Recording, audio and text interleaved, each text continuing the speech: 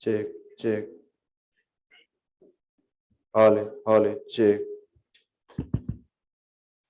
check, Holly, Holly, check, Holly, check, check, Holly, Holly, Holly, want to check, Holly, check, Holly.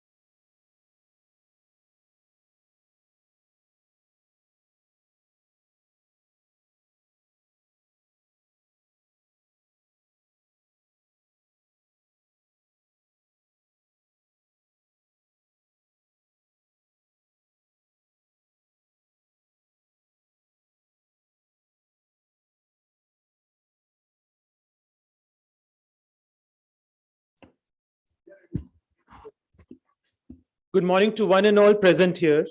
With immense pride and joy, I, Dr. Archit Agarwal, your anchor for the event, welcome you all to the program of Epicon 2021-22, which was organized for the very first time in our institute, ESIC Medical College, Faridabad.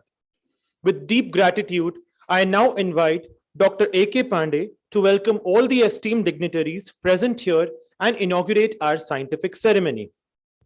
I now request Dr. Pandey to please be on the stage and welcome the dignitaries.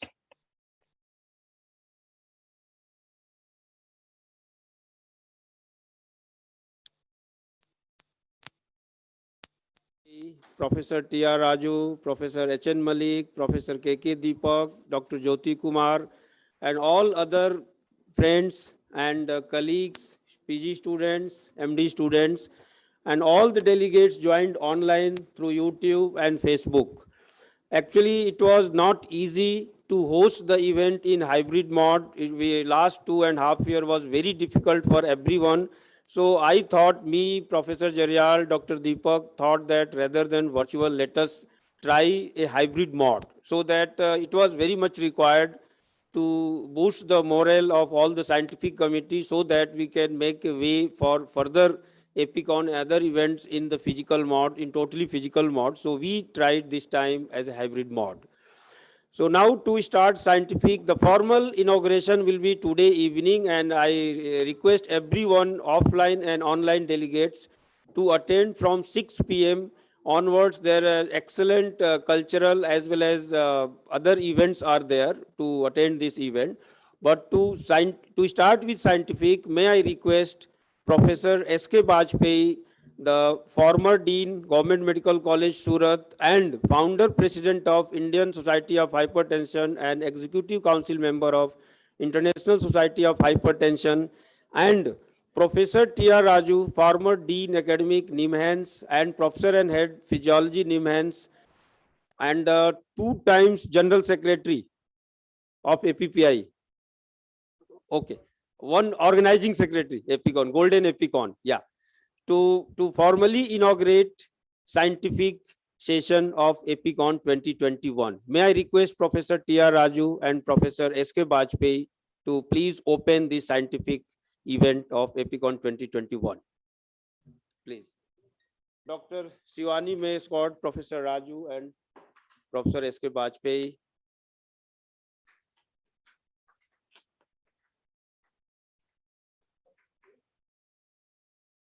I think, yes, after that, lighting the lamp. May I also invite Professor K.K. Deepak, Dr. R.K. Dikshit, and Professor Jaryal to start with lighting the lamp, followed by opening of scientific event. Sir, Dr. Malik, sir.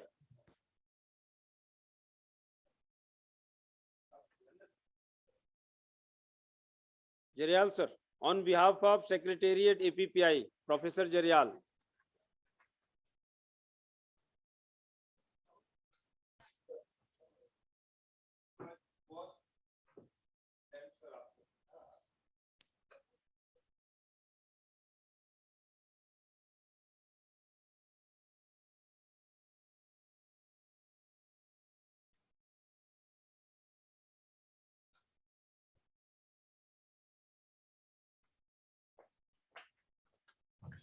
ये belief है कि यहाँ पे सेतु बना था क्या इन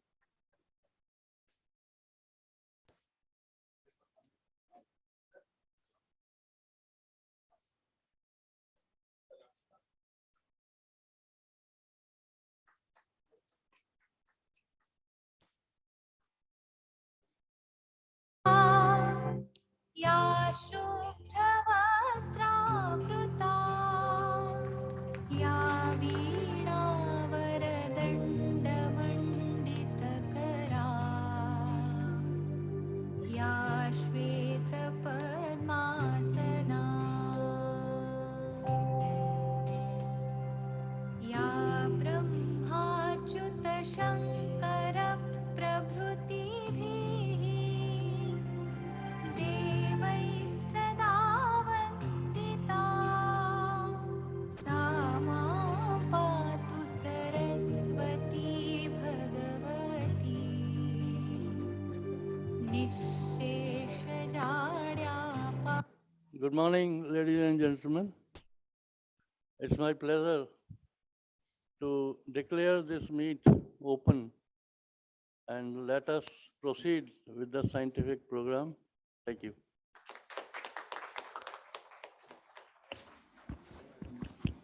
Good morning, friends. I am also truly delighted to inaugurate the scientific session, and I want to wish the conference all the very best of luck. Like the Americans do in their meetings, inauguration, off we go with the first talk. Thank you.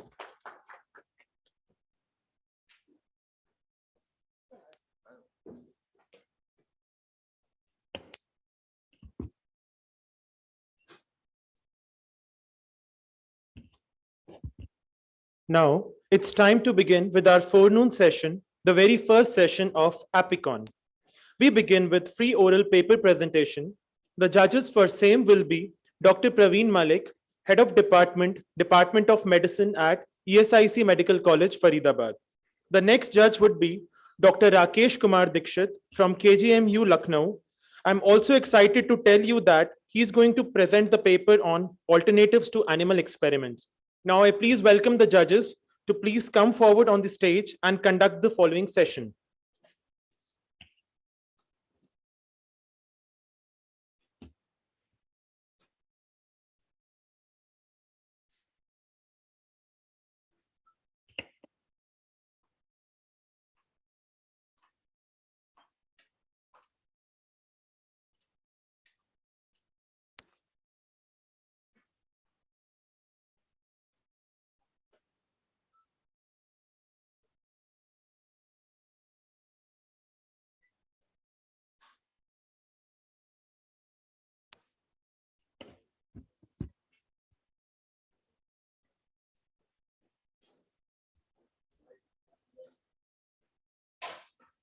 The paper presentation will be of 10 minutes duration, in which 8 minutes are allotted for the speakers and 2 minutes are open for the judges to question them.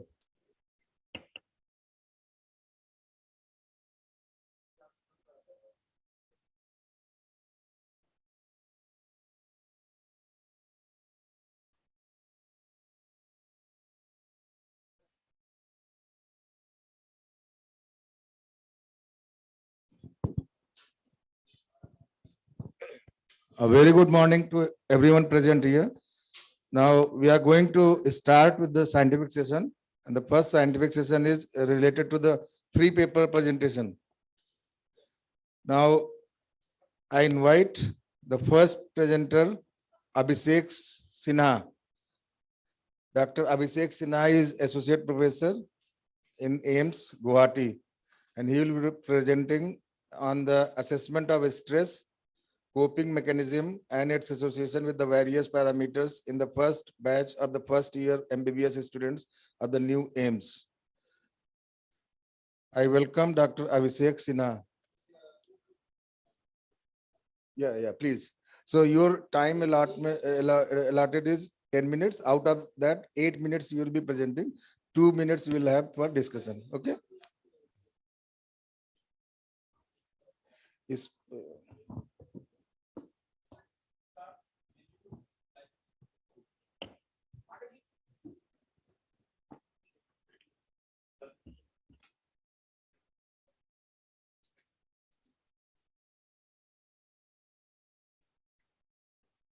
Well,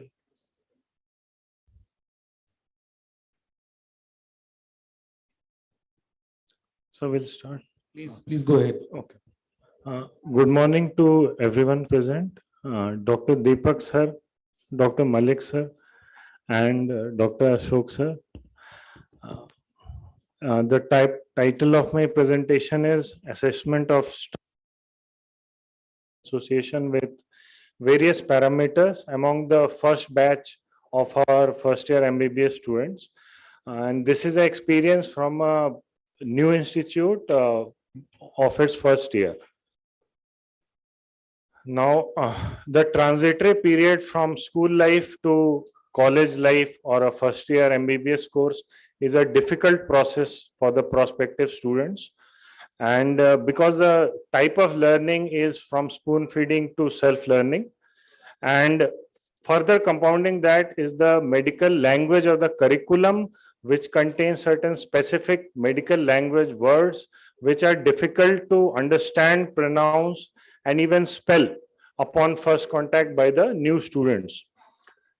Now, this has been observed by all of us that students who are from vernacular medium have difficulty in following the course, and also it has been observed that they perform not very good or poorly in the internal assessment and even the final examinations. With this intention in mind, we designed the study to study whether the stress among these students from vernacular was more as compared to that from English medium.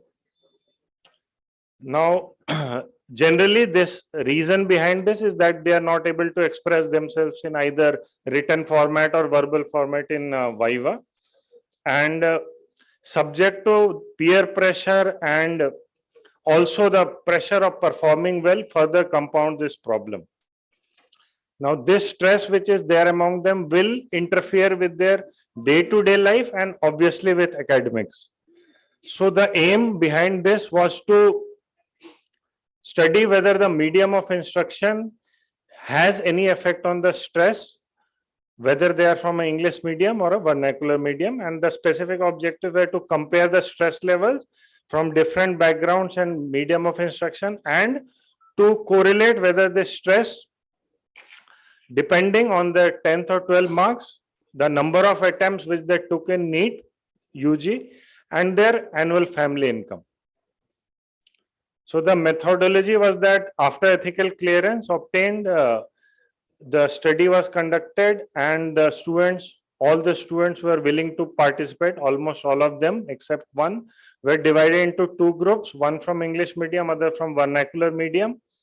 Written and informed consent was taken at a specific time in a normal routine academic day. Two forms, one Jung's self-depression score and other way of coping revised scale was given, along with a anthropometric form to take the general information of the students. Now, after the forms were completed and collected from the student, these information were, the forms were coded and the information was kept strictly confidential. Now, after analysis from the form, the information was entered into Excel and analyzed by SPSS software for Windows. Now, as you can see, the anthropometric results for the total number of participants were 48. The 5 were females and 43 males. So obviously a unequal or skewed distribution towards males. The mean height was 170.9 plus minus 8.3 centimeter, mean weight 66 plus minus 12 kg, mean BMI around 22.6, age group ranged between 18 to 25, and the mean perceived stress score was 40.48 plus minus 5. So anything more than 40 is considered to be high stress. Now, important point which I have highlighted here, and it is in color, is that 62% of the students were found to have high stress. Sir, half time Let- over. Yeah. So let us just take a second to digest this fact that 62% of the students of the first batch were having high stress. Now, if we look at this figure here, this histogram here, figure 1, we can see that in contrast to what we had predicted or with what aim we had started this study, the result which we got was 180-degree opposite, or the stress in students from vernacular medium was significantly less as compared to that from the English medium. Then if you look at this figure 2, which shows a pie chart, in this you can see that the students who had, or participants who had family income less than 1 lakh had maximum percentage of stress, while the ones who had family income more than 5 lakh had the least percentage. In figure 3, we have a pie chart which shows that students who had more than 3 attempts in net UG had the least amount of stress as compared to 1 attempt or 2 attempts. Further, in table 1, we can see that we try to correlate where there was any correlation between the stress score and class 11 or class 12 marks, that is their academic performance, and no significant correlation was found. In table 2, we can see the mechanisms which were employed by the students to take care of the stress in them, and top 3 mechanisms used by students who had high stress or who depicted high stress was they believed in a higher power, they maintained their pride, and they changed something in their life. And students who had low stress or were dealing good with stress, their mechanisms were they took it out on other people, they hoped a miracle would happen, and they did exercise. So with that, the conclusion from this study is that the stress among students from vernacular medium was less as compared to English medium, because again, English medium in an urban environment will itself act as a distractor and will have lot of stress factors, a urban environment itself. The second, high family income may act as a psychological security, and that may explain the low stress score among these students. And again, third point, that is students having more than 3 NEET UG scores are obviously more advanced in age, have become more adept at dealing with disappointments, and therefore they may be able to handle the stress better. The whole crux or the whole point of this study is to have the faculty some insight into the various parameters which cause stress among the first year MBBS students, and to help the faculty to develop empathy with the students, and also to a certain degree sympathy with the students, and which will all lead to us as faculty approaching the students with a different mindset, and also if trying to design their curricula with the same mindset to give them maximum benefit. So thank you so much. Thank you, sir. Now I request the judges to please put up the questions. Any query from the audience? Is there any query from the audience? Where the what is the relation between stress measured by cortisol and the whether the stress was measured by questionnaire? Sir, the questionnaire measured stress has been shown to be correlated, but obviously, as you said, this can be a further addition or enhancement of this study, and objective parameter like galvanic skin response or cortisol can be done in future, and it can be seen whether this is actually correlating or not. But this questionnaire is a very widely used and standardized questionnaire used since last 30-40 years for determining the level of stress.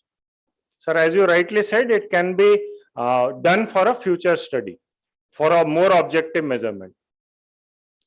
So well designed, and my query is related to the discrepancy related to the involvement of the sex ratio.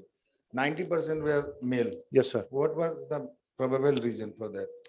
Sir, now it has been observed that after this new format of NEET, more than 50-60% are males, even in our current batch. 90% is. So that was in the first batch, but even in this batch, around 70% are males. Okay. So that is. So 90% participated or 90%? No, sir. Students only, sir. 90% male. Yeah. 10% Yes, sir. female. Yes, sir. Okay. So that is true even in this batch also, sir. Okay. And what you can think about the NEET 3 times? Yes, sir. Followed by the less reduction. Yes, sir. So this was a very significant observation that pie chart proportion was compared using statistical test, and it was found significant. And the probable reason by review of literature is that these students have a age of 24, 25 as compared to the ones who are having age of 18 years. So obviously they have much more life experience, or you can say dealing with disappointments, because 2 times they have not been selected, still they persisted, still they pursued their dream. So obviously they will be more resilient, emotionally at least. Their EQ will be a little bit more. So maybe that is why they know how to handle their stress better by exercising, by playing sports. So maybe that is the reason, sir. Dr. Sin, a nice and crisp presentation. One thing I would like to ask, because your participant showed that high number of the students were in some sort of stress. So did you or do you plan to propose some sort of intervention for these students? Yes, sir. Sir, we already had intervention by visit from qualified professional, and we also have mentor-mentee program, which is there running. So that is there. Thank you, Dr. Sir. Thanks a lot. Thank you, sir. Next presenter, Dr. Anju K. Bhardwaj. She is an assistant professor in the Institute of ESIC Medical College and Hospital, Faridabad.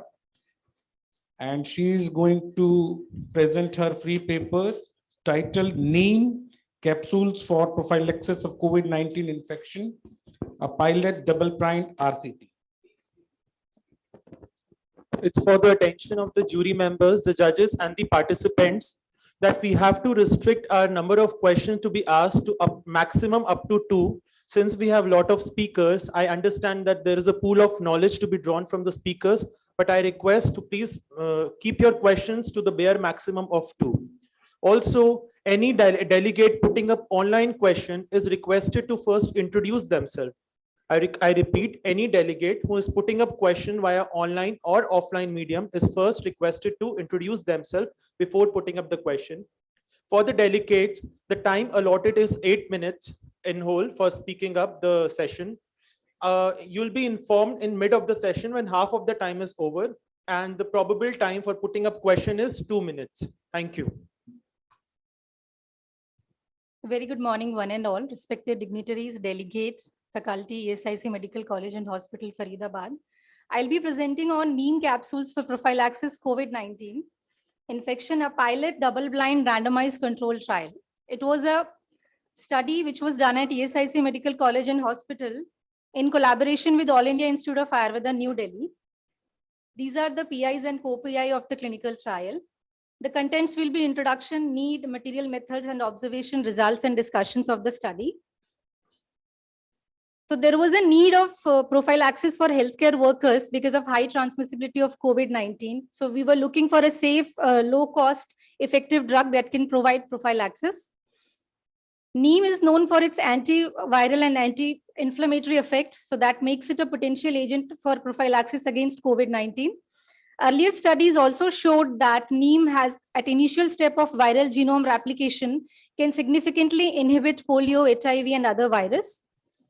The primary objective was to evaluate the prophylactic effect of neem capsules in subjects who were coming in contact with COVID-19, the healthcare workers. Primary endpoint of the study was number of symptomatic cases within day 56 of initiating the prophylaxis. Secondary endpoints were number of asymptomatic cases, number of subjects who were reporting negative, and any adverse event coming in between the study period and the follow-up period. And secondary objective was to assess the safety along with the effect of neem on the quality of life and biomarkers like interleukin-6, IgG, IgM, and C-reactive protein. The study was approved by IEC, registered at CTRI, informed consent was taken, and it was a prospective randomized double-blind parallel design study. Randomization was done by simple static scheme. Included were the healthcare professionals within the age group 18 to 60 who agreed not to self-medicate themselves with any other prophylactic agent and who were not COVID positive, who did not had a history of COVID. Rest who had hypersensitivity or who were on AC inhibitors, whose age was less than 18 years, they were all excluded from the study. So there were 3 visits, visit 1 on day 1 and visit 2 after the completion of 28 days and visit 3 on day 56, because the follow-up period was also 28 days and treatment period was also 28 days. So all the physical examination and lab investigations were done on the first visit and on the second visit also, and WHO questionnaire of life, like quality of life questionnaire, was also filled. The intervention was neem capsules, 50 milligram twice a day, self-administered with water, and the other group, placebo, was given twice a day. Treatment period of 28 days and follow-up of 28 days. Outcome measures, primary outcome measures was the number of participants who will be tested positive for COVID-19 between baseline and follow-up of day 56. All the treatment emerging adverse events were noted, were recorded, and quality of life was assessed. Efficacy assessment through RT-PCR at baseline and post-intervention, and safety assessment from the day 1 to day 56, right from the treatment period to the follow-up period. Observations. So there were 255 screening of subjects done, out of which drug was administered to 190 and 153 completed the trial and dropped out were 37 due to various reasons.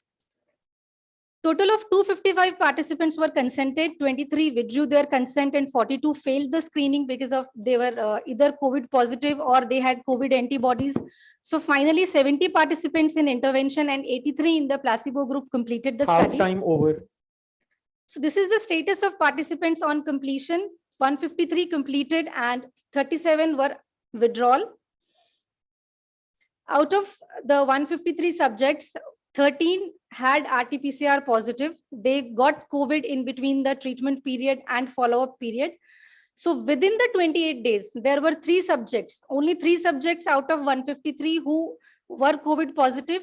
9 were positive between the 28 and 56, that is between the treatment and follow-up, and 1 got COVID positive after 56 days. There were few ADRs which were of very mild grade 1 to grade 2 severity, like early satiety, abdominal pain, etc. And they were all managed on their own. No medication was needed. These were the treatment emergent adverse effects.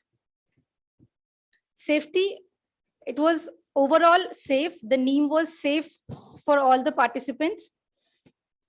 This is the efficacy assessment. Like total 11 were RT-PCR positive, 3 in intervention and 8 in control group. So there was an effect of a relative risk of 0.45. The effectiveness of the intervention was 55%. And there was effect seen on biomarkers as well. There was statistically significant increase in the IgG levels in intervention group and in CRP in the control group. No apparent changes in the other biomarkers. Quality of life was much improved. There was good effect on quality of life. The subjects told improved sleep, generalized immunity was better, their work efficiency was better. There was marked weight loss, 5 to 6 kg weight was reduced in the period of 28 to 56 days. Lipid profile was better. So this confirms the prophylactic activity of intervention with a 55% efficacy. The anti-inflammatory and antiviral mechanism of the neem, as shown in preclinical studies, was also seen in this study. HCQ was the only prophylactic agent at that time. So when we did the study and we got okay, a new herbal medicine which is not having any side effects can also have a significant prophylaxis against COVID-19. Neem is a very well-known herb which is being used in Ayurveda since years, which is used in chronic fever, ulcers, and it is a safe and well-tolerated. Also, the toxicity studies were done and it is a safe drug that can be used. Study showed that neem capsules given at a dose of 50 mg were very safe and well tolerated. The results were highly encouraging. We got a very low cost and safe alternative for prophylaxis, and also the anti-anxiolytic action of neem had led to improved sleep and weight loss, and improved lipid profile were the extra benefits. Conclusion: substantially the risk of COVID-19 was reduced in the intervention group. So this is the era of integrating various systems of healthcare medicines to improve the health outcome. So traditional system of medicine, once it gets validated with the research, it paves the way for better acceptance of the drug. These are the references, and I thank all the participants, staff, and data operators for their contribution. I thank the organizers for giving me this opportunity to share the study with all of you. This was the quality of life questionnaire that I've added in the end. Thank you so much.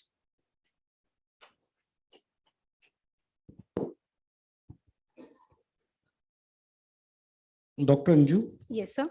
How many total participants did you have? Sir, we had 153 participants who completed the study. 255 were screened and totally 153 completed the study. So most of them were the healthcare providers? Yes, sir, all of them. Like All of different them? physicians, nurses, stretcher bearers, security staff, therapists, everyone was a part of the study. What was the total duration of intervention? The treatment period was of 28 days with a follow-up of 28 days. So 1 to 28 was treatment period where the medicine was actually given. And for the rest 28 days, medicine was not given, only the follow-up was there, whether anybody is getting positive in that period or not. So total 56 days of study. So well planned, and you got wonderful results. Thank you, sir. Only one question, that the capsule was 50 milligram. No? Yes. So what was that 50 milligram? Sir, the extract of neem was there. It Okay. had nimbin, nimbolide, and salanine. Okay. These are the extract of the neem. It was containing the extract. Thank you. Thank you, sir. Yeah.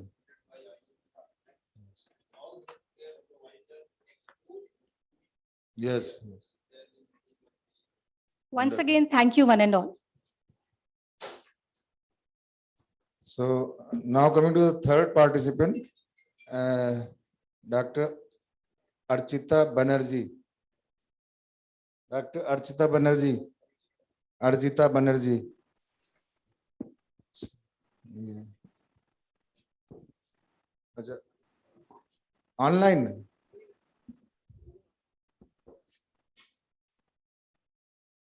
Hello. Good morning, everybody. Am I audible? Yeah. Now, we welcome you, Dr. Archita. And now you are going to present a study on digital problem-based learning and innovative teaching tool in physiology. So welcome you. You start your presentation.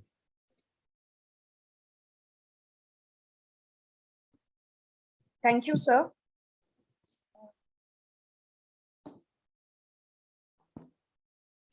May I ask the host to kindly allow me for the screen sharing?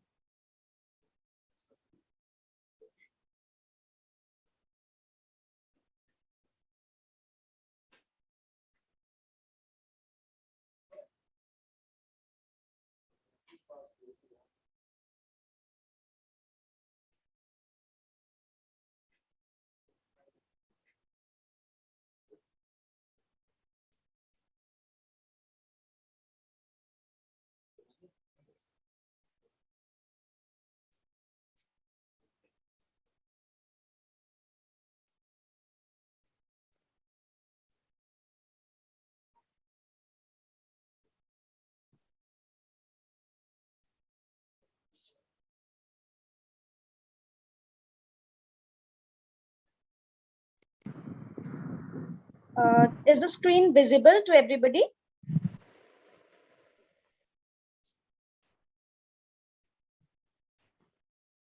Yeah, it's visible. Okay. Good morning, one and all, respected judges, dignitaries, and delegates. Myself, Dr. Arijita Banerjee, Assistant Professor, IIT Kharagpur. My topic of presentation today is digital problem-based learning and innovative teaching tool in physiology. Now, as we are all aware of the fact that medical education currently is inclined more towards competency-based medical education, which promotes active and lifelong learning.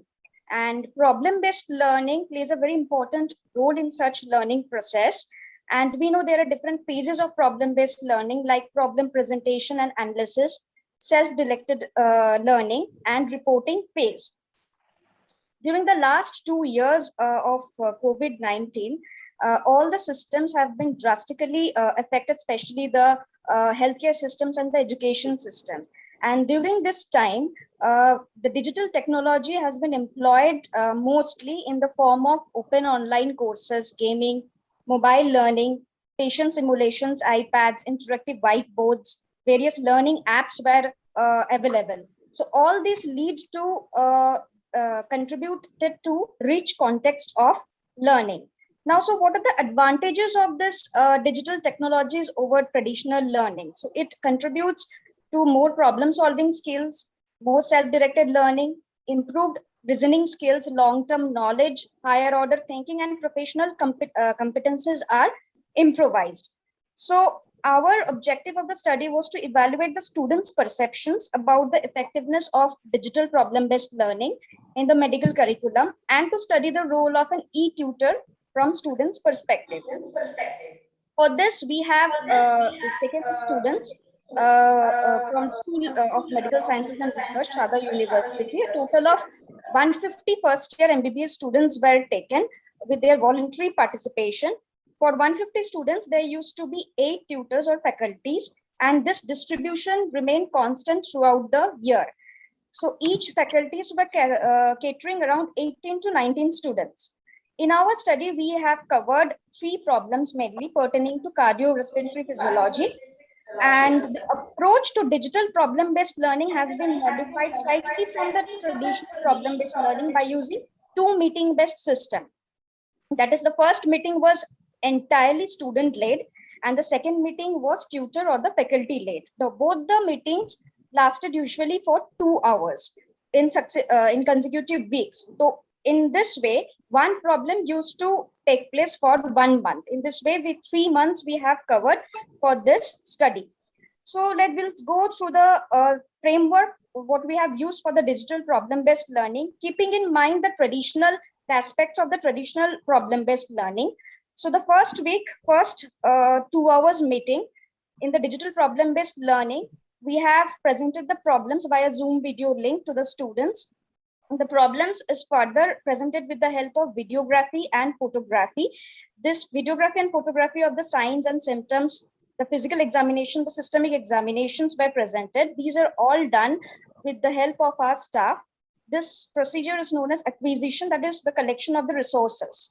Further collaboration and discussion of the problem was done among the students using the online chat rooms platform. In the second week, that is usually meant for the self-directed learning, and there the online sources and textbooks were used by the students, and the YouTube links were usually given by the tutor to the students for their further acquisition. And in the second meeting, which also lasted for 2 hours, that is in the third week, this is mainly by the tutor led, where the students came up with various queries and doubts they had in their concepts, and the tutor took up their queries and cleared their doubts in the form of short mini lectures, that also done with the help of online chat rooms. And finally, the students were asked to submit a mechanistic flowchart of their problem with the discussion in PDF format via emails to their respective tutors. This followed for 3 months. After this 3 months, we had the data collection and analysis with the help of questionnaire-based method. 8-item questionnaire was used, which was originally developed by Kongje et al. It was distributed to the students for the subjective evaluation. The questionnaire used usually 5-point Likert scale as strongly disagree, neutral, agree, and strongly agree to measure the perception of the effectiveness of the study. We also have used few open-ended questions related to online learning and the role of e-tutor. These open-ended questions were later independently coded from the answers given by the students, and these codes were later transformed into potential themes, and thematic analysis was done. So these are the certain examples of the videos and the photographs which were used for the purpose of this study. The results, slide showing the demographic picture of the age and sex distribution, where we see the maximum participants fail in the age group of 18 years. And the age and sex distributions, 62% were males and females were around 38%. The questionnaire which were used were based on the 5-point Likert scale. These 8 questionnaire were used. This constituted mainly 4 items. That is teamwork, the problem solving, the methods used, and the role of e-tutor. Now, the average scores of these 4 factors were determined using the 5-point Likert scale. And we can see the scores, the maximum score is 5. Obviously, since we are using the 5-point Likert scale, the score more close towards 5 that will result that usually show the higher impact of the study. That means the students were having stronger influence or stronger inclination towards the study. So here mainly highest scores were seen in the problem and the methods where the score was more than 4, and the lowest score was seen in the role of e-tutor. The thematic analysis, the qualitative study which we did from the questions, from the answers to the open-ended questions which were asked, we generally we got 4 emergent themes. That is problem solving, guidance, the digital learning, and the collaborative learning. Again, these themes came from various sub-themes. Sub-themes like guidance, we came from tutor qualities and tutor expertise. So as we can see from the answers of the students were mainly admiring the role of the tutors. They were happy with the tutors, how they had presented, how they had clarified their problems, except few, they were more towards the preference of tutor having clinical expertise. In case of collaborative learning, students were happy that small group size was used so that they could engage themselves into more discussions, and they felt motivated because of the competition which was the friendly competition which was happening in the group, that made them to take active participation. The problem solving had 2 themes again, contextualization of the learning and the critical thinking. The contextualization of the learning mainly tells how their concepts got cleared. Excuse me, ma'am, time over. 8 minutes allotted have been over. Please wind up. Just I'll complete in another 1 minute. And the critical thinking also, the student could reflect from their own critical analysis was done, and that was useful in this mode of learning. The digital learning, the strategies and the presentation qualities were also admired by the students, which was felt not to be monotonous than the traditional PBL and the didactic lectures, except the problem that a few faced with the technical issues like network issues. So the current study emphasized the perspectives of the medical students about this digital problem-based learning, both quantitatively and qualitatively. Since it's done on a 5-point scale, the scores were close to or higher towards 5, which was consistent with the study by Jung Kong. And our study has also showed that critical thinking engaged the students, which was not present in the didactic lectures in the traditional PBL. And the students commented on feeling more actively engaged because of the involvement of multiple faculties and smaller group size. This was further translated by various clinicians in their clinics to maximize the real patient encounters.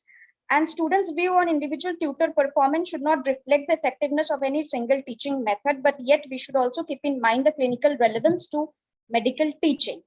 So conclusion comes with only one question: why we need to deliver PBL, problem-based learning, in digital form. The functioning of any small group teaching depends on the quality of the problem used.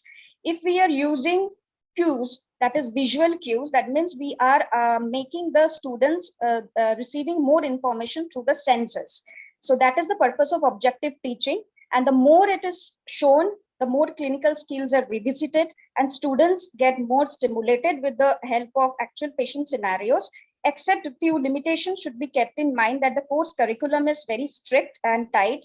There is more consumption of time and manpower.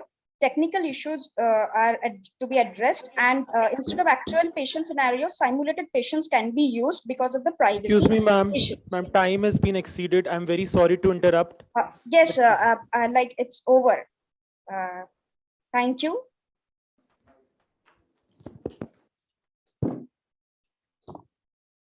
Okay, Dr. Banerjee, it's a very apt study in this era of technology. Only thing is that any other than the technical issues, anything which your participants they commented against the that web-based is problem-based server. Sir, Other than technology.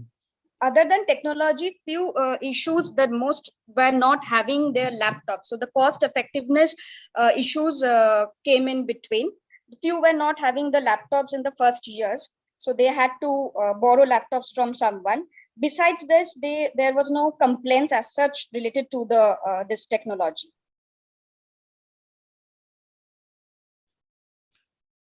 Thank you, Dr. Banerjee.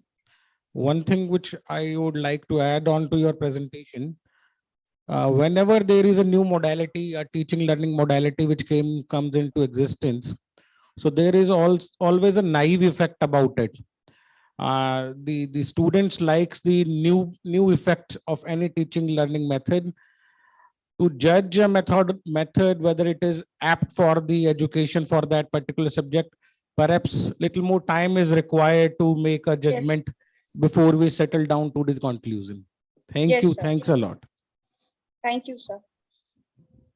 And now we would like to request the next presenter, who is Dr. Ashwini K. Shetty. He is an associate professor in a Kohler Medical College, and the title of his presentation would be Development of Interprofessional Health Education Module for Management of Gestational Diabetes Mellitus. Is it online? Yes, sir. Yes, sir. Before proceeding, I would like to remind all the delegates that this is purely competitive session and you need to adhere to the rules and regulation of the session. The timing allotted are strictly 8 minutes. Our judges, though very friendly people, would penalize for the same. Yeah. Yes, sir. May I start? May I start? Please proceed. Yeah. Good morning, one and all. I'm Dr. Ashwini Shetty. So today I'll be presenting my project on, the work on development and validation of interprofessional health education module for management of gestational diabetes mellitus. The need for the study is, as you all know, gestational diabetes mellitus is one of the major healthcare problems in India. The prevalence varies from 6 to 9% in rural and 12 to 21% in urban areas. Studies have shown that the incidence has been on the rise and shows important variability across demographic groups and geography in India. So these findings emphasize that there's a tailored approach is required, and the interprofessional approach is also required to manage a case of gestational diabetes across a diverse country like India. So women with gestational diabetes are more motivated to manage their conditions due to the impact that it has on the fetus. Yet we lack structural programs tailored for women with gestational diabetes. Hence, evidence also suggests that even a highly effective interventions often fail to succeed if they are logistically challenging or require resources. So interventions designed to address chronic diseases in low and middle income countries like India need to consider specific structural and contextual factors which may influence efficacy and sustainability. Thus, an educational intervention for a similar community in India that creates GDM awareness and management has the potential to lead a social change in the community and the society, and invariably has the potential to bring about the healthier population that is more productive. So the nature of this project is such that from the design and application of a unique population-specific gestational diabetes mellitus educational intervention has the potential to elevate the importance of the normal non-medical treatment factor that could be used to improve the health policies and practice in India. So the objectives of the study was to develop and evaluate an interprofessional health educational module for management of gestational diabetes mellitus. This was a mixed method study that was conducted in 3 phases. The first phase was need assessment for the module contents and objectives. The second was development of health education module by the interprofessional team and the expert evaluations of the module that is developed. So the ethical clearance was obtained from the Institutional Ethics Committee. All the participants of the study gave written informed consent before the start of the study. So coming to the phase 1 needs assessment, how it was done. So first the literature review was done to determine the potential contents of interest in the module development, and the literature search was also carried out using various search engines to find relevant guidelines, articles, and educational materials on GDM, exercise, nutrition, yoga prescription for gestational diabetes mellitus. This information was extracted and was summarized in the table using a table. So after that, we had semi-structured interviews that were conducted among the interprofessional team consisting of physicians, two number of physicians, 2 OBG consultants, 2 nutritionists, physiotherapists, and yoga consultants from our university. The interviews were conducted by a trained interviewer in the private rooms of the participants involved in the study. The responses of the interview session were written down and were also recorded using the telephone and also later summarized. Coming to the phase 2 of the module development, the module development involved an iterative design and review process by 5 experts comprising of a physician, OBG consultant, nutrition, physiotherapist, and a yoga therapist. The module was written in English and consisted of 27 units under 6 topics of introduction of gestational diabetes mellitus, its management, nutritional recommendations for gestational diabetes, exercise prescription for gestational diabetes, yoga prescription for gestational diabetes, weight management, and postnatal care. Based on the phase 1 recommendation, printed material was the mode of the delivery chosen, and which can be later converted into audiovisual like a video. The module used simple terms and languages, colorful illustrations, and culturally suitable examples. Coming to the phase 3 of module evaluation, a panel of interdisciplinary team involved in the phase 1 of the study, who have more than 10 years of experience working in this respective area, were invited to evaluate the module. Additionally, 5 new participants with same experience from other private universities of our state were invited to evaluate the module. That included the physician, OBG consultant, nutritionist, physiotherapist, and a yoga therapist. The evaluation process was performed during COVID pandemic, where all the communications were sent through email and phone calls. The participants were sent an email that gives a brief introduction of the module developed, and the instruction as to how to evaluate this module was sent. The module was shared as an attachment with the mail, and an evaluation form was also shared. The evaluation form is nothing but the patient education material assessment tool for printable materials, which comprises of 17 statements for understandability and 7 for actionability, was used to evaluate the printed module. Each item on the patient education material assessment tool was scored as either 1, which says it is agreeable, and or it is disagreeable, which is scored as 0, or it is non-applicable to the material. The total understandability and actionability scores were calculated and presented in percentage. A higher score of the material's understandability and actionability indicates that the education material was easy to understand and the patients can put it up into action. So the results. So coming to the phase 1 results, from the literature review and search, 4 topics with 22 units were proposed for the health education module for the health professionals for use during the consultation sessions for patients with GDM. The table was present to the panelists during the interview. So this is the plan. So there were 4 topics that were identified, which contains 22 items. In each of these topics, we have 9 items in introduction. We have 6 items in nutritional recommendation. We have 4 items in exercise recommendation, and we have 3 items in the yoga recommendation. So after there's changes after the successively we did the interview with this one. So this was presented to the interview panel, and there were various changes that were suggested by the interview panel that should be included in this module. The contents that are marked in red are the ones that are included after the interview sessions. There are other suggestions and recommendations that were provided by the interprofessional team, that is emphasis on importance of optimal blood glucose maintenance through weight management, exercise, yoga, and following diet plan, treatment plans and its monitoring, exercise recommendation with emphasis on the cultural context. Nutrition should include local foods and culturally acceptable, alleviate misconceptions about gestational diabetes, contraindications for exercise to be included in the module. And the new module should be developed by incorporating fewer text, the appropriate font size, and simple layman terms to cater the reader's literacy level within a diverse educational background. So these were the suggestions and recommendations that were given during the interview session. Coming to the phase 2, the module was developed by the interprofessional team that consisted 27 units under 6 topics. The number of pages in this module was 40 pages, including a front cover and an introduction section that describes the unit objective. So this is this one. It contains 6 topics, and you have got 27 materials, units under these topics.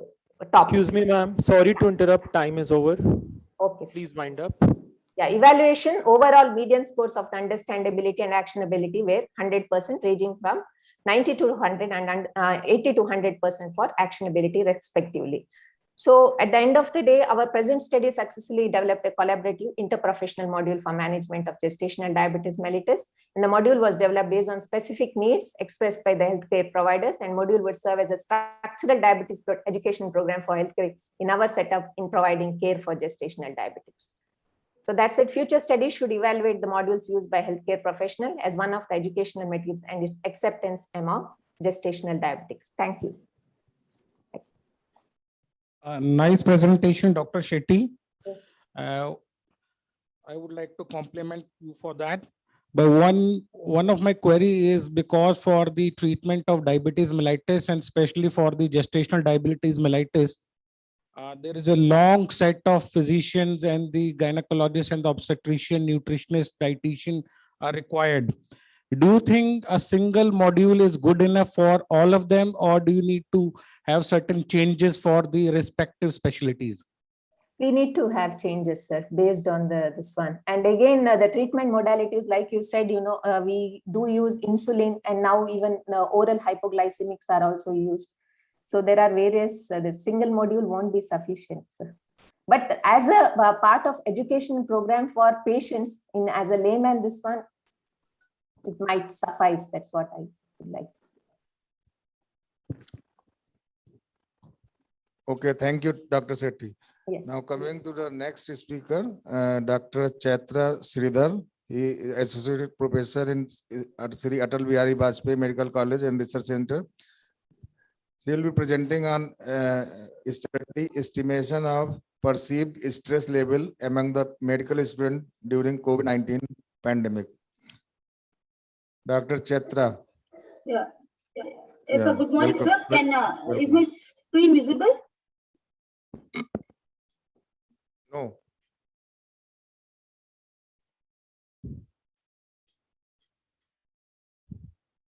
Yes, ma'am, you can proceed now.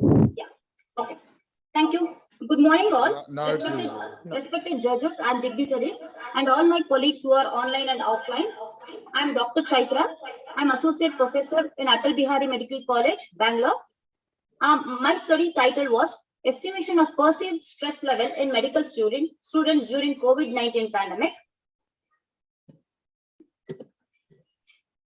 Many studies during COVID pandemic proved that it was causing stress in students.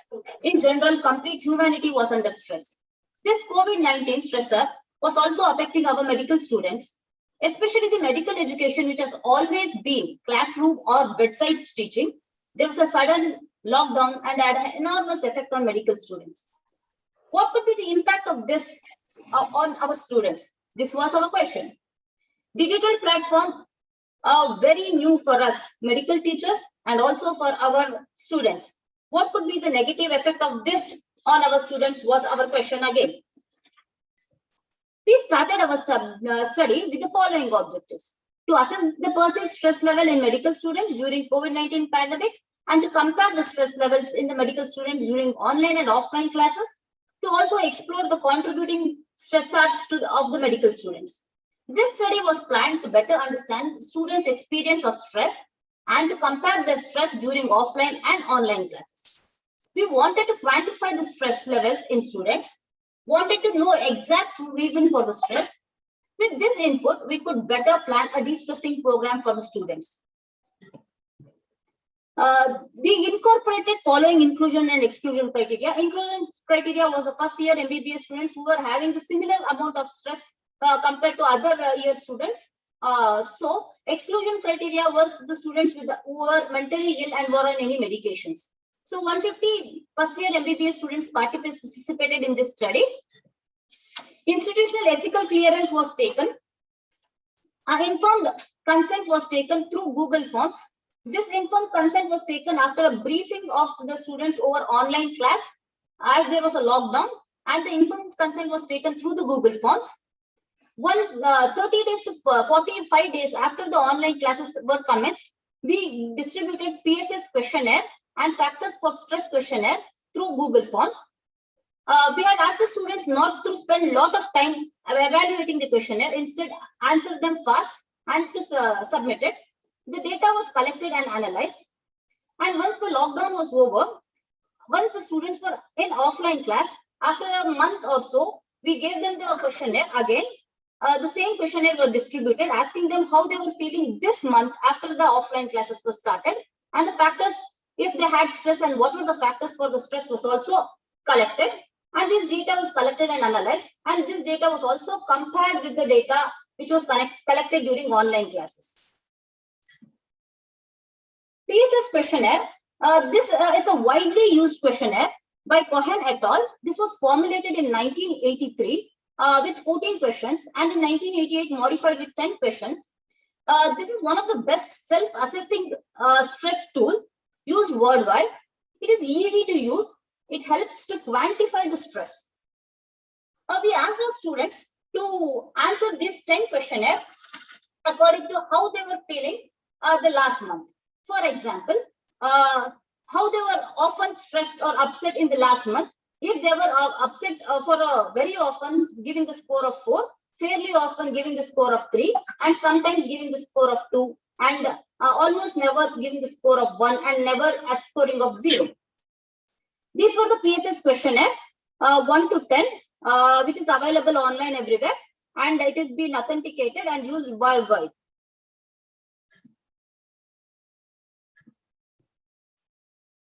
How do we score this? Once we get the answers, we reverse the score of the questions 4, 5, 7, and 8. Other question scorings were taken directly, whereas the questioning scoring of 4, 5, 7, and 8 question were reversed. If they had given the score of 0, then the score calculated here will be 4, and respectively the scores were changed. We added the total number of scores. More the score, more the stress. And the scoring system was quantified into mild, moderate, and severe. 0 to 13 score told that they were all low stress or the stress level was less. 14 to 26 score told them the stress level was moderate, and 27 to 40 score said they were severely stressed.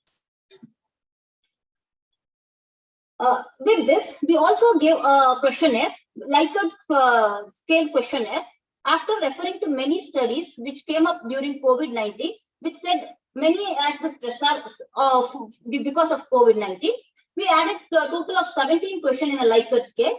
We also added one open-ended question at the end, asking for any other contributor for the stress with the students. These were the 14 questions. These were the 18 questions which we used to check what was the cause for the stress in the question in the students. We also this questionnaire was also distributed to the students with our PSS questionnaire. This was our results found and comparison done. Graph 1 and 2 shows significant level of stress in the students. Yes, during online or offline, it also told our students were stressed. More than 50% were moderately stressed always. Then when compared between online and the offline classes, during online classes, 33% were severely stressed and 65% were moderately stressed. Whereas during offline classes, only 10% showed severe stress. When we scored and compared between online and offline class, PSS scoring showed us during online classes, the mean of the PSS scoring was 24.85, whereas the offline classes, the mean of the PSS scoring was 18. With a significant p-value, this showed us students were more stressed during online classes than their offline classes.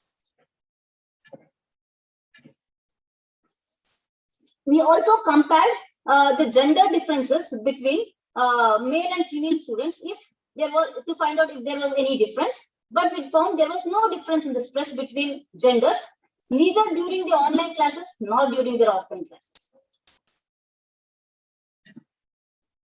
Coming to the cause of stressor, we after tabulating this and comparing this, we came among many stressors during offline classes. Close to 40% students opined getting infected or get infected self or the family being the reason for the stress, whereas 60 to 80% students opined being indoors, missing regular college activities and uncertainty of the academics as a stressor during online classes. So the stressors were more during their online classes with the uncertainty of the classes.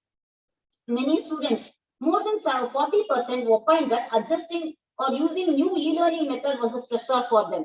As my other speaker was mentioning about this, yes, we also had the problem. Students who were getting into the online classes didn't have laptops. They were not able to manage with their mobiles. They didn't have internet connectivity to the places where they were. So these were also adding up to their stress during the online classes. Coming to the effect of stress. Many studies have told stress can be beneficiary in the form of enhancing memory, and also after a certain limit, it can be a detrimental by effect like anxiety and Excuse me, depression. ma'am. Last 10 seconds to please wind up the presentation. Yes, Thank you. yes, sir. Okay. Okay, sir. Okay. We also know that the effect of stress could be drop in the immunity, which could be a major concern during this pandemic. Conclusion of my study was high level of perceived stress noted significantly when they were at home than when they were at college. So the main stressor not getting infected is by missing the routine activity. E-learning being a stressor, which can be addressed by hybrid teaching, when we can get our students accustomed to the online teaching when they are really offline. And also psychological counseling, which can be continued just not when the students are in the college, but also on an online mode. We also have to plan for the de-stressing techniques like yoga and meditation, which has to be followed up when the students, even when they are on the online mode. These were few limitations and these were my references for the study. Thank you. I request the jury members to please put up questions. Dr. Sridhar. Yes, sir. A good presentation, I must say. Thank you, sir. During last 2 years, we have faced the pandemic of COVID, and we are on the verge of maybe having a fourth wave very soon. Yes, so sir. these kinds of stress among the medical student is going to stay. Last 2 years, they have given their first prof examination. So what do you suggest, or what is your experience about their formative assessment about these two students who have passed their first professional during the COVID times? Is there any change? Is there any change in the result of these students, or has it remained almost the same? Or as our teachers, we have become more liberal toward them? Sir, in contrast for all this, what I have noted is this COVID batch, or what the 2-year batch, I have seen a good result compared to the previous batches, sir. In our college especially, what we have noted is the good results in the last 2 years. Maybe the students had more time doing the self-study, maybe the reason, sir. Or else, does that mean you are suggesting online is the method to go for the future? Sir, but with all the facilities, yes, sir, I would suggest a hybrid mode than the online mode to be the future, sir. Because we don't know when the next COVID wave will be there, and the students getting accustomed to the online mode would be a better option than just the offline mode. Using the portals and using the e-classrooms would be a better mode of teaching in the future, sir. Thank you. Thanks a lot. Moving on to the next speaker. I have a question.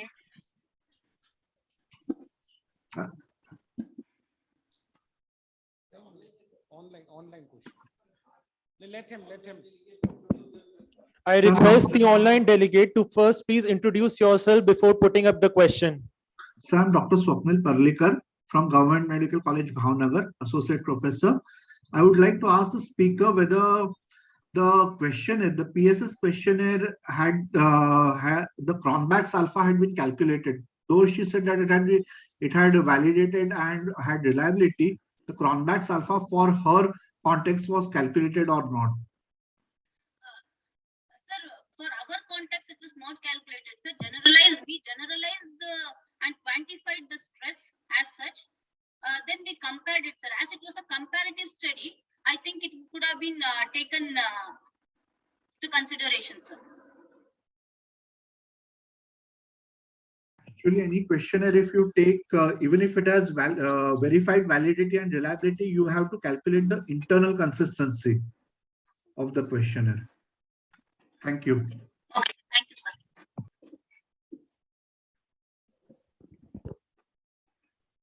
I request the judges to announce the next speaker for the session.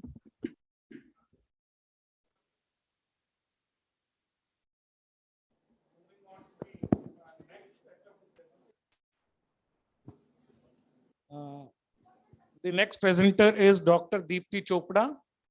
She is an associate professor at the Institute of GEMS, Greater Noida, and she would be making her presentation titled Implementation of Jigsaw Method to Teaching Pharmacology to Undergraduate MBBS Students. Dr. Deepti, you may start. Good morning, all.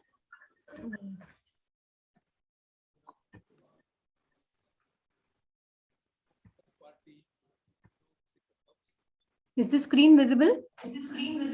Yes, you can go ahead.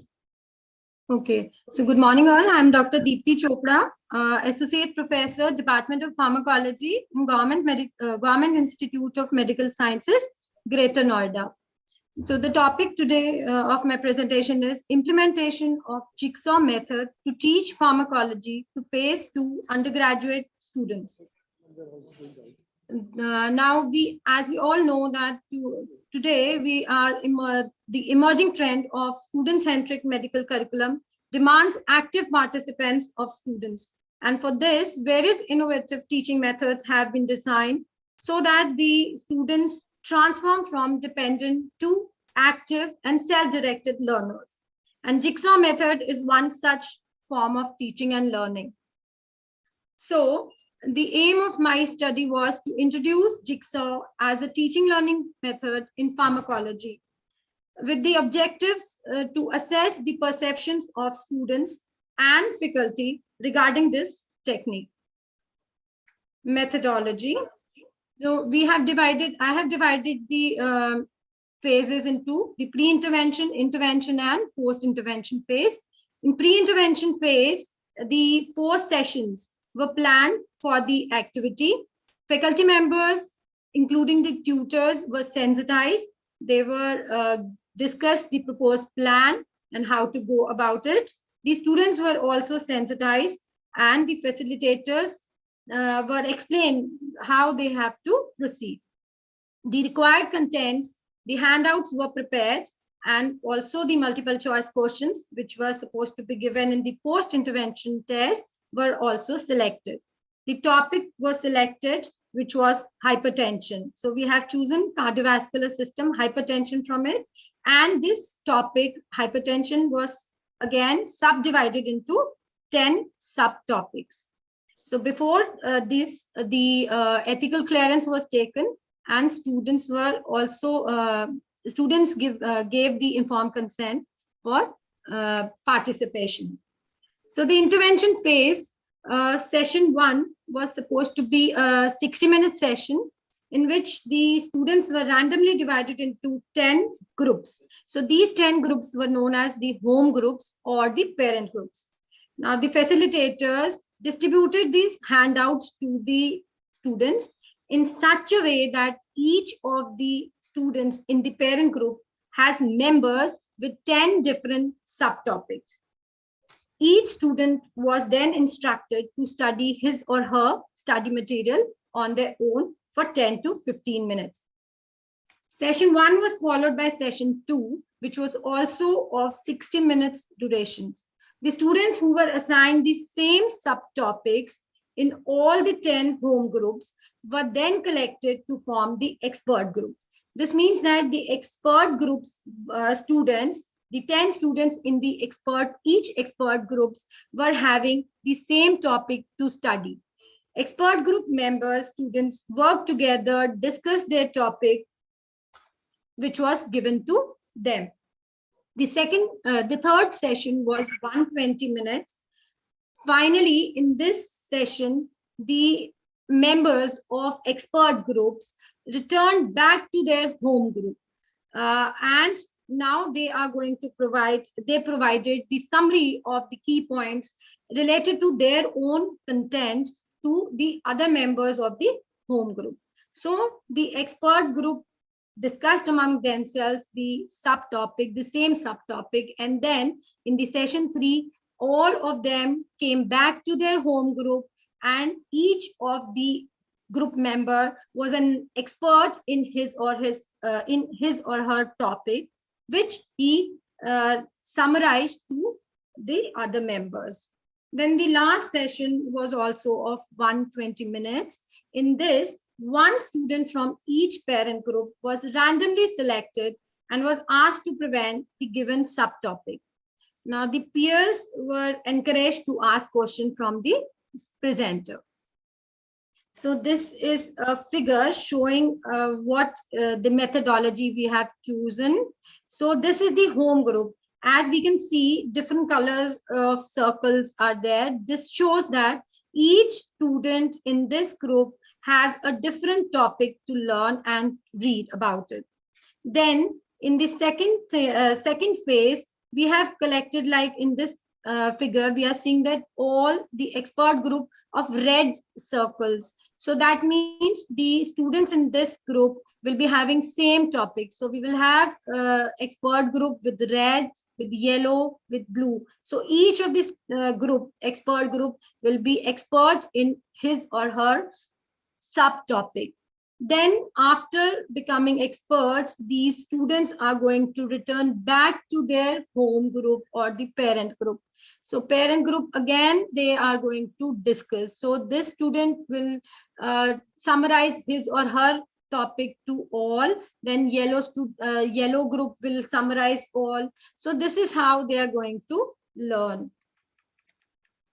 So post-intervention phase, a pre-validated questionnaire comprising of both close-ended and open-ended questions were used for taking the feedback of the students. And the link to this Google form was made available to students through WhatsApp group. Now for close-ended questions, responses were collected using a 5-point Likert scale ranging from strongly disagree to strongly agree. The second part of the questionnaire consisted of 3 open-ended questions regarding the usefulness and the hindering and the facilitating factors of this activity. The satisfaction index for each item of the students' feedback questionnaire was calculated. Excuse me, last 1 minute to wind up the presentation. Thank you. So pre-validated for the faculty also, we had feedback we had taken, and it was also a pre-validated questionnaire. Then the student understanding was assessed using MCQ test, and it was 15 MCQs were given. And if 70% or more students getting more than 60% score was considered a positive outcome for it. Then all the descriptive stats were used, median scores were calculated, and the open-ended questions were analyzed for content analysis for obtaining themes. Now, the present study indicated that the satisfaction index score was highest for questions 3 and 7. That means that jigsaw activity enhanced communication skills and increased teaching skills among students. Overall, faculty also strongly agreed that this teaching method was helpful for the students. So both students and faculty recognized that lack of active participation by some of the students could dampen the enthusiasm of other students, as this was the major hindrance which was given by both the students and the faculty. So this figure shows the satisfaction index, and we can see enhanced communication skills. Excuse me, ma'am. Time is over. Okay, so I will conclude with this, that the study showed that Jigsaw was an enjoyable experience by these students, allowing the students for student-student discussion of a large amount of study material in a short span of time, improving their communication and teaching skills. Thank you. Thanks a lot, Dr. Deepti. Before we move on to the next speaker, I will ask you, how do you decide what are the various topics you want to take for the Jigsaw methodology for teaching pharmacology? Is it so that any special topic do you choose which is more suitable for this particular TLM?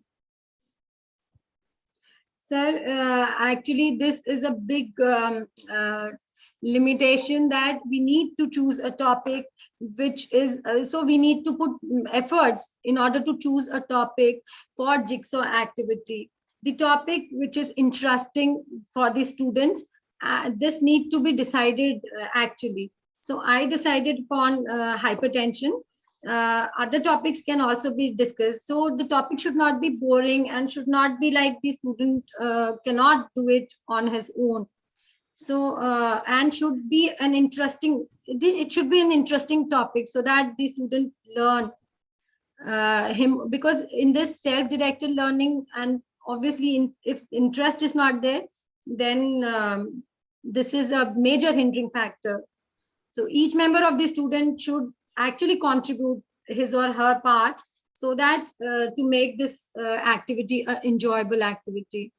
So this is a major factor which needs to be decided. Thanks a lot, Dr. Deepti. Moving on to the next speaker. Thank you so much. Next speaker is Deepak Chetri, who is an assistant scientist and a PhD scholar at Patanjali Research Foundation, Haridwar. He would be making a presentation on effect of high frequency yoga breathing on thalamocortical activity.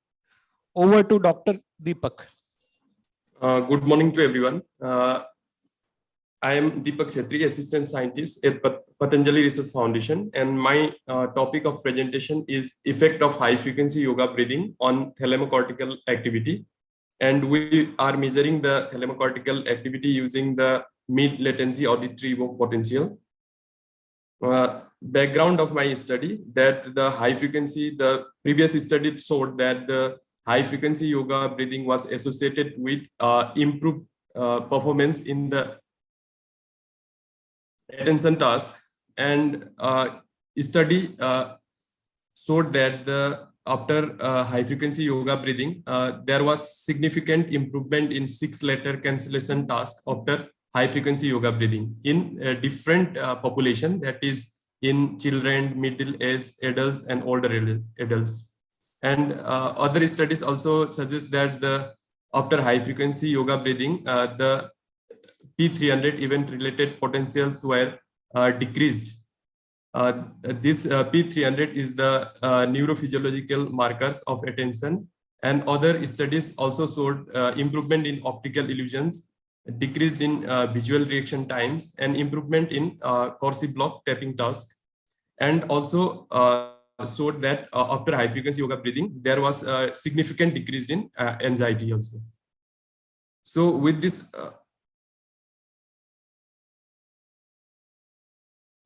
background, the present study is conducted to understand the complex attention circuit and to compare the mid-latency auditory evoke potentials recorded in high-frequency yoga breathing.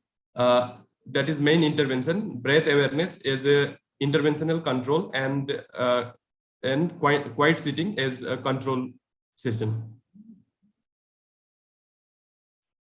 So methodology.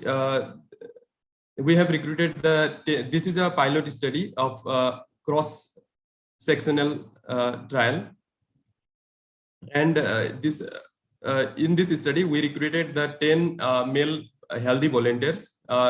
age range between 18 to 28 years. Their mean age was 21.73 plus minus 3.04. And the inclusion criteria were their age range must be 18 to 28 years. I'm sorry to interrupt, but sir, your your first slide is just constant. I request you to please display the appropriate slide as per the presentation. From my side, it is changing, sir. The slides are not changing on the screen displayed. From my side, it is changing, sir. The slides are changing. Okay, sir, please carry on.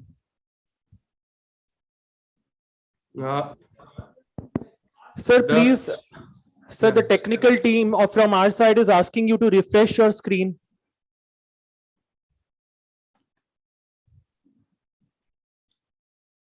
Is it yes, sir. Yes, sir, it's visible now. You can proceed. Yeah. The inclusion criteria were the participants age range between 18 to 28 years and with having the 3 months of experience in yoga. And we recruited this participant from Patanjali Yogpith Haridwar, and signed consent was obtained prior to study from all the participants. And exclusion criteria were the participants who were taking medications, history of smoking, using intoxicants, consuming caffeinated beverages, and history of any active systemic and mental illness were excluded from the study. And we were assessed the components of mid-latency auditory evoke response, that is NA, PA, and NB components of MLAP using the Nicolette EDX systems. My yoga intervention, in my there was 3 sessions for each participants, and the sessions were assigned randomly using online randomizer. So the sessions were high frequency yoga breathing was practiced at 1 hertz, and second one is breath awareness is interventional control, and quiet sitting is control. And this is a picture of a participant who is connected with the equipments, that is auditory headphone, and the electrodes were placed on vertex, that is active electrodes, and CZ on ground electrode on forehead, and the reference electrodes on linked earlobes. So the total duration of the sessions was for 18 minutes, and followed by the 1 minute rest after each 5 minutes. And the results of these 10 participants were analyzed using the SPSS, and paired sample t-test were applied. After high frequency yoga breathing, there was significant decrease in latency of PA wave, and during breath awareness, the amplitude of NA waves were increased. And during quiet sitting, the PA latency and NB latency were increased.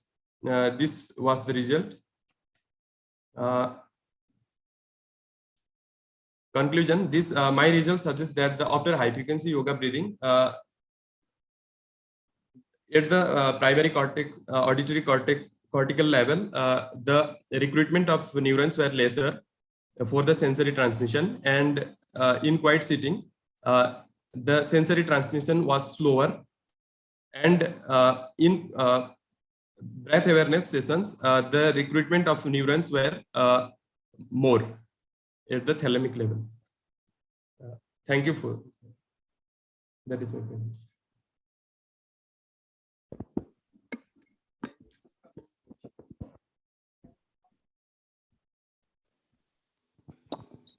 Yoga definitely has a great usefulness for general health of the patients.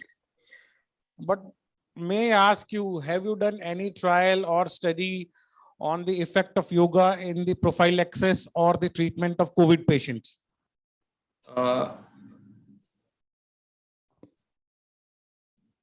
From my side, I have not done it on COVID patient.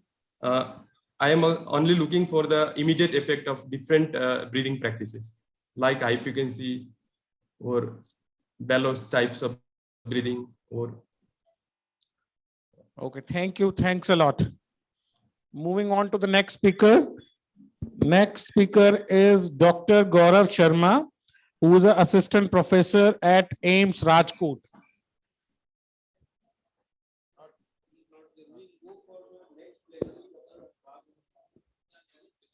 That's why I was not present online. You are Dr. Gaurav Sharma? Yes. Dr. Gaurav Sharma is here? Yes, yes.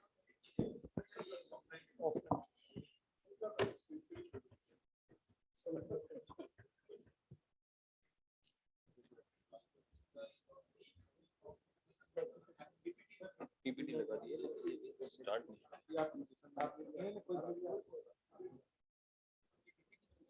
लगाती है.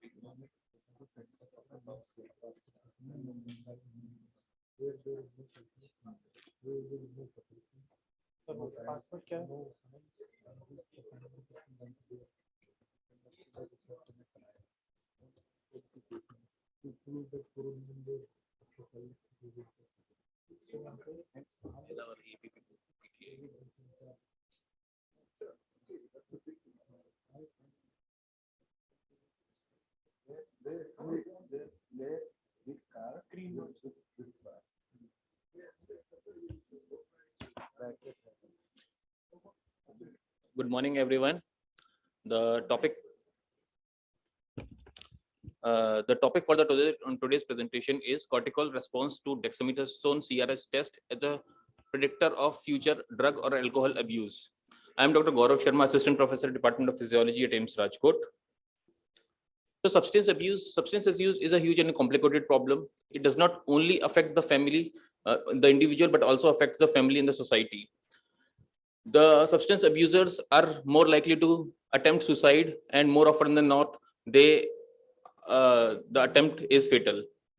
There is increase in the likelihood of other associated illness, which has been reported in other psychiatric studies, that substance abusers are more likely to suffer from psychiatric disorders. There is increased risk of violence by around 4 times, and there is likelihood to commit crimes in order to gain the substance if not available to them. Now, hypothalamic pituitary axis is so there is an interaction between the hormones and the environment, and this interaction between the hormones and the environment is instrumental in shaping the body and also the mind. The normal HPA axis response is increase in the CRH hormone, which causes increase in the ACTH and which causes increase in the release of cortisol from adrenal glands. This is normal physiology. Many studies have reported that HPA axis reactivity as a response to psychiatric diseases, which means they studied anxiety, depression, and other psychiatric diseases, and they tried to study the reactivity of HPA axis with dexamethasone suppression tests. The HPA axis reactivity has been associated with depression, anxiety, family history of alcoholism, and alcoholism itself. But very few studies have used this HPA axis as a predictor for development of psychiatric diseases in humans. In this study, we try to use this HPA axis reactivity for the future prediction of development of substance abuse, which means drug and alcohol abuse in the individuals. The aims and objectives were to determine the levels of cortisol levels after dexamethasone CRH test, and to study the HPA axis reactivity as a predictor of substance abuse disorders. The total of 202 participants were enrolled, 28 males and 114 females.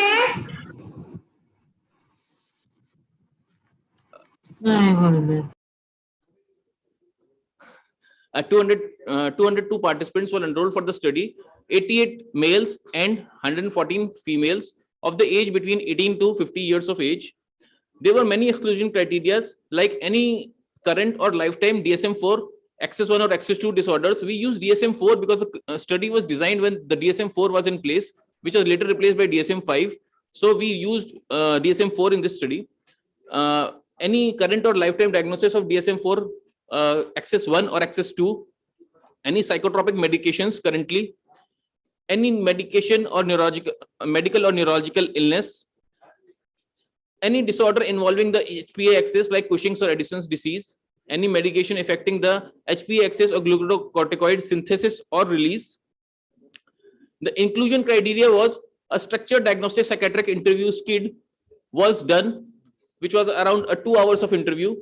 And we took a family history, past history of stressful life events, self-assessment forms were given, full physical and neurological examination was done along with ECG and laboratory tests. Substance tests were done to you for the misuse of any other substance which the patient might not have revealed during the history, and the test for pregnancy was also done for the female.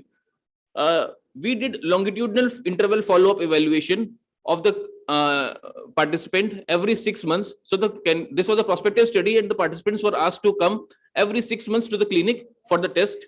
So we did this longitudinal interval follow-ups evaluation.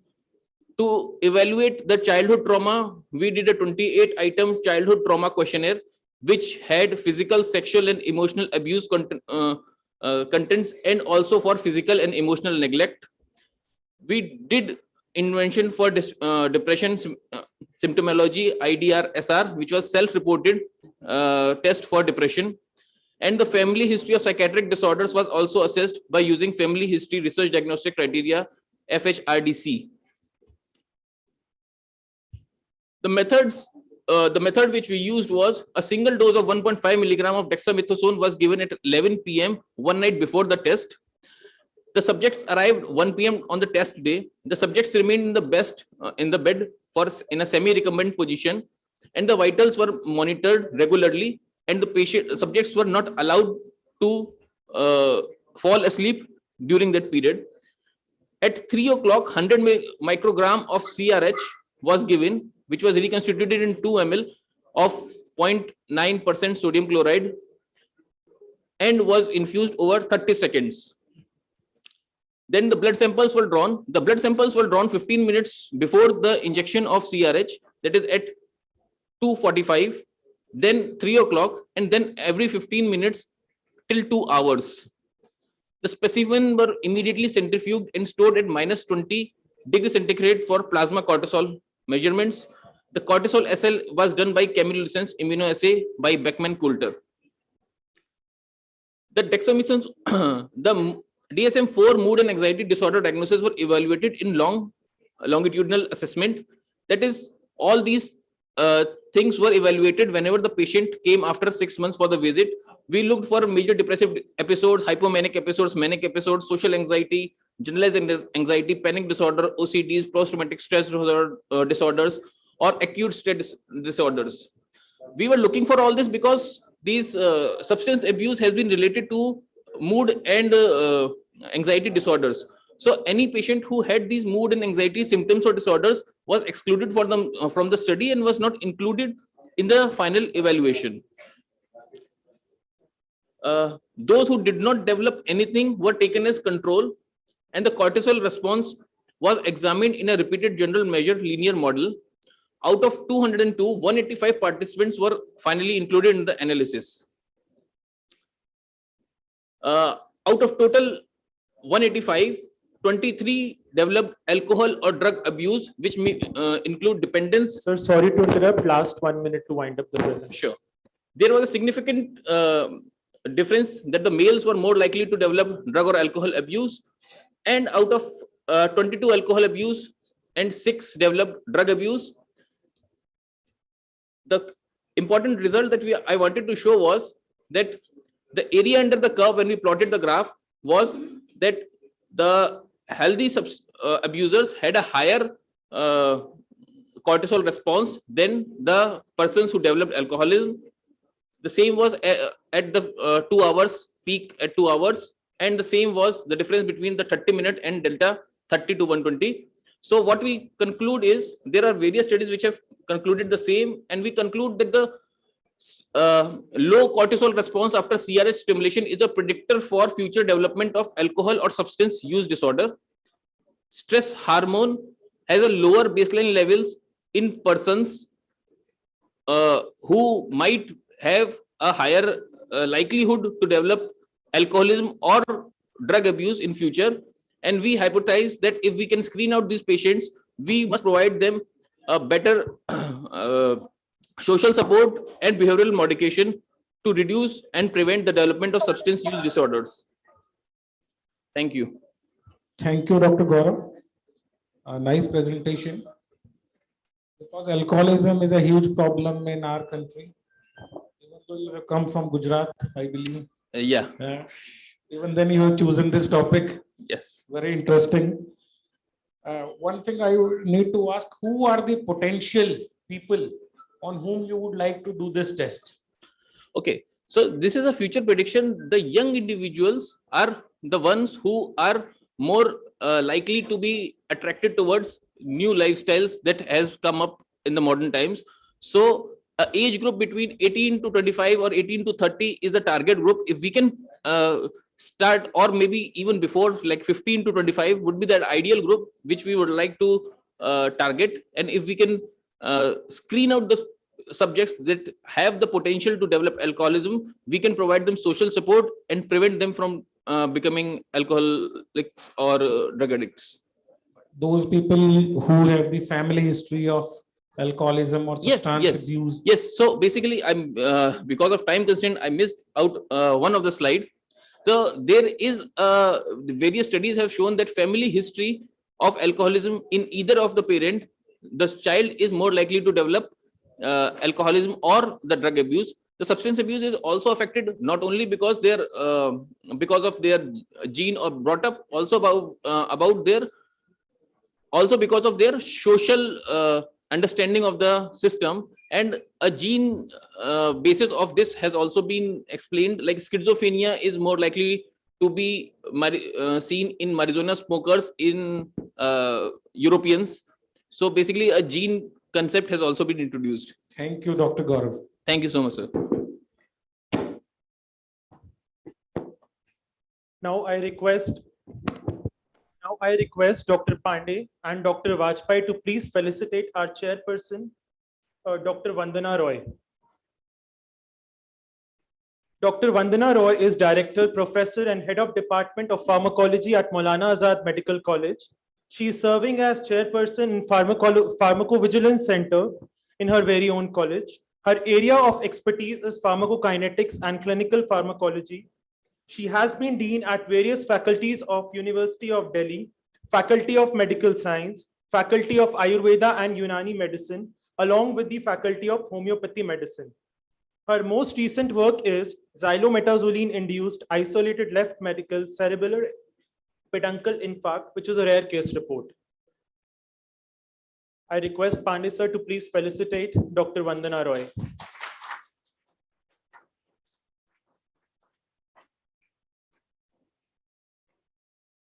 We thank Dr. Vandana Roy to be the part of this program, Epicon.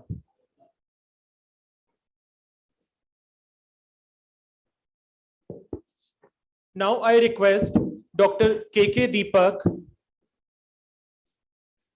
to please felicitate the judges for the first session. I request Dr. KK Deepak. I invite the judges, Dr. Praveen Malik and Dr. RK Dikshit, to please be on the stage.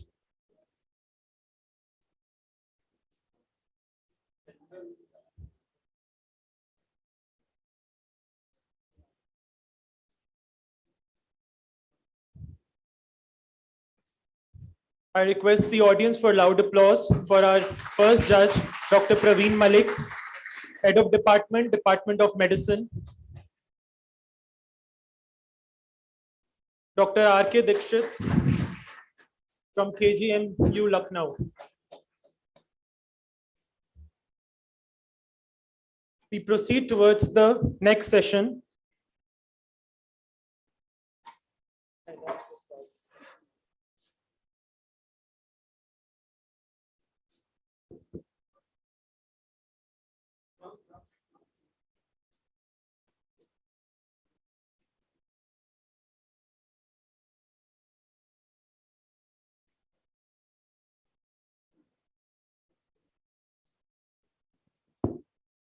Now we proceed towards our second plenary lecture, the title being Technology, Society and Future of Health.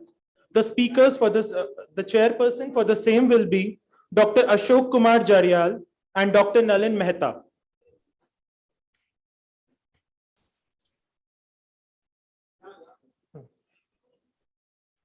Dr. Ashok Kumar Jarial is a professor in Department of Physiology and Associate Dean at AIIMS, New Delhi. He has contributed immensely through his various research and publication to the field of neurophysiology and vascular function testing in health and alteration in the diseases. He has been organizer for various workshops and CME at national and international level. I request the audience to please welcome Dr. Ashok Jarial with loud applause. Our next chairperson, Dr. Nalin Mehta, is currently director of NEIGRIHMS Shillong. His primary area focuses on cellular and molecular reproductive physiology. He was the first Indian civilian doctor to winter for 16 months for human physiology research and Indian Antarctica Station METRI. He serves as the chairman of Ethics Committee for Research on Human Subjects from Prominent Research. He has delivered over 300 invited lectures. Thank you, sir, for being modest and be on in our Epicon. I now request the chairpersons to please introduce our speakers for the same.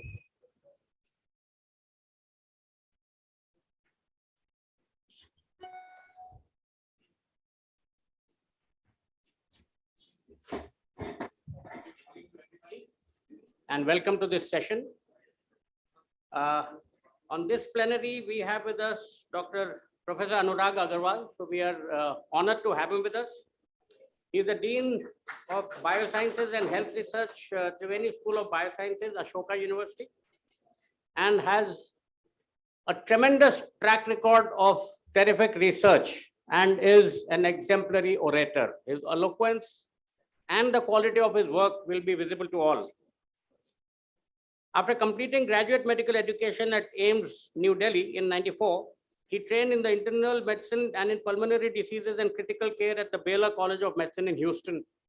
And his primary research is in respiratory biology, and broader interests are in the new vision of health and healthcare seen through the lens of emerging technologies, for which he serves on numerous national and global advisory boards. So I think we have a luminary in front of us, and I would consider it a breach of decorum if I stood between the two of you. Dr. Anurag, please take it away. Thank you so much, sir. I think my slides would be visible to you about now. Thank you so much for the invitation. And I look forward to talking to you about technology, society, and the future of health. These are very important topics in current times. Let's start with a few definitions. The first is technology. Technology, as you all know, is the application of scientific knowledge to the practical aims of human life. If there is no practical application to something that humans want, it is not quite technology. That's where science and technology differ slightly. Society, of course, is a group of people with a common interest, belief, or purpose. Sometimes interest, beliefs, and purposes may not be as common as one would like them to be, but there are certain universal principles that we can act on. When it comes to talking about anything to do with the future, I'm reminded of this very famous line by a French poet, of course written in French, not in English. Like a man rowing a boat that floats on the tide, we enter the future facing the past. So you only see the landscape of the past. What future you're really going towards, nobody knows. And all you can do at best is to guess.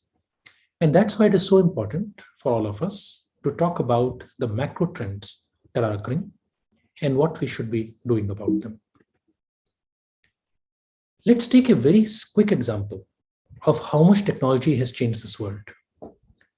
There's a graph I've taken from a recent paper in Nature, in which at one side they draw the year in which a pathogen is linked to a disease.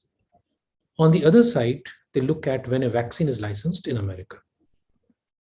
And you see, it's been very, very long periods until you come here to SARS-CoV-2, in which case the timeline runs something like this. Discovered in December 2019, sequenced in January 2019, mRNA vaccine, sequenced in January 2020, mRNA vaccine developed in January 2020. Within 6 to 8 months, initial trials completed and available for clinical use. This is unprecedented. How effective are vaccines? It's a topic of perennial debate. But let me show you one graph that I've taken from Financial Times that tells you about the effectiveness of such technologies. Please note that the blue and the red are on different scales. But what blue is showing you are weekly cases per 100,000 people, and the red is showing you weekly deaths per 2 million people. Take a look at UK. Every time cases go up, deaths went up. Cases went up, deaths went up. Here comes the point where vaccines are widely available and most people are vaccinated. Next time cases go up, mortality does not go up. Take a look at Portugal, another European country, early introduction of vaccines, and you can see that cases went up, deaths went up very slightly. I would tell you to look at the patterns far more carefully compared to the numbers. Numbers can be very, very deceptive because different countries measure things differently. Take a look at Namibia, which did not receive any vaccines. You can see cases go up. You can see deaths went up. You can see the same for Tunisia. You can see the same for South Africa. You can see the same for Indonesia. And I'm very sure all of you would agree with me that there is no probability that Indonesia or India, for that matter, had less cases than the United Kingdom with far more people and having reached ultimately a far higher seropositivity in terms of infected people. What it does show, for example, is that new technologies are transformative in the way the world gets changed. So that's just an example. Let's take the big macro trends that will determine the future of medicine apart from vaccines. We'll only go through a few of them today, but the first is big biomedicine. The second is read, edit, write genome technologies. The third is personalized medicine. And we will not talk much about the remaining three, but I'll try to give you a sense of regenerative medicine, immunotherapies, and brain-computer interfaces. So what is this big biomedicine? This is an area that my former institute, the Institute of Genomics and Integrative Biology, was working heavily on within India. And the basic idea is you're trying to understand health from the bottom up.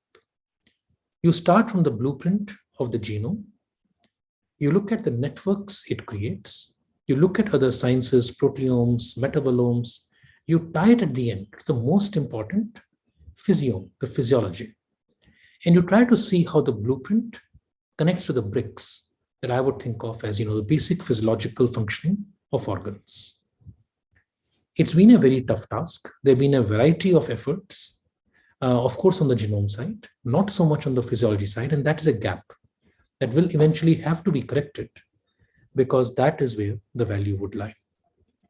But we are getting down to single cell resolution level, Human Cell Atlas, International Common Disease Alliance, and of course, India itself has multiple genome initiatives. The real interesting things that are coming from here. Our ability to manipulate genomes. Let's start at the core of manipulation. Can you create a bacteria today? Create. Yes, you can create a total synthesis of E. coli with a recoded genome as far back as 2019. Here's this article published in Nature from the Chin group. It is therefore now conceivable you could almost invent bacteria. You could create bacteria that have never been seen in history of this world because that is the level of genome synthesis, writing that you can do. Can you read them? Of course you can read them. My institute, for example, read 1,000 whole genomes from Indians across India. We found 18 million new variants, never previously described in global databases. And that is how much remains to be found by simply reading of genomes in diverse countries like ours that are not adequately represented in global databases. Can you change a bit of the genome? Sickle cell disease. We have already got to the point where at least 3 countries are in clinical trials in which you take the patient's own hematopoietic stem cells, you correct the sickle cell mutation, and you put the stem cell back in the bone marrow of the person. And because it is autologous donor with this minor correction, there is no risk of graft versus host disease. India is online to join that club. A recent large project was funded from the Ministry of Tribal Affairs and the Department of Science and Technology to my former institute, the Institute of Genomics and Integrative Biology. Since we've already demonstrated by now the proof in vitro of taking human hematopoietic stem cells and correcting the sickle cell mutations and retaining viability in terms of putting back, although we have not put them back into humans yet.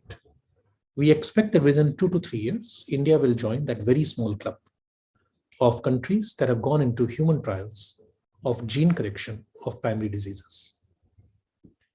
Then I would come to another interesting problem. This is easy. Sickle cell disease is a genetic disease. You want to correct it. What would happen to people who don't have a disease and you can do genetic corrections? What does that mean?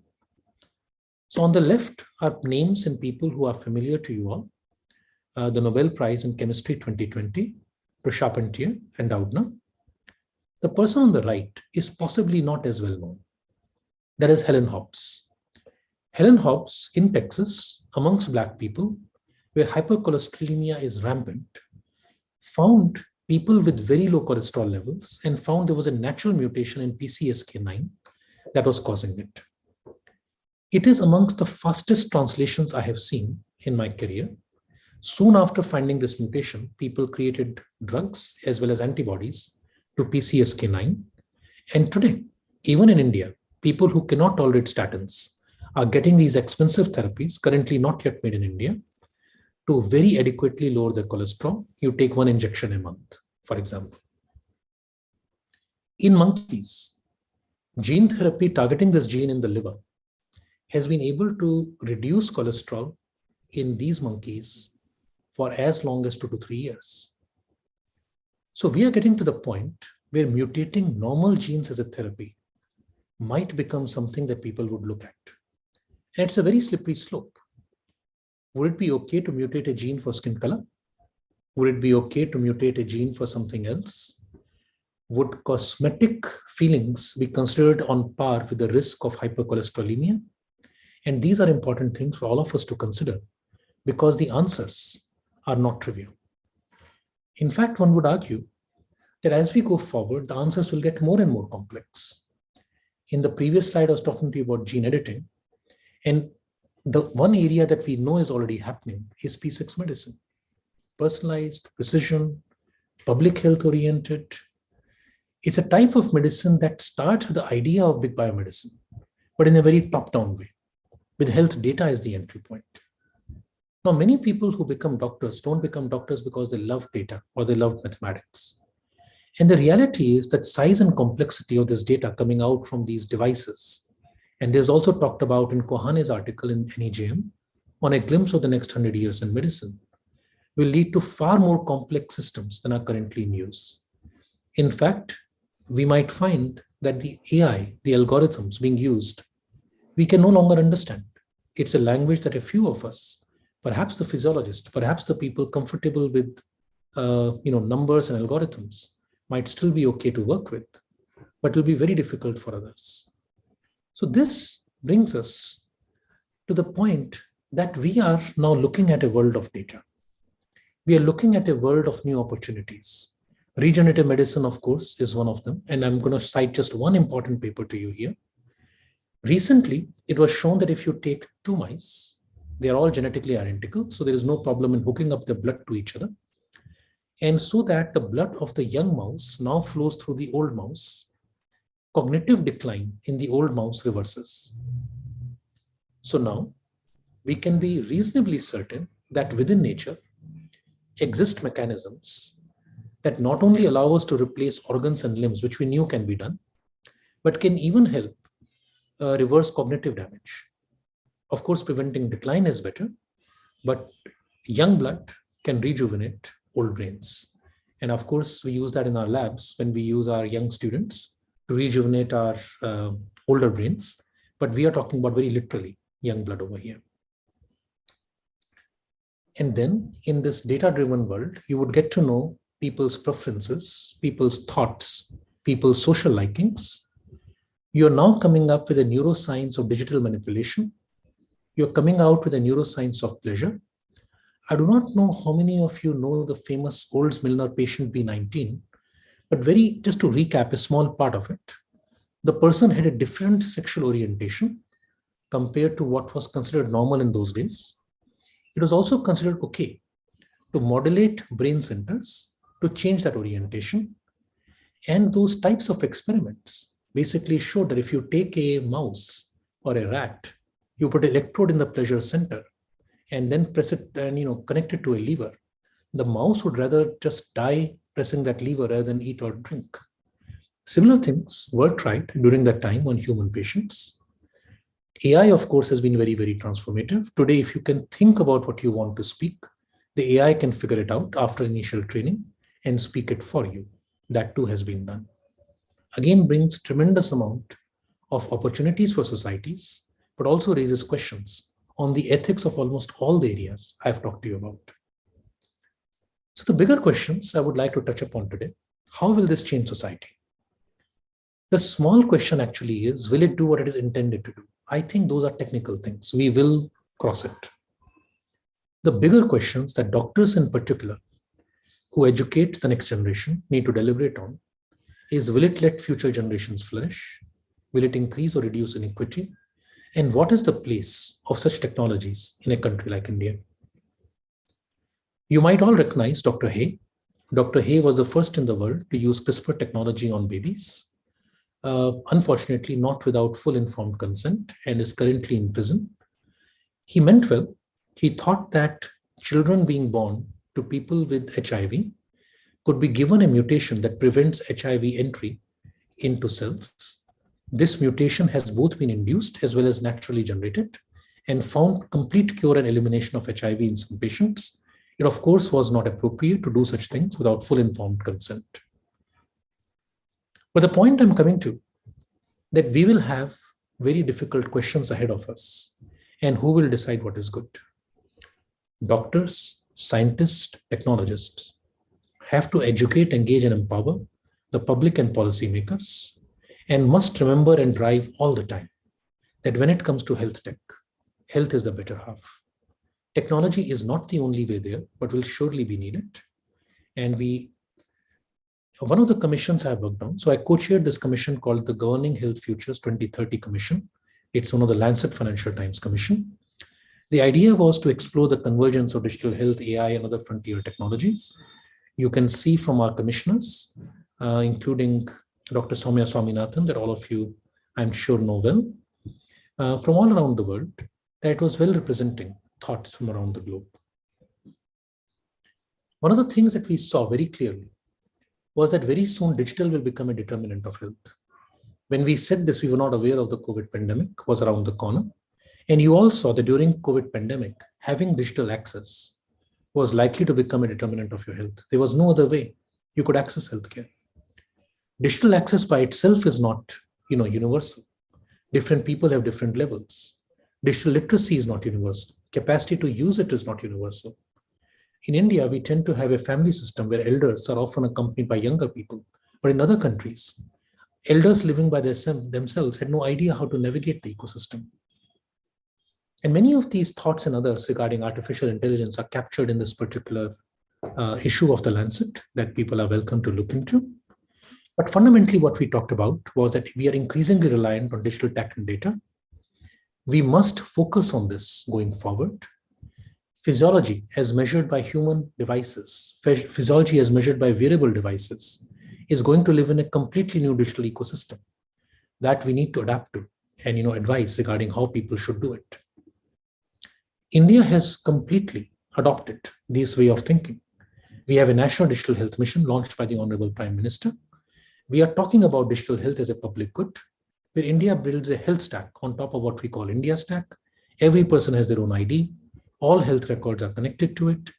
We have this vision of consent managers in which, and this is taken from the NDHM slide box, and where data is generated at one end, people give consent for use of their data. Sandboxes are created where public, private, academia can come and work on the data, and a consumption layer is created to support program-specific action plan for administrators in the government, decision support and productivity for healthcare providers, self-care and wellness tools for individuals, and people like you and me, other people who may not even be may not be medical.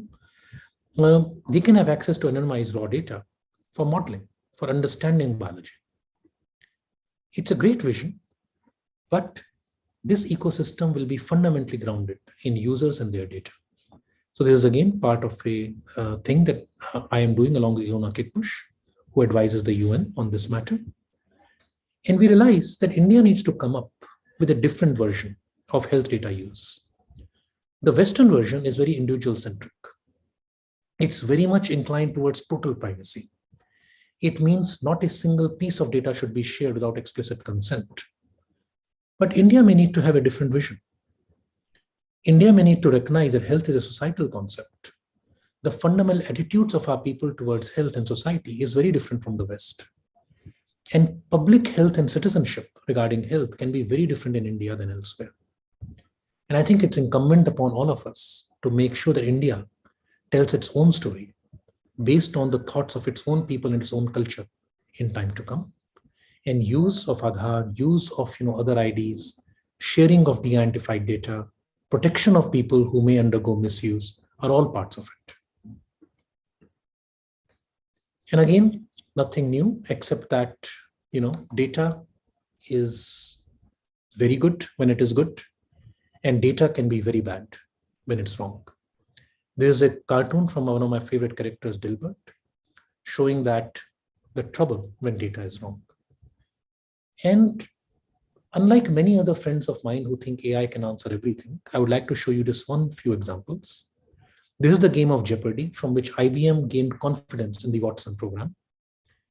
Answering even this small question of the name of this hat is elementary, my dear Watson, what IBM figured out is actually a very tough thing.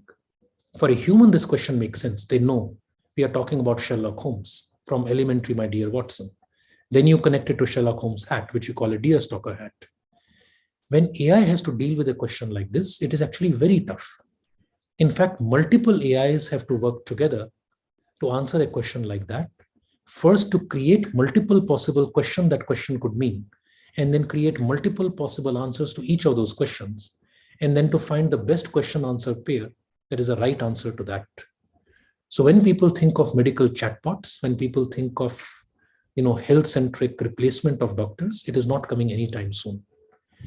IBM also found out exactly the same thing. It did great when winning at a game like Jeopardy. It did not do so well when they built Watson for Oncology. In fact, Watson for Oncology was one of the relative failures in the system. And the reason is, those types of questions only need existing data. You can choose not to answer a question to win a game. In biomedicine and health, there may be no or many right answers to the same questions. The data may not exist, the data may be wrong, and you have to answer every question. You can't simply say, I choose not to answer. We have gone very well with imaging in healthcare. This is the work from Google DeepMind. You can see from a retina picture, they can tell not only diabetic retinopathy, but also age, gender, diabetes, smoking, BP, and CV risk. This is ADA, a symptom checker that was deployed with the National Health NHS system in UK, then withdrawn for some data concerns, but it was working quite well. This is freely available online. I encourage you all to look at it and use it.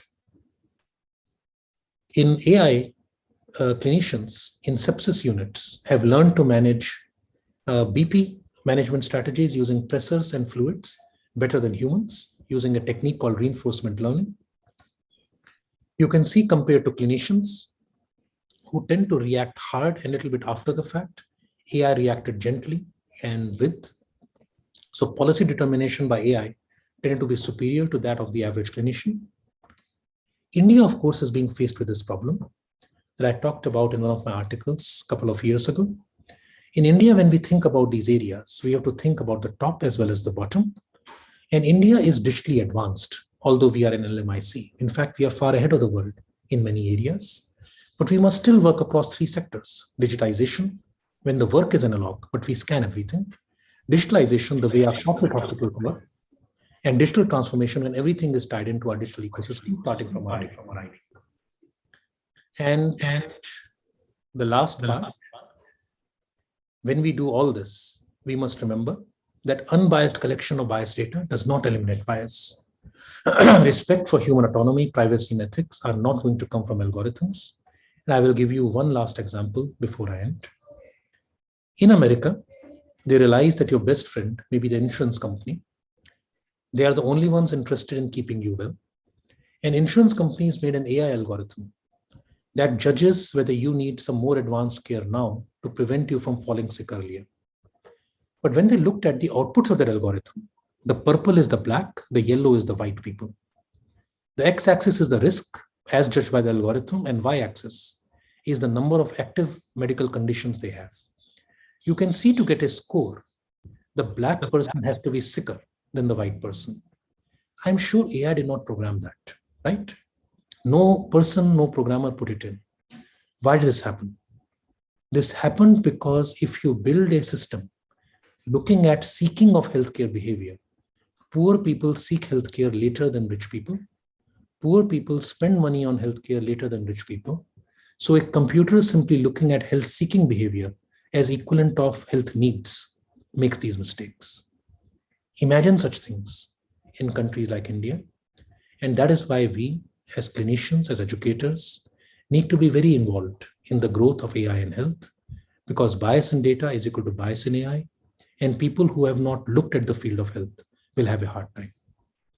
And that's one of the reasons why N. Chandrasekaran, Tata MD, the managing director of Tata Group, has a very interesting book. Technology is just a bridge to solving real analog problems. On our side, I will end by saying this. We also need to learn to change in this very changing world with rapidly changing technologies and areas. Being adaptable to change is important for us, but we must also ensure that the change is for good. Thank you all so much.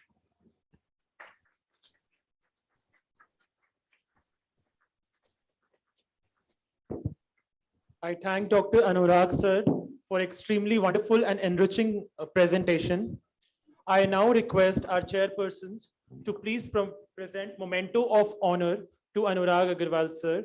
Since he is physically not here, so I request Dr. A.K. Pandey to accept the memento of honor on his behalf.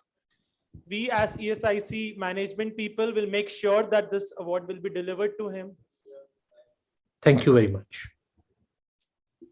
Thank you, Dr. Anurag. I think that was not just a very interesting presentation, but an eye-opener as well.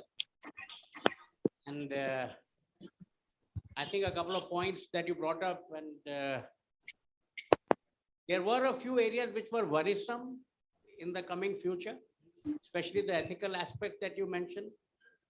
Also, probably issues pertaining to data security and cyber security and all those. And it's scary when you talk of biased data and biased artificial intelligence. In the example that you gave, it was such a huge eye-opener. But congratulations on the lovely rendition. And of course, we do assure you that the memento will reach you. I'll hand over to my co-chair, Professor Jaryal, and then maybe open for a few questions. Thank you, sir, for giving us the whole scale of the issue. Like you said, the big data should be matched with big minds as well. Our understanding and like the way we look at science, you brought science from labs to our real lives. In your lecture, you told us that what we thought of a gene somewhere in laboratory is soon going to affect us in our lives in multiple ways. And as a physiologist, to me, your lecture was a dopamine kick. And perhaps you could be very addictive to all of us in that sense. And I think largely it comes from the background that you have from medicine to PhD in physiology. and also being part of the government machinery of administration, that you're something that we all perhaps need to learn, that we should be more in an attempt to go out from our laboratories and books and see the science as part of our general daily life. So thank you very much. So one query, if I may. Yes, please.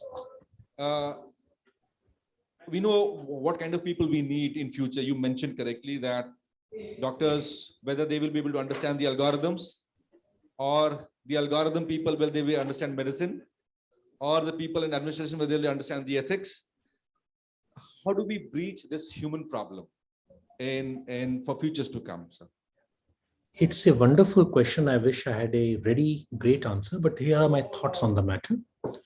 My thoughts are we need to increase engagement. The way the Indian system is mostly built is medical schools are medical schools, engineering schools are engineering schools, humanities schools are humanities schools.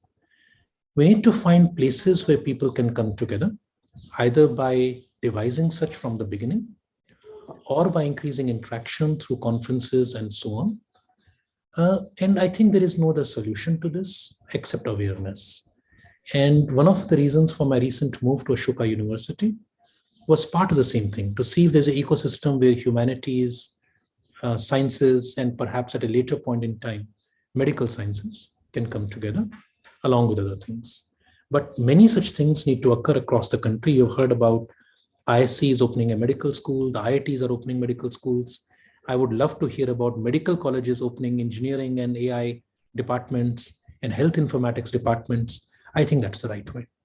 Yeah, I think even JNU is opening up a medical school now. It's just in pipeline. So Professor Nalin, my co-chair, has further queries on the matter. Sure. I just have a query which is a little on the side. You said the future is like the past, right? I said, sorry? It used to be. It's not what it used to be. Yes. So pertaining to that, Mhm. we know where the human where the humans are headed, but will the environment be able to keep pace with improvement if we have to improve the health of the environment and we are focusing just on human health? You are absolutely right, which is one of the reasons why One Health is now such an important word, realizing that we are neither separate from animals nor from the environment if we talk even of human health. And one of the good starts that has been made is ICMR is now creating a new Institute of One Health. Again, creating institutes is usually not the answer, but there has been a push at the level of the health ministry, chaired by the health minister himself, at the level of the cabinet, where people would look at these issues in an integrated manner. And let's see how that goes. But what you are saying is being increasingly realized, that we can't have this solitary view of humanity. We must see health in a much, much larger perspective. So I completely agree with you. Thank you. If there are any questions from the audience, or Professor Raju? Thank you so much, Dr. Agarwal. That was just a wonderful talk. My question is, somewhere you mentioned that with regards to handling the confidentiality of individual data, we need not follow Western model. Mm-hmm. India need not follow Western model. But India is also changing, isn't it? Yes. Yeah. So is there any dynamic module, which can take care of the changing India? So let me explain what I meant. So the West says you cannot touch the data without permission of the patient. What the West means is that the data should remain confidential and not be misused. That's what the ethics means. So India should think in the following way. Is there a way for the data to be held in such a format that individual data cannot be removed and read with the patient's identity, but the data remains available for training and analytics? And that is possible. There are two ways to do this. One is that you maintain a universal ID for every patient, which could be a national health ID or Aadhaar, linking together all the records dynamically, but in a non-accessible manner. Then on a continuous basis, take the linked data out, convert to a hash that does not contain the ID, and make that hash data available for people. The hash is the security part. The other way that is important on your mobile phones, incidentally, we have all agreed to let Apple run algorithms on our mobile phones, or Android for that matter, or Google. So they get parameters back from our phones. They can't get the data from our phones.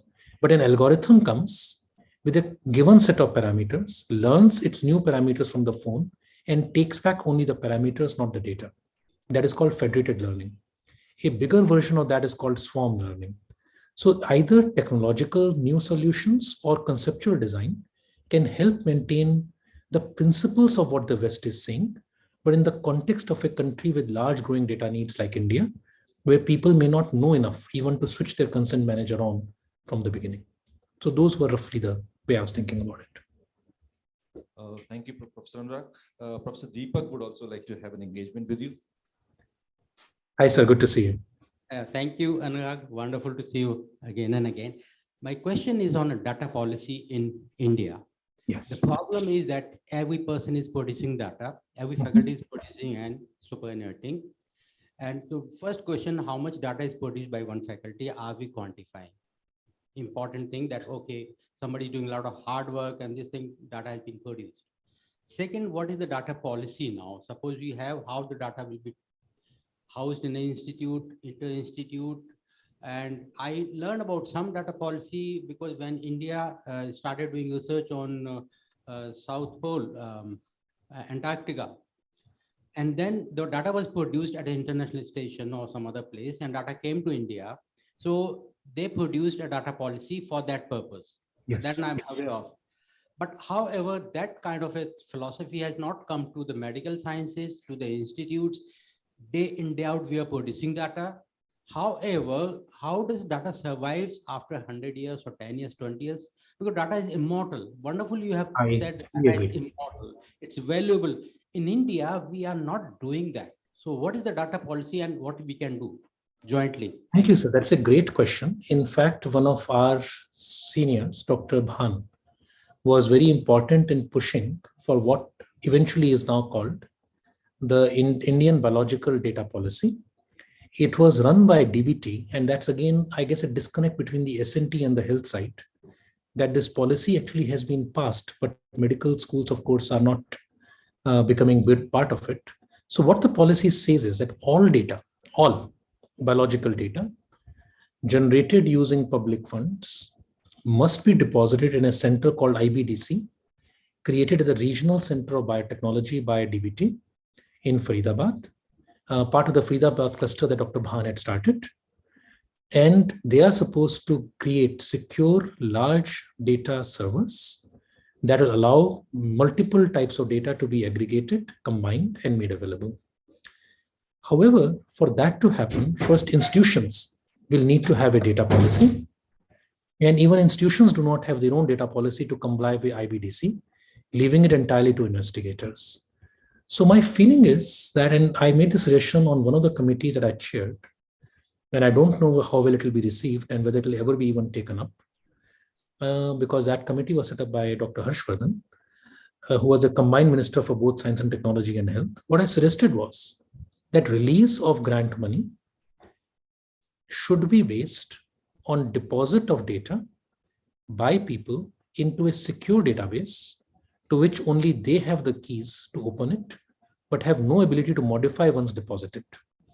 It will increase transparency. So you cannot just say I deposited, because one day the key will open, and then people will have a certain amount of time in which they can publish their own data, after which the key will be given to other people, and people will know exactly what data you generated.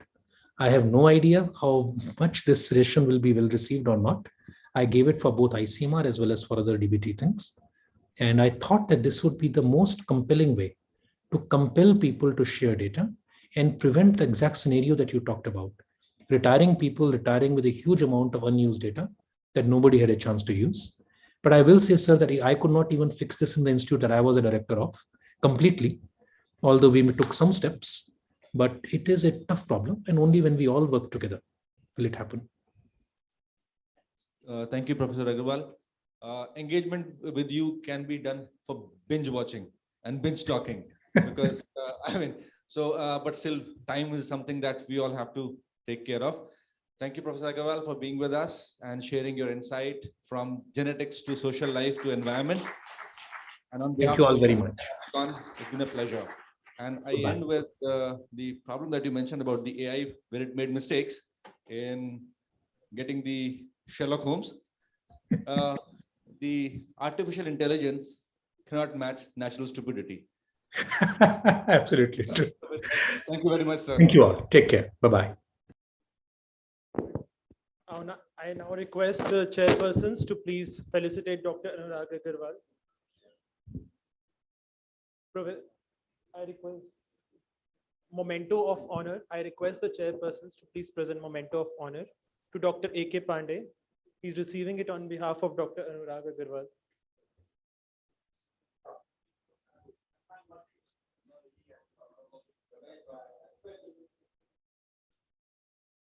Loud applause for Dr. Anurag Agarwal.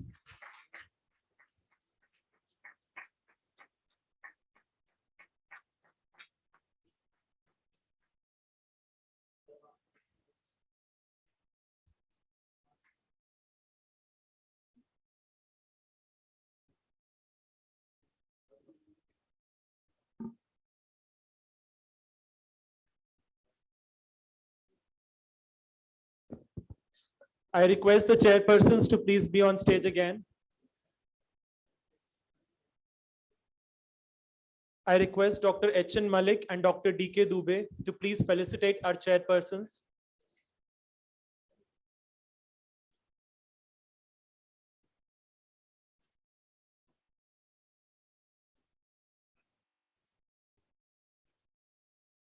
The session has been well chaired by our chairpersons.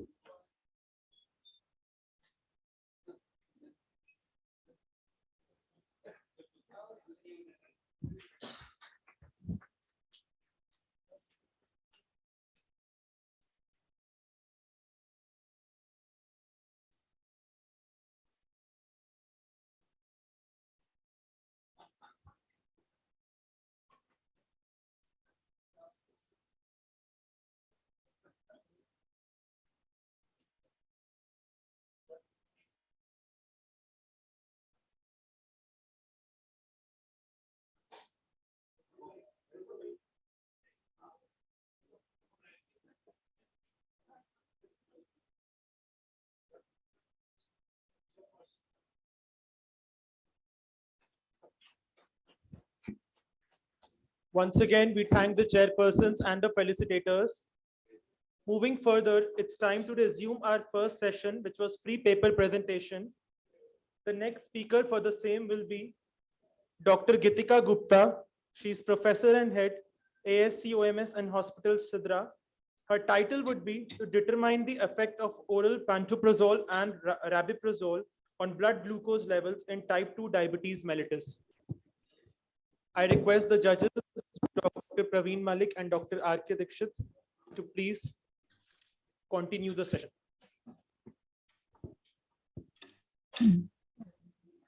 A very good afternoon. Can I start? Please proceed. A very good afternoon to all the respected dignitaries, delegates, one and all present there. I'm Dr. Gitika Gupta, Professor and Head, Department of Physiology, Acharya Sri Chandra College of Medical Sciences and Hospital.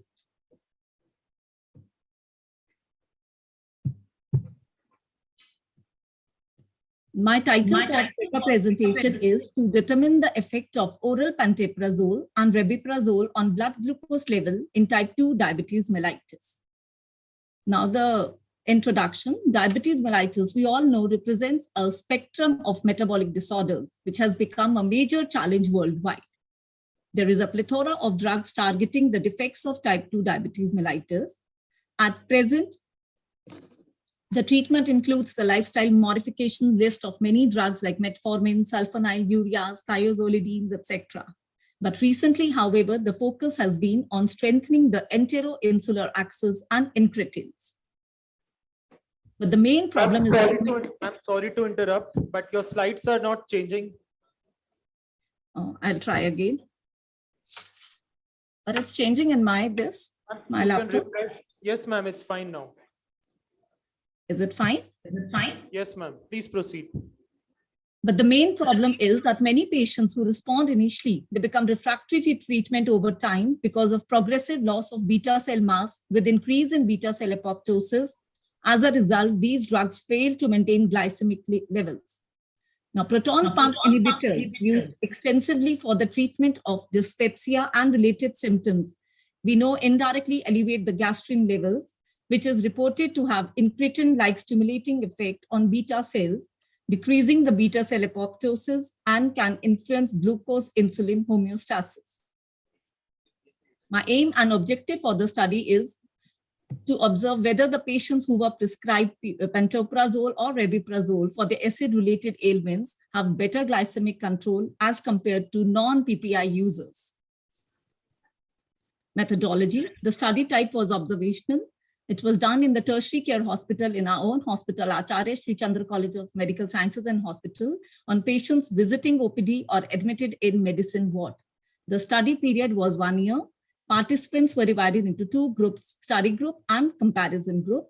Data was collected using pre-structured questionnaire prepared for the study.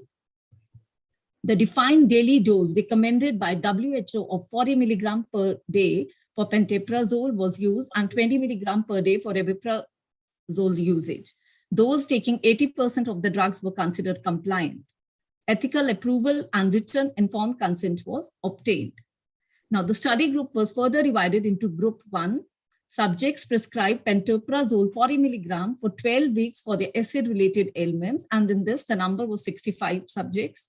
Then we have group 2, who were prescribed rabeprazole 20 milligram for 12 weeks for the acid-related ailments, and number in this was 64. Then we have a comparison group, which were again the known cases of type 2 diabetes mellitus, but these were not taking any proton pump inhibitors, and number was 66.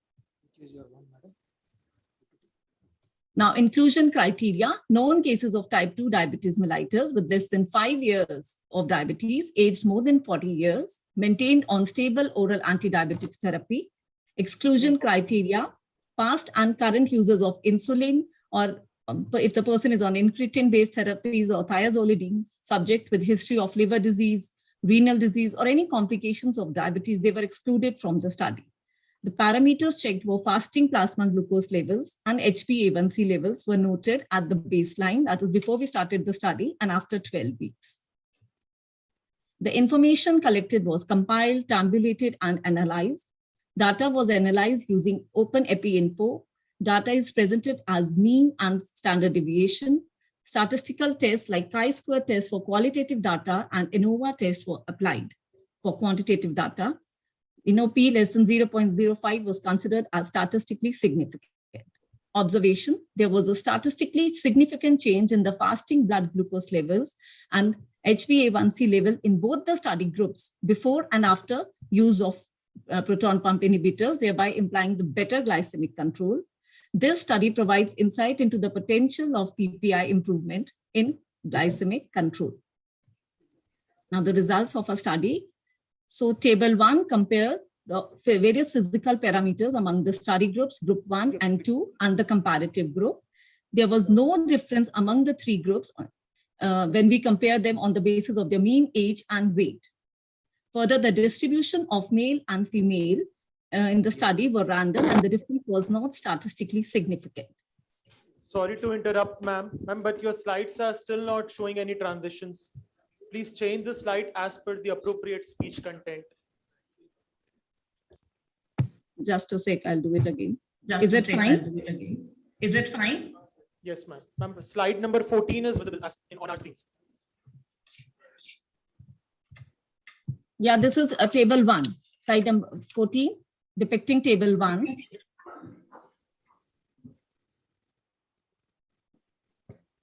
Is it fine now? Yes, ma'am, you can proceed now.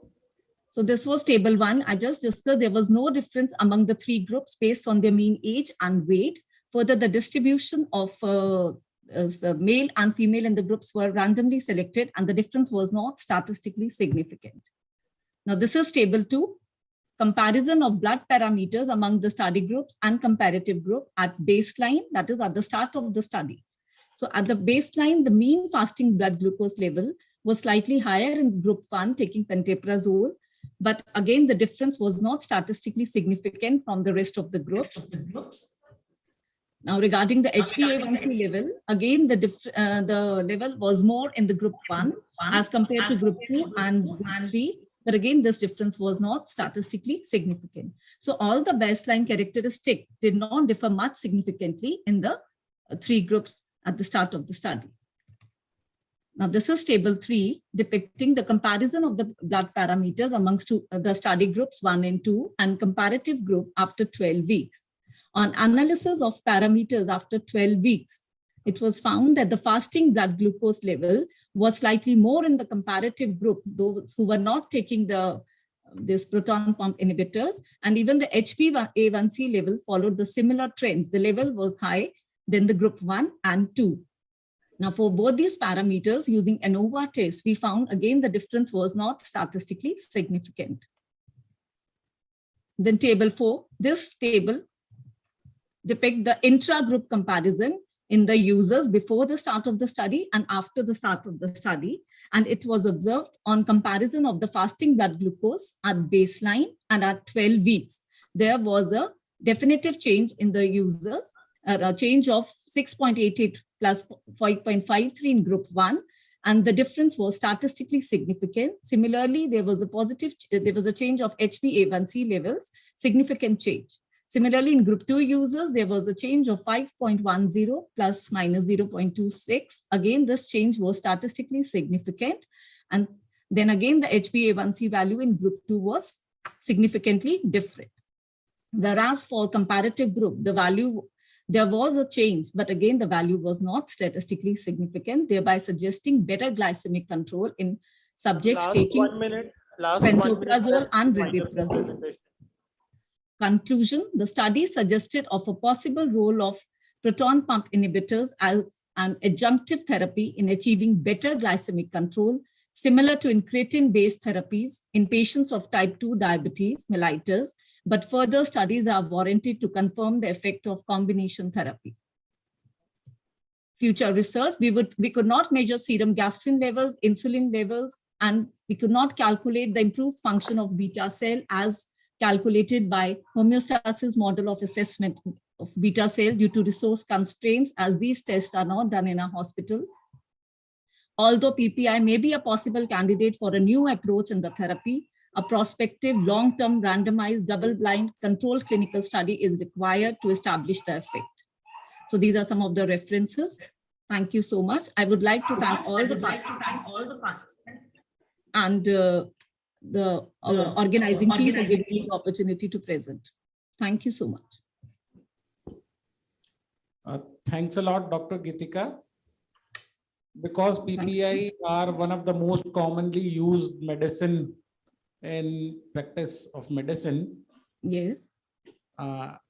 Does the duration of the PPI drug has a relation to the rise in the diabetic index? Or is it the idiosyncratic effect of the drug which is the responsible for the changes in the diabetic status which is seen in your study? So I think PPI result in hypergastrinemia levels. Gastrin levels are high, and then that has an incretin-like effect, which has a beneficial effect on blood glucose levels.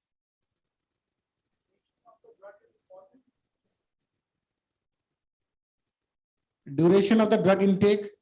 So that is for 12 weeks.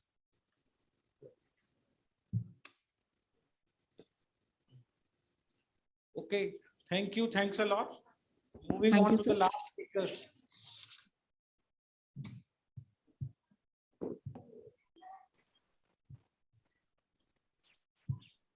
The next speaker for the session will be Dr. Harpreet Kaur. She's an assistant professor from Jawaharlal Nehru Medical College, Belgavi. Her title on the study would be Study of Correlation of Spectrum Serum Inflammatory Biomarkers at Admission with Final Clinical Outcomes in Moderate to Severe COVID-19 Patient at a Tertiary Care Hospital, a one-year hospital-based cross-sectional study. will be an online session. Good afternoon, everyone. I hope my slides are visible. Not yet, ma'am. Your slides are not visible. Yes, ma'am. Okay. Good afternoon, everyone. So I'll be presenting my research on a study of correlation of serum inflammatory biomarkers and the admission with the final outcome in moderate to severe severe infection in COVID-19 patient at a tertiary care hospital. It was 1 year hospital-based cross-sectional study, and I'll be presenting under these headings. So COVID-19 is a multi-system disease, we all know, which is caused by a diffuse systematic process with a complex interaction of immunological, inflammatory, and coagulation cascades. The clinical course of COVID-19 was unpredictable, and it tend to start with a fever or mild upper respiratory symptom, despite the fact that many people were asymptomatic. Assessing predictors of the disease severity and outcome was critical for providing preventive treatments, particularly in economically developing countries like us, where ICU facilities were not available or not up to the mark with the raised demand of the services during last year and last 2 years. Therefore, the present study was undertaken to establish a correlation between the most commonly used markers like CRP, interleukin-6, serum ferritin, D-dimer, LDH with severity and prognosis and final outcome. So we aimed to evaluate the severity and to predict the prognosis of the COVID-19 patient at the time of admission with the help of biomarkers and aiding in the prompt treatment. So keeping that in mind, this cross-sectional study was performed from Jan 21 to December 2021 on patients who were admitted in COVID care unit at KLH Dr. Prabhakar Kore Hospital, Belagavi, and total of 532 COVID-19 patients were included, out of which 422 were males and 110 were females. After obtaining their written informed consent, the eligibility criteria: anyone who was above the age of 18 years with the RT-PCR or CBNet or rapid antigen test positive were included. So we divided these patients into 3 groups depending upon the oxygen requirement and the number of days of their admission. So we categorized them into mild disease patient, moderate disease, and severe disease. Mild disease were the people who needed oxygen requirement was less than 6 liters and the days of admission were less than 5 days. Under moderate disease category, the oxygen requirement for the patient was more than 6 liters and the days of admission were more than 7 days. And severe disease, they required invasive and ventilation and intubation also. So all the investigation values were taken from the lab, which is accredited by NABH with the standardization, and the data was entered into the Excel sheet, and then it was verified randomly to check for the errors and all, and then softwares were used to do the analysis. Ethical clearance was obtained prior conduct to the study from the institutional ethical committee. So our primary variables was, we have taken the detailed history on the symptom, oxygenation parameters like SpO2, oxygen requirement, or the oxygen modalities used like oxygen mask, RBM, HOF, ventilator, etc. They were noted. Laboratory biomarker levels of interleukin-6, D-dimer, LDH, CRP, serum ferritin were recorded at the time of admission. Disease progression was also monitored during the course. Outcome of the patients were measured in form of improvement, duration of improvement, oxygen support, ICU admissions, and discharge from the hospital. Mortality rate or not improved, or who went against the medical advice. All these things were noted, and a correlation between the initial clinical status and final outcome with the individual biomarker was established. We have used the various statistical analysis ways to find out the correlations. So these are the list of it. And coming to my observations, the mean age of our patients was 53 plus minus 17 years. 80%, roughly you can say 79% of them were male and 20% were females. Majority of the symptoms, like major symptoms which we have found, was breathlessness in all the patient, followed by cough, and then fever, and then all other symptoms like myalgia, loss of smell, loss of taste, and even asymptomatic patients.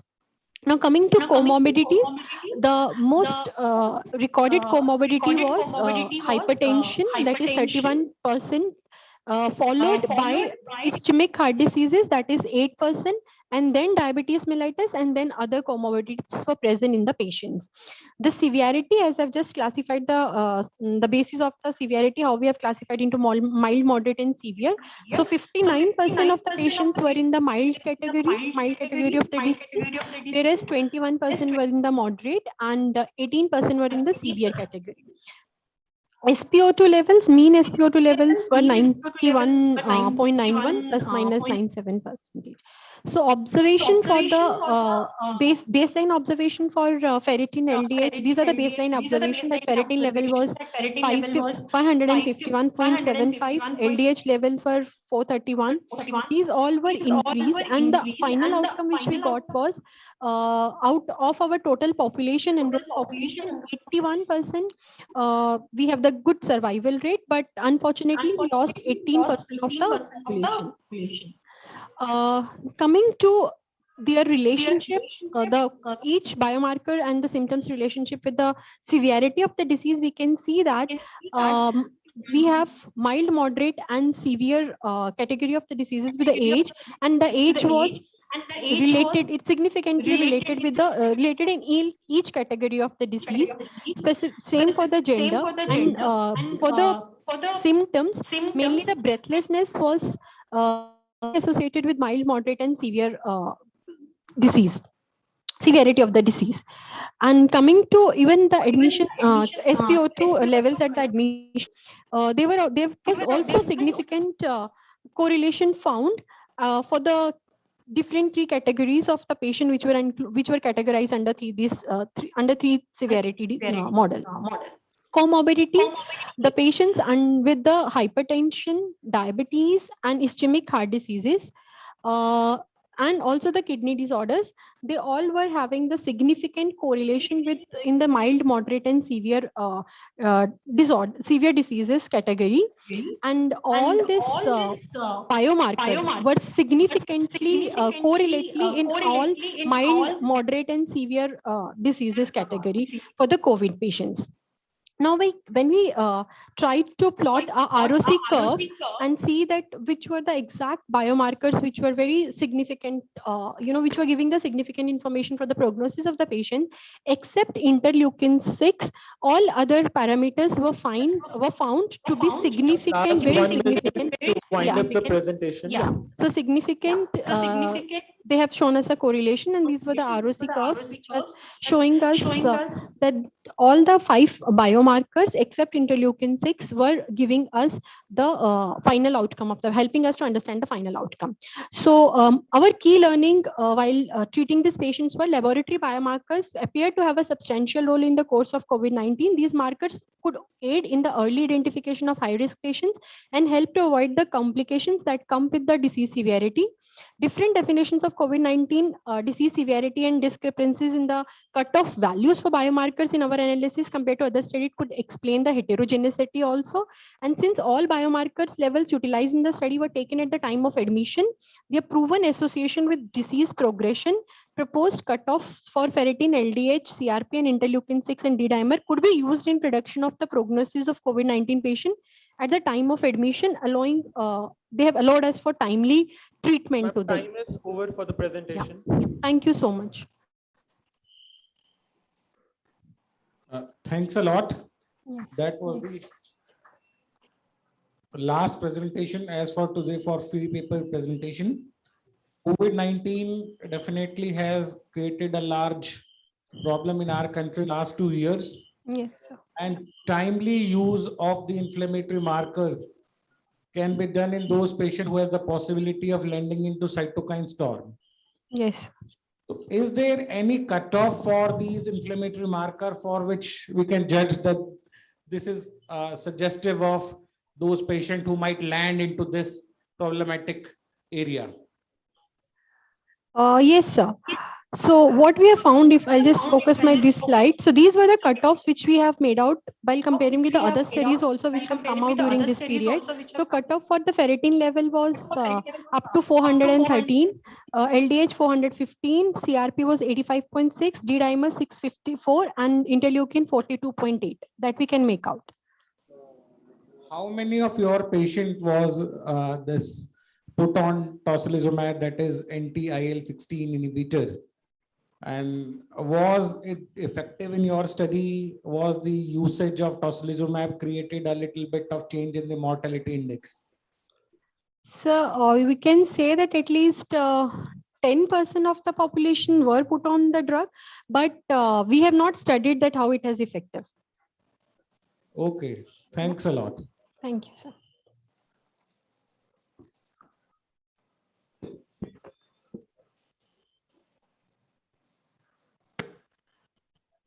I now request. Yes, sir. Certificates.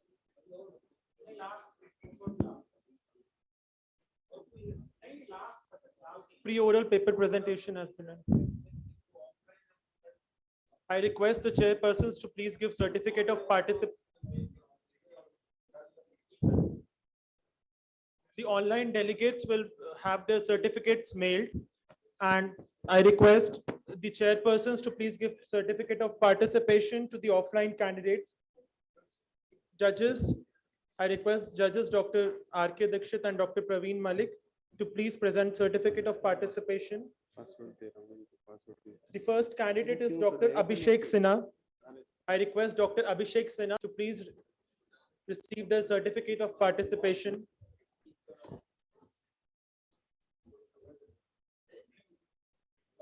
Dr. Abhishek Sinha, the very first speaker of our session.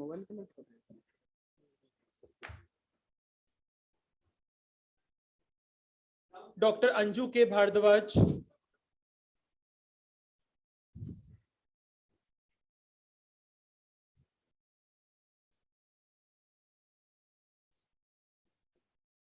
Dr. Gaurav Sharma.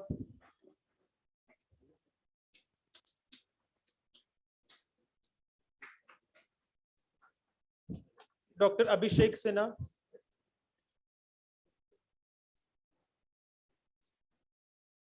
Once again, we thank the judges for an extremely knowledgeable and enriching session.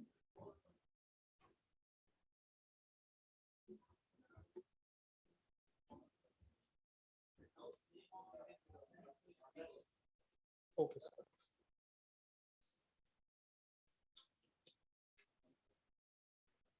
The other speakers for the same word, Dr. Arijita Banerjee, Dr. Ashwini K. Shetty, Dr. Chaitra Sridhar. Yes, sir. Dr. Deepti Chopra, Dr. Deepak Chetri, Dr. Gitika Gupta, and Dr. Harpreet Kaur. I request the audience for loud applause for all our participants.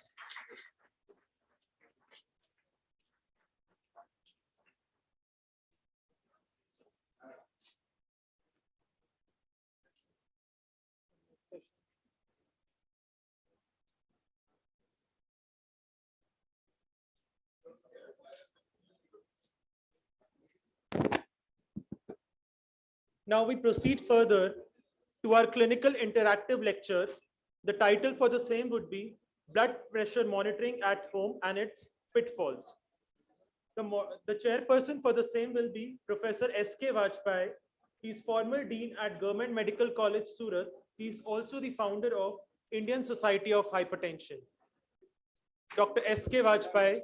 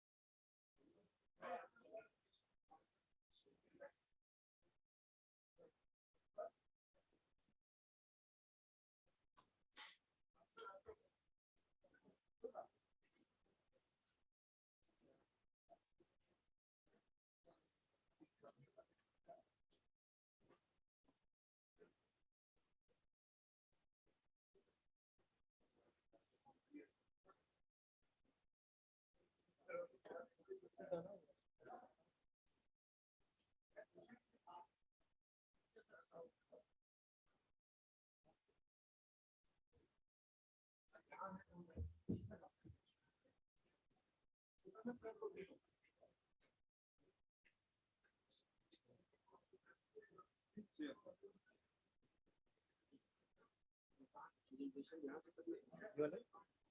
Sir का ये रहा blood pressure monitor.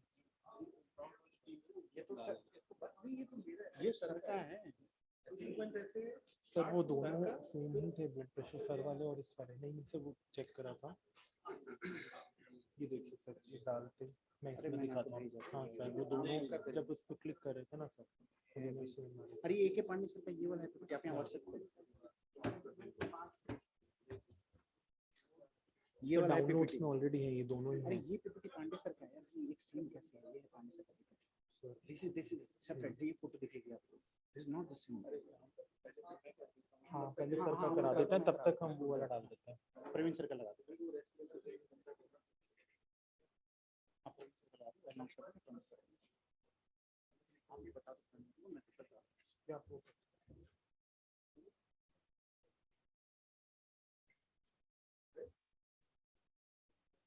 किसका करा दो उसके बाद screen connect कर दो।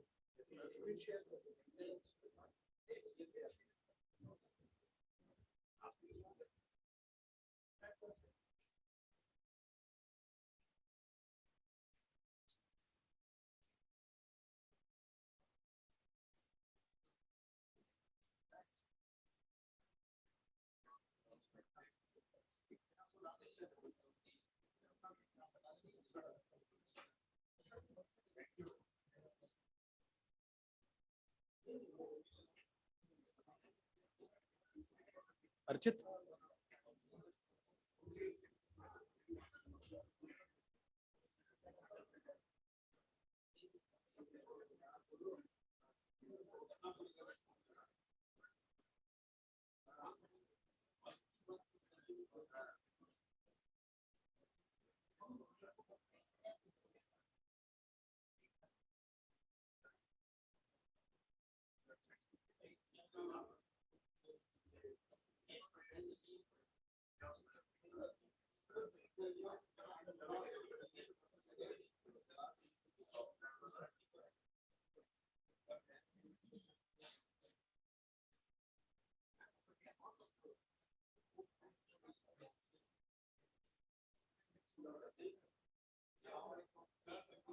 स्क्रीन शेयर कर दो, स्क्रीन शेयर ये तो कर लो स्टार्ट। हाँ हाँ बिल्कुल।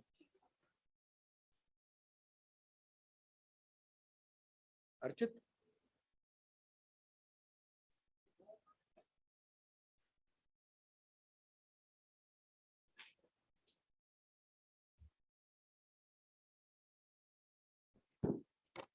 I request Dr. Praveen Malik to please proceed with the presentation. Good afternoon, everyone. I have been asked to make a very short presentation, but the magnitude of the problem of hypertension is huge and humongous. Even though we try to keep it short, but the problem, the longevity, once you have been diagnosed as a patient of hypertension, the disease is going to stay. It cannot be cured, but it can only be managed. So what is the issues we face while first we diagnose a patient to be hypertensive? As far as the WHO is concerned, they say 1 in every 5 patients worldwide, or even more than that, is suffering from a disease, a non-communicable disease, the hypertension. And that's why they started the program where everyone should know their number. It is such a common disease, it is such a common manifestation that it is important, irrespective of the age of the person, you should know your number. You should know your number as vividly as you know your mobile number. That is why it is important to know your systolic blood pressure, your diastolic blood pressure. The problem starts with that. The problem is 1 in every 4 who is diagnosed, who may have hypertension, is still to be diagnosed. And the figure is almost same across the genders. 1 in 4 of men and 1 in 5 of women are not sure of their blood pressure status. So this is the JNC 8 guidelines, which is in vogue at present, and that is how you make a diagnosis of hypertension. When you go through this algorithm, there are so many figures into it. The blood pressure for one may fall into a category of normotensive, and the same blood pressure may have a hypertensive status attached to that but same number. So depending, it's not only the number which is important, but the associated comorbidity in the form of diabetes, CKD, geriatric patient. A blood pressure for one may be normal in a younger people, in a geriatric patient, but a similar blood pressure may be normal for a slightly older person. Here you can see the blood pressure goals are different for different set of people.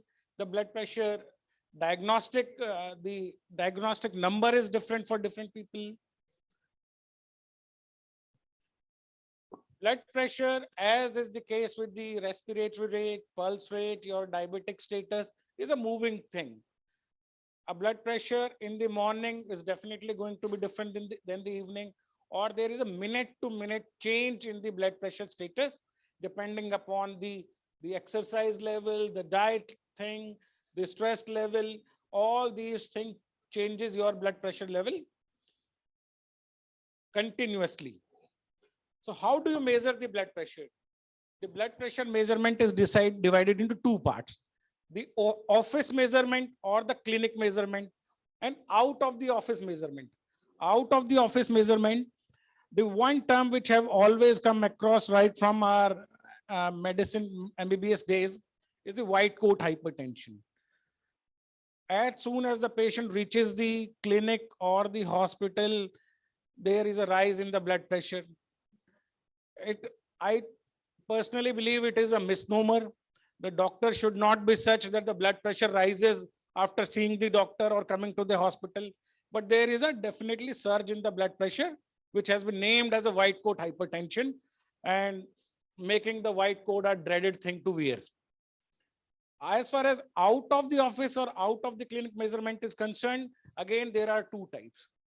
This can be measured at the home by the patient, as is the case with diabetes, where the SMBG, that self-measurement of the blood glucose, the self-measurement of the blood pressure is equally important because of the high variability of the figures which may come across. And there is another thing out of the office BP measurement is the ambulatory blood pressure monitoring, which continuously measure your blood pressure over a period of time, which may be a 24 hours. Here is a pictorial representation for the ABPM. So today we are going to discuss more about the home blood pressure monitoring. You can see various photographs. What is wrong with, what is the difficulty with the home-based blood pressure measurement is, like there may be problem with the cuff size. There may be the problem of the interpretation. There may be a problem of the associated anxiety with the frequent monitoring or the frequent measurement of the blood pressure. In one picture, the patient is talking on phone and the blood pressure is being measured. In one picture, the patient is like keeping her elbow and is not stable enough to be measured. So these are the various limitations which can happen in office BP monitoring as well as the home BP monitoring. The wrong cuff size. The same cuff would not fit all. Depending upon the anthropometry of a particular patient, you need to change your BP size. This is a common problem even in the clinical settings. You get an obese female, your blood pressure cuff is not fit enough. Improper patient position, and as it is very difficult, if you go to the medicine OPD, there are so many patients falling on each other. It is difficult to follow the 5-minute rest rule before measuring the blood pressure. If manual, even though manual sphygmomanometer are almost out of the circuit at present, but deflating the air cuff may be too rapid. The digital bias, because the marking has been done in a fashion of 5 to 10 mmHg only, and there might be a manual observer biases which may happen. But the main problem with the office blood pressure measurement is, even though if you can ask your patient to come after 7 days, 14 days, but even then you would have a limited reliability because due to the small number of reading which you can come across. And there would be substantial variability in the form of the stress level of the patient, in the form of the rush in the OPD, in the form of the patient has not taken rest enough, what diet he has taken previously.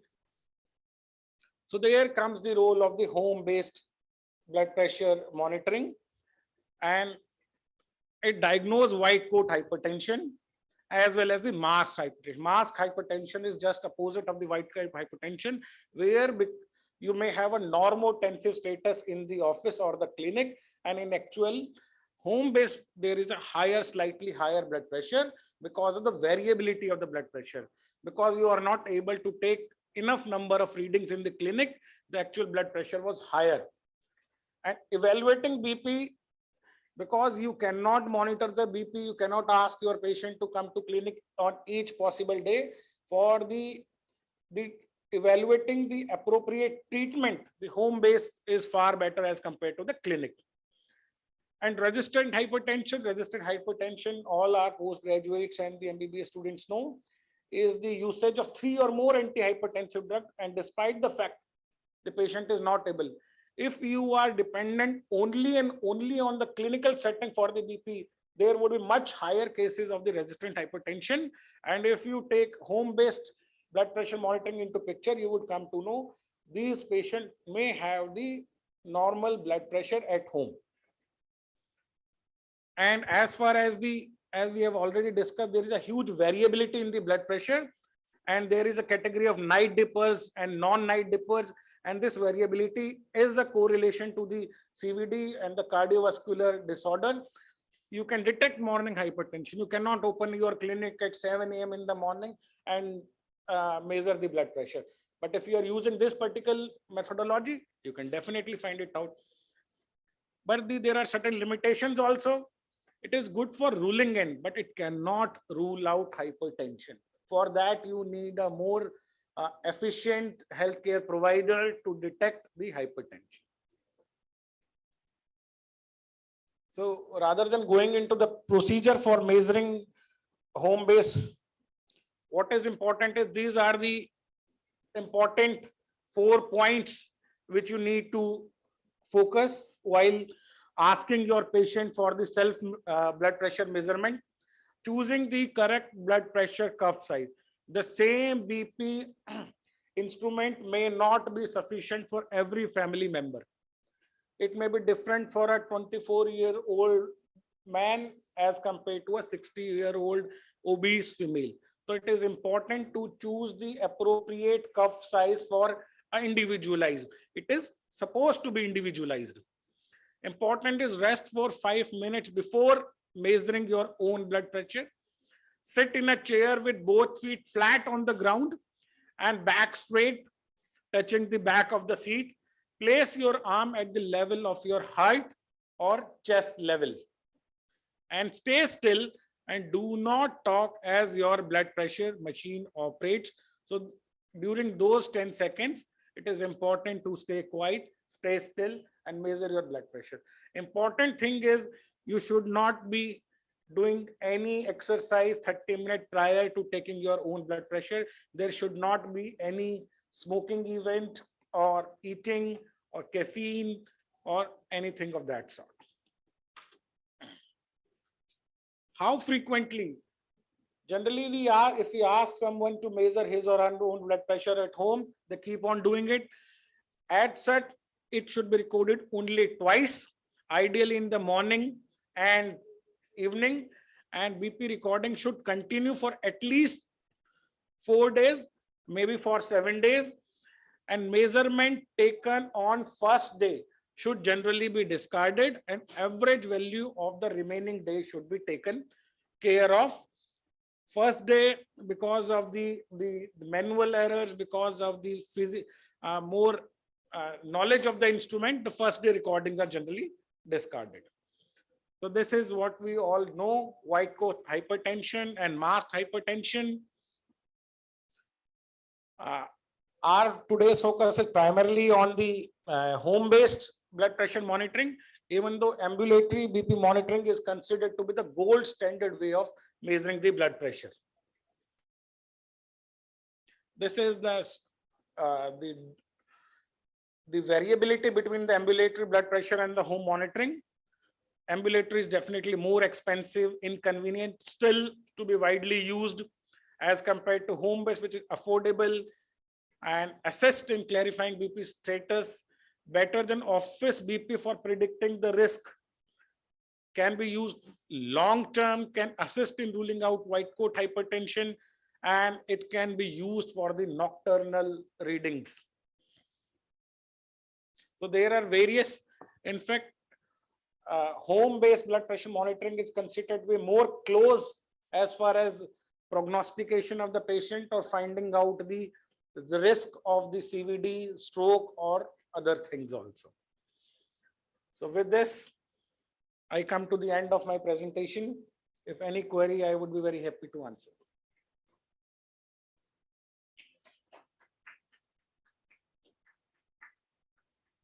I want to say mask. Mic.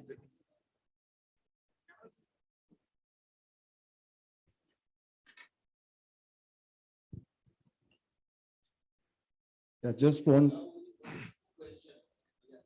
half question.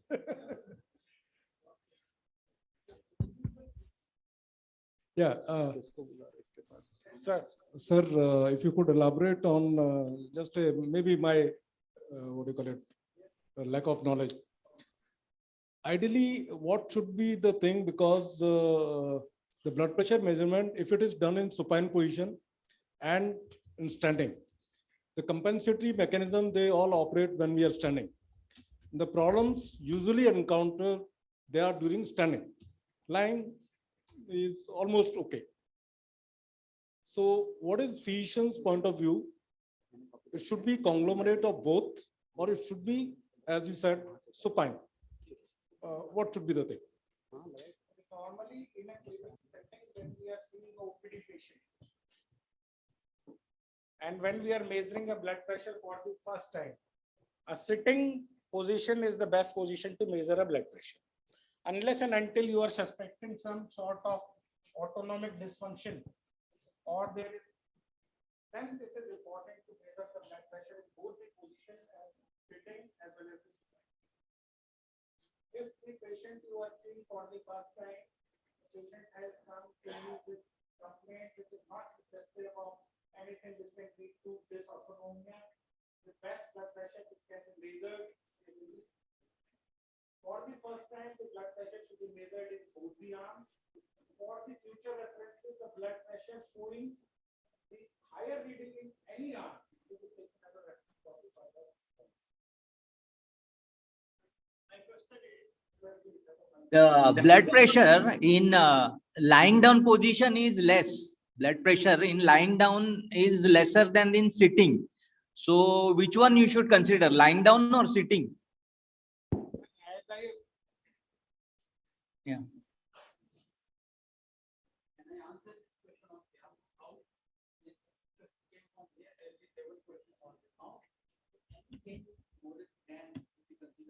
Otherwise, you might come up like this, standing 10 is higher than the line. So therefore, the condition described by the speaker is very good. The same condition should be measured, but if you make some other point, if it is more than 10, then you need that's what the autonomic system. While having discussion with cardiologists, he said that after the age of 65, the blood pressure should always be regulated at 125 AD.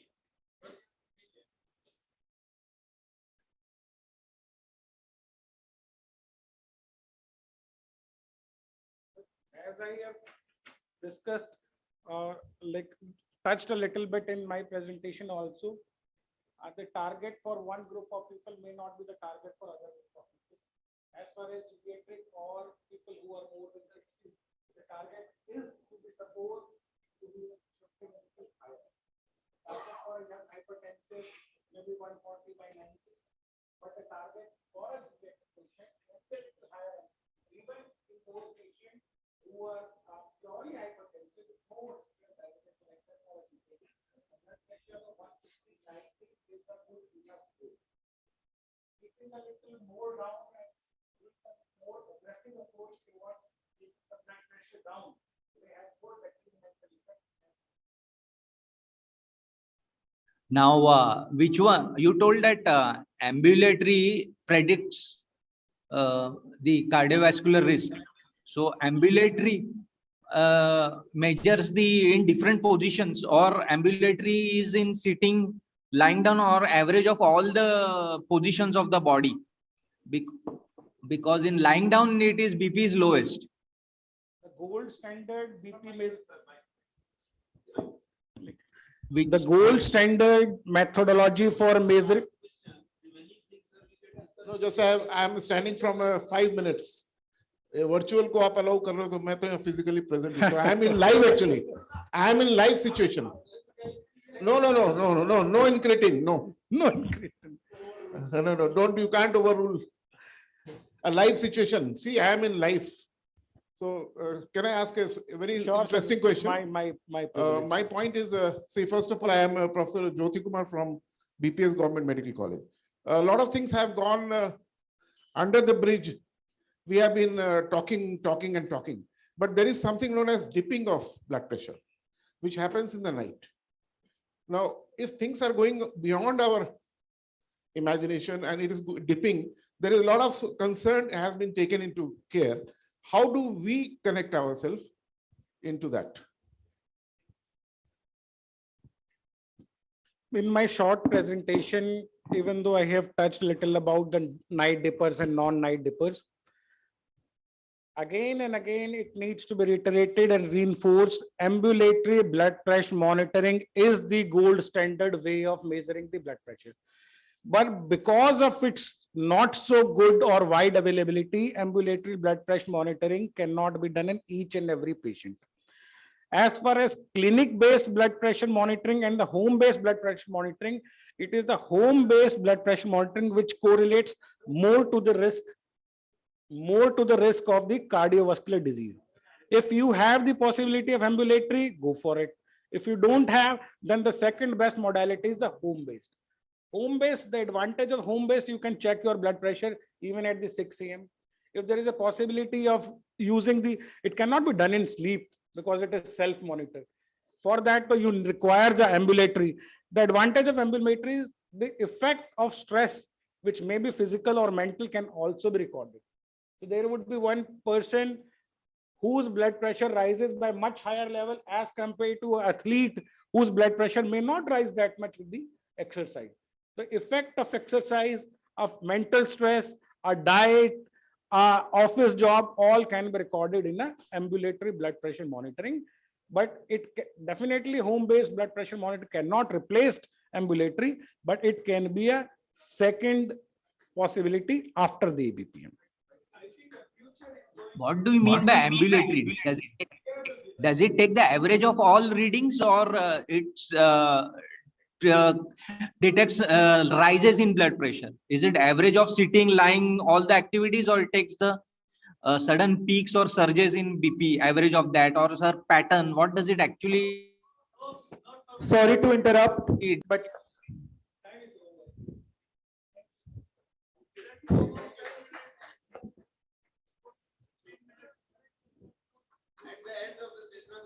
at the end of the session or during lunch break, we can address the question of the other delegates. Moving further, we have our next speaker, Dr. Anil Kumar Pandey. He is the Dean Academics in ESIC Medical College, Faridabad, also the Chief Coordinator of Central Research Lab and Molecular Biology Lab at our institute. To mention the least, he has 6 national and international awards by different associations. Also, he is member of International Society of Hypertension and International Society of Chronomedicine. I request Dr. Pandey to please present the session. Good afternoon, everyone. And I'm thankful to Team Omron for sponsoring this session.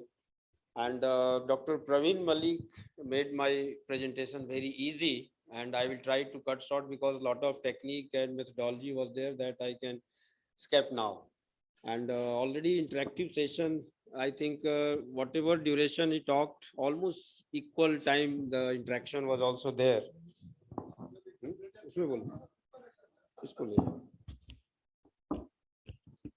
So Omron Academy is running a lot of public awareness program about home monitoring of blood pressure. And I think May measurement also they sponsored across the world, not only in India. And I'm also part of that May measurement of the blood pressure. So why are we measuring blood pressure in the first place? The same question was, I think, in the presentation of Dr. Praveen Malik, why discussion, why measurement? So we'll see BP is measured to make a diagnosis of hypertension. These are very fundamental points. Allowed this titration of antihypertensive medication to achieve control and monitor stability of control over a lifetime. So, this is about the scenario across the 1.1 billion adults have raised blood pressure, less than 1 in 5 have it under control. This means you see across the world, and the situation in India is even less than that. So this is the hypertension situation in India. You can see that I have high blood pressure around 218 million. And if you see the control, it is 24 million, so almost less than 11%. So that's very, very pathetic because everybody knows that hypertension is benign in nature, asymptomatic. So many people are living with hypertension without their knowledge. They don't know. And once they reach with symptoms, already the things are, means target organ damage, LVH happen, lot of things happen. So that is the things. So barely 1 in 10 of the 218 million adults with hypertension in India have it under control. Now, hypertension prevalence awareness, I think we can skip because of the time. Already we are lagging around 40-45 minutes. So many things we can skip. The complication of hypertension, target organ damage. Everybody knows the LVH, the TIA, stroke, retinopathy. These are the things that as the theme is the confluence of health sciences. So we have here cardiologist, physician, physiologist, pharmacologist. So these are the complications that it's known to everybody. So I'm not going to discuss detail about these things. Again, the disease attributable to hypertension, everybody knows, so we can skip this. These are the factors responsible for hypertension. Again, I will read only the 33% or 1 in every 3rd person in India has hypertension. 10% of such people in urban India have their BP control. Hypertension is directly related to 57% of that due to stroke. It's a fact that many people may not know. 25% of that due to coronary artery disease in India. So what is the confirmation of hypertension after 2 visits, ideally 1 to 4 weeks apart? Systolic blood pressure on both days 140 or more, and a diastolic is again equal to or more than 90. These are all the very established things everybody knows, so we can skip this. So home blood pressure monitoring, what I said, that same Dr. Malik made my presentation easy, and we can save some time with that. So how to and why to measure blood pressure at home? Help in early diagnosis of high BP, to identify white coat hypertension, to alert you or your doctor to unexpected change in your reading, help them to make changes to or adjust your medication. So these are very basic and fundamental things that everybody know and should know. So home blood pressure monitoring process: record blood pressure twice daily, ideally in the morning and evening. Record 2 consecutive seated measurement at least 1 minute apart. Record for at least 4 days and preferably for a week.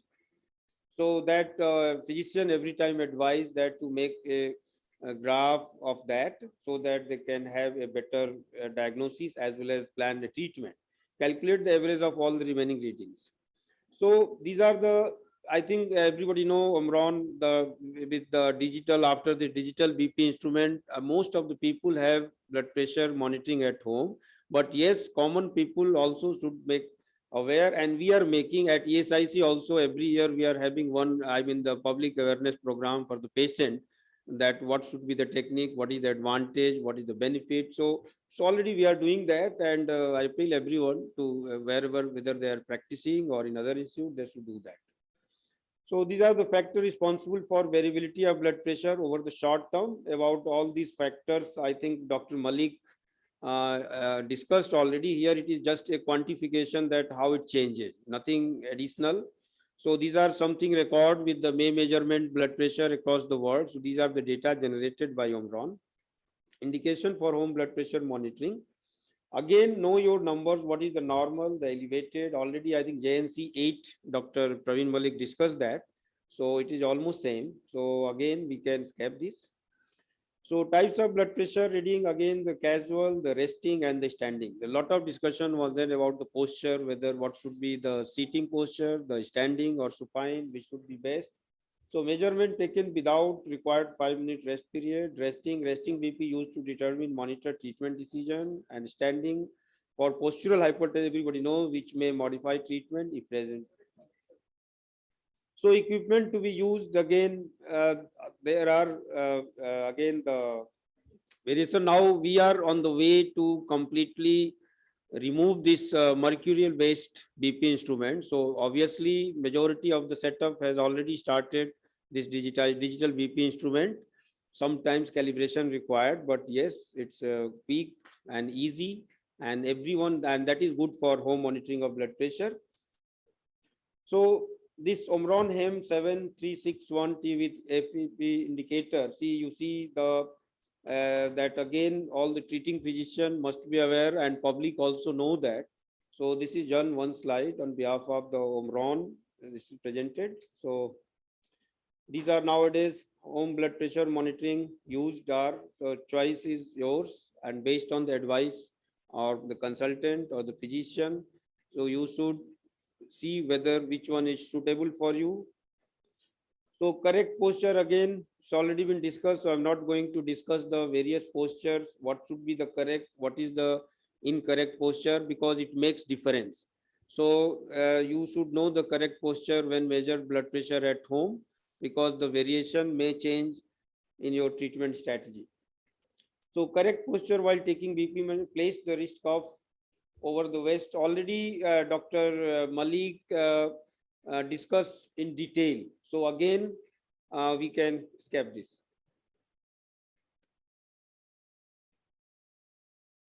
So measurement condition, 5-minute rest, 30 minutes without smoking.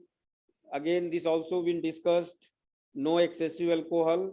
Actually, no alcohol, not excessive. No alcohol before 30 minutes. Seated, back supported and half supported, legs uncrossed, and both feet on the ground. So these are some, again, with images he shown. So we can again skip this.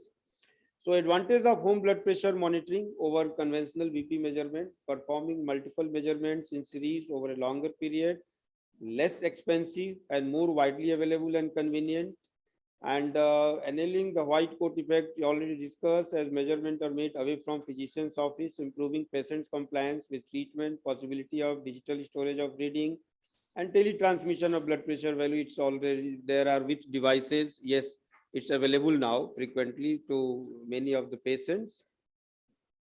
So anyone diagnosed with high blood pressure, individual starting high blood pressure treatment to determine its effectiveness.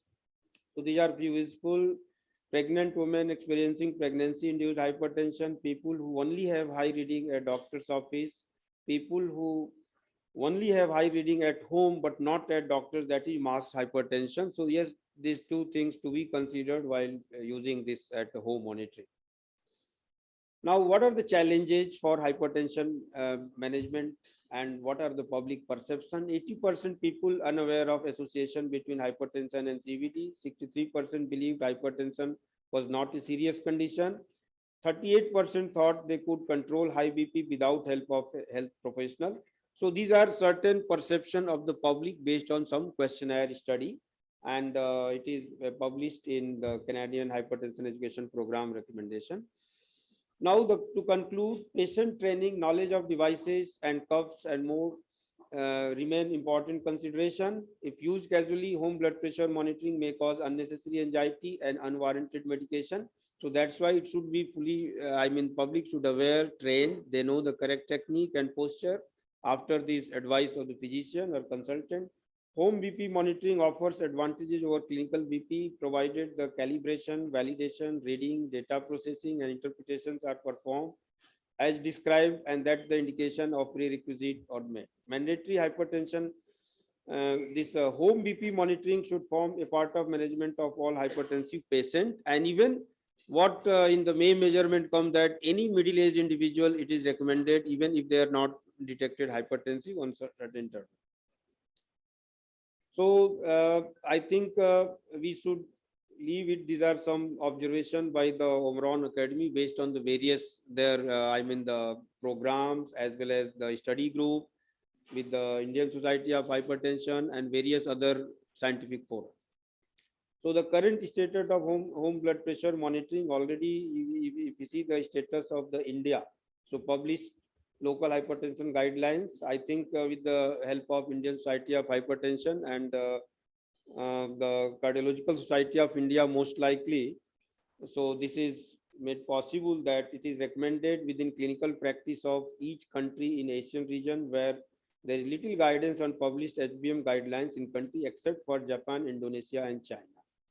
So less awareness regarding HBPM. So this suggests that awareness and use of HBPM among physicians may be low in most of the countries, including India. So facts regarding home blood pressure monitoring in Asian country. So yes, low awareness in India among the specialists was perceived as high by experts in Asian country except for India, Thailand. Similarly, experts from most of the country perceived high home blood pressure monitoring awareness among general practitioners except for India, Indonesia, South Korea and Thailand. So India is again in this category. In terms of guidelines, experts from most of the region perceived high awareness and uses of related guidelines except for experts in India, Indonesia and Thailand. Thank you. Thank you very much. Thank you, Dr. Pandey, for your brief and edited presentation.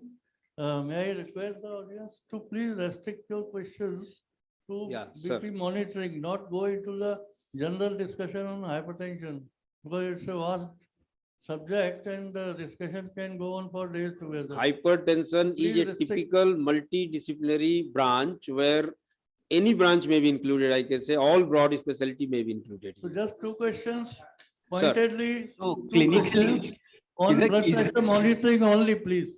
Are clinically validated instruments by American Heart Association or European Society for Hypertension.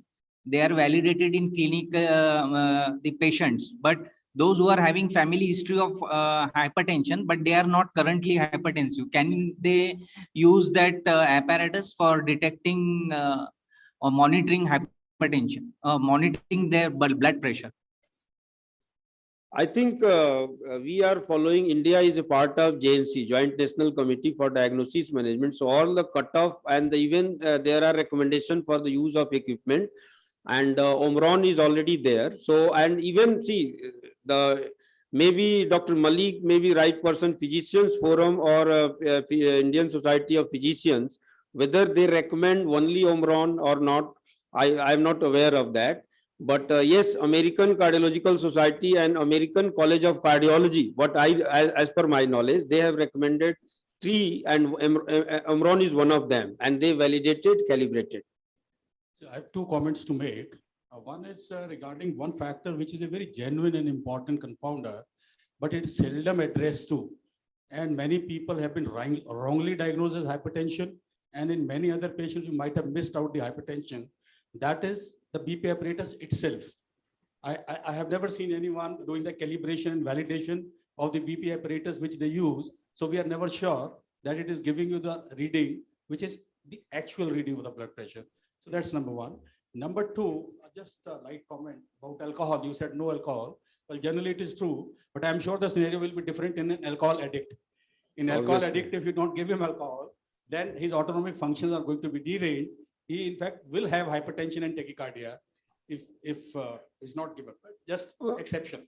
No, I think that's why maybe that home monitoring may help in that condition.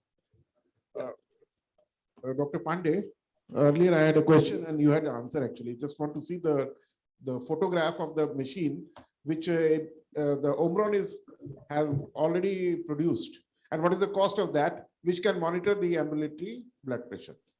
I think you have shown that in a diagram. No, no, There were 10 or ambulatory, 15 of them. it's different. Ambulatory blood pressure monitoring is different. And for the home, usually ambulatory not used. And it is what Dr. Malik said, that actually gold standard is ambulatory, but it is not cost effective. It is costly, and it is not for everyone. But what we are discussing, if it is a awareness for the home monitoring, then it should not be ambulatory blood pressure monitoring. No, my question is slightly different. You have shown a diagram where there were 10 types of machines. Yes, so I sir. just wanted to know, is there something available which can also take up the night dipper as a point which I mentioned earlier in the question? If it is, you can show it to us. Okay, fine. So there's nothing like that which can monitor. Okay. I think we should, we may discuss during the lunch session because Dr. Binay. Yes. Okay, thank you, sir. Okay, thank you, everyone.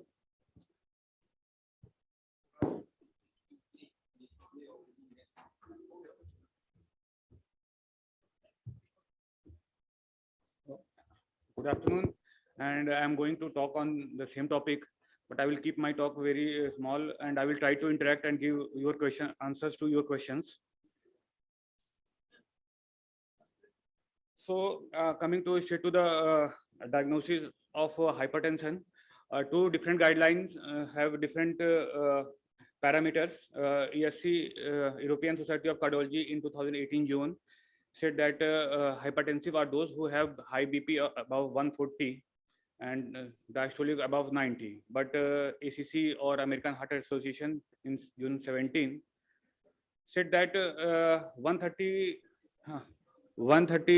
anyone having BP above 130 or diastolic above 80 will be considered as stage 1 hypertensive, and above 140 systolic and above 90 will be stage 2.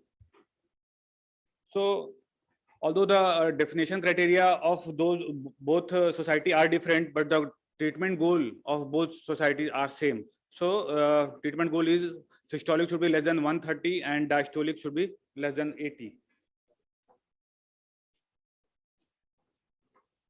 So it is very important to understand that how home BP monitoring correlates with office BP. So any patient having office BP of 140/90 is equivalent to home BP of 135/85, and any patients on ambulatory BP recording, sleep BP of around 120/70 is equivalent to 140/90. So any patient who is sleeping and he is having BP of 120/70, he is hypertensive. And similarly, if his BP during sleep is 110/65, so it is hypertensive by American Heart Association or pre-hypertensive by European Society of Cardiology.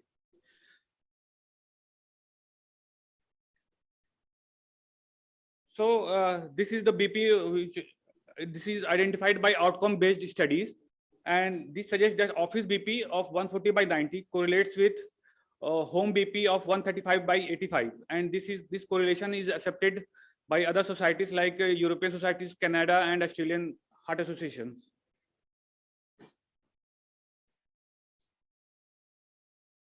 So how we I am a cardiologist, and how I segregate my patients. So any patients who have BP of 130/80 above and below 160/100. So if I think the patient BP is falsely high, I suspect white coat hypertension, I advise him ambulatory BP recording or home-based BP recording. And after seeing his home-based BP recording, if it is less than 130/80, so I consider him non-hypertensive and advise him lifestyle modification and continue monitoring his blood pressure once in a month or once in a 2 week. But if his BP is above 130/80, after home-based BP recording or ambulatory BP recording, we usually start antihypertensive medicines.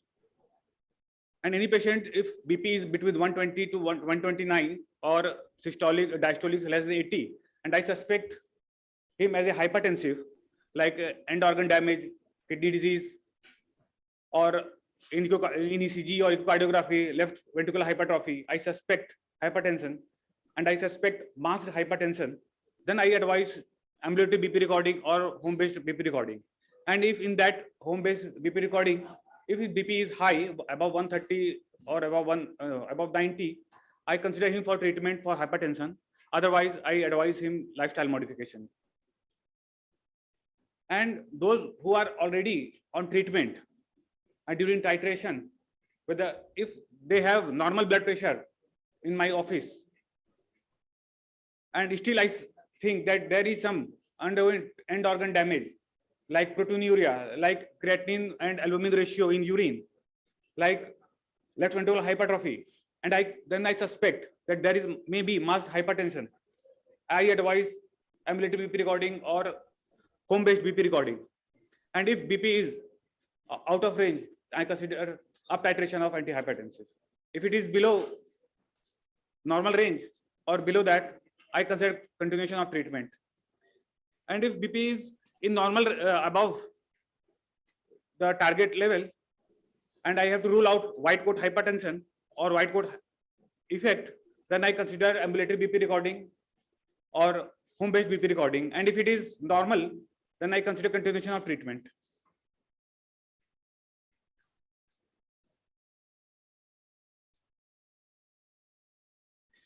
So coming to validation of our device, BP monitor. So every device should be validated, even mercury sphygmomanometer or Android based or this oscillometer based. They should be validated. And there are 3 organizations worldwide which validate the devices. And so in a study which was done in 2009, only 30% devices were validated, were acceptable. Only 30%. And around 72% automatic monitors were inaccurate. So most of the time, a patient may not have blood pressure machine which is validated. And once it is validated, it should be calibrated at regular interval, at least 6 monthly or yearly.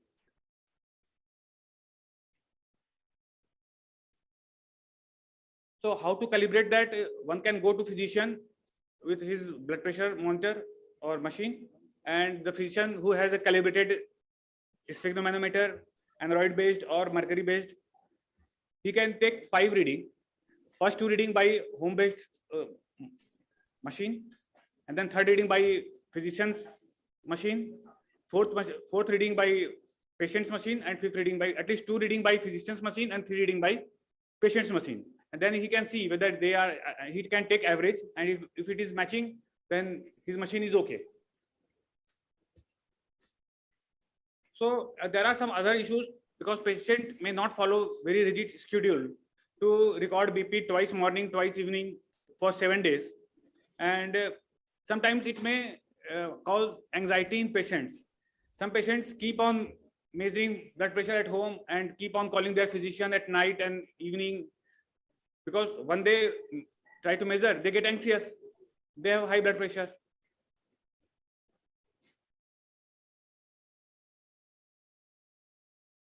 So coming to last slide.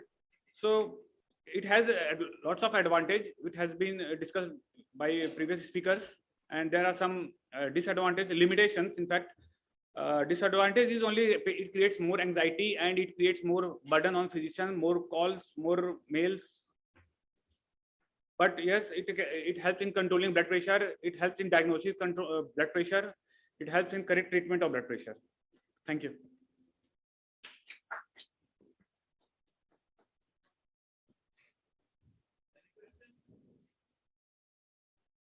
Any questions by the audience, both offline and online mode?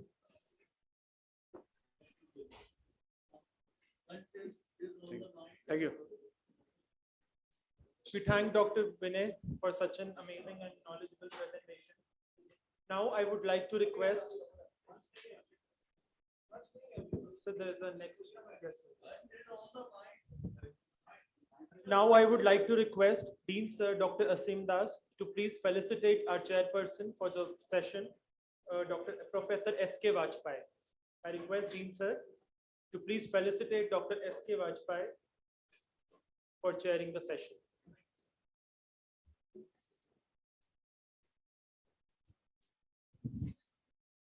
I request the audience for the loud applause.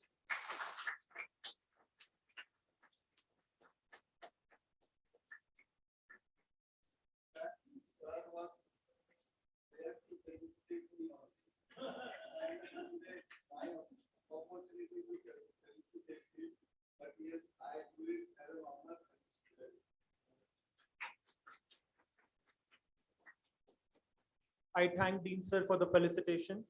Now I request Professor S.K. Vajpayee, the chairperson, to please felicitate the speakers for the session. Dr. A.K. Pandey, the speakers are Dr. A.K. Pandey,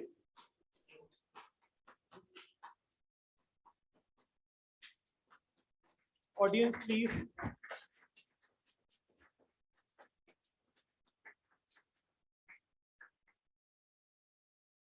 The next speaker, Dr. Praveen Malik.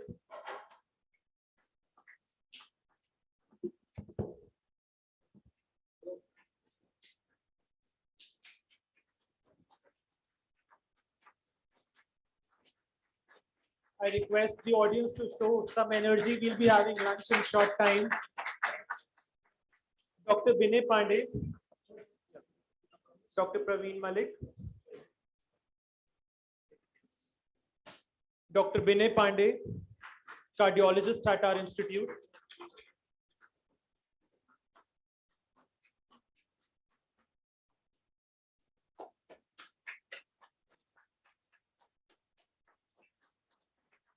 Once again, thanking all the felicitators and the speakers for the session. Moving forward, the last session before lunch, it's the first symposium session, the title for the same being Sleep for Well-Being, an Emerging Health Concern in the Current Era. The chairperson for the session will be Dr. K.K. Deepak and Dr. D.K. Dubey. I request the chair.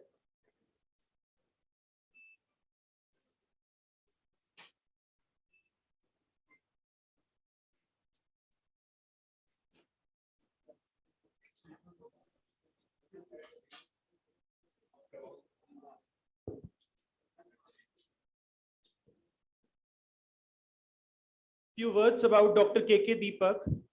He's a professor and head Department of Physiology, and he's interested in bringing the MOU between AIIMS New Delhi and UCSD San Diego, USA, for pursuing space physiology research at AIIMS. He's also investigating the role of yogic maneuvers for their application during space and gravitational exposures. He has published 200 peer-reviewed research papers with 3,800 citations. Dr. D.K. Dubey is currently head of Department Physiology at Government Institute of Medical Sciences at Greater Noida. He has served Indian Air Force as a specialist in physiology for more than 32 years. Also, he was closely associated with establishing the research lab for aerospace evaluation and training at IAF Bangalore.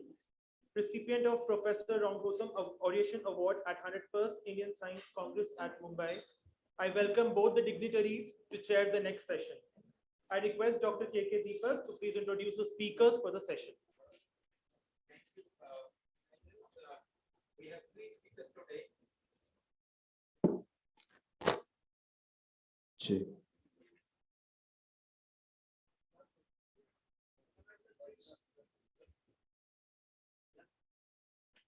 Mic is not on.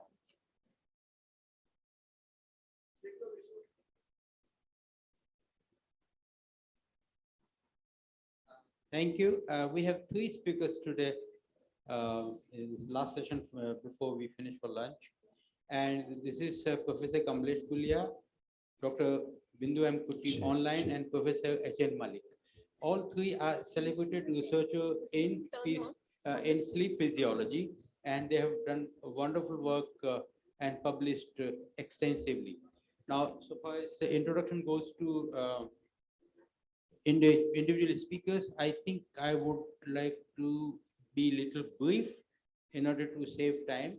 Dr. Kamlesh Gulia is a scientist and professor at Sri Chitra Trinool Institute for Medical Sciences and Technology, which is a brainchild of a DST, Department of Science and Technology, at Thiruvananthapuram, where she is in charge of a division of sleep research in BMT wing. Dr. Gulia has distinguished herself in different aspects of sleep research through multiple research projects and the publications she has undertaken in the field. Her most recent work is on the role of capsaicin receptors in sleep regulation. So with that, I go to the topic. The topic is highlights on the preclinical evidences on the role of sleep. Thank you, Dr. Kamlesh. Thank you, Gomi. Very good afternoon, all of you. Thank you very much, sir, for the kind introduction. I'm deeply honored to have such eminent chairperson with us, and I thank the organizers for giving us this opportunity to host this symposium, wherein Dr. Malik and Dr. Bindukuti are the speakers with me.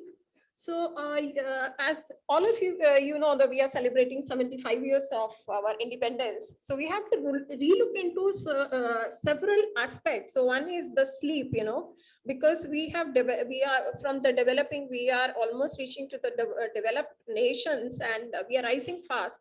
So there have to be many things that we have to take into account as to how our sleep is in today's era. We have just seen in the last 2 years how COVID has affected our lives, when we were seeing the deaths everywhere, when the children were encaged in homes, elderly people were encaged in homes, their circadian rhythms were impaired, the life was very bad, and the sleep was affected.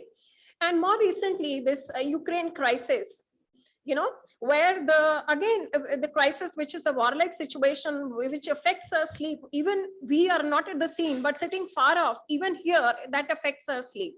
So when we see such moving pictures where the children are orphaned and so on. So for us, we also know that in 2015, the United Nations, they made sustainable goal. And if you look at the third goal, which is about the good health and the well-being. But if you look at the health, everyone knows that it's not merely the absence of disease or infirmity, but it's a complete physical, mental, and the social well-being. But without sleep, how do you going to achieve? So sleep is something very important. So keeping that in light, we had organized this symposium to bring out the evidences from the preclinical and the clinical, and towards what the country should be doing at this point of time. And not only now, this Indian Society for Sleep Research has been taking this initiative from time to time to look what countries should do at this point of time. So I just bring this picture back, which was done in 8th Asian Sleep Research Society meeting held in Kovalam in 2014, where the key people had joined from across the globe from different continents. And Professor Malik and Professor V. Mohan Kumar, who have been the pioneer in the sleep in this country, they had taken a special symposium for the sleep education across the globe, and in particular with India. So I'm just talking of the preclinical evidences. The animal models give us lots of insight, whether it is a C. elegans, whether it is a fruit fly or a mice or a rat. However, I will not be talking of the trials. It is preclinical because in the brain, many things are happening. We need to know what are the areas responsible for bringing the sleep. So I'll just give a brief overview. For example, we all know that EEG was first recorded in the human being by Hans Berger in 1924 and was published in 29. But you'll be surprised that almost 50 years ago, before that, Richard Caton, he had recorded spontaneous electrical activity from the rabbits and the monkeys, but he wasn't given much emphasis as compared to Hans Berger. So, it is very well established that yes, he laid the groundwork for Hans Berger to discover the alpha waves in the human being.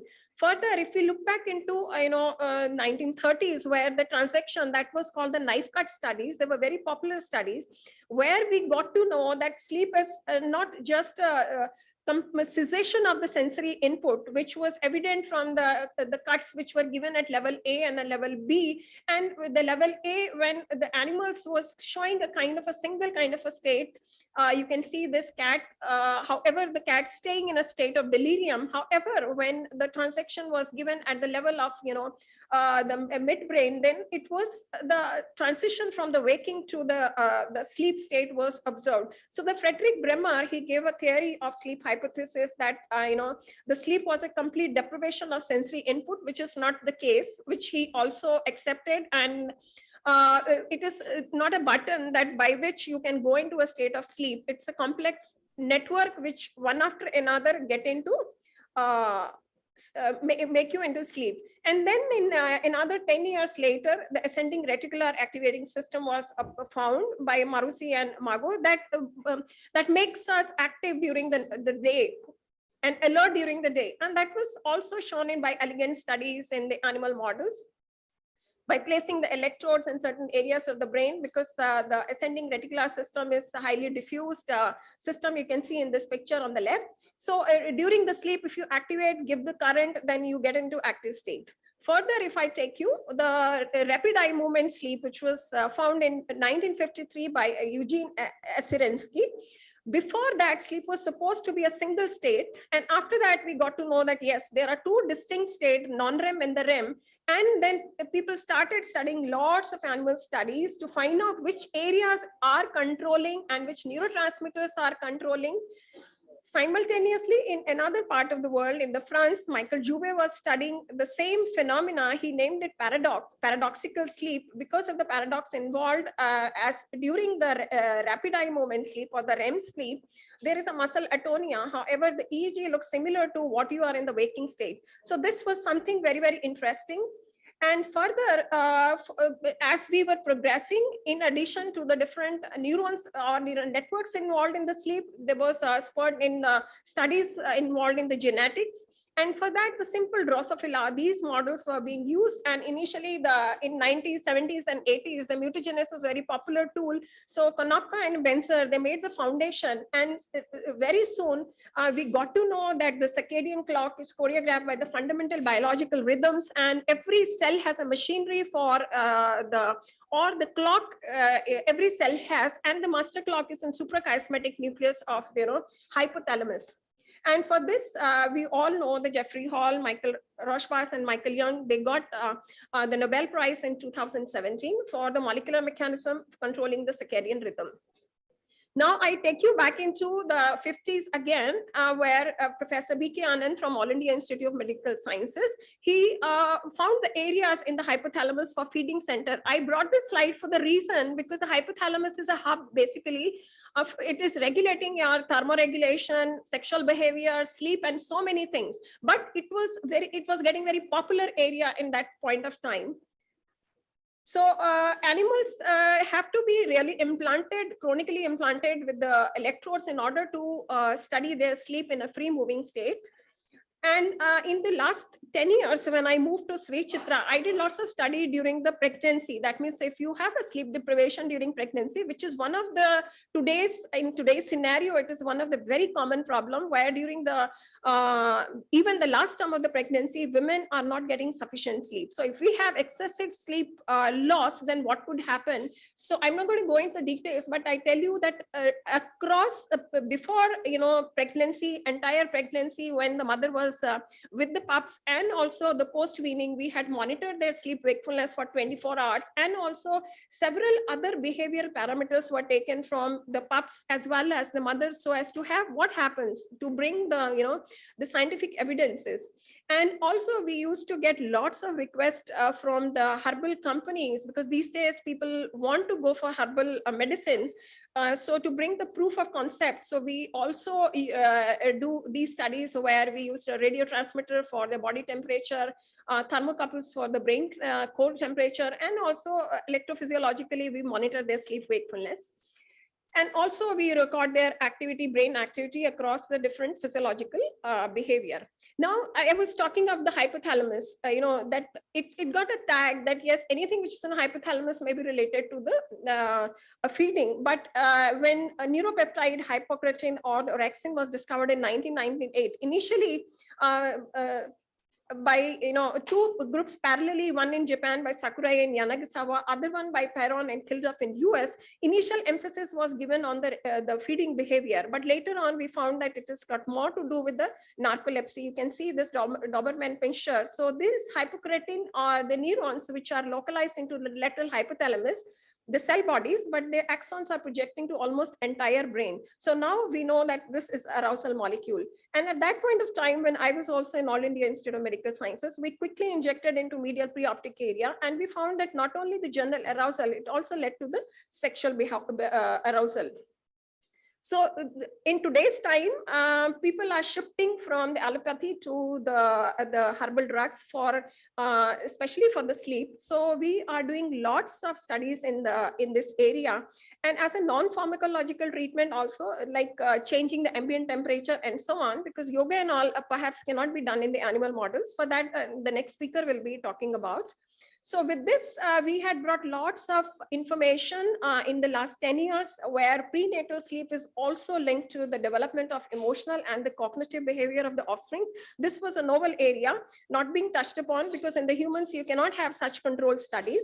So insomnia during pregnancy that lead to the low birth weight babies, and it affects the mother-child bonding, because if the mother is fatigued, the mother cannot take care of the child. So that affects the emotional development of the babies. And we also showed that it produced a hyperactivity in the children, which is one of the key features we observed in the today's children. They have ADHD, almost 6 to 10% or almost 8% of the children are affected with the ADHD. And they are also found to have increased risk-taking behavior during adolescence if mother has insomnia during pregnancy. They develop anxiety-like traits, poor growth rate during periadolescence, and depression-like symptoms. So we produced enough sufficient information that prenatal sleep also plays a potential role in shaping the cognitive behavior in the offspring. Now the question is that sleep is required for an active brain. If you don't sleep well, you cannot be active during the daytime. But it is people are not giving much emphasis to it. So this is an underestimated phenomenon. We have to give stress to this one. And not only the postnatal, but also prenatal, it is essential for the brain programming, because we as a human being, as a altricial species, we are born immature. So our brain keep developing until, even the young adulthood. So we have to give lots of emphasis because it affects the neurocognitive development and the sleepless brain during the development. And that is an invisible challenge in the modern society that needs to be brought up. And that is our motto, to bring up and highlight so that we can be careful about this one and prevent, because I believe prevention is better than care. And we have recently brought up a book on the children to give them awareness about the children. That's a sleep wisdom for the children as nature's symphony. With this, I stop here. Thank you very much. Thank you, Madam Dr. Gulia. It was really enlightening to see that the future progeny requires to have sleep when he or she is inside. So very important. Yes, that's what, when he's inside. So that means mother has to have proper sleep. One question only I'll permit because time is paramount. Anybody? Or we'll have the question session later on. So we all thank Dr. Gulia. Please give her a big hand. So the next speaker is going to talk about thought-provoking scenario of sleep research and medicine in the country insight into needs, gaps, and future by Professor H.N. Malik, a dear colleague and established researcher in physiology, in sleep physiology. And he needs no introduction. I know you all know APPI knows him very well. So with that, I give this floor to Professor H.N. Malik. Professor H.N. Malik is inspiring for the young researchers as a president of Indian Society for Sleep Research and Asian Sleep Research Society. His most recent work is now Yoga Nidra practices help in patients with chronic insomnia. Thank you, Professor H.N. Malik. Thank you, Dr. Deepak and Dr. Dubey, for the kind introductions. And I'm very that you both are cheering after these 2 years of exile. And thanks, Dr. Kamlesh, for organizing this symposium, also to the organizer.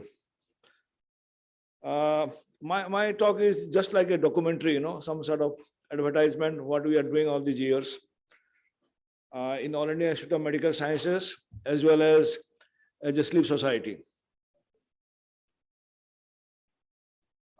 It's important to know the milestone before we learn about the gaps, needs, and the future.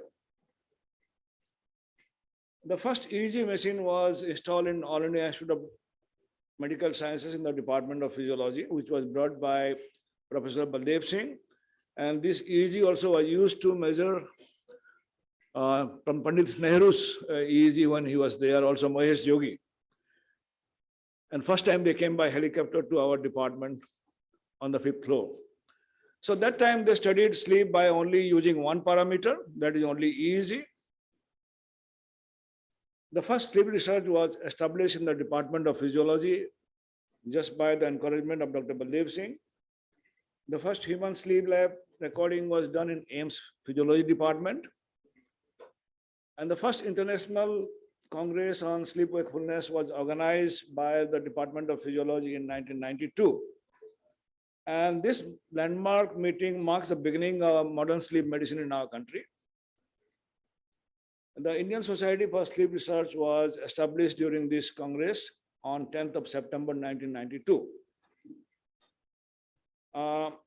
Another important thing I want to say, William Dement, who was a physiologist, is the father of modern sleep medicines.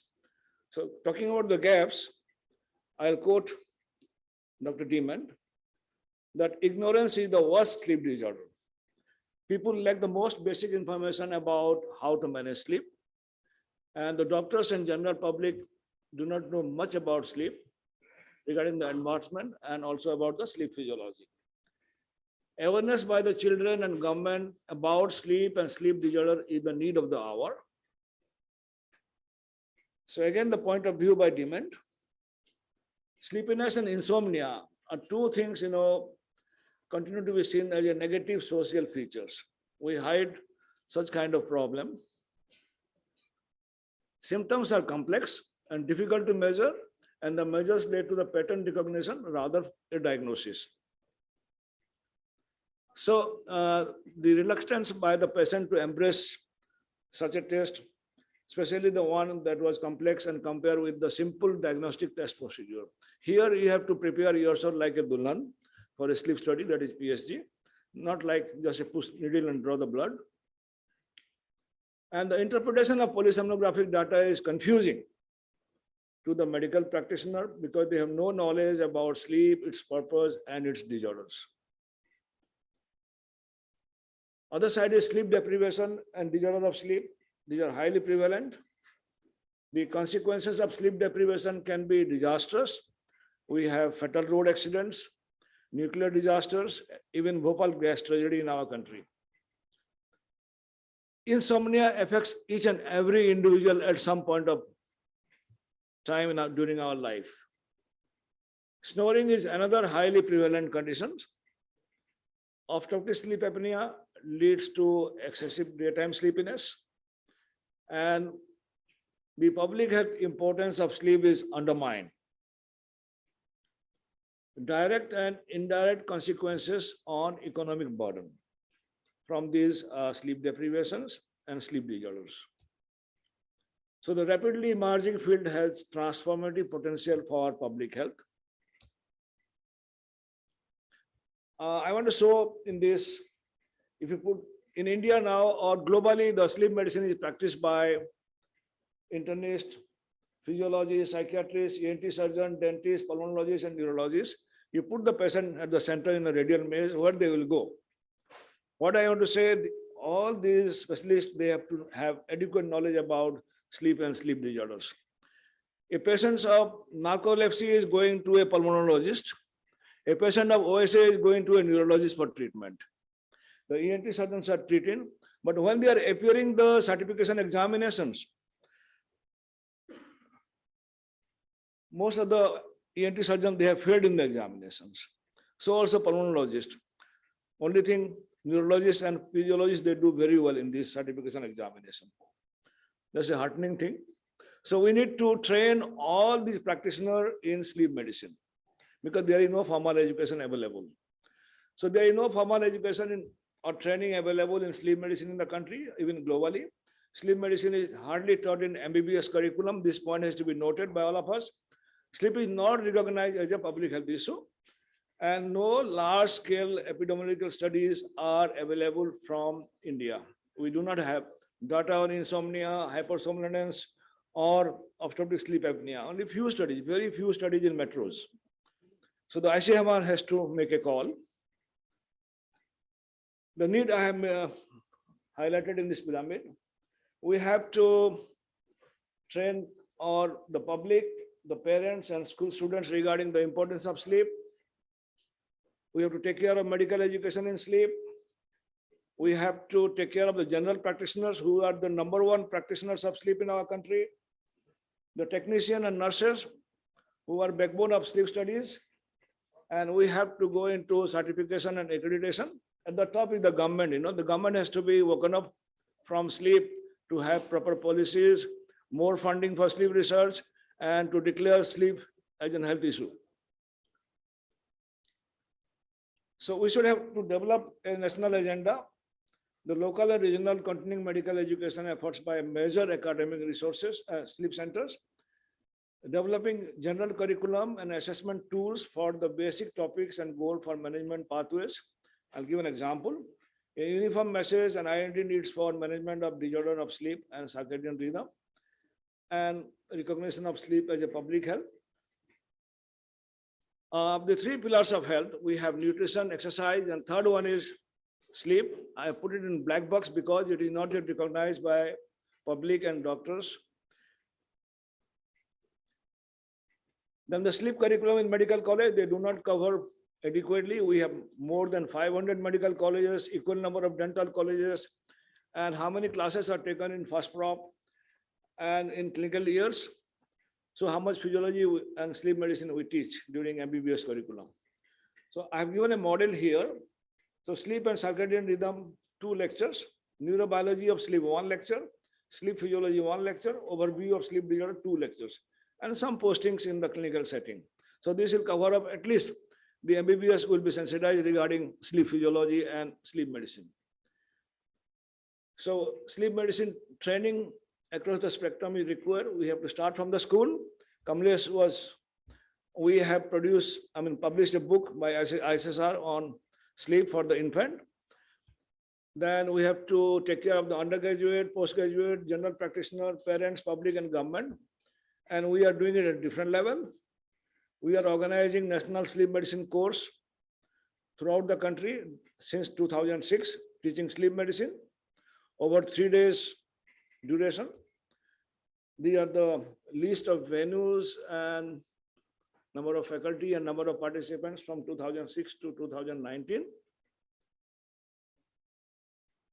I must emphasize regarding institutional training program, established sleep clinics or laboratories should lead the training of tomorrow's sleep physicians.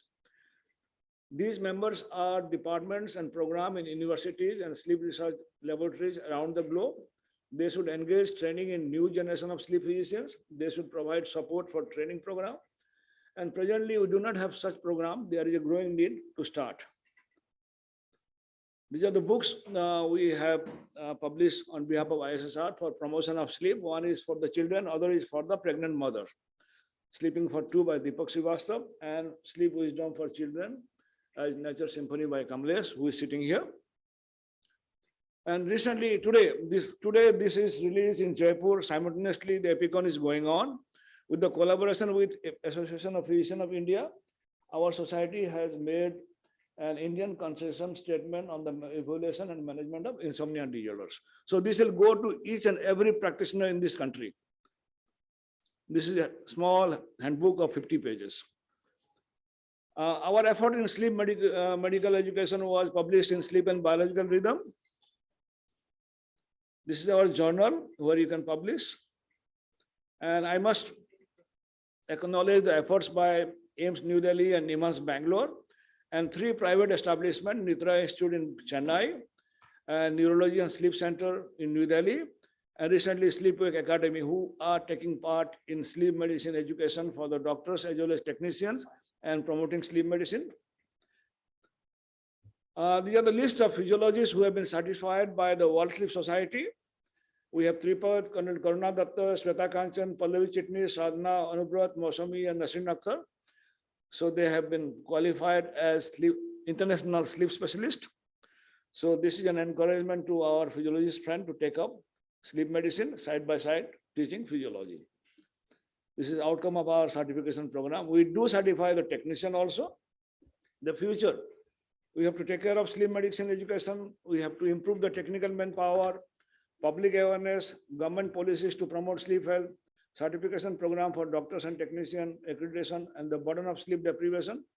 And we have to give importance to sleep research. The sleep laboratories for sleep research are very few, mostly animals, and the human sleep research are mostly for OSA. Then we have nowadays very limited number of animal studies, only in NIMHANS and AIMS and JNU Sushil Jha's lab. The funding is absolutely nothing. There is no funding for sleep research. I don't know when DST, DBT, or ICMR will start donating something. The epidemiological studies for sleep disorders, when the World Sleep Society is asking for data from India, we have nothing in our hand. What's the percentage of insomnia in India? What's the percentage of hypersomnolence? What is the percentage of OSA? We got a sorry figure. So the warning sign for everybody, growing evidence from epidemiological studies complemented by laboratory finding points to short sleep duration and poor quality of sleep as a new risk factor for development of obesity. Once I say something drastic, then you will listen. You will have a heart attack or you will have a metabolic syndrome. So this is one message. Sleep deprivation will lead to obesity. It has been scientifically shown. Association is stronger in younger adults, so it starts at the early age. Short duration have twice the risk than sleeping longer duration. So sleep is an independent factor for obesity, besides nutrition and other things. It's a bidirectional model for sleep deprivation obesity association. Short sleep deprivation leads to glucose intolerance, insulin resistance, increased appetite because of decreasing the level of leptin and increasing the level of ghrelin, then more time to eat, increased fatigue, altered thermoregulation, activation of inflammatory markers, and sedentary extra time. So there is more calorie intake and less energy expenditure, which will lead to obesity. So the most common behavioral intervention for diseases associated with metabolic syndrome are, one is exercise, and other one is nutrition. So now the doctors should advise the patient to take care of their sleep too. So this is also contributing to obesity.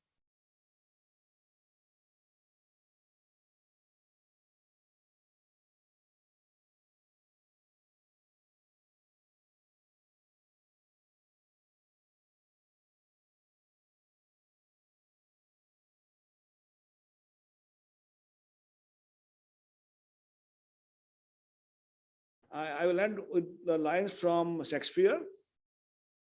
In Macbeth, remorse with anguish longing, he characterized sleep as soul lover's bath, balm of hot minds, and chief nourishment in life feast. You can very well learn about the function of sleep from these dialogues. And what has happened today? We do not know the core functions of sleep. And sleep is certainly a physiological necessity, but neuroscience can hardly improve on Shakespeare's observation after the guilty Macbeth cannot fall into sleep. Even in our advanced scientific age, sleep rules its own domain, remain essentially without telling us why. So we do not know why we sleep. Sleep and circadian rhythm influence nearly all molecular, cellular, and physiological and neurobehavioral processes. So sleep still remains a mystery. Thank you. Well, ladies and gentlemen, Dr. Malik has justified the topic within the short time, and we are left with no choice but to say all questions are postponed during lunchtime. Indefinitely. Yes. And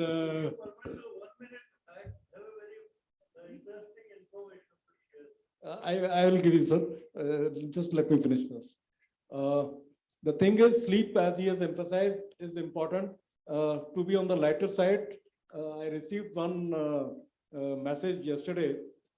When the lady sleeps, it is good for, there is no diabetes, less chances of hypertension, less chances of stroke. In whom? The husband. So the lady should be. Oh. Anyway, so that was on the lighter side. So sleep. Yes. So, yes, I have invited the Pandora box. So, yeah. Yeah. So, with thanks to Dr. Malik, I'll hand over the mic to Dr. Vajpayee, sir. Thank you, sir. Women are more risks at insomnia. Malik sir, thank you very much for a nice presentation. What I want to share is that I was a very heavy snorer long back, and nobody could sleep when I went to sleep. That was the position. Even when I was sleeping in my bedroom, in the adjoining bedroom, people were disturbed. That was the thing. And this sleep apnea I was having. सोते में जो है कई बार नींद खुल जाती थी. I could hear my own snore. But suddenly, I don't know how, it has disappeared totally. Without any treatment. Without any treatment. Now I feel very comfortably. Loss of weight could be one reason. I haven't lost weight in between during this time. So Sleep is a mystery. Thank you. Thank you all very much. Thank you.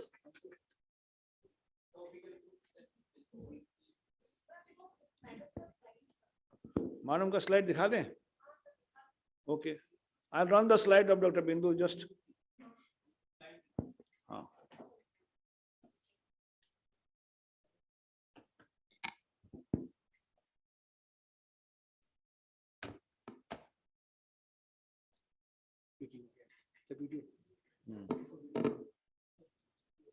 ये तो video है तो fast forward कैसे हो? We are displaying a visual by another speaker.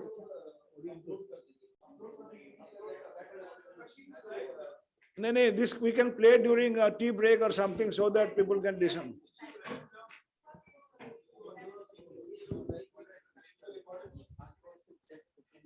This is a recorded one. I request the chairpersons to please felicitate the speakers. I request the speakers to please be on stage, Dr. H.N. Malik and Dr. Kamlesh K. Gulia. Loud applause for the speakers.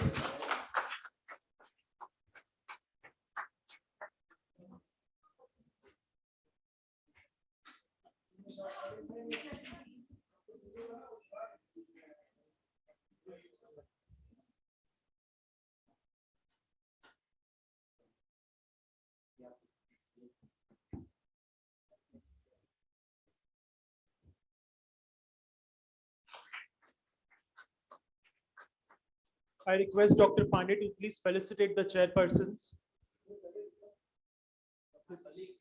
Dr. Malik.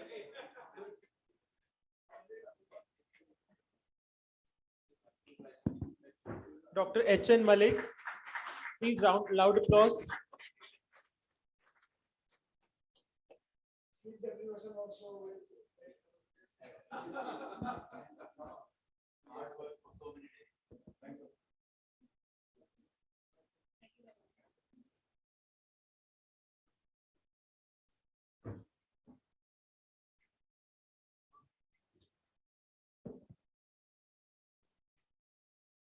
I request Dr. Pandey to please felicitate the chairpersons. Dr. K.K. Deepak,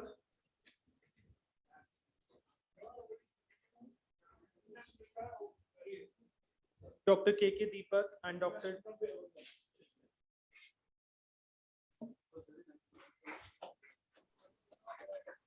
D.K. Dubey and Dr. K.K. Deepak.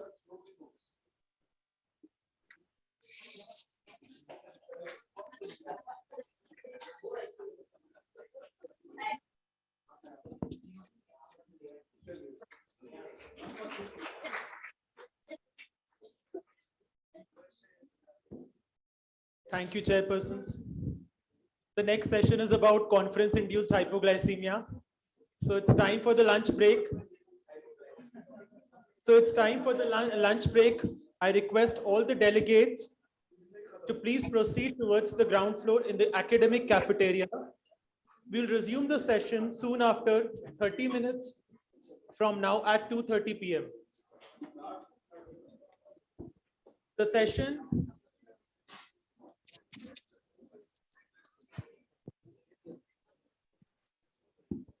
at 2:30 p.m. we'll begin with our Symposium 3 titled International Symposium on Space Physiology.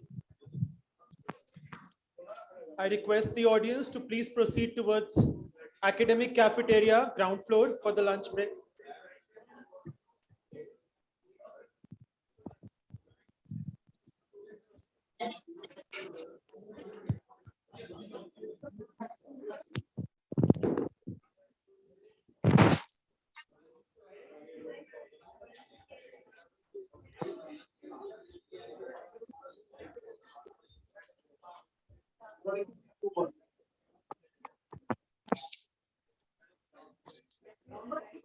System.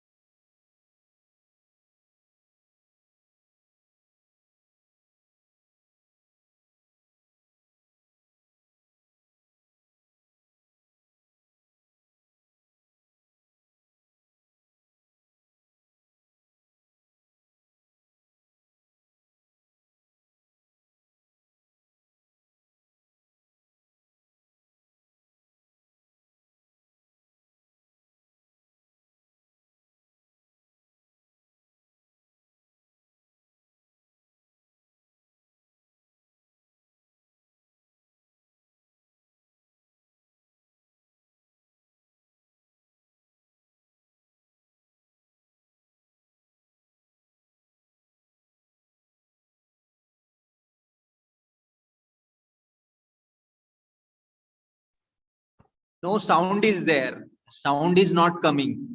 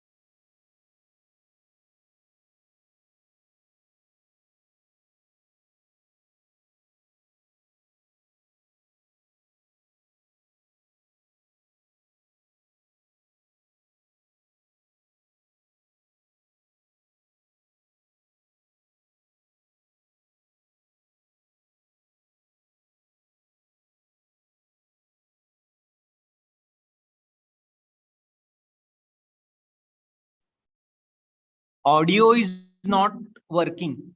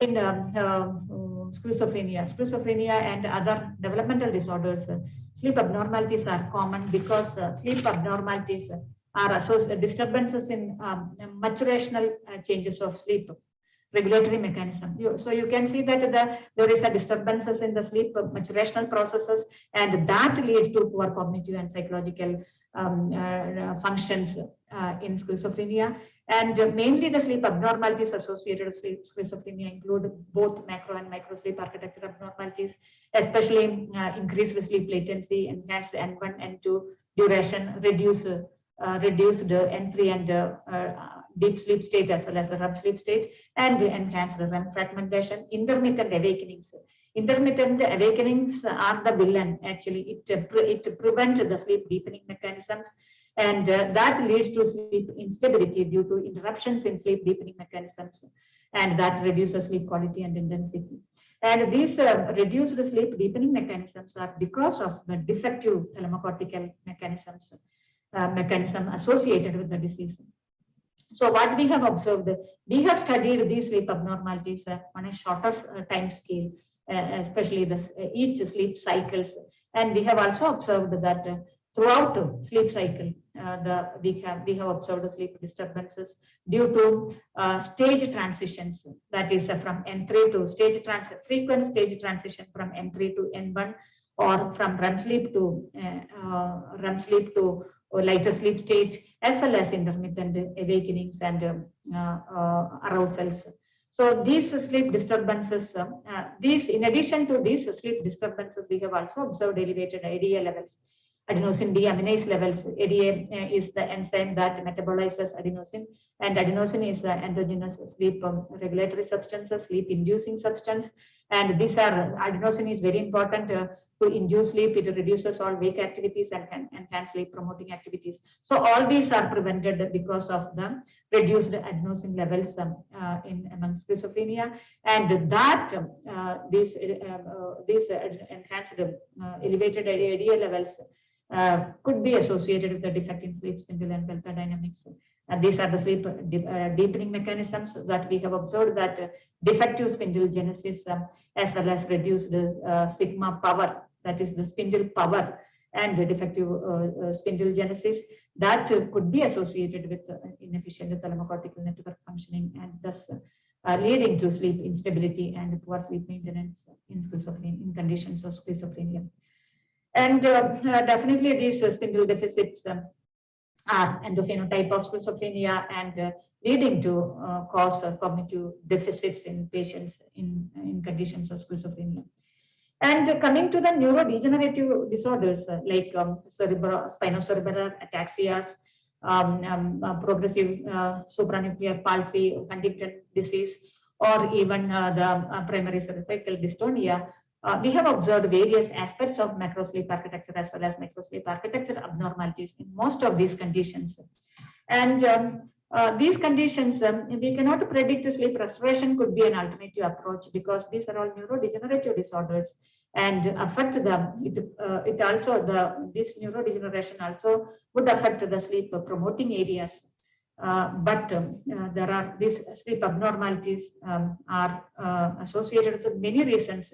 Even, for example, saccadic abnormalities are seen with spinocerebellar ataxias, Huntington disease, Parkinson disease. So these saccadic abnormalities itself, you will not be able to rate the or score REM sleep because of the rapid eye movement cannot be scored because of these saccadic abnormalities. So these kind of conditions, we can see that various sleep abnormalities, either due to the defective or due to various neurodegenerative problems, or with the scoring problem itself. It is important. We will have to look into these aspects in future studies. And definitely pandemic, humans are highly vulnerable in conditions of pandemic or natural disasters. You can see various aspects of physical and mental health issues associated with like mental health issues like anxiety, depression, and these are all associated with the COVID pandemic. These health problems are mainly associated with the sleep abnormalities.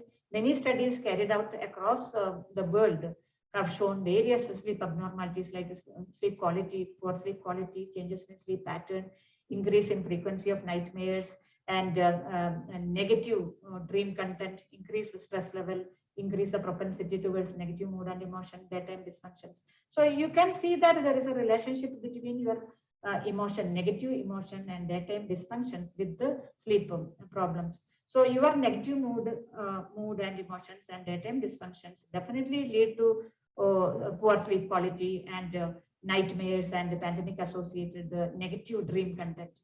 And at the same vice versa, like you can see that pandemic associated dream content and poor sleep quality lead to these kind of negative mood, emotions, as well as daytime dysfunctions. Thus, sleep-related disturbances during the pandemic adversely affect the general well-being and the quality of life in population, in general public. And we have also carried out a survey study during COVID pandemic, just to see that what are the sleep abnormalities. And this is among the Indian population, almost 450 participants participated in this survey study. And we have observed that 33% were suffering from severe dysomnia, including sleep initiation and maintenance problems. high arousals during sleep, negative dream content, daytime impairment, especially excessive daytime sleepiness, fatigue, or negative emotionality. They were suffering either from negative emotionality or excessive daytime sleepiness. So you see that those who are vulnerable, those with inadequate emotion coping style have showed heightened vulnerability to sleep problems. And definitely in this kind of situation, definitely medical and cognitive interventions could be the possible therapeutic remedies in the management of sleep problems in these conditions. So targeted sleep restoration could be a possible remedy towards restoring mood and emotions, whether in the case of pandemic related sleep abnormalities or in case of neuropsychiatric disorders, because sleep is important for proper social functioning and emotion regulation. And sleep is a predisposing factor for various disorders, and studies have shown that sleep abnormalities or sleep deprivation impair the network integrity. Brain network integrity will be impaired in these conditions, and that lead to various disruptions of dopaminergic reward functioning, that lead to increased impulsivity and substance abuse, desire to use high calorie food, that lead to obesity and appetite dysregulation, as well as mood regulations. Also, there is disturbed mood is also associated with enhanced amygdala activity. And when there is amygdala activities enhanced during REM sleep, your perception about the threat will be affected. Like there is poor discrimination accuracy and over-generalized emotional sensitivity. That is, even you perceive threat even with a very neutral stimuli like a paper. So you see that these sleep abnormalities can bring havoc, can affect your brain functions, can affect your intellect, can affect your cognition, affect your mood, affect your emotions, affect your mental health, affect your physical health. So then what are the remedies? Education on sleep, especially sleep hygiene measures, are very important, and this enhances your coping style and definitely help in the management of sleep, and especially engage in mood soothing practices like listening to music, reading good book, or body mind relaxation technique, or indulging in self-discipline methods like yoga, meditation, are possible remedies or alternatives for enhancing for management of sleep sleep associated problems. We have for example, we have carried out studies on meditation practitioners just to see that how their sleep organization is affected, how meditation influences sleep organization. We have carried out this using Vipassana meditation practitioners, long-term meditation practitioners having more than 5 years of meditation experience. And we have observed that these meditation practices ensure a proper sleep organization with enhanced slow sleep, enhanced REM sleep, reduced intermittent awakenings, thus preserving the quality of sleep, ensuring the quality of sleep. And also, in addition, meditation practices definitely enhance melatonin levels. Melatonin is a feel-good hormone, and it enhances the quality of sleep. It is very important for sleep maintenance. And so there are many ways meditation practice can ensure a proper sleep organization. We have also observed that this proper sleep organization is quite stable, even in the aged meditators, like 60 or even 70 years of meditators. They have showed a proper sleep organization with reduced. This is because meditation helps to reduce the wake percentage, that is intermittent awakenings are reduced in meditation, or sleep duration is maintained, or even the sleep, thus the sleep efficiency is also preserved. Whereas age affects sleep quality, actually. This is because the sleep duration is reduced across age group, and also it enhances the intermittent awakening, and thus the sleep quality is reduced in old age. So thus sleep is highly vulnerable to age-associated changes. That is arrested in meditation practitioners. So the buzzword is that you have to have enough sleep, you have to have quality sleep. A good night's sleep will assure you a proper health and proper wellness. And this kind of adequate sleep is a restorative sleep. It enhances all the your physiological functions, like it ensures proper metabolic function, hormone functions, and thus sleep is very important for to ensure health and well-being. So thank you so much for patient listening, and have a great conference ahead. Thank you so much. Thank you so much. Thank you.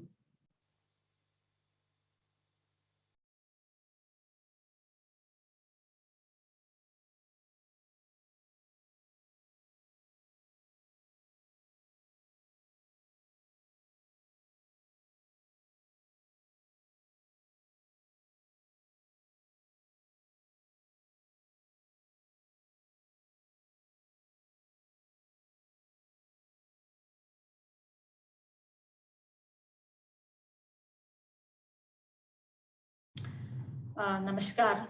Greetings from Bangalore.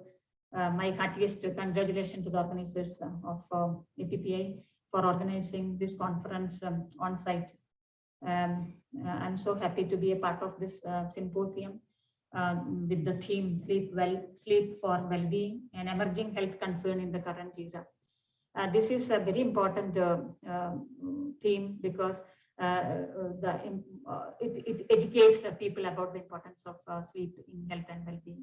And I will be speaking on evidences from human studies path ahead. This is mainly taking examples from our own studies. And coming to the same theme, even the theme for this year's World Sleep Day as well as last year's World Sleep Day was almost similar, highlighting the importance of sleep in health and well-being. That is, this year's was quality of sleep, sound mind, and happy world, or the last year's was restorative sleep and happy future. So all these highlight that you have to have enough sleep to get up afresh. So freshness is the buzzword. You have to have a restorative sleep to carry out all your day-to-day functions very efficiently without the intrusion of sleep. And this thus this adequate sleep duration and quality is very important to maintain various functions like metabolic functions, immune function, hormone regulation, appetite regulation, metabolic waste removal, memory consolidation, and so on. And definitely these are very important in today's world because our society is now is 24/7 society with hectic lifestyles, and we often ignore sleep to prefer or you give more preference to your day-to-day functions than at the cost of proper sleep and proper sleep. Whereas even the acute sleep loss is very important. Even one night sleep loss or even few hours of sleep loss in a night also alter your mood and emotions. So that is also very important. Then imagine a society that is highly sleep deprived. For example, the survey studies in America and other Western countries show that almost 30% of the population are sleep deprived. So this continuous sleep deprivation is linked with many comorbidities like cardiovascular diseases, metabolic disorders, immune dysfunction, obesity, affective disorders, impaired daytime functioning, mental health issues, neurodegeneration, and so on. So, and this leads to all these lead to various cognitive dysfunctions, impaired network integrity, brain network integrity, that leads to various dysregulation of functions, and that lead to disturbances in mood and emotion regulation. Excuse me. So I will be talking about the studies that what we have been looking into in the sleep abnormalities in various neuropsychiatric disorders. And most of the common sleep abnormalities associated with these disorders include the poor sleep quality, longer sleep latency, frequent awakenings, daytime dysfunctions, and so on. And definitely that lead to various physical as well as mental health issues like anxiety and depression.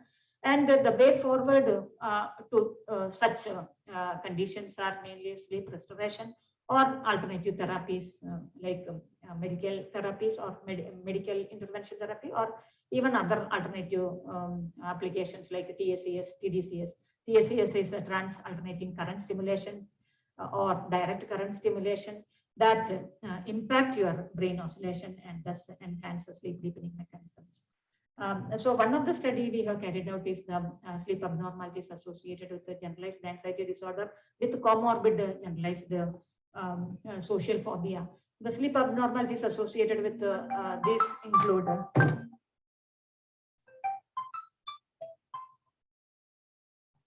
mainly the insomnia, sleep initiation and insomnia, as well as sleep maintenance insomnia, and definitely other overall sleep quality, affecting the sleep quality, longer sleep latency, frequent awakenings, daytime dysfunctions. So we have observed that these intervention therapies, especially the Ayurveda intervention, is more effective than the conventional intervention like clonazepam treatment. That is, these Manasanitra, Vadaka and Sirodhara treatment have been shown to be equally potent anxiolytic than like that of clonazepam. Whereas as far as sleep quality is concerned, we have observed that this Manasamitra Vadaka and Sirodhara helps to preserve slower sleep and promote sleep continuity. Whereas clonazepam is, as you know, that it enhances a lighter sleep state. It helps to maintain a lighter sleep state and thus reduces deep sleep state, reduces sleep intensity, and thus the sleep will not be of restorative type. So these are the intervention. You see that this kind of intervention definitely would help to preserve sleep. Even in schizophrenia and other developmental disorders, sleep abnormalities are common because sleep abnormalities are associated with disturbances in maturational changes of sleep regulatory mechanism. So you can see that there is a disturbances in the sleep maturational processes, and that leads to poor cognitive and psychological functions in schizophrenia.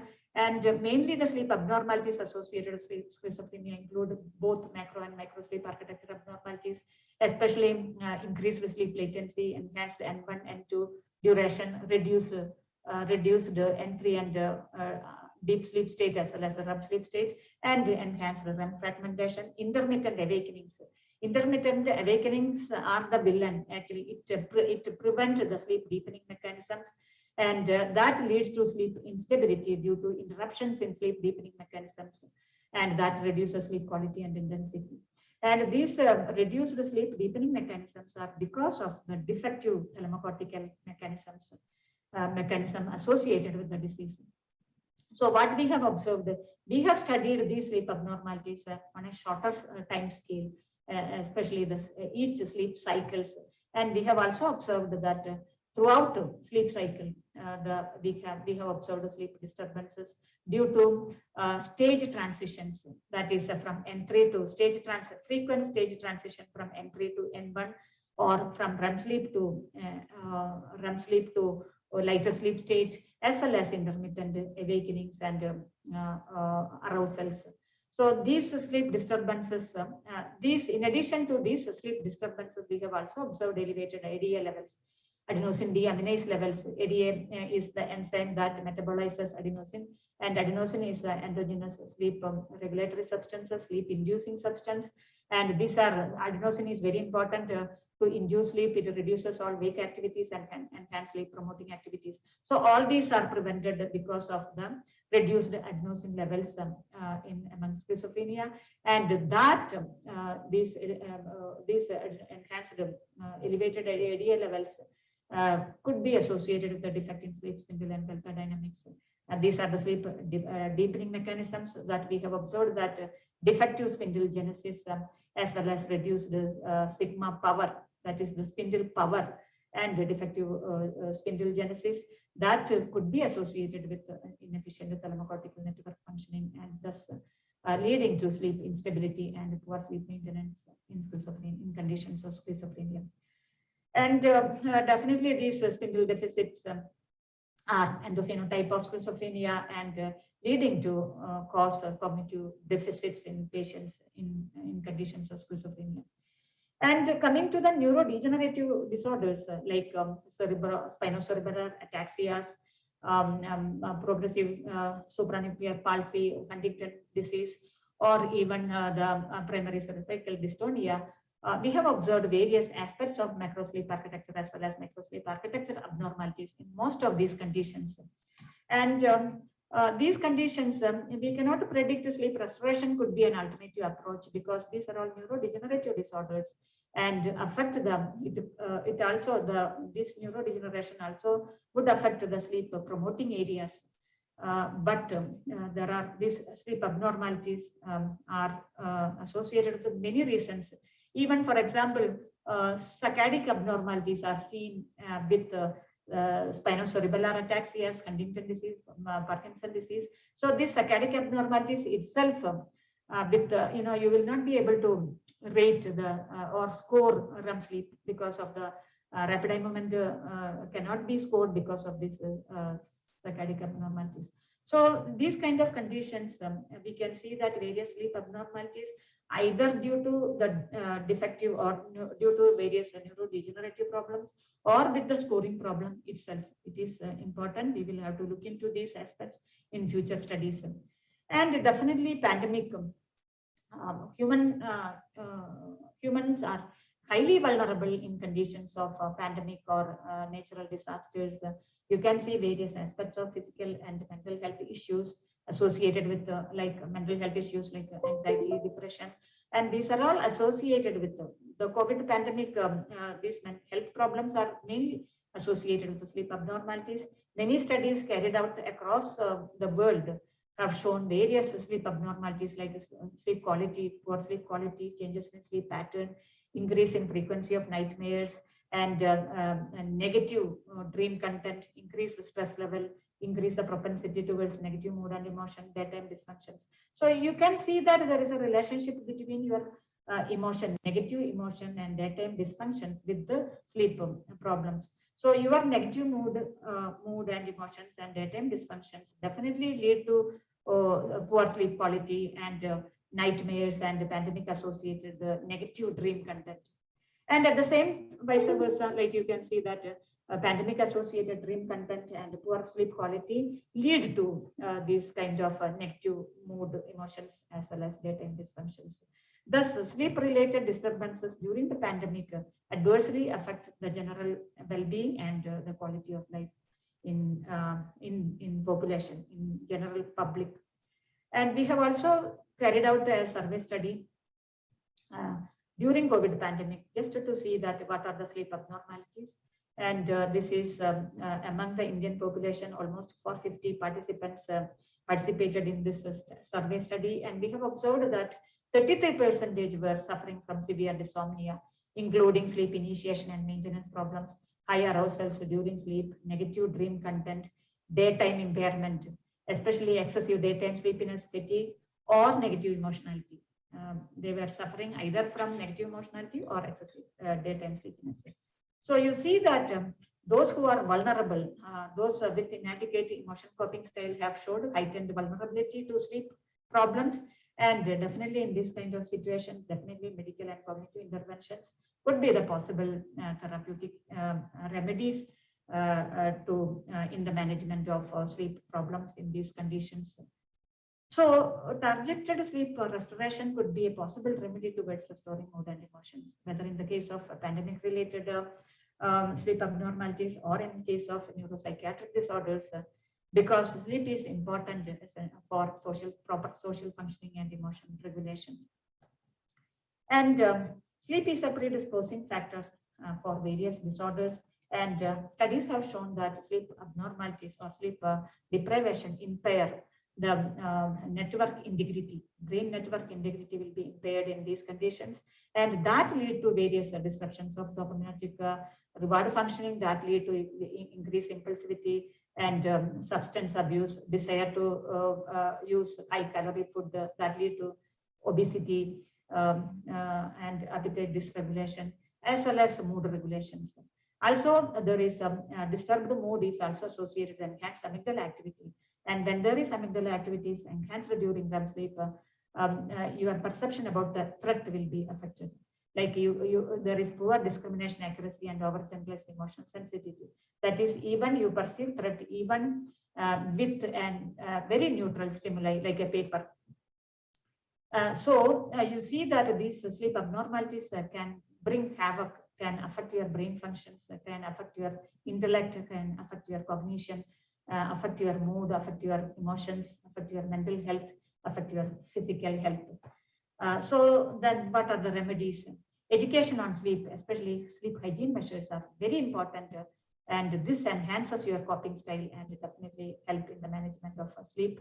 And especially engage in mood soothing practices like listening to music, reading good book, or body mind relaxation technique, or indulging in self-discipline methods like yoga, meditation, are possible remedies or alternatives for enhancing, for management of sleep sleep associated problems.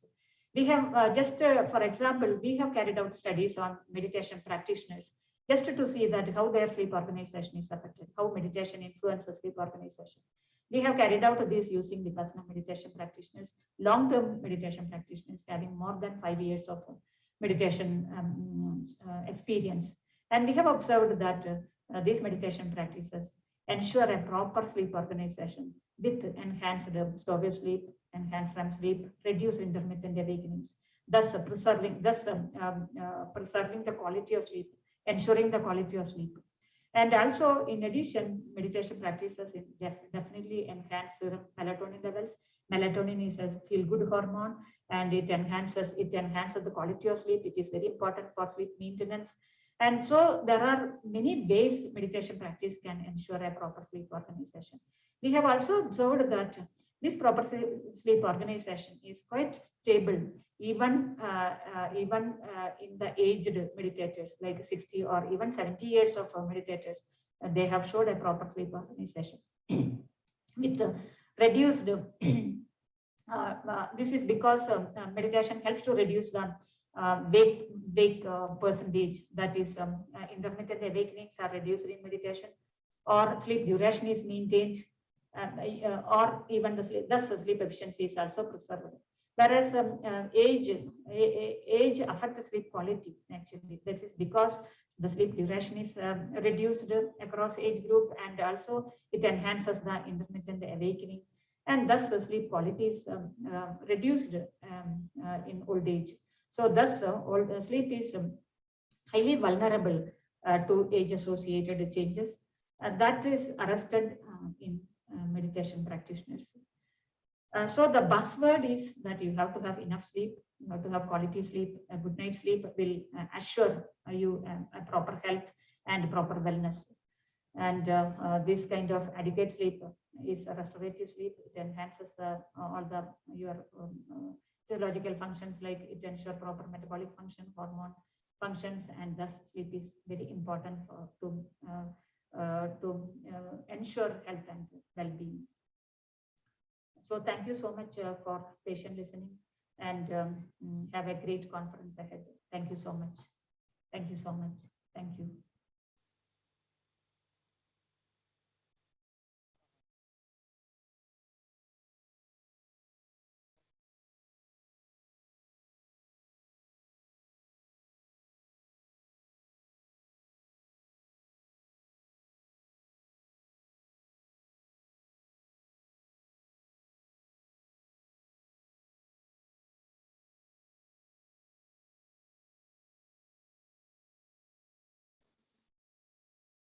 Yes, sir.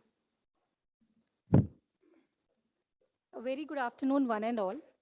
I take this opportunity to welcome the dignitaries, distinguished delegates, participants, faculty, students to Symposium 3 on day 1 of 67th Annual National Conference of APPI on behalf of ESIC Medical College and Hospital, Faridabad.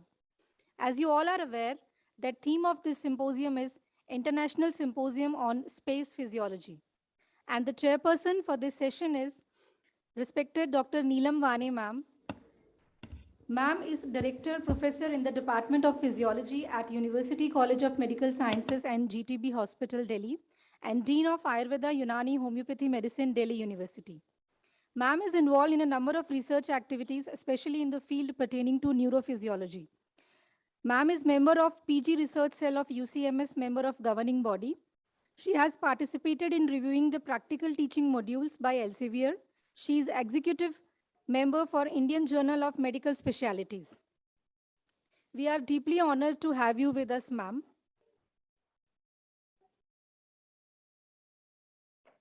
Ma'am, we are deeply honored to have you with us. Now I would like to request ST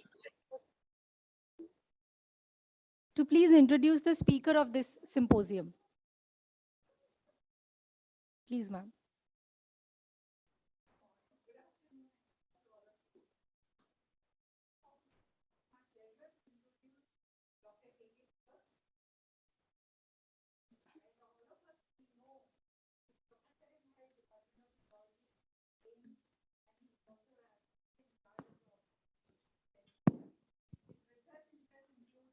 Vascular and autonomic functions, space physiology, clinical applications of yoga, meditation, medical education, and he has been instrumental in bringing the MOU between AIIMS New Delhi and UCSD San Diego, USA, for pursuing space physiology research at AIIMS New Delhi. His group is pursuing research in the field of space physiology involving LBNP and LBPP. He is also investigating the role of yogic maneuvers for their applications during space and gravitational exposures. Dr. Deepak has filed a patent for pro-gravity body gear to create gravity during microgravity exposure in the year 2016, and same has been published in 2018. So I invite Dr. Deepak for his talk on stimulating microgravity and countermeasures implications to living in space. Thank you. Good afternoon, everybody. Thank you, organizers and Professor Neelamani for introducing me. The symposium is organized to stimulate young minds. How do they do research in physiology on Earth about the space physiology, and also what space technology have taken place throughout the world, how you can apply back them to Earth, because that's a low-hanging fruit. You can apply space technology, the results back to the Earth, and it becomes very useful. And vice versa also, when you go to the space, you can use this technology and knowledge for the human mankind. With that brief introduction, we have three speakers today, including myself, Dr. Tuso, and Dr. Nandu Goswami, one from UK and one from Austria. And we also have a panel of expert discussion. So with this, I'm going to take about 15 to 20 minutes. Then other speakers will take 35 minutes each. And after that, we have time for discussion nearly for 30 minutes and also take question answer session. So this symposium is about the space physiology and both its Earth application as well as space application. What I'm going to talk about the simulating microgravity and countermeasures, implication to the living in space, and also the implication to Earth. So my talk is simple. I'm going to talk about some of the acute and chronic effects with the intention what we can do for that. I'm not going to the physiology of space exposure or not, but being focused. So when you go to space, so anybody goes to space, there's a fluid shift takes place because of lack of gravity. And this lack of gravity may also happen when you lie down for longer time or when you go head down.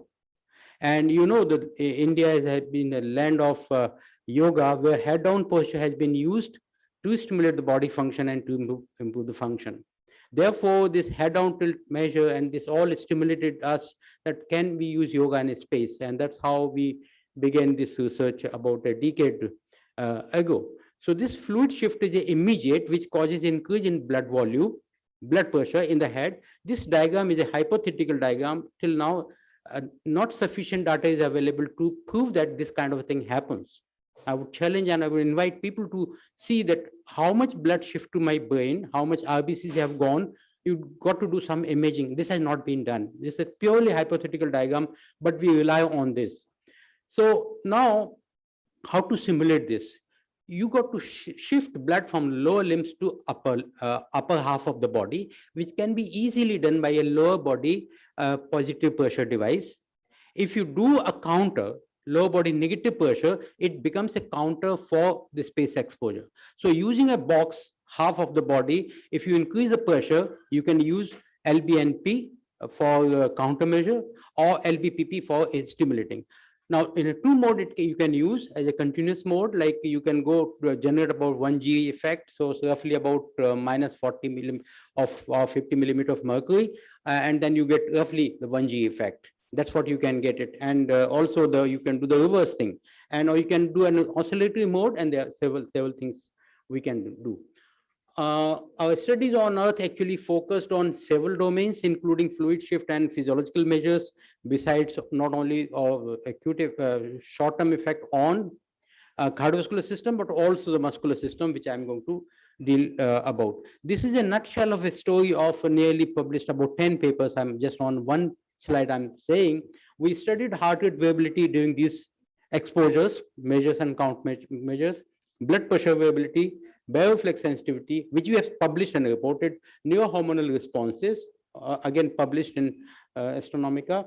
Dynamic cerebral regulation is a full thesis done by students, and we just got some publication in terms of abstract and ISO. Effect of LBNP induced preload reduction Valsalva maneuver. We wanted to see how Valsalva will behave if you do a fluid shift. So how Valsalva will behave if you are in a space. That's what the intention. So this is also arterial bioflex in respiratory sinus arrhythmia, use of LBNP. Isometric hand grip exercise blunts DBP bioflex sensitivity during during the LBNP exposures. Yoga practitioners are better tolerant to LBNP at 40 degrees. A series of work done. If the yoga expert exposed to countermeasure or microgravity like situation, what happens to his bioflex sensitivity? Are you different? And that's what we have proven, that those who do yoga are different. They have a better tolerance for minus 40 millimeter of exposure, which is equal to 1 G roughly. And therefore it makes they would be better astronaut if you train them yoga on Earth. Now, second thing which happens in a space is a loss of muscle function. The gravitational muscle get a big deal because they are not used. So kind of a disused function which happens here in the lower body basically, and that gets reflected in the bones. So since gravity is not operating on muscles, it's not operating on the bones, therefore bones becomes demineralized and they become longer and they become weak. And that is the immediate effect also, but it's a long-term effect also. On the day when you're not using your muscle, but it takes months together for the loss of bone. And this bones, once there, it becomes very difficult.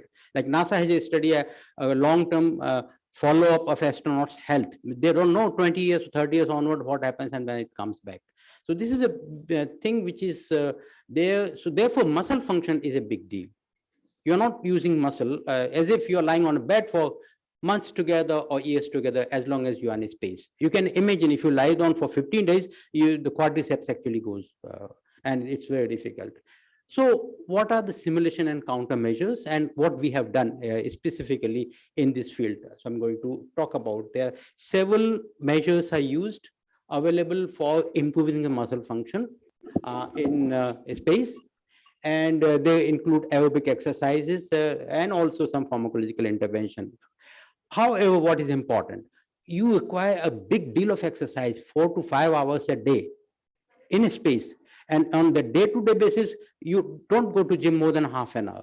And after that, so this is a bit difficult thing. So we thought to go one step ahead and how you can make people exercise in space or even lying on bed.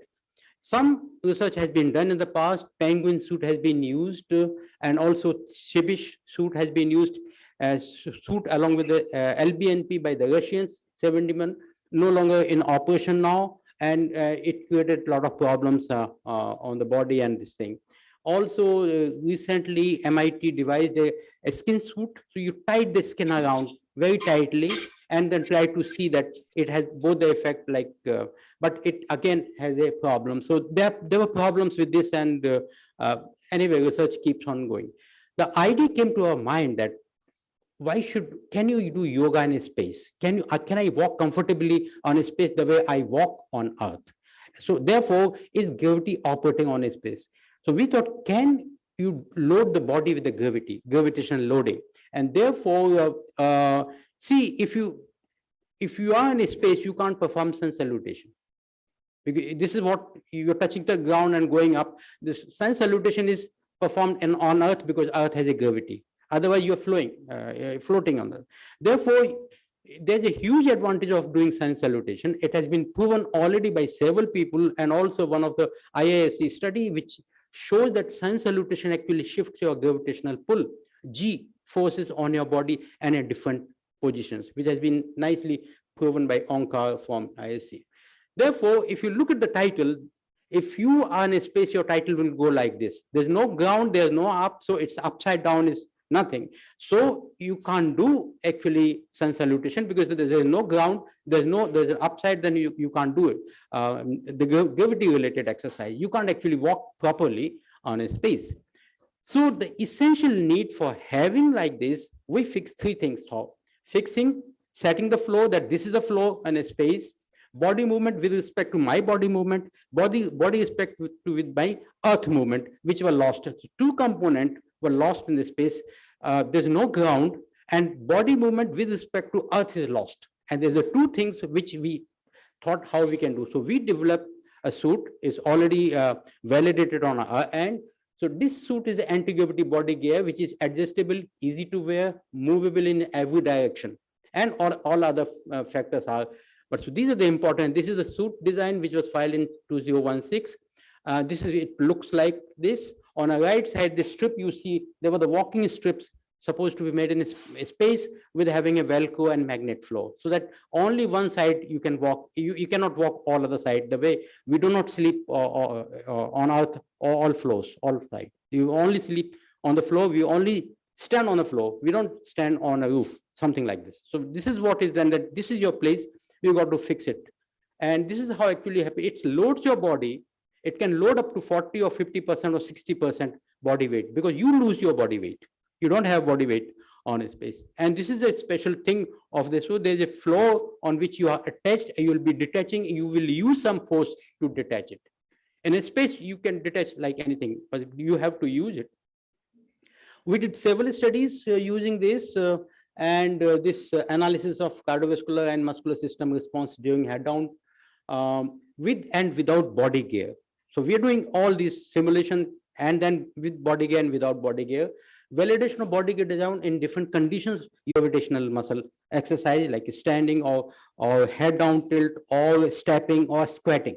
And those kind of exercise they did. So we use a standard method of recording respiration, blood pressure, ECG, EMG, and this suit was most of his work has already been published, is already available now. So this is how we could adjust the body weight according to the height. I could know I am loading 20%, 30%, 40%, or even more. So therefore, it became that okay, I lie down, my body weight is not there, so I can load 40%. So the idea I gave to engineers when we were doing, when I'm lying, I should feel like standing. Can I do that? And that's what we did. When I'm lying, but I feel like standing, and we wanted to simulate those responses when you get standing, autonomic responses. And that was the simulation we did. So this is how we calibrated each spring, and we went to the parallel or in design, and the work was done with the collaboration with the engineers from NIT Jalandhar, with whom we had an MOU, and then we went for all physiological validation and engineering validation of the whole model. Therefore, this is what then we recorded putting a person on a bed which could be tilted. You see a person on the bed with the suit on. Therefore, I'm sure if you go and lie there, you feel like standing. You are standing actually while you're lying. That's what the whole idea was. And then standard recording method we used and data selection from the point and other thing, which were all standard. We used HRV parameters, which are again all standard, to find out autonomic tone. And we used different anti-gravity muscles to record EMG and then record continuous EMG, and also do things along with the autonomic parameters. And then again, EMG signals were taken from different, and they were processed by using standard signal averaging. So like maximum voluntary contraction were performed, and after that we calculated how much weight he's giving or lifting, and therefore there was standard protocol given for each individual when they are performing the steps and with the recording, and therefore we could find out.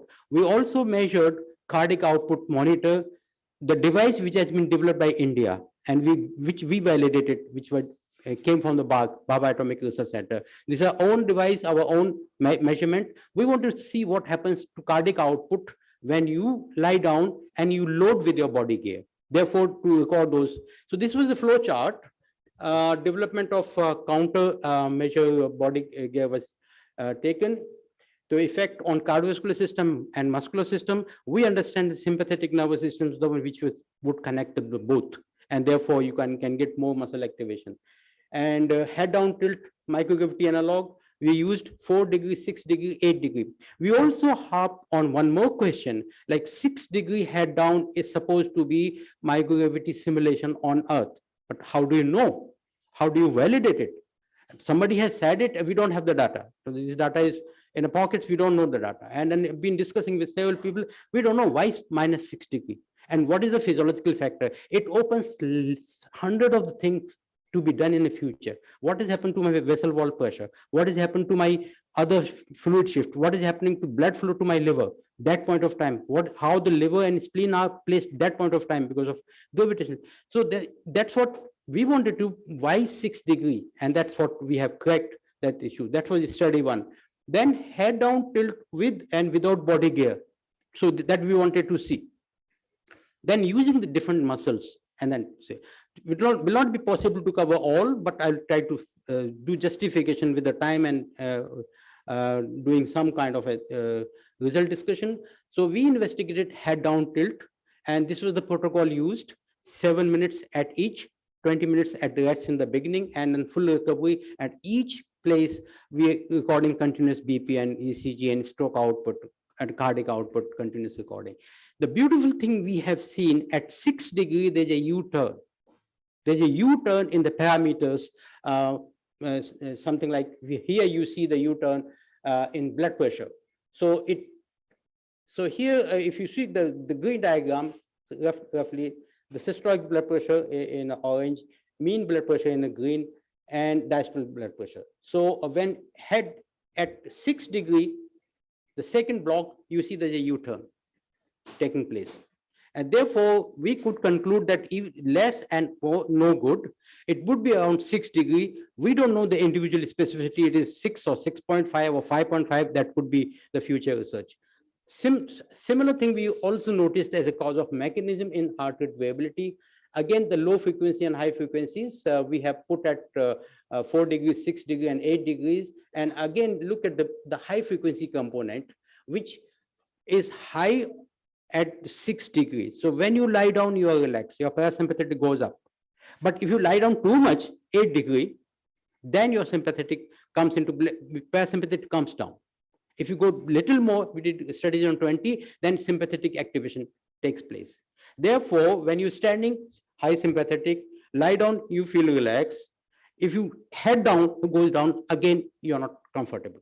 And that turn happens at 6 degree, and therefore 6 degrees should be taken. Why not 0 degree and 6 degree? Now we have to investigate into the vascular system. The property of my head and lower limb, why are they different? Are my upper body and lower body half is different? That is a research question for the future. Are my vessels are different? And that's how we'll make, and why this is different, because of we are continuously exposed to the gravity. And if you are not, perhaps a reverse thing will happen, which is called aging. That's what, when you age, your difference might be disappearing. It all becomes hard. And the same thing might happen in space. Therefore, the space and aging goes hand in hand. The same thing, we showed then cardiac output. Beautifully, we have shown it right over here, the cardiac output also. The stroke output also, look at here. So the stroke output changes here, but 8 degree, then it keeps on increasing. The stroke output then becomes a sympathetic driven increment. Therefore, I would like to conclude this as 6 degree head down tilt is the best analog for microgravity experiment on Earth. 4 and 8 degree tilt exposure appears under activation or overactivation of a 0 gravitational induced changes in cardiovascular system. I'll take another 5 minutes before I give it to external speakers to talk of the extension of this. What happens if you wear the body gear and do the same thing, what I've shown? So that's how you, so this is the same thing we have. And we also wanted to see if I'm changing the scenario, what is the kind of a coupling is taking place between my heart and blood pressure. And for that, we derived all these signals, and we also derived the respiration. So this was done in different phases. And the last middle two is head down tilt and horizontal with a body gear shown in the red here. And therefore, we just wanted to see what happens. And we looked for the high-end mathematical analysis, the relationship between a conditional entropy, how much information is being flowing from one system to other system, and for which we have derived the respiration also and other. What we could see, this coupling changes, which means who is driving? My heart is driving my blood pressure, or my blood pressure is driving my reverse changes in terms of reflex, baroreflex changes. Like when my blood pressure changes because of baroreflex system, my heart rate also changes, compensatory, bradycardia or tachycardia. And that we could see that at 6 degrees, this relationship changes. And this relationship is different at 8 degrees. Therefore, something is happening between the two control systems within our body, therefore they adjust. So something beautifully has been shown again for here, and this is happening differently for low frequency and high frequency operations. We can dissect the control system in terms of low frequency and high frequency, low frequency sympathetic and high frequency parasympathetic. And therefore we could see these two different systems they operate. And the same thing we have also try to relate with the different respiration also, because the respiration is also one of the drivers. So the three drivers, respiration, heart beating, and blood pressure, they all are driving each other. Who can lead and who can follow? That's all the control system is all about. And these things changes. Something similar we have shown, that directional coupling, who is coupling with what. So with this kind of a conditional change, changes based on conditional entropy has been studied. Before doing this, we earlier reported something similar in the lying to standing posture by one of earlier students, Helen Mary. And this was done by Vishwajit here. And therefore, we could come and plot the diagrams like this. So in a supine position, B, second one is head down tilt without body gear, and third is head down tilt with the body gear. Look at the body gear changes. The kind of a coupling taking place and significant taking place, this is again a different scenario.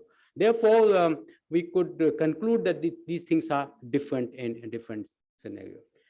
The next study which we could just glance through is a study on the muscle function. And muscle function are again important. So we measured different type of muscle calculation, root mean square values, IEMG or mean values, and from there we again found that if person is wearing head down on a head down tilt, person is relaxed, and if I wear the suit, my activation takes place in my muscles, the same muscles which are used in anti-gravity while standing, because you have to keep your body straight, and therefore you could see in biceps, femurs, and soleus this activity goes up. So these in every HDT head-on session, the influence of the breathing on vascular and cardiac function was not significant. However, as a result of SVP and RR variations, the pairing of solely is due to the 6 degree head-down tilt body gear positions. So this conditional atrophy method yielded findings that are consistent with the physiological processes of cardiovascular transition in head-down tilt. And the second study also concluded that it was observed that the value for different EMG or muscle activation increased significantly in head down tilt and body gear position comparison to head down tilt without body gear. And this gave us confidence. Why don't we do more research while person is walking or jumping or scattering? And that was the study was 3 and 4. However, the time limitation does not permit us. These two studies have again been published. And with that, I come to end of my talk. I would like to acknowledge the decades of research. Many of the researchers, nearly about 12 or more than that, they have they have pulled together to put this kind of a data, and it's been a successful story. How do we apply space physiology research for the space physiology research itself? So that has been, when we go to the space, that's a big deal, that we're going to apply this knowledge there, and that is still India is waiting for, is maybe at the third flight goes with the person, a man, maybe in 25 or so, something, 23. Thank you so much. Thank you. Thank you, Dr. Deepak.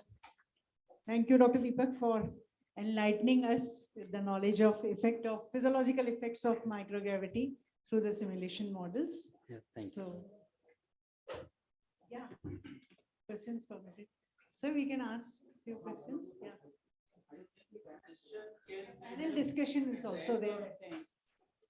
Maybe one or two.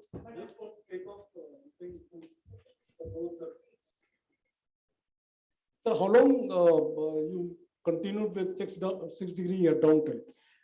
Maximum period. We were looking for only for acute effects. We are looking what happens acutely. We did not go for the longer duration study, but this body care I myself won, we could wear for 2 hours or 3 hours comfortably. That was a separate finding. But we didn't do head down tilt like long-term study. We didn't do it.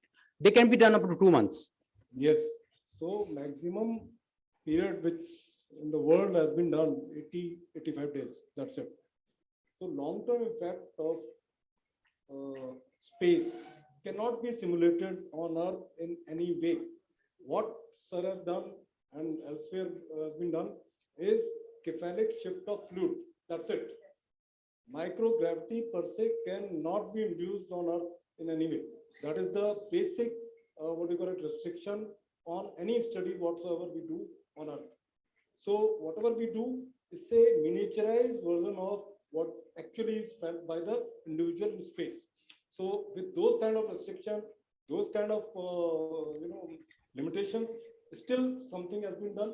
It will open a Pandora box for Indian scientists to go into and leap into space. As you said, sir, this year was supposed to be space. Supposed to be. But because of Ukraine and this thing, whatever collaboration with Russia, so it will be probably next year. This year is wiped out. Thank you. Right. Thank you, Dr. Dubey, for sharing your experience in this field.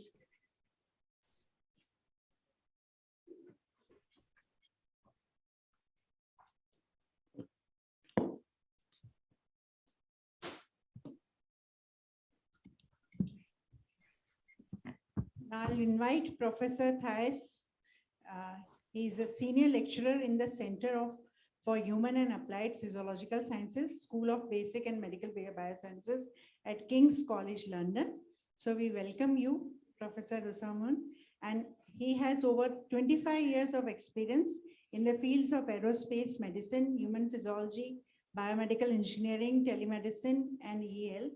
She is the founder of Microgravity Center at the Pontifical Catholic University of Rio Grande in Brazil, and she is a member of the Mars One Advisory Board, International Relations Director for the UK-based Human Spaceflight Capitalization, and also the director of 2 private companies linked to space life sciences and telehealth. So we invite Professor Thais Rusaman. Thank you very much for the introduction. Just a quick correction. I am not a he, I'm a she. So thank you very much for the invitation. I will talk about space medicine challenges and achievements. So, can you hear me well? There is an echo. Yeah, it's audible. Okay, thank you. Just to set the scene a bit, I'd like to go back in time to 1961 when Gagarin went to space for the first time. A human was in space. And we can see that by that time, we had just predicted effects of microgravity on a human body that could vary from anorexia to even contradictory effects like increased urinary flow and urinary retention or arterial hypotension and arterial hypertension. So basically, there was a huge lack of knowledge in the beginning of managed space exploration. And it was in 1961, as I said, 12 April, so just a couple of days ago, we celebrate the first flight of a human in space. Spacecraft environments, in fact, evolved a lot from the time of Gagarin to our days now, and this had an important effect on human physiology and human well-being in space. So if you take the first projects of the American space program, you can see that the barometric pressure was very low, 5 psi, and the oxygen content, the concentration was 100% in order to compensate for the low pressure, and it was basically a way, that at that time the engineers had to provide an atmosphere for the astronauts. Jumping to 1981 with the first space shuttle mission, and nowadays the ISS, we can now mimic what we have here on Earth in terms of atmosphere. Barometric pressure of 14.7 psi, which is 1 atm, 760 millimeters of mercury, 20% oxygen and 8% nitrogen. Temperature, water vapor are controlled. What is not ideal yet is the content of CO2, carbon dioxide, that could be harmful for the astronauts, for the health and the well-being of astronauts. So this is still something that is in progress. So if you have the atmosphere as what we have here on Earth, what is left, let's say, for the space scientists, space doctors to better understand is the effects of microgravity, which is done by free fall at 400 kilometers in altitude. The International Space Station orbits the Earth at a velocity of 27,000 kilometers per hour, creating this free fall. So the effect is microgravity. The effect of microgravity is created by this free fall. Of course, radiation, and it varies from being above the atmosphere, but is still beneath the below, sorry, the Van Allen belt, which is our magnetosphere. And when you have deep missions, they're not low Earth orbit missions, LEO missions, then you are going to be in the deep space radiation without the protection of the atmosphere and without protection of the magnetosphere. Another aspect is the human mind in space, and of course, all the psychosocial aspects of a space mission, short ones, long ones, and the circadian rhythm, which is completely disrupted by this 27,000 kilometers per hour orbiting the Earth, creating 16 days in one day. So we have 16 sunset and 16 sunrise in 24 hours. So these are, let's say, the bulk of problems or the challenge that the scientists will have. Of course, it will increase the challenge when you go to the moon, deep space radiation first, and then when you are there, you are basically there is no atmosphere, sorry, there is no oxygen, there is no water provided by the atmosphere, there is no protection against radiation, meteorites or asteroids, lots of moon dust that can damage equipment, the habitat itself, the spacesuit, and also astronauts over there.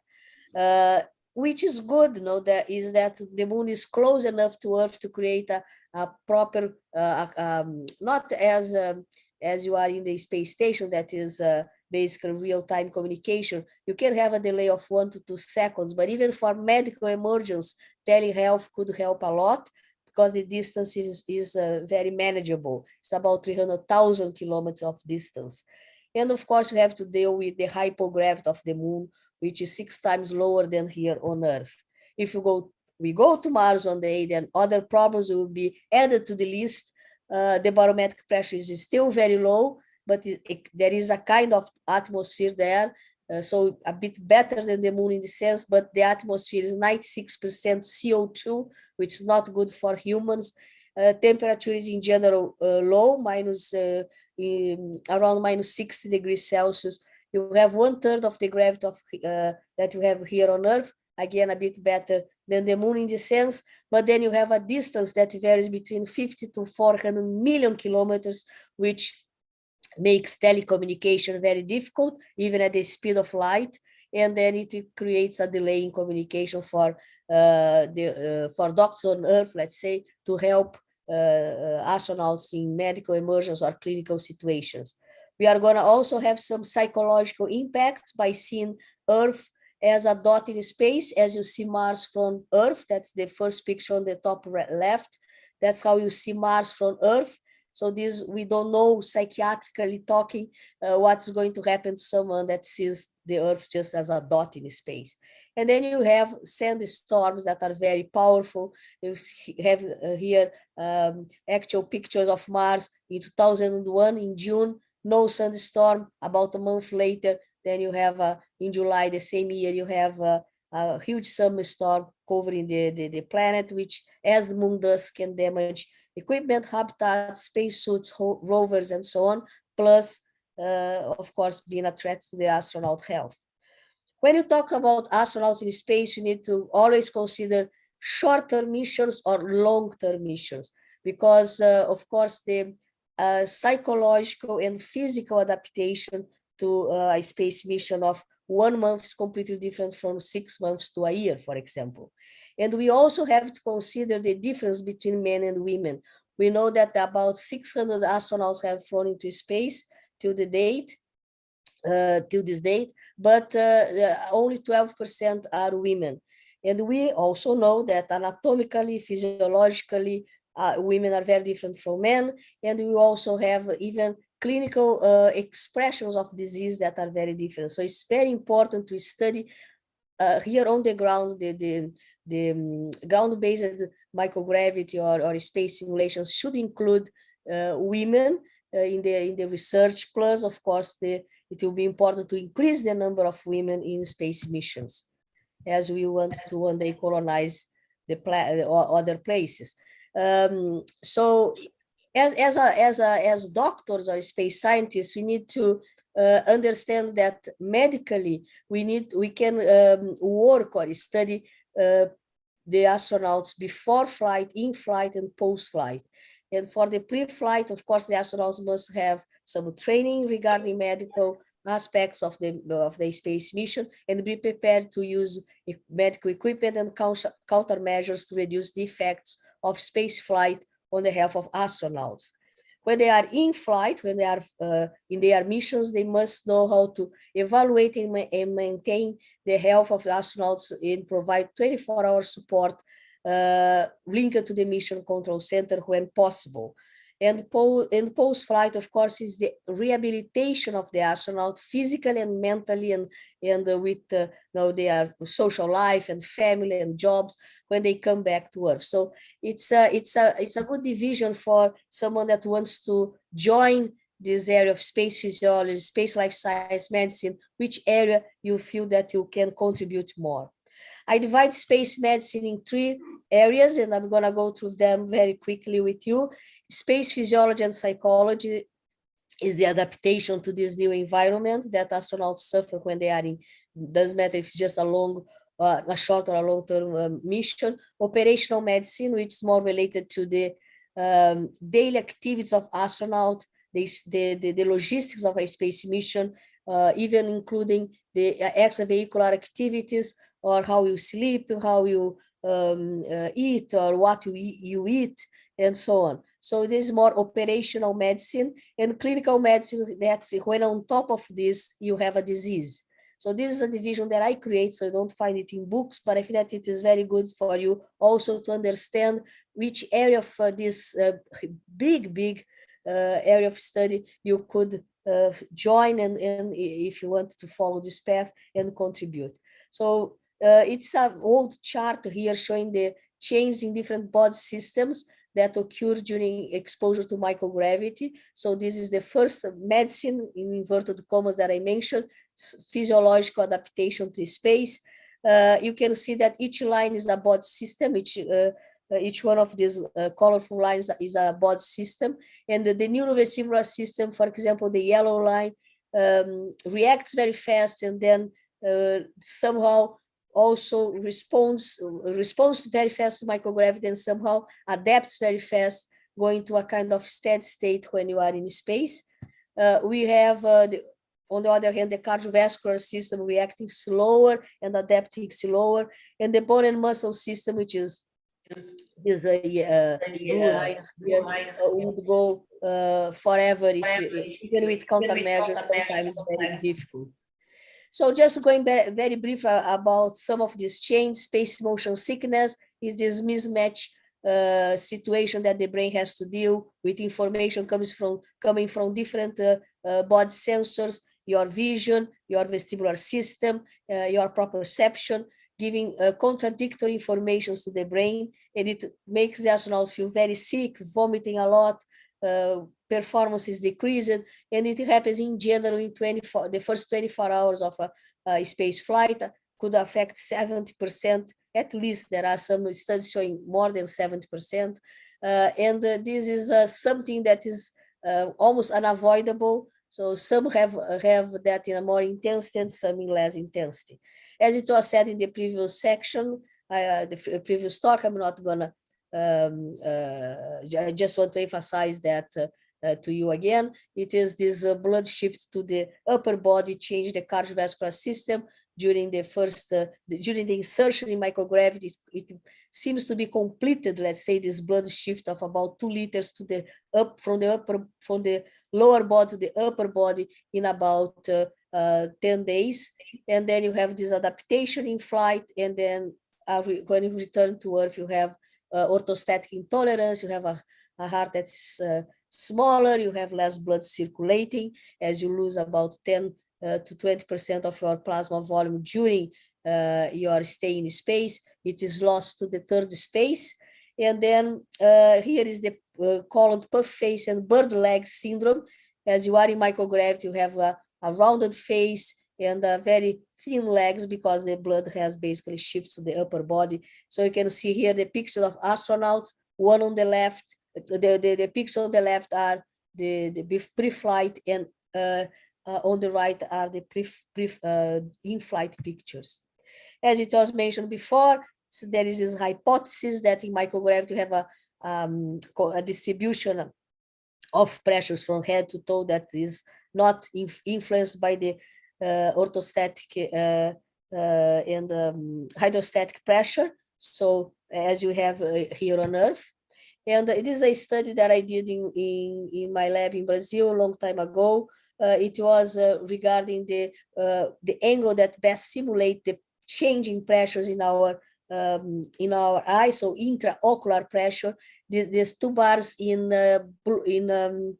white demonstrate the results from space missions from the Germans and the Russians, showing that we have, if you average that, about 100% increase in our IOP, intraocular pressure, during insertion in microgravity, 15 minutes after insertion in microgravity. And you have to go down at an angle of 34 degrees, not the current used 6 degrees, to basically simulate what happens in the intraocular pressure. So this change in the redistribution of blood flow in space also affect the intraocular pressure. It affects the intracranial pressure, as it was also mentioned before, and it was associated, it was called the spaceflight associated neuroocular syndrome, or SANS, affects male astronauts more than females. There is no reporting female astronauts after 6 months in space. There is a question mark of what it is and what causes that.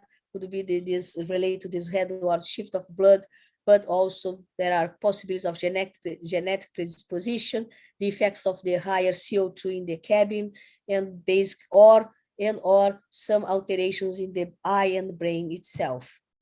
Another interesting aspect related to the cardiovascular system is that very recent, 2019, it was identified that the venous blood flow of the jugular veins can be disrupted, could be just, could have a stasis, or could even revert the flow, and instead of draining from the head to the heart, draining from the heart to the head, which is completely unexpected. And there was a case of a thrombosis in 2019 that was then that triggered all this type of research in this area. In terms of the pulmonary system, the rib cage changes a bit. It becomes more like a pigeon chest. It moves outward and upward. The diaphragm and abdominal content also move upwards, and in sustained microgravity, it was identified that roughly between 15 and 18% of the lung volumes and capacity are changed, are decreased.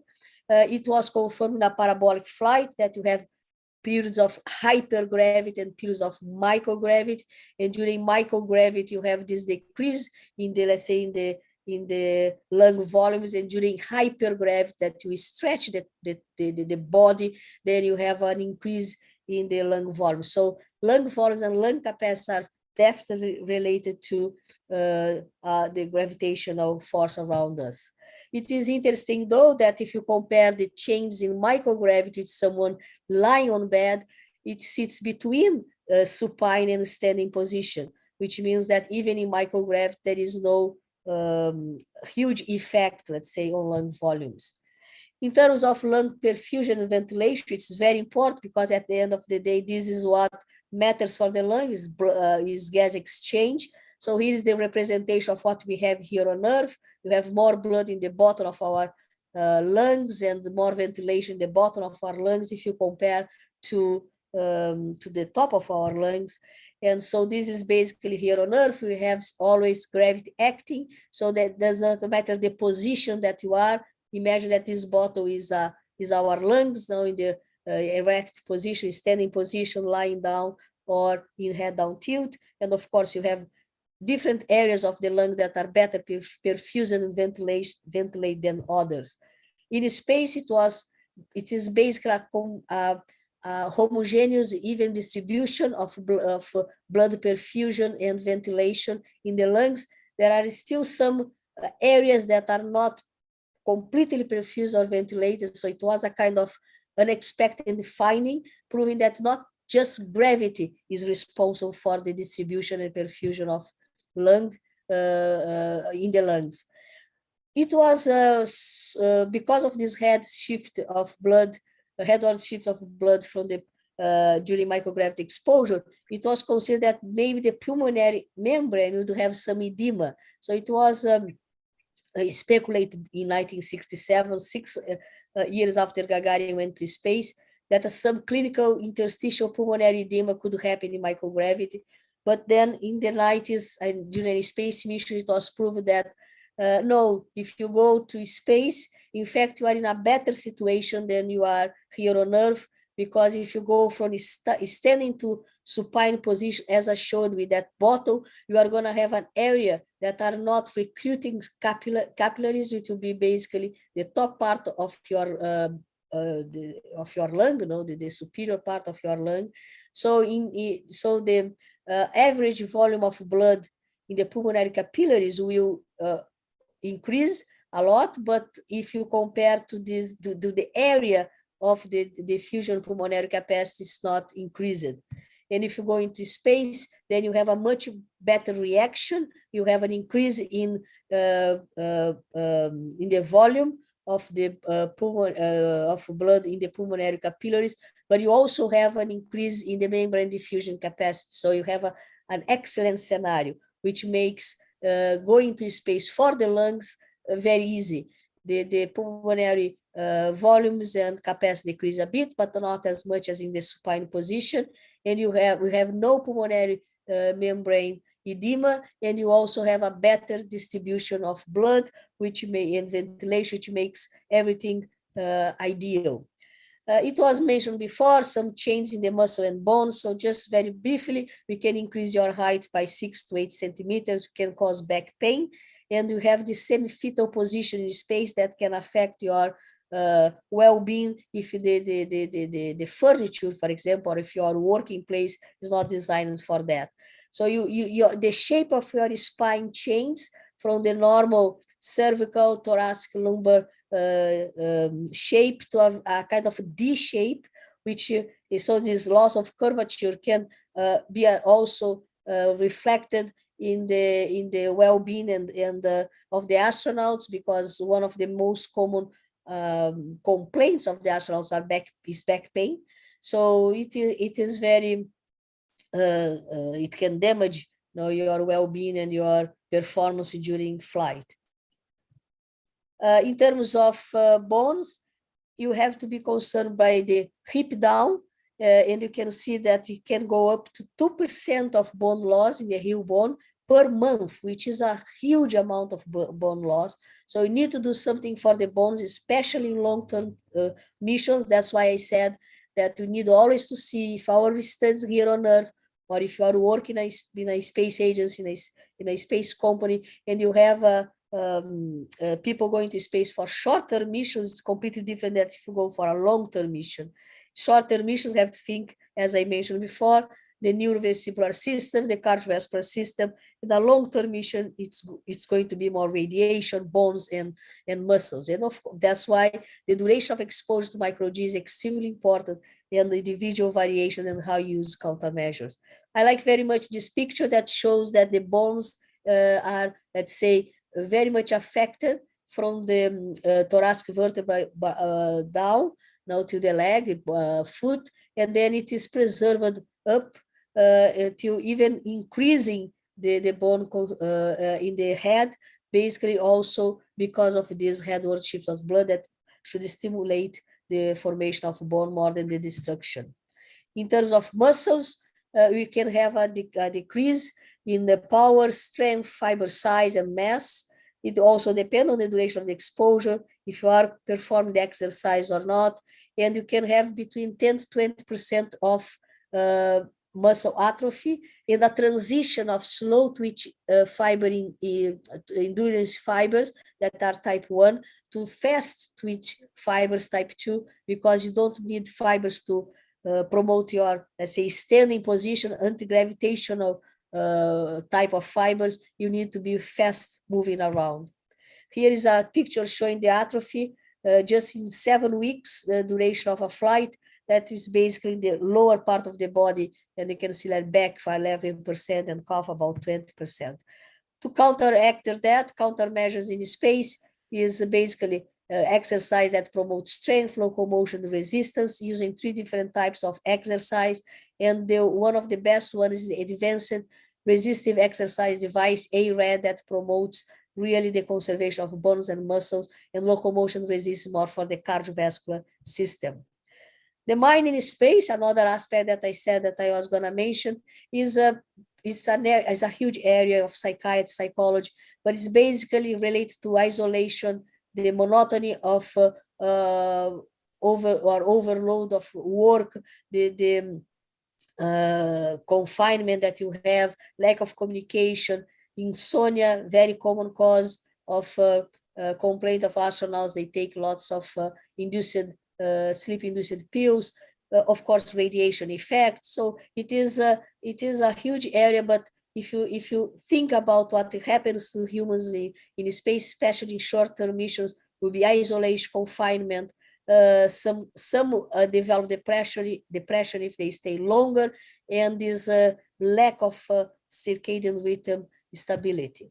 Of course, it is more pronounced in a long-term mission. In the 3rd quarter of the mission, it is a phenomenon that's being studied for many psychologists, psychiatrists in the world. It happens with our life here on Earth. If you start a new job, or if you are going even a holiday, this 3rd quarter, not depression, but monotony, and it happens now. It's the opposite of the hyperarousal effects in the beginning and the euphoria in the end.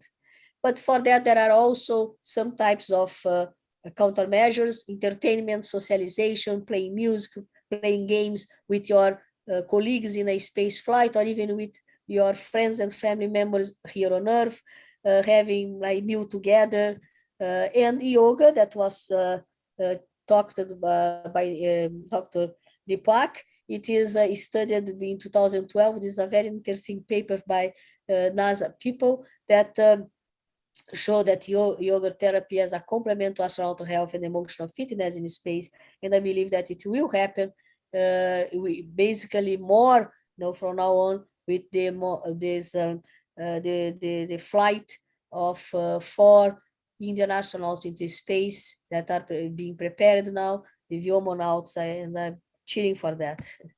So operational medicine, so living space physiology and psychology adaptations, let's say operational medicine, how you sleep in microgravity, You can sleep in any position, but it's counterintuitive for you to sleep in the upright position. So it might affect your well-being, and you also sometimes have no privacy. You have to sleep with friends, no colleagues of a space mission. At the same time, you have noise and vibration and the lights of the space station always there. Toilet use is not that simple, and it might also affect your well-being. And sometimes it's important for even for studies that can evaluate some of the, for example, electrolytes in your feces or urine. But it is something that the astronauts have to learn how to deal with that. There is no shower in space, believe it or not. We are talking to go to Mars, but there is no way to proper clean your body in space, which can also affect the well-being of astronauts. Space meal is very important. It evolved a lot from this type of toothpaste food to nowadays you have fresh food. You have a menu that can be discussed with the astronauts pre-flight, and then you can have let's say a better meals during your stay in space. And there is a huge area, space food and nutrition nowadays is very important, because it's not just for the well-being, but it is used as countermeasures even to bone loss and muscle loss. So there are ways to prepare the food, select the food, to storage and serve the food to the astronauts. You have to know how to preserve the food. Is it food being able to be rehydrated in space, or it's going to be thermostabilized? It's going to be a natural food, irradiated food, frozen food. So all that is a huge area. So space medicine, in fact, space life science is an area that could interest not just medical doctors or physiologists, but also nutritionists, for example. That's a picture of the storage and the serving of food, which also improved a lot. This is a very good book that you can download for free at the NASA site. And one of the co-authors, a good friend of mine, Martina Hare. I think that it is a wonderful way to start if you like that. And it's interesting that the energy intake of astronauts are never what is proposed to them, is asked to them to do. Just in the Skylab program, they had 100% energy intake. It's always lower than that. Protein intake is good in flight. In general, it is what is expected. And so here you have the distribution. Each dot is an individual crew member intake of protein. Supplement of vitamin D is another countermeasure together with exercise. So here is a good example of exercise plus nutrition. And it was seen that we have to give more vitamin D to astronauts, 800 international units per day, to promote bone protection. Calcium is always low in a space mission. So it has to be, these are the data from a STS-55 mission, but you can see as an example that calcium intake is lower than expected. And if you combine here as countermeasure, the ARED, remember that I showed the advanced resistive exercise device to promote bones, to preserve, let's say, bones and muscles in space. You combine that with 800 international units of vitamin D, you can really promote a protection never done before. So it is a very good example. And we can go even further, in terms of diet, in terms of countermeasures, to better understand this adaptation to space. So to start studying other areas like a microbiota of astronaut that is disrupted by diet, by microgravity and radiation can disrupt that. The diet, the metabolism, it is something that is it's a new area of study, but it's a very important one.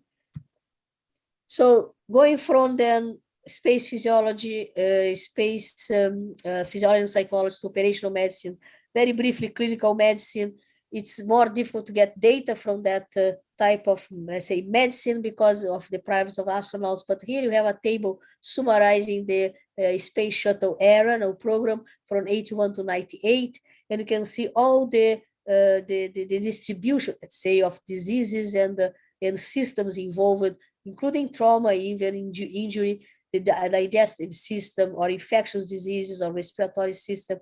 So just to give an idea that even if you are in space, on top of your adaptation to space, the countermeasures that can use to try to avoid more deleterious aspects of our space mission, you have this disease that can be on top. And I just showing this one here, this table here, it's from 7 astronauts, NASA astronauts on the Mir between 95 and 98, so 3 years. And you can see here that psychiatry is also an issue that could be an issue, and in general is related to depression. Radiation is under this clinical medicine because it can damage the astronaut during flight and after flight, as one day in space can be seen as 1 year here on Earth in terms of exposure to radiation. And then you know that it can affect your neuro system. So with neurodegenerative disorders, the cardiovascular system, the arteries can be more or less stiff because of radiation.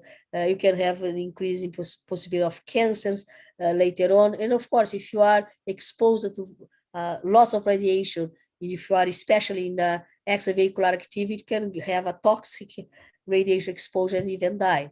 So here is a table showing the dose equivalent in millisieverts of annual cosmic radiation is the first one, very low, and 500 days on Mars, basically the worst case scenario. So to go to Mars is really something that has to be, is a concern for medical doctors and for engineers, because we need to find a way to better protect the human body in space against radiation. If in terms of clinical medicine, another aspect that can happen is during the extravehicular activity, could occur decompression sickness, and this is much more likely to occur nowadays because you have a huge different pressure, you have a different pressure, important different pressure between your space station, let's say, and the EVA suit, because you go from 14.7 psi to 4.3 psi. And if you go back in time and see that spacecrafts with 5 psi, the spacesuit at that time was 3.85 psi, so the difference in pressure was much lower than you have now. So you have to have ways to compensate for that by either decreasing the pressure in the spacecraft and increasing oxygen 12 hours before, astronauts breathing oxygen 100% before going into an EVA to try to wash out the nitrogen of their blood, because the nitrogen will be the evil, let's say, gas in the compression sickness. Surgery in space is being studied a lot by Dr. Campbell and his crew, his staff, and in parabolic flights, even showing techniques or ways to perform surgery microgravity. Space pharmacy is a big area that we can discuss forever here in terms of pharmacodynamics and pharmacokinetics of drugs in space. That, in my opinion, it's a mistake what we do here on Earth, because we basically export to space the dose and the interval of dose of drugs used here, knowing that the physiology of the astronauts is completely different than what we have here, including for sure the absorption, metabolism, and excretion of drugs. Another area of in medicine, clinical medicine, is genetics. That this study was is very well known. Astronauts Scott and Mark Kelly. Scott went to space. Mark stayed here on Earth. Twin astronauts. The first twin study done in space, trying to decrease that individual variation as a confounding factor. So we know all that. What is needed? We need space analogs on Earth, air, and water to better understand these chains. And it was presented by Dr. Deepak, some of them, considering these 4 aspects for our space analogs. In general, we need that because the number of astronauts per flight is small. You have a limited space for research. Countermeasures are used, so you don't have the pure physiological chains. Different mission profiles make it more difficult to combine data from different missions, and of course, much more cheap. So microgravity and hypogravity simulation can be done by bed rest associated with head down tilt, immobilization, water immersion, clinostats for cells, rotatory chairs for spatial and visual illusions, parabolic flights, body suspension, total or partial, and lower body box. Here you can see tilt tables. Now it was shown before in the previous presentations, a way to play with this distribution of the blood flow, blood volume, sorry, from the upper body to the upper body. You can have different configurations of tilt tables, and also you can go there from minutes to hours, depending on the situation. You can, or even days, or even months. In fact, you can have people in head down tilt. You can use rats for that with hind limb suspend models. You can have water to train astronauts for some tasks in space, as well as you can have them floating in let's say, in water beds for studies.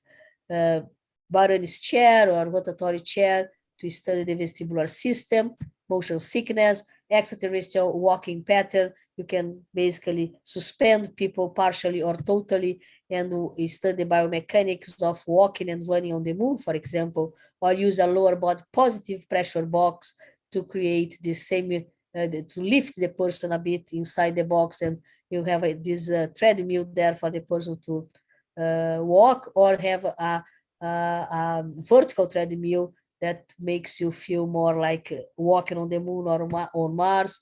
Lower body positive pressure box. This was shown before, and it is basically sucks the blood towards your lower body.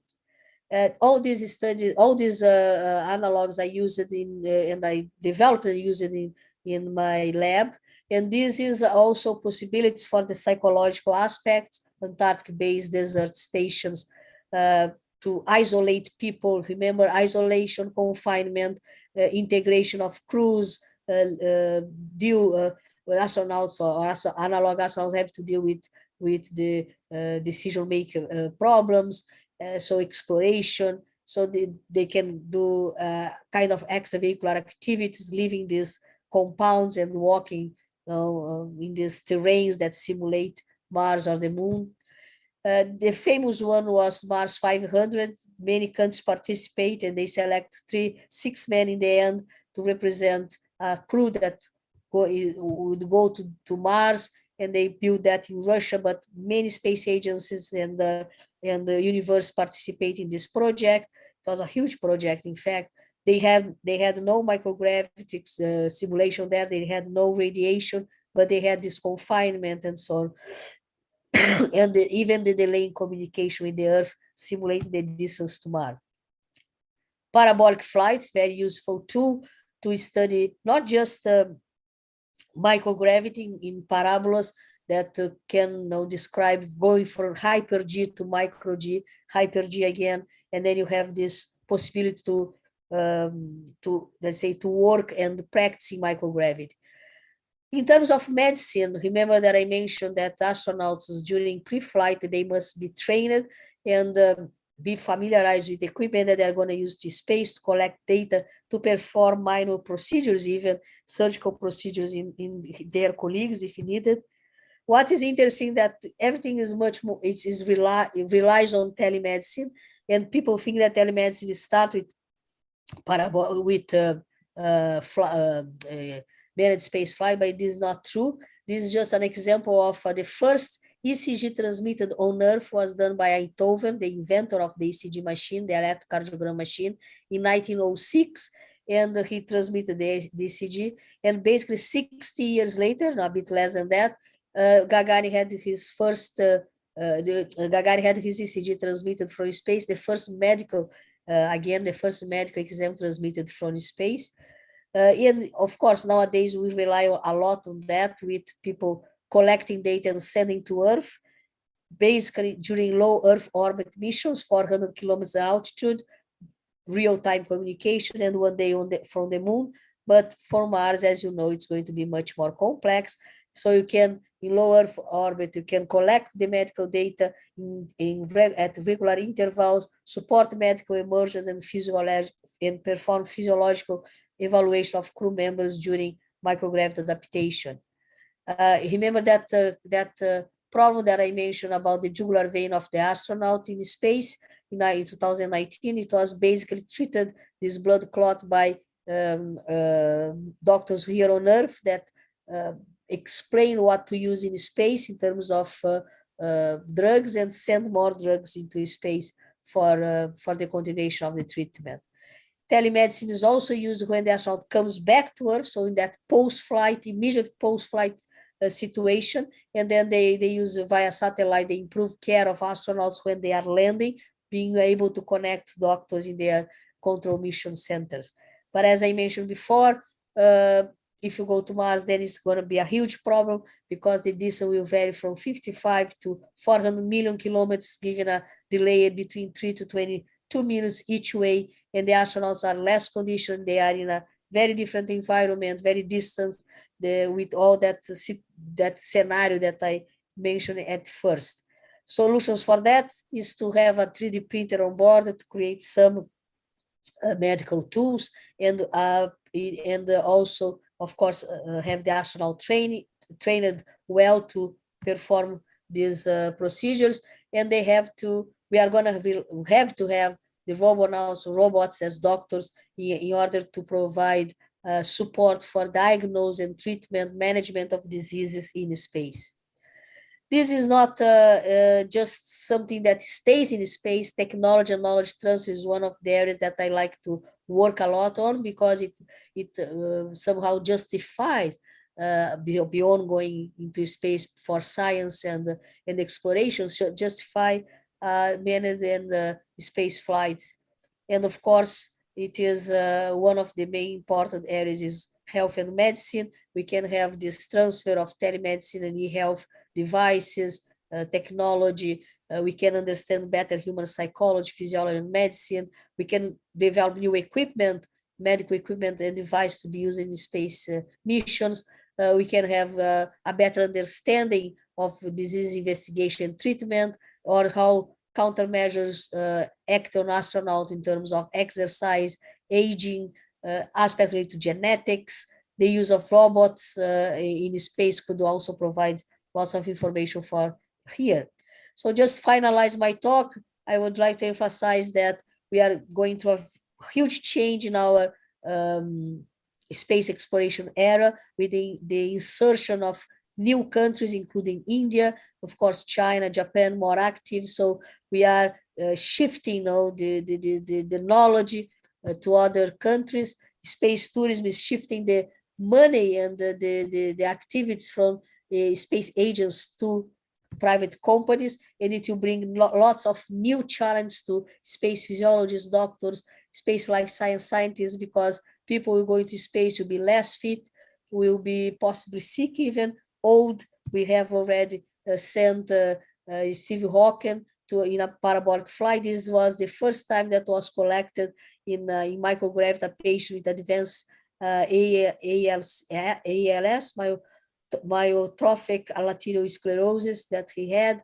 And it's completely, it's a new era that's starting because all the people that we send to space are very well trained in health and selected. So here you have a picture of what is historically what is becoming our space tourism, starting with the Space Adventure in 2001 that sent billionaires into space at a cost of $20 to $40 million.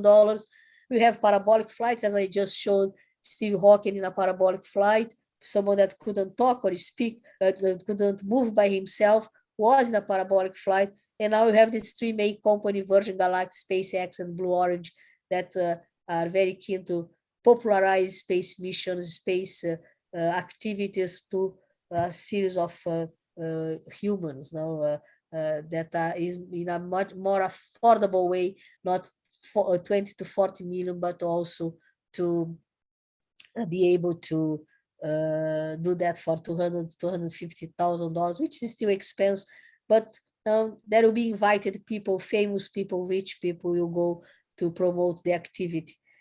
I just want to leave you with some literature if you want to learn more about what I just said. My presentation, you go to innovspace.org/chapters.html, and you can see the page of literature that's free to download. This is a book and a chapter in a book that I wrote about microgravity, hypergravity, and the collection, the development of a new device to be used in space. This is the whole book. You can go chapter by chapter and download it completely if you want, completely for free. And oh, here is again the information about this device, but I also explain about microgravity simulation here on Earth and techniques and so on. And also this one that is the same source, and you can just download for free again. It talks a lot about cardiovascular physiology in space and the pulmonary physiology in space, talks about cardiopulmonary resuscitation in space and techniques used in some of my studies with guidelines. Sorry. So thank you very much for your attention. I will stop sharing my screen now.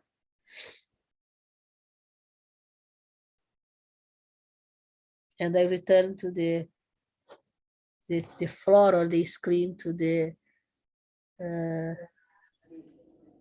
event. Can you hear us? Yeah, thank you, Professor Thaes. It was really a very nice presentation, and it's a pleasure to have you with us. And actually, you have given us so much knowledge about the physiological effects and the adaptations in the space physiology and also the clinical medicine. We are really thankful to you. And thank you very much. And I hope I can have a good collaboration, Dr. Deepak. Yeah, that's right. Yeah. So we will proceed to our next speaker. Okay. Thank you, Dr. Neelu. 1 second, ma'am. Meanwhile, the other chairperson, Dr. Sunita Mondal, ma'am, she joined us. We welcome you to this session of EPICON, ma'am. Ma'am is currently the HOD of Physiology at LHMC New Delhi. As an alumni of Lady Hardinge Medical College, she joined the institution as postgraduate in 1988 and as faculty member in 1995, and is serving continuously in the Department of Physiology at Lady Hardinge Medical College for past 33 years. Ma'am is involved in various research programs. Ma'am studies involve the patients of bronchial asthma, depression, type 2 diabetes, and attention deficit hyperactivity disorder. Ma'am has been a co-investigator in WHO-funded project entitled Comparative Evaluation Study of Integrated Yoga Practices versus Convention Medical Treatment for Management of Health Disorders. Thank you so much for being here, ma'am. I will request ma'am to kindly introduce the next speaker. Thank you so much. At the outset, let me apologize to Dr. Deepak and others for being late. Actually, I got in the traffic jam in Dwarka Expressway. Sorry, sir. So it's my proud privilege to introduce Dr. Nandu Goswami, who is the next speaker. He is a professor in the Institute of Physiology at Medical University of Graz. His research interests include determination of fluid shifts, mental stress, and the cardiovascular system experience with transcranial Doppler syncope with LVNP or heart, gravitational physiology, and cardiovascular monitoring. He is serving as an editorial member and reviewer in several international reputed journals. He is a member of many international associations and has authored many research articles related to his interest. So may I now request Dr. Nandu Goswami to please. Thank you so much. Good afternoon and namaste. I hope everybody can see me and hear me, because it's a bit difficult for me to see if I can. Can you hear me? Yes, sir, you're audible. Okay, thank you so much. So I'm now just going to keep my presentation open, and I hope you can see the screen. So good afternoon again and namaste, and thank you so much, Professor Deepak and the AIMS family again for inviting me, because I am no stranger to AIMS. Most of the people in AIMS do know me. I have actually been to Faridabad in 2019, where we had our EPICON meeting. So I think it was the FIPS meeting I was involved with. So some of the colleagues are also familiar to me there.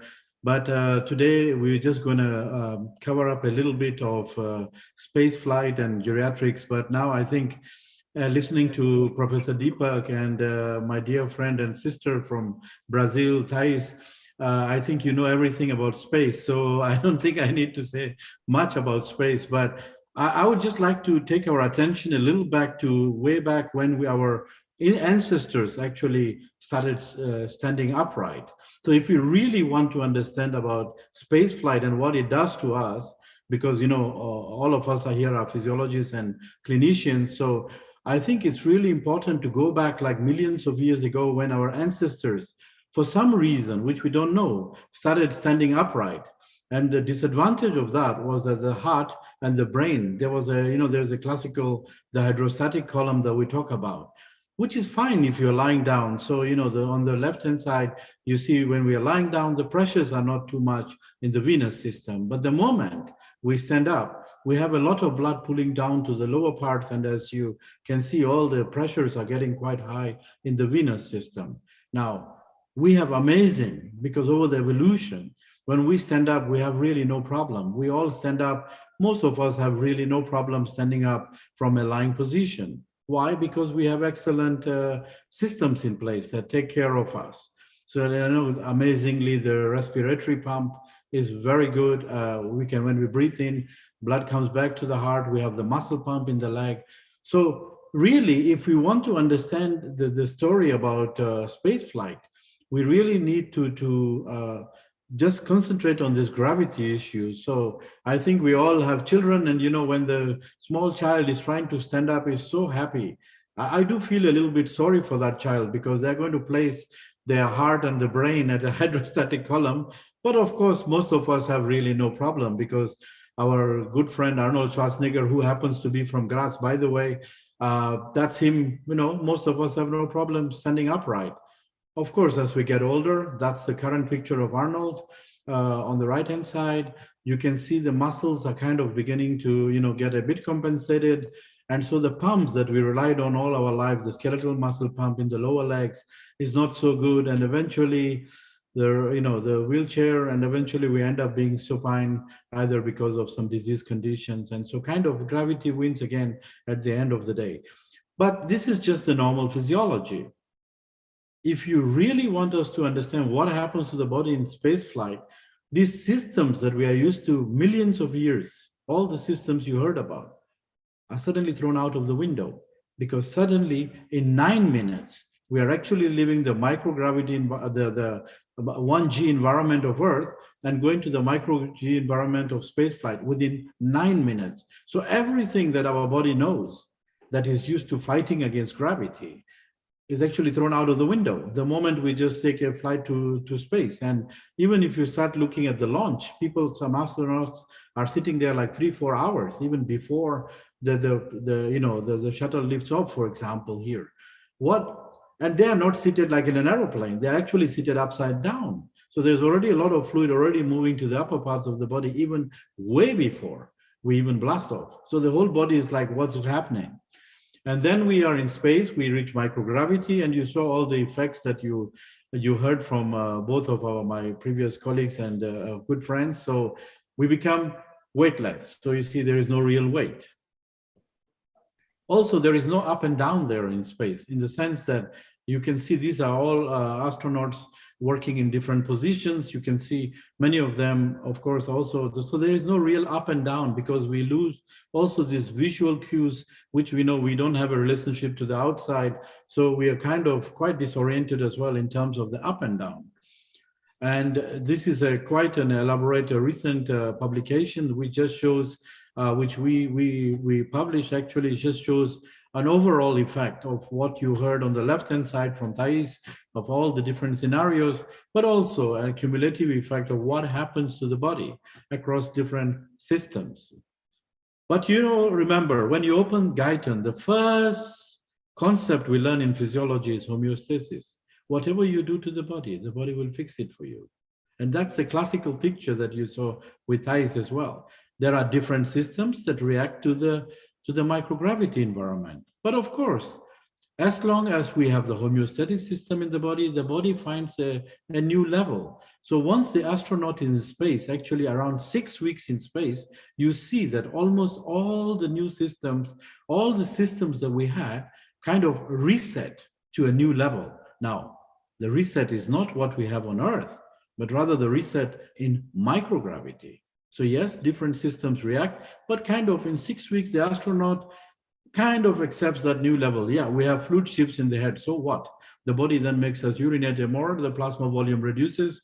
And after a few months in space, the heart says, I don't need to pump much anyway. So there's even cardiac atrophy. But who cares? In space, you don't need that. So as long as you're in space, we are really okay. So you can see most of the astronauts within 6 weeks actually reach this point where right in the middle, you see kind of the new resetting of the whole system. People always ask me, can we go to Mars? My big answer is sure, no problem. There are two showstoppers, however, this picture will show you. One is the fact that the loss of the bone and the calcium that comes into, when you lose bone, you lose a lot of calcium into the bloodstream, which is, high risk of nephrolithiasis, of course, in space. That would be trouble because that would be a massive emergency in space. But the bones are becoming brittle, and this doesn't seem to adapt. This seems to keep on going. The other aspect is what you heard from Thais as well. The radiation, you can see, is exponentially increasing. So for me, these would be two showstoppers. Of course, the bigger showstopper, of course, will be the psychological element, because we are very good at running rovers. If you look today on Mars, there are rovers running, but we still don't know how to speak with our neighbor on Earth. So how are we going to manage with these other colleagues who are from different nationalities? And of course, Thais mentioned this topic, but imagine you have 5 males and there is a female there. So this is why it's very important to analyze also the psychological aspect. No wonder Thais was emphasizing the ICE environment, what we call the isolation, confinement, and extreme environments. So again, look at this. This is provided by our colleague from Johnson Space Center. Ajit is a dear friend, and he shows you actually what we do, what happens when the astronauts, like we just ask them to run before they go into space. You just ask them to jump here, jump and run around like slalom and go back. This is the time it takes them to complete the task before they go into space. But you can see when they come back from space, you can see the time taken to complete the same task is even 3 times more. But thank God and thank for homeostasis, we kind of come back to our normal level after a few days back from space. Again, different systems react differently, of course. And you heard again from Thais, but this can be a very painful experience because on Earth, when we stand up, because of gravity, there is a compression of our, of course, of our, of the disc. And that compression is gone, so the spine actually lengthens. And sometimes the astronauts even talk about 6 centimeters. Now imagine if I start pulling your body in both directions where your spine begins to increase by 6 centimeters. Imagine the pain. And of course, we have also done several studies in bed rest campaigns, which I'll come back to again, because bed rest is currently the model for spaceflight-induced deconditioning. And if you look at the lumbar disc, if you look at even the angles there are a lot of changes that are happening. Now, this is quite disturbing, of course. But please remember this, because these are quite important aspects when we talk about my second part of the talk. So again, you can see also if you start looking at the water content, we also heard about bed rest, but also dry immersion where people actually lie in water, and you can see quite a lot of changes happening clinically. So also you can see different aspects and also the muscles. So the paraspinal muscle atrophy is really, and you can imagine what happens when we have to come back and have to stand up. So again, the question being asked is what causes the increase in the height of the astronauts? Is it the postural straining? Is it the fact that there's a lot, the lumbar discs are like, not compressed anymore? Again, a lot of discussion needs to be gone here, simply because the number of astronauts is pretty less that we can build up on. You saw again some of this, but why I believe this slide is amazingly important is that if you add up all this total here on the right-hand side, the Newtonian forces that we have on the left-hand side are just not there in space. So you're losing about 20%. If you add up all that, 20% of bone per year. Now, think of the postmenopausal female. That's losing less than 3% per year. So this our super fit national hero astronaut is worse than an old lady when they come back after 1 year in space. Actually 10 times worse than an old lady. Now that is a cause of concern. So you can see every aspect of bone is lost. Every aspect, you name it, you have osteoporosis, you have osteomalacia, and of course, these are the weight loading bones, the classical fracture risk, of course, the head of femur, the upper part. So very, very serious risks. And again, bone mineral density was studied also. So there's a lot of data that looked at a different aspect. It looks like the bones of the forearm are not really lost so much, like you have the loss in the bone content and the mineralization aspect in the weight-bearing bones, like the tibia. You saw this picture again, but again, notice that this fetal position that Thais was talking about, it simply means that you're not loading your bones and your muscles anymore, because this is where the floor of the International Space Station is. But you are hanging in the air like a ghost. And because of that, there is no loading. So there's massive loss of these muscles, the anti-gravity muscles that we actually need to stand up on Earth. Now, it's not only to stand up on Earth. You remember when we teach our students, how do we get the blood back from the feet to the heart, the skeletal muscle pump? And those muscles that we just showed, they lose in every aspect, just like Thais was talking about. Again, when we look at the damage that happens, it's mostly in those muscles like the soleus, quadriceps, and also the gastrocnemius, the real muscles that actually help our blood to come back to the heart. And you saw these pictures again, but why I find this picture very fascinating as well is that this hydrostatic column that we know for millions of years is suddenly removed when we go into space, because when we stand up, blood doesn't come to the feet anymore. Rather, there is a massive accumulation here. And again, you heard from Thais. So this is our colleague. So I also work with the Mohammed bin Rashid University and the Mohammed bin Rashid Center in Dubai, Space Center. And this is the Emirati astronaut. So we actually work with him. And you can see here clearly, there is a lot of fluid going on. This is less than 6 to 7 days in space. But because of homeostasis and because the body kind of adapts to the new level, which is fine. You lose 20% plasma volume, so what? We don't need that much plasma volume in space anyway. So the heart says, there's not much to pump against gravity. What am I pumping? So if you stay too long, there is even cardiac atrophy. But the heart is not worried. The brain is very happy because it gets into of its blood anyway. The problem comes when we come back to Earth. And this post-space flight orthostatic intolerance is so bad that, believe me, 9 days in space, 9 days in space. This is what happens to the astronauts. Most of them cannot stand up. Up to 100% of the female astronauts cannot stand up, and up to 80 to 95% of the male astronauts cannot stand up as well. After we're talking about short duration flights, even not even long term, almost everybody is falling down. So the reason for that is simply that when we return back to Earth, there is a sudden pooling of the blood in the lower parts. And since we already lost our plasma volume, the muscle pump, especially in our anti-gravity muscles, is gone. And the heart is also, of course, if you stay too long, also getting cardiac. Immediately, the astronaut comes out, they actually fall, and the blood pressure drops suddenly. And if the brain doesn't get enough, as we know from cerebral autoregulation, they're going to fall down. And of course, they could hurt themselves. That's why routinely, when astronauts come back to Earth, they're actually seated in this position. So that's a project we are trying to understand. Now, why am I talking all about this? I mean, I'm a medical doctor like all of us here, and I'm a physiologist as well in training. Why is this important? Because for me, I find this parallel between space flight and aging the most fascinating, even more than the space flight, what it does. Because we know we are all aging. Now, as we all know, as physiologists, aging is a normal physiological process. There's nothing wrong with it. But we are aging. And if you look around, because the data, for example, in the EU data, you see that currently we are talking about 17% of the population being 65 and above. I don't mean 45 and above, but aging, when we talk about older persons, we are talking about 65 and above. So when we're talking about 65 and above, in the EU, for example, we are talking about 17%. Now, this is expected to increase to up to 30%. That's a good thing because we have amazing healthcare systems. But the problem with it is this pink is shown in pink.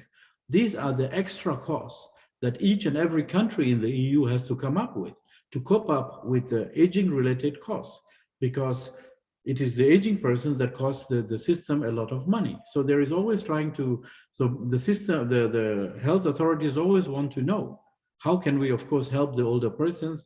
So you can see there is a massive budget or the extra cost that will be required to actually address the problems of older persons. What are we talking about? I just mentioned to you in the beginning, and you heard this again from Prof. Deepak and Prof. Thais as well, that lying in bed is a model for space flight. We actually pay a lot of money to young people. Like, in NASA and the European Space Agency, we have a bed rest study planned next year and another one in Planica in 2023 in Slovenia. I'm involved in on all those studies. We pay money to put young people in bed to understand their physiological deconditioning. But just look at this picture. Most of the old people lie in bed anyway. And these, either because they have a urine infection, they have a lung infection, they have corona or COVID-19 and they have to lie in bed for 2 weeks. They're waiting for surgeries, post-surgeries, they're lying in bed. Now, just hang on.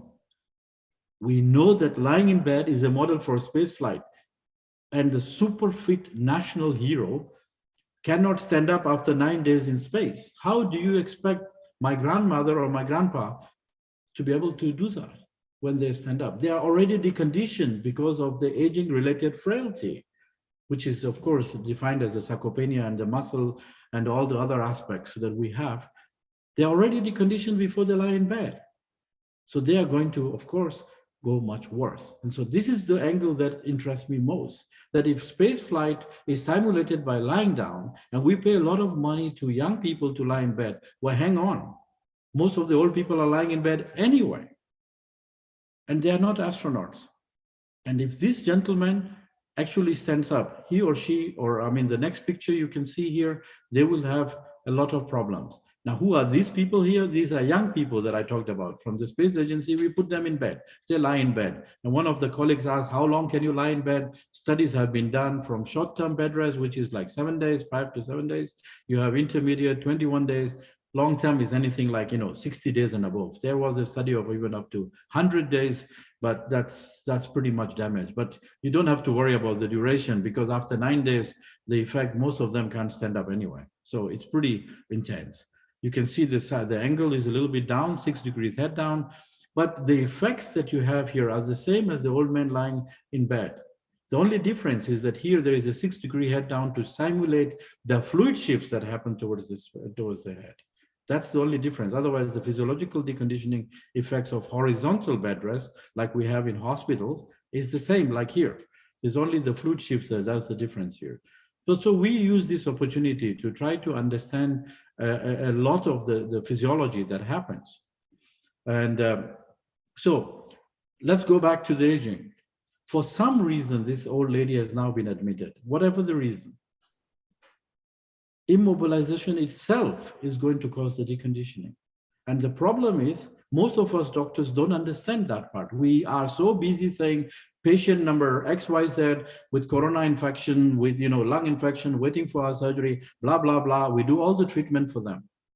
But we forget that this is a human being that is actually every minute, every day deconditioning. But she was already deconditioned even before she came to the hospital. So what do you think happens when this person is getting discharged? When they stand up, they have lost all the muscle pump in the leg. Further, they already had it badly damaged, but we as medical doctors helped them a little bit more with our treatment. So we did not early mobilize them. So as a result of that, the person actually lost a lot of muscle in the lower part. So when they stand up, they fall dizzy and they fall down. And also remember, if we lie in bed for about 20 days, we are about actually 10 days and plus, we are talking about 20% plasma volume loss as well, which is what happens in space as well. And the problem is some may fall, some may not fall, but they are so afraid of standing up that they will not even stand up. And that is the terrible vicious cycle. Actually, I lost my dad like that. That's why it's very personal for me.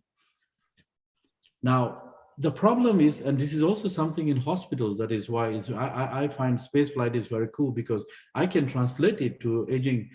Why? Because it is known that these are very grim statistics that, and if you look at any hospital, actually 60, most of the, up to 1/3 of the admissions are actually older persons that have problems.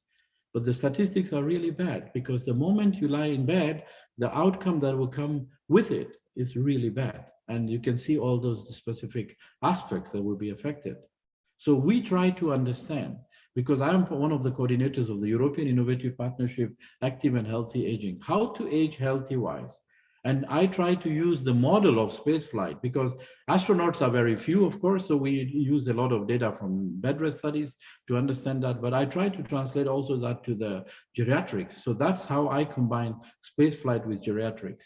And you know these aspects. I mean, this is the classical, the whole interface. We need the muscle pump, we need the volume, we need to see, and we need to regulate our blood pressure. So we have established this model together with our colleague Andrew Blaber, who Professor Deepak knows very well. Remember Professor Deepak, we were in IUPS together in Brazil with this talk. So we work together with him to understand what is the role of the postural changes on the cardiovascular system.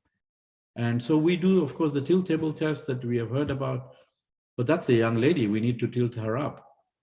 The old people, you don't need to even tilt them up. They just stand up, they fall dizzy, many of them. So we try to understand what is the interaction of the cerebral blood flow, the heart rate, the blood pressure, stroke volume, and also what about the posturography, because the muscle pump. And we can translate that not only for space flight, because we assess, actually we have an ongoing project where we are looking at astronauts, how do these cardio-postural interactions, that means changes in posture from supine to standing, how do they affect our hemodynamics? Not only in astronauts, because we assess them before and after space flight, and we are working on that right now. We have data from bed rest as well, also from space flight data we are currently examining. Astronaut, but hang on, what about patients with stroke? They already have some problems with their blood pressure regulation. What about diabetics? 30% of diabetics have diabetic dysautonomia, which means it's a big problem when they stand up, and the post-hospitalization that I talked about. So we have established this model where we integrate all these aspects. I'll be very happy to talk again about this, but the good news is that Dr. Vishwanath is actually going to be coming to work with us, and he's actually going to work on this model, because this model of cardio-postural interaction is important for us to understand not only why old people fall, but what happens when people lie in bed, and also what happens to the returning astronauts. And so for me, I'll just like to quickly just give an overview here to say that when we lie in bed, it's a wonderful model for understanding space flight, but at the same time, it's a beautiful model for understanding aging as well, because we will certainly accelerate the aging processes. And so we'll have a massive physiological deconditioning, which I talked about. And one point here, I think one message that I think we should remember is this point here about falls. I think most old people in this whole world are quite happy with their aging. Many of them, of course, are happy with their retirement. They sit down at home, they're happy playing with their grandchildren, they're happy. Of course, they cannot do optimal everything. I mean, they're not super athletes anymore. They are not able to, they do have some other problems, but they're happy. The problem comes, like my mother, she takes about 15 tablets a day, but she is happy because she can visit her relatives. The problem comes if she falls. So for me, the worst point of aging is not the aging itself, is rather the issue of the fall that we can have. And that fall, the moment we have that fall, we're going back to the hospital. And there we have that vicious cycle waiting for again. Most of us don't come out of it. All of us have this experience working in clinical practice. You will see this. And this is, for me, the fall prevention and the fall related injuries that could happen. This is, for me, the worst thing. Not the aging process, because that's normal physiology. And so I say, why don't we try to remobilize the people as soon as they're lying in bed? Because this we have learned from space. And we have amazing programs in space that you heard about from Thais. We have excellent, resistive exercises models. Why don't we use those things that we designed for astronauts to help our older persons in bed? because the ones that cost us money are not these ones who are moving around and happily, visiting their friends and going around, but these ones that lie in bed. And it's not all about money and about getting people out, or it's not even all about the physiology. It's actually about quality of life. Because I am sure you have seen some relative of ours. I saw my father lying in bed with tears in his eyes. He could not tolerate the humiliation he got just because he was not able to move himself. He was a professor himself. He couldn't move. So you can see the quality of life, it's important. And that directly feeds into getting these people back mobilized. Because I believe if we remobilize them as soon as possible, you are actually encouraging their active and healthy life. And so this, I find this slide from our colleague in Mayo Clinic, Mr. Singh, is amazing because it says that we will all age. That's fine, not a big problem. But if for any reason we get admitted into the hospital, we have this dotted line. So it is our purpose, and we must find ways to get our people back as soon as possible, back on the track, so they can go back to their normal duties. Because if we wait a little bit too long, we will leave some traces of frailty or even a disability, which will be really, really bad. There's no way we can come out of it. And so that's why I always believe that we have to remobilize these people. And this knowledge is actually what we learned from spaceflight. And so today you look, there are so many studies, people are talking about how people are aging, but I am more interested in getting people out of bed. We should look at studies across India, all over the world. And that's what I'm doing even in Dubai, also in Europe. We are trying to understand what is the state of persons when they come into hospitals, and what is their state when they leave the hospital. Because I believe that really is how life in space, or what we have learned about life in space, can help life on Earth. That's why we work also, I'm part of the Global Health Committee of the United Nations Office for Outer Space in Vienna. We work trying to see how we can integrate the knowledge from space to help life on Earth. And the astronauts, you heard about them training. These are the colleagues, they are training a lot. We also talk about using bands to train people, but these are not enough. The astronaut trains, you heard from our colleagues, 2 hours per day. I mean, can you imagine any of our relatives lying in bed, training 2 hours? I mean, they were not training 2 hours before anyway, but how could they train 2 hours in bed? But hang on, we have designed some programs for this gentleman here, the astronaut. Why don't we do the same? This is my colleague, for example, Jorn. He's a dear friend from German Space Agency. You saw this particular figure, but what Jorn is doing, and I think here I want to get the message more importantly clear for everybody, is that we are developing with Jorn that people are lying in bed like he's lying, but they're actually doing exercise. So you could do a treadmill while you're lying in bed, because lying in bed is like space flight. And lying in bed is what the old man or the old woman are doing when they are, there for some reason. Of course, if they have a broken bone, that would not be possible. Then you will have different interventions like nutrition. But here, you could do exercises to tone up the muscles. And we talk about this, many of us go to the gym there. And when you go there, you will see that there is the power plate, which is this vibration device. But I am not very excited because this particular lady is actually standing up. She's actually using her own gravity to load her own. I'm not even sure she needs the vibration plate because she's using her own full weight to load her bones and muscles. Now, if this is what we are going to use, and we have carried out studies with the Space Agency where we had persons lying in bed and they were actually pushing with this resistive vibration exercise. Now, why don't we use this particular exercise for people lying in bed on Earth? And that's exactly what we are doing right now. We are working together in Austria, in Dubai, and also in other places. And I would like to extend that to our collaborators also in India, of course, Professor Deepak being an old friend, and everybody, that we should mobilize all persons that are lying in bed, because that is the thing that they can train on. And another thing we talked about is that in space, we don't have gravity. So what about tilting the bed that we are lying on? If you're lying on bed in a hospital bed, why don't we tilt the bed 10 degrees one time? Maybe the next time 20 degrees, so that each person uses his or her own weight to load their own bones and muscles, of course. So the issue of orthostatic intolerance will all be reduced. So I believe there is a need for us at this stage to translate the knowledge and the technology figure that you heard from Thais going in both directions. I believe if we screen our senior citizens when they're admitted in a hospital, design specific intervention programs for them that are more or less like used by the astronauts. You heard about vitamin D, you heard about, astronauts are like, national heroes, very special people. Well, hang on. Are our relatives not more special than them? Our own senior citizens?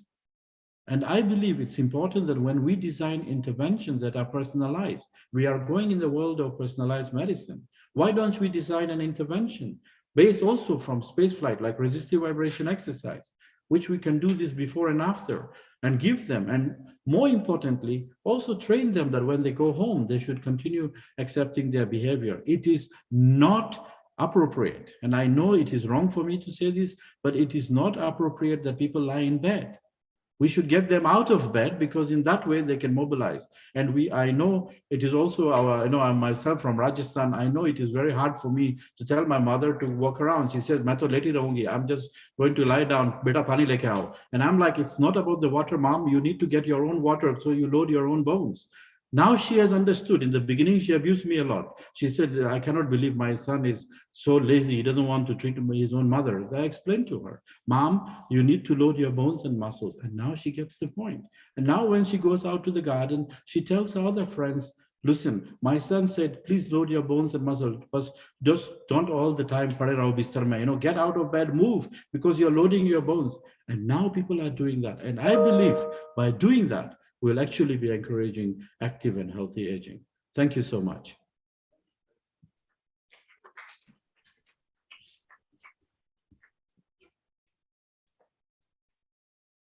Thank you, Dr. Goswami. Now, I think I'll give the mic to Dr. Neelu for the subsequent. Yeah, thanks, Dr. Goswami. We are really enlightened with your experience in geriatrics and as well as space physiology. Okay. Thank you. Actually, we are running short of time, so we have few panelists, and Dr. Praveen Agarwal,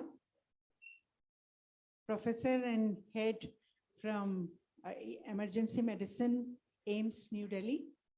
He's with us. Then Dr. Akansha, Associate Professor Physiology, AIMS Physiology, and Dr. Shival Shivasa. Dr. Shival is here with us. And Dr. Vishwajit online from Jalandhar. So these are, so am I audible? So I would ask if you would like to comment anything, Dr. Praveen, Dr. Akansha, Dr. Vishwajit, and Dr. Shival. Shival is here. Dr. Shival, you're here. Yeah. Yeah, Dr. Praveen. I really liked the presentation by Dr. Nandu. It was really an excellent presentation by Dr. Nandu and Dr. Thais.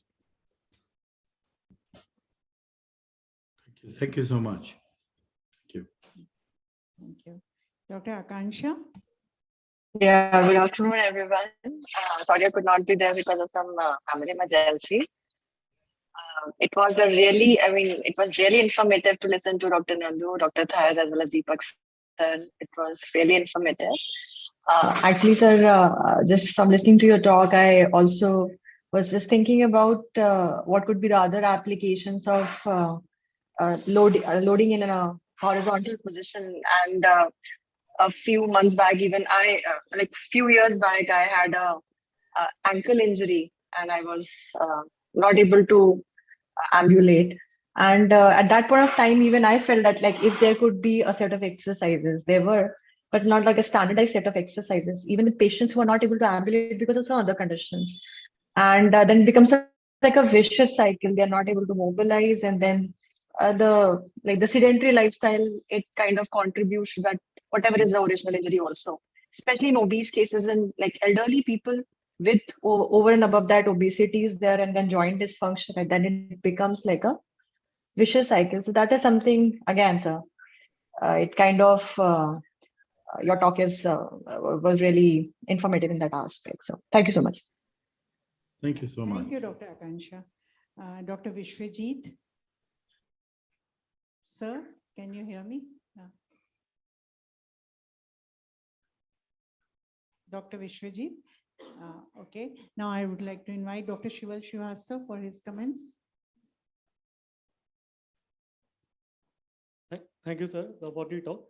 I just like to inform that while I have initially worked with LBNP and did short-term, the effect of short-term cardiovascular responses, back at my institute, as of presently, we don't have beat-to-beat blood pressure recording that is available. So we have started with head-down tilt studies. One of my students is right now doing, and we are looking at the vascular responses into that condition. And also we are trying to put this model to test in animal models, wherein we are planning to start with the tail suspension and look for changes in HRV and histomorphological parameters. And maybe in some time we'll come up with the data. That is what I wanted to add up. Thank you so much. Thank you, Dr. Shival. So we are thankful to all the speakers and all the audience. And actually we have really gathered with a vast knowledge of yours. And especially I'm highly impressed with comparing the space physiology with the geriatric changes. Okay. So, Dr. Deepak. So I thank you, the audience. I thank you, speakers. My friend, dear friend Nandu Goswami, Dr. Thais, Vishwajit, Praveen, Akanksha, and Shival here. So it's been very nice. It was very, in fact, I learned a lot today in this session. They're all so good, and so much of physiology can be done with this scenario, both on Earth and in space. So once again, thank you very much. The time is not limiting, time is a limiting factor. So any of the speakers want to say anything? Some point, the last point. Thank you. I just want to thank again for the invitation. I really enjoyed the meeting. It was very good to me to see everything that's happening in India. And as I have collaboration with Professor Nandu, I feel very happy also to establish collaborations with your group, Dr. Deepak in India. And I hope we can come up with good ideas and find good results for people here on Earth and also astronauts in space. Thank you. Thank you so much. I would just, maybe Professor Deepak, I just like to just say a few words of thanks. I think I'm no stranger to AIMS. Many of you know me, and I'm really, really grateful for this cooperation that I have with Professor Deepak and now his team. So also we are, working with our colleagues also in Dubai, and it's our pleasure that, we have now very active collaboration with Professor Deepak's lab also in India. Professor Deepak is not just an old friend, but his family, So I remember I've been to AIMS in Jodhpur, where I am from. So I was actually born in Jodhpur, and when Thais told me she was going to India, I was like, wow, Thais, you have to go to Jodhpur. So next time, Dr. Shival, I think you will have to get us in AIMS in Jodhpur. I will come free of charge. My family lives there, so we're very happy to come to AIMS Jodhpur, and we must get Thais there. So that Thais, I will have to show you my hometown. And Thais is, many of you may not know this, but she is my Brazilian sister, so I call her my sister. So I know her family back in Brazil. She took me to her father and the whole family. And I mean, it's an amazing place. So thank you so much, Thais, for being a great sister of mine. And I know the similarity is not much, but we are all there and we are all humans. So I know if I was, and I really love your dad. And I remember when her father was going for surgery, that's what we were just saying, because there is this concept that if you know you're going to go for a surgery, why don't you train? So why don't you tone up your muscles so that you are fit in when you come into the hospital so that you'll be fit out? This is a concept that we're also working with. So if you know anybody is going for surgery, just tone up their muscles, especially if you know they're going for a hip surgery, hip replacement, you can actually tone up their muscles. So I think this is something, I believe that life in space has a lot to do with life on Earth. And most of us don't see that connection, but the moment we talk about it, and that's the message I think we also spread to the IUPS in Brazil, where Professor Deepak was there along with our other colleagues as well from Canada and other colleagues. So it's amazing, really. I'm very happy, and I thank Professor Deepak and all the also the young colleagues, but also everybody who has really welcomed our collaboration. And I love Professor Deepak's enthusiasm because he's always open. And I have worked a lot with AIMS Delhi as well. So it's always nice to see Dr. Ankashka and the other colleagues. And, I'm very happy that with Dr. Vishwajit, we can do already something actively also in Dubai with him. So it's really a pleasure. Thank you so much. And it's always a pleasure to be there. And I have good memories of being in that place during the FIPS meeting in 2019. Thank you so much. I have a quick question, if I can add to this aging stuff. I think that it is very, very important what you presented, Nandu. And one thing that I have in mind is that our physical body reacts to microgravity in a very similar way of someone that's aging here on Earth, as you presented, the bones, the muscle, and falls, orthostatic intolerance, and so on and so forth. One aspect that I don't link to it very well, because I really have no knowledge in this area, or a deep knowledge at least, is that in space it was proven that during that genetic study, the twin study, that the telomeres increase in space. Yeah, but So that is n if equal the to telomere, 1. Yeah, n equal no, to no, 1. if Yeah. the telomeres increase, the aging the aging process will also decrease, but all the effects of microgravity will continue. So it is a kind of contradiction in terms for me. So it means that you are going to live longer with lots of side effects of microgravity. The question is, I don't know if you want to live longer. That's the problem. I don't know. That's another thing. But I think I would really draw that data with extreme caution, because I know Scott Kelly as well, and I spoke with him as well about this. But n equal to 1 is not really anything that we should talk about. This astronaut, I understand that. and the astronaut is not your typical daily old man or the old woman. These are super fit national heroes, so they're in another league. They are selected from thousands of people. So, but I think that data I would not, but there is clear evidence that shows that stress per se will worsen your telomere length. So I think I will just keep that. And since space is a very big complex stressor environment, we should definitely look at that data with a bit of caution. That's all I can say right now, until we have bigger data sets, of course. So can I add one thing here?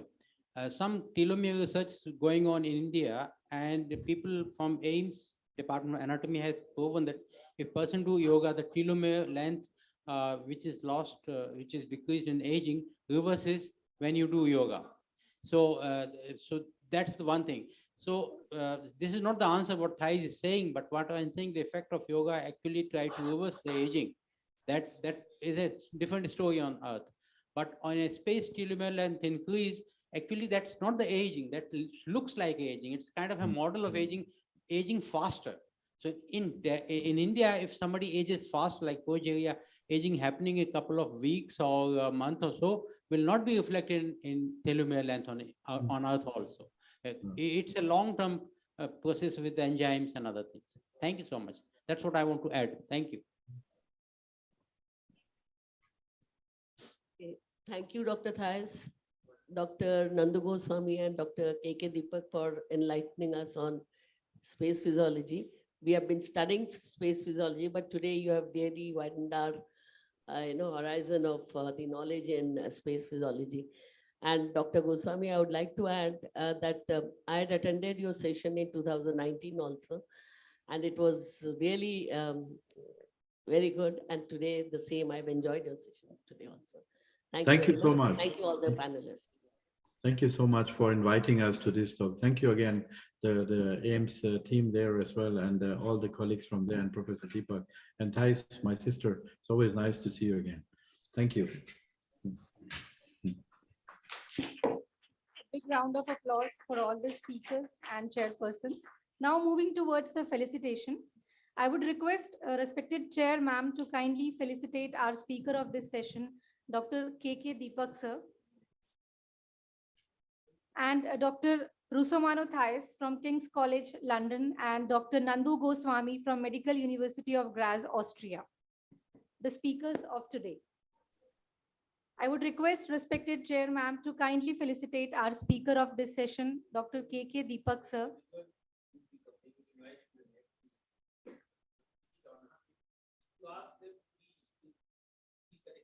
Yes, I request Dr. Rusomano Thais and Dr. Nandu Goswami to please be connected for this felicitation ceremony. Thank you.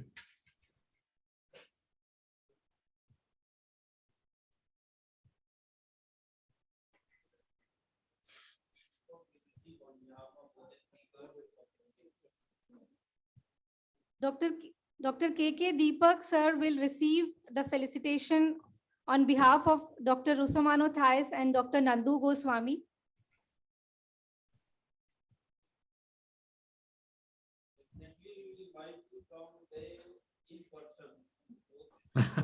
We will come.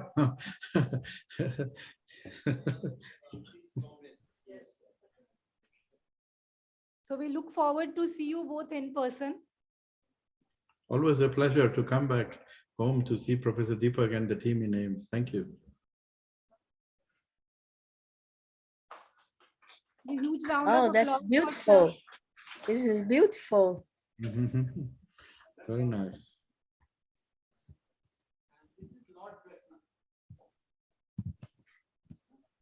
How many stories about space? As mentioned by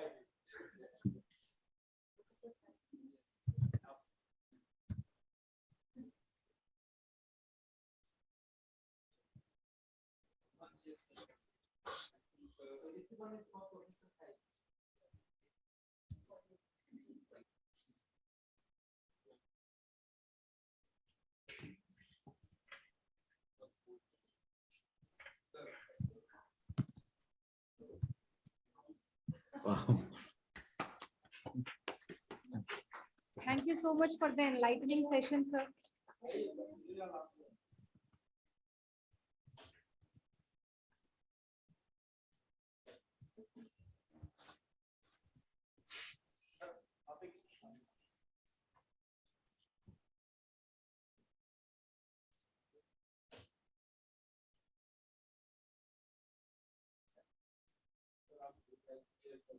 Yes. Now I would like to request Dr. Ashok K. Jarial sir and Dr. A.K. Pandey sir to please felicitate our chairpersons of this session, Dr. Sunita Mondal ma'am and Dr. Neelam Vane ma'am.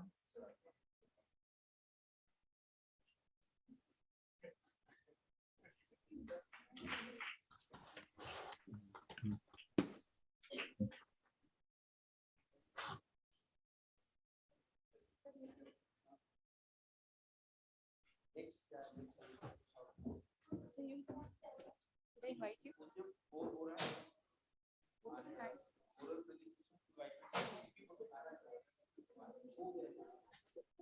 I thank all the speakers, chairpersons, and all the audience for this session. Now I would like to invite Dr. Shival sir for proposing the vote of thanks.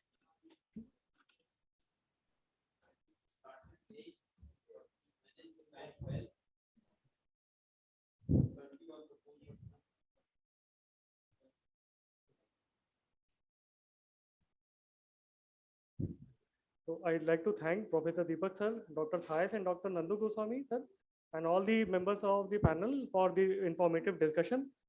And all of those thanks to APPI and ESIC for allowing for this session. Thank you, sir.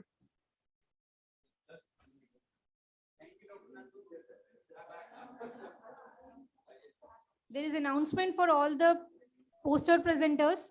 Kindly come to the Dhanwantari hall. You all are requested to please come to the, yes sir. You all are requested to come to Dhanwantari hall, all the poster presenters.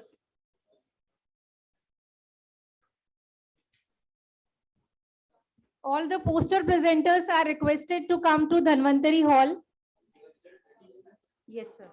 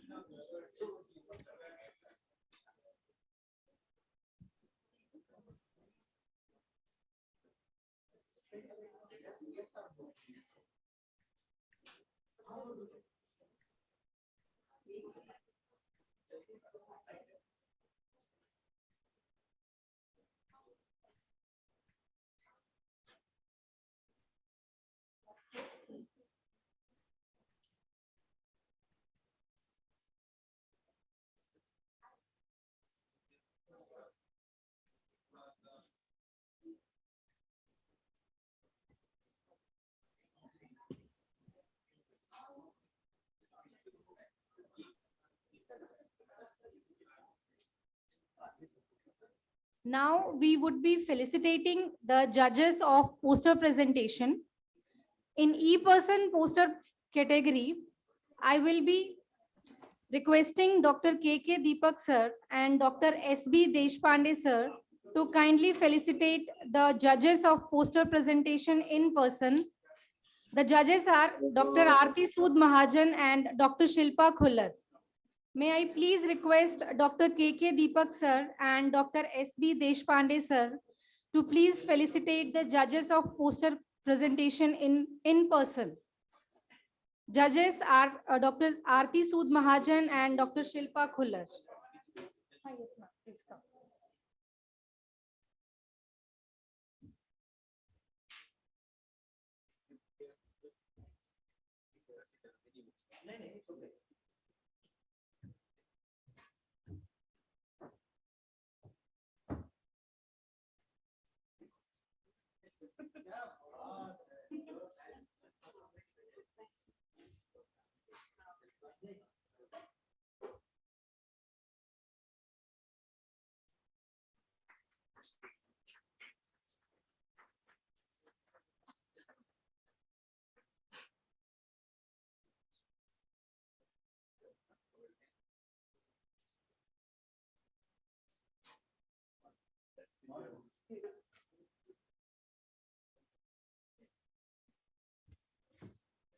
I would like to call upon stage the judges of e-poster category, Dr. Madhuri Taranikanti ma'am and Dr. Divya Srivastava. I have announced. Sorry. Yeah. Now we would be felicitating the judge of poster presentation, Dr. Shilpa Khullar ma'am.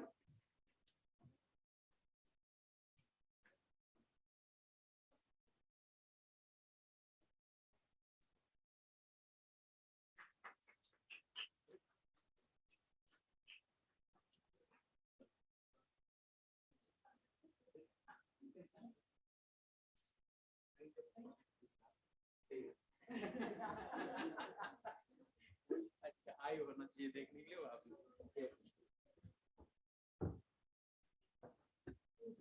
वापस अपने घर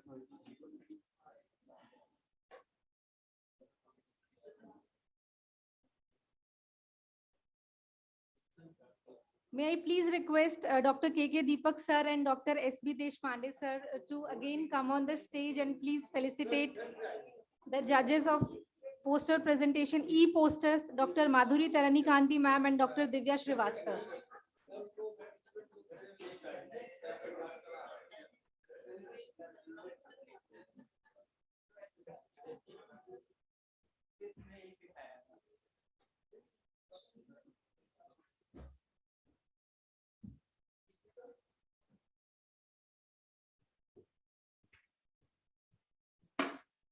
Dr. Madhuri Taranikanti ma'am and Dr. Divya Srivastav, judges of the poster presentation, e-poster.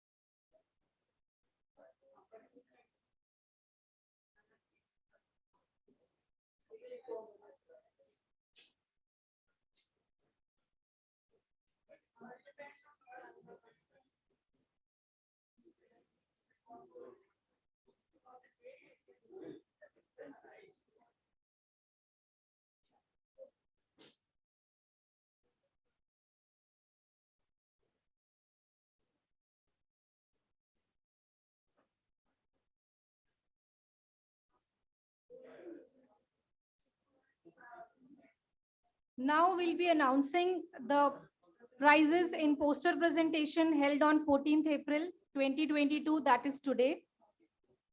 Third prize in poster presentation is bagged by Dr. Ankur Yogi. Second prize by Dr. Chaitanya Leon.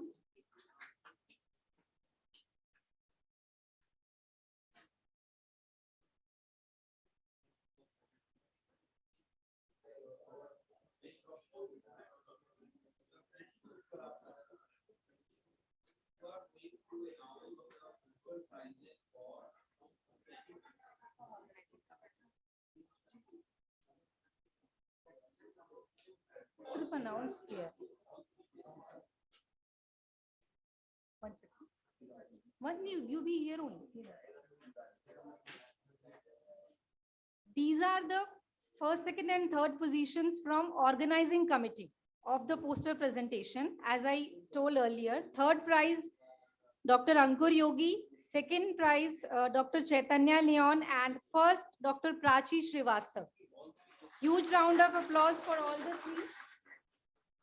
May I please request Dr. Mandal to please felicitate all the three winners of this poster presentation, the organizing committee.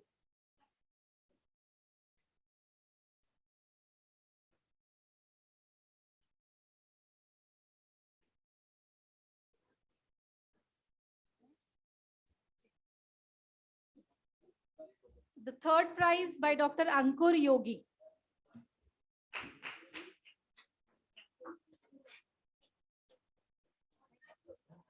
Second, Dr. Chaitanya Leon.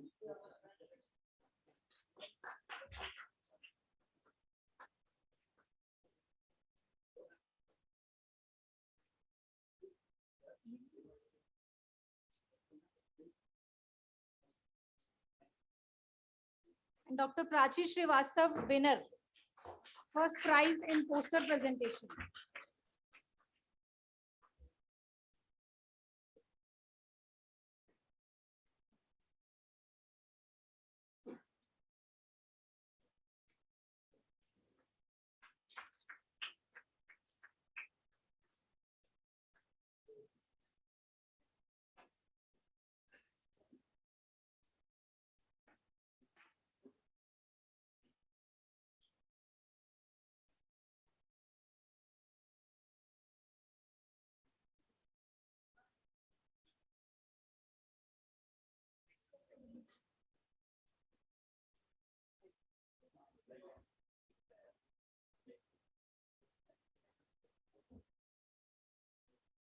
Thank you so much, ma'am.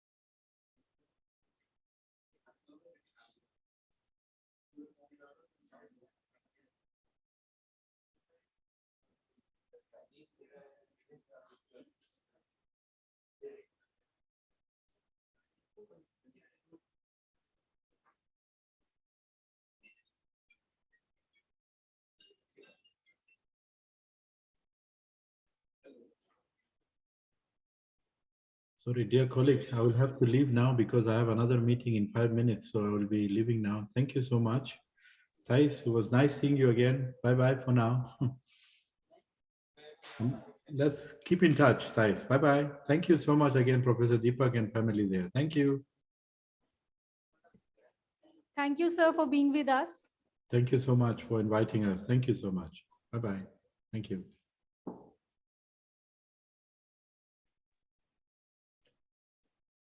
Thank you very much. I will leave as well.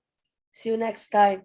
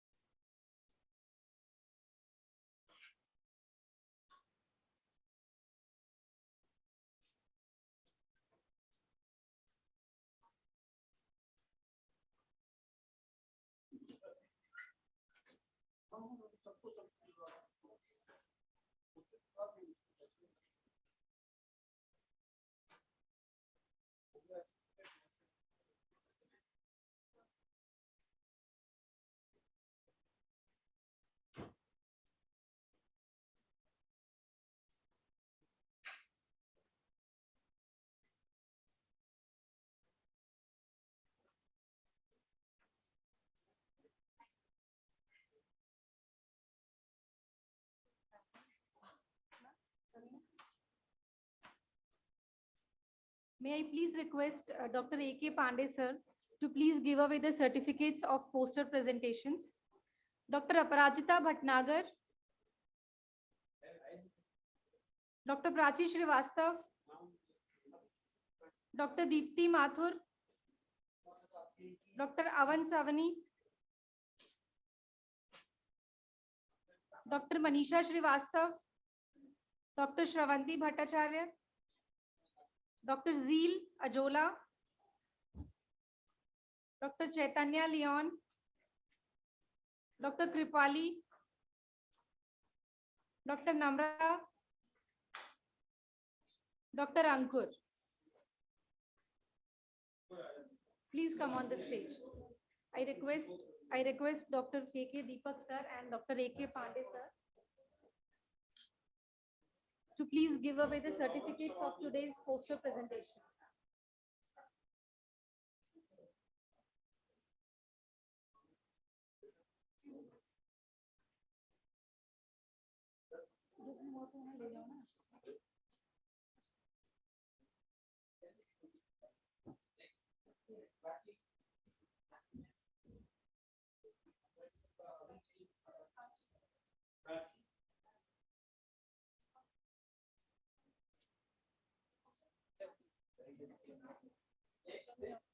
Dr. Kripali.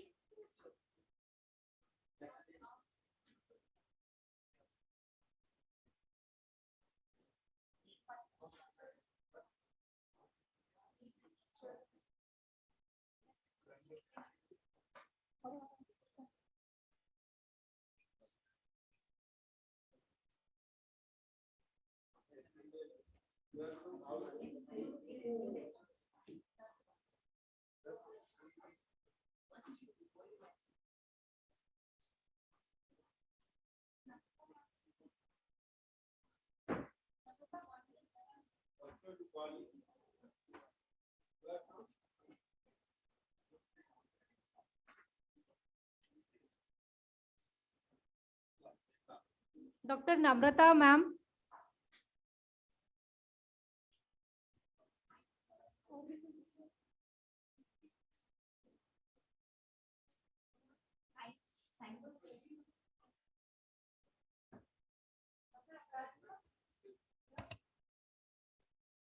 Dr. Aprajita, please come on the stage to accept your certificate.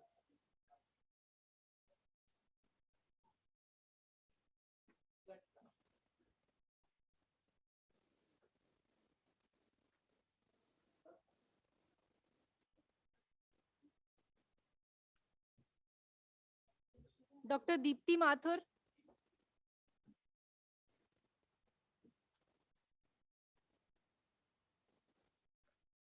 Dr. Shravanti.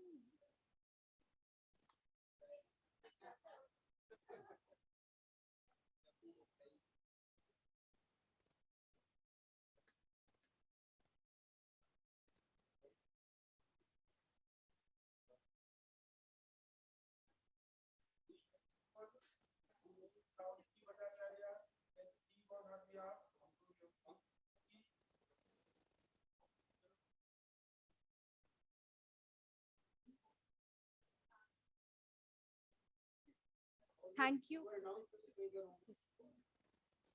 So I'm announcing the names of the poster presentations, Dr. Shravanti Bhattacharya, Dr. Manisha Srivastav, and Dr. Ankur Yogi.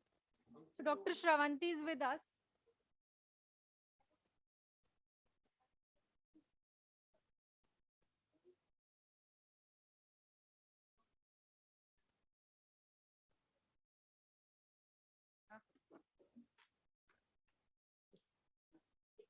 Those are not here. Thank you so much, Dr. KK Deepak sir and Dr. Pandey sir. Now we have come to the end of this session, and the cultural events will begin at 5 p.m. There will be inauguration ceremony. 6. The cultural event will begin at 6 and followed by dinner. Thank you so much, one and all, for being here.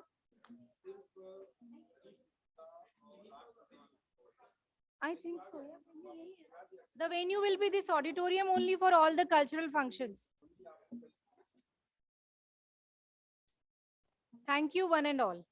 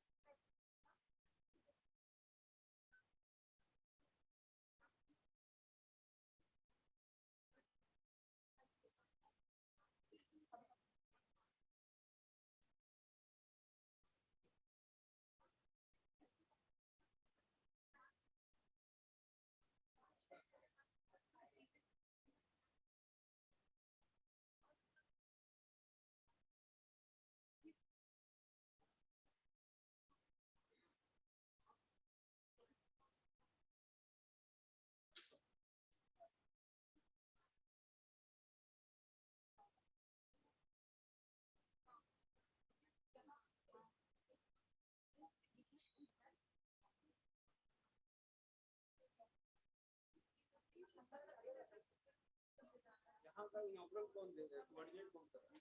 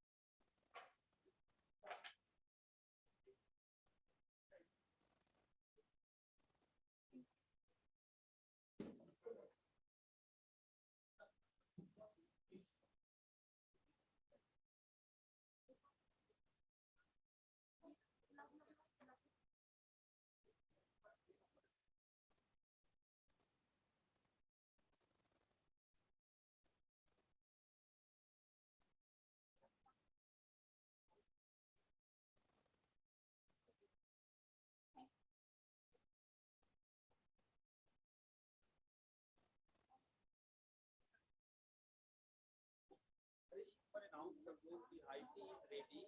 Please proceed downstairs in the college cafeteria for high tea. Just take one phone. For high tea. High tea.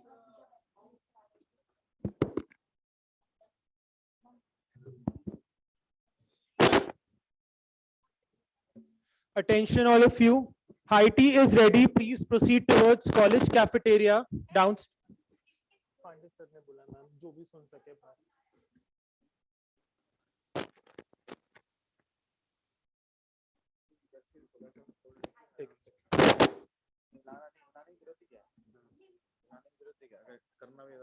मेरे को ही बोलना है तो मैं अपने हिसाब से यही सेट करूंगा बस।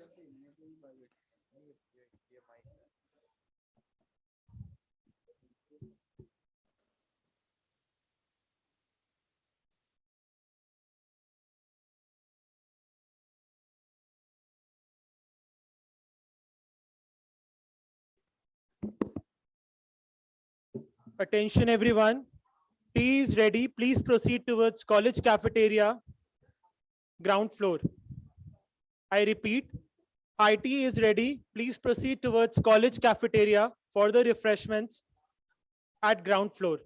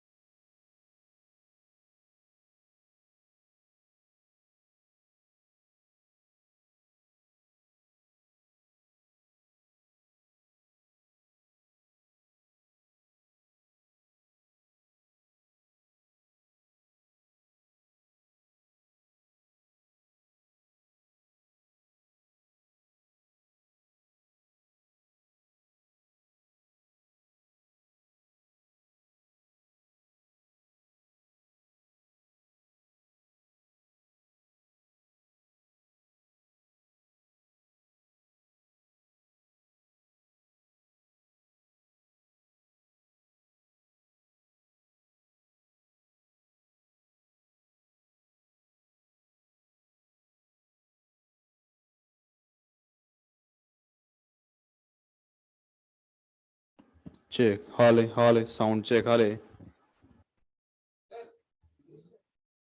Check, Holly, Holly, sound check, Holly. Check, Holly.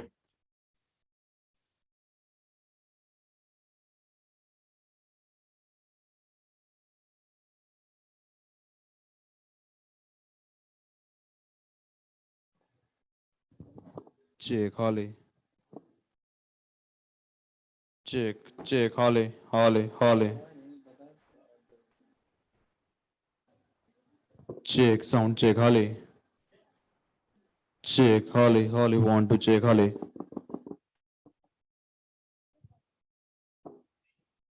Check, sound check, Holly.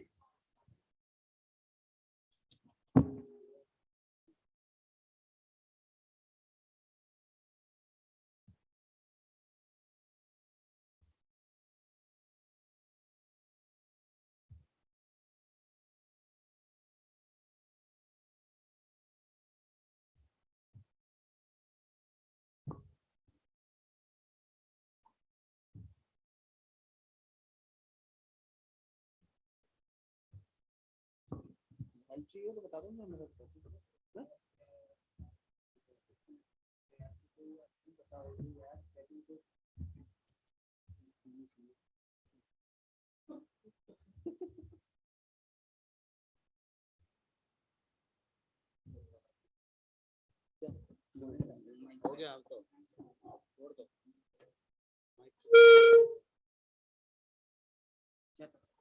Check, Holly. Check.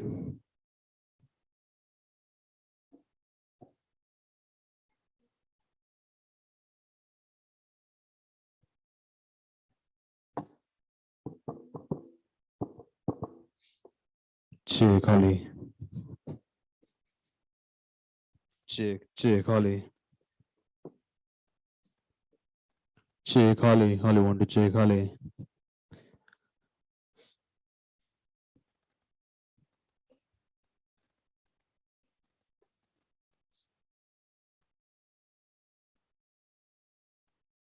Check, Holly.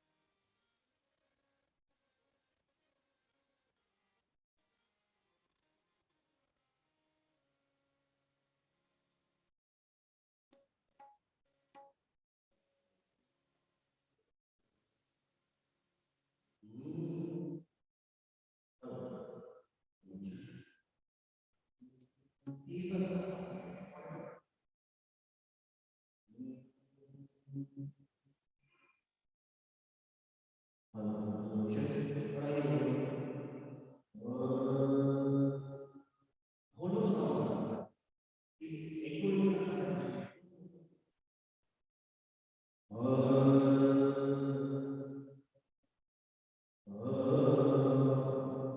अभी भी नहीं आता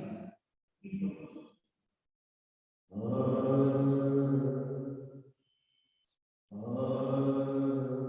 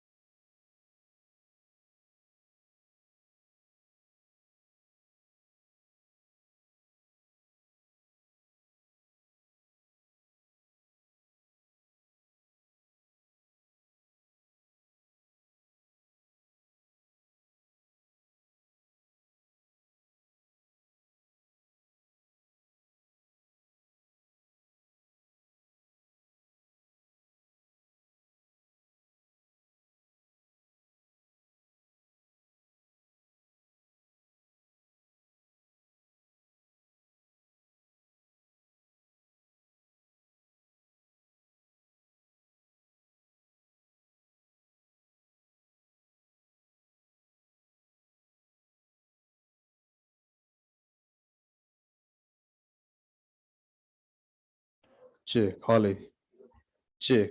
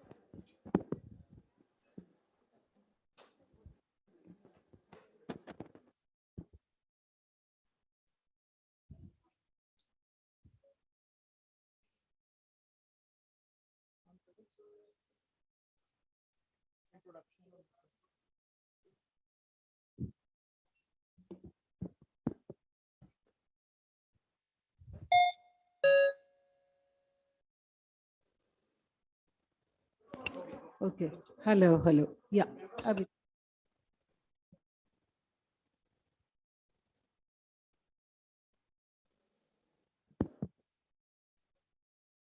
Good evening to one and all sitting here and embracing the gracious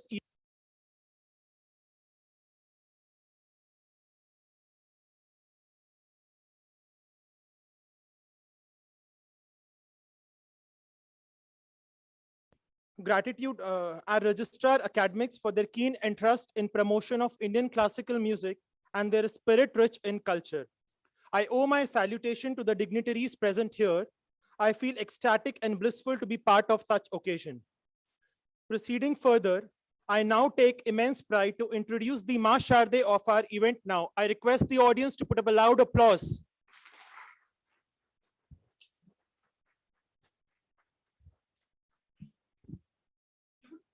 Few words about Dr. Shovna Narayan. She is a name synonymous with Kathak. She has been awarded the prestigious Padma Shri Award, the Sangeet Natak Academy Award, and the list goes on, crediting around 40 national and international awards. She is a performer, choreographer, a guru, a researcher, and an author of 16 books and numerous articles.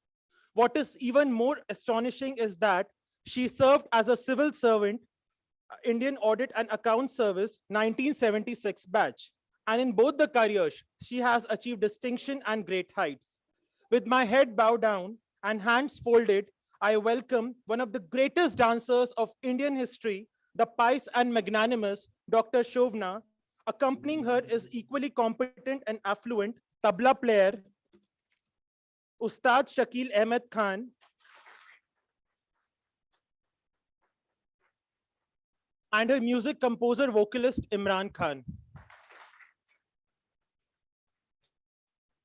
I now request Dr. Shovna to please,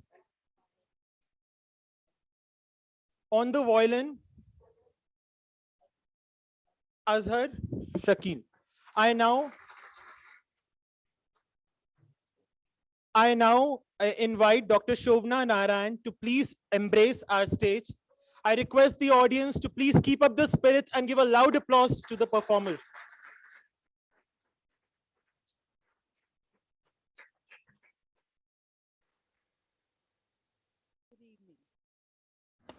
Good evening. It's wonderful to be here. And I would like to thank everyone in this ESIC Medical College and, well, whatever. And of course, particularly Dr. Monica, with whom I've been in touch. And I would also like to thank a person who was the bridge because of whom I came here, Malabika, who had known from the Spic McKays when she was with Spic McKay. She's done a fabulous work of interconnecting all of us together. So thank you very much indeed, and it's wonderful to see all of you. Let me tell you, the ESIC, once a long time ago, long time ago in my career, I was also auditing it.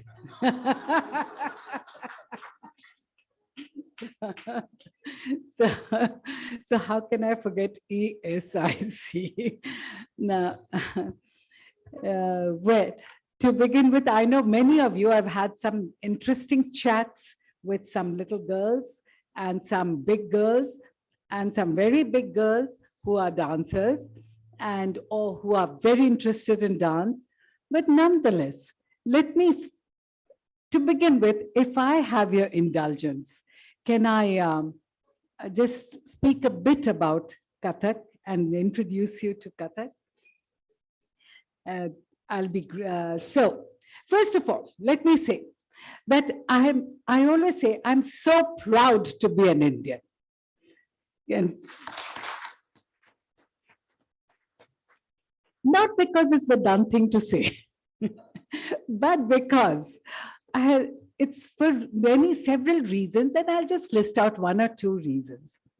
Just look at this country of ours, this subcontinent of ours, where music and dance and performing arts has been given such a great status. And why do I say that?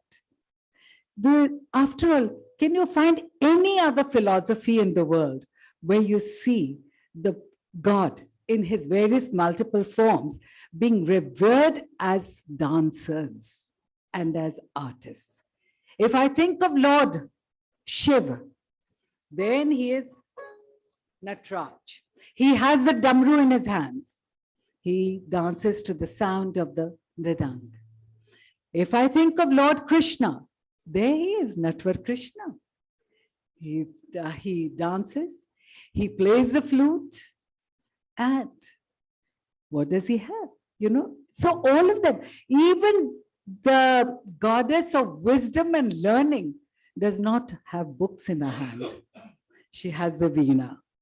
Now, I could go on, but the fact is that it should make us think, reflect, introspect as to why is it that music and dance, and particularly the serious form, the classical form, was given so much of importance that it's become part of our philosophy.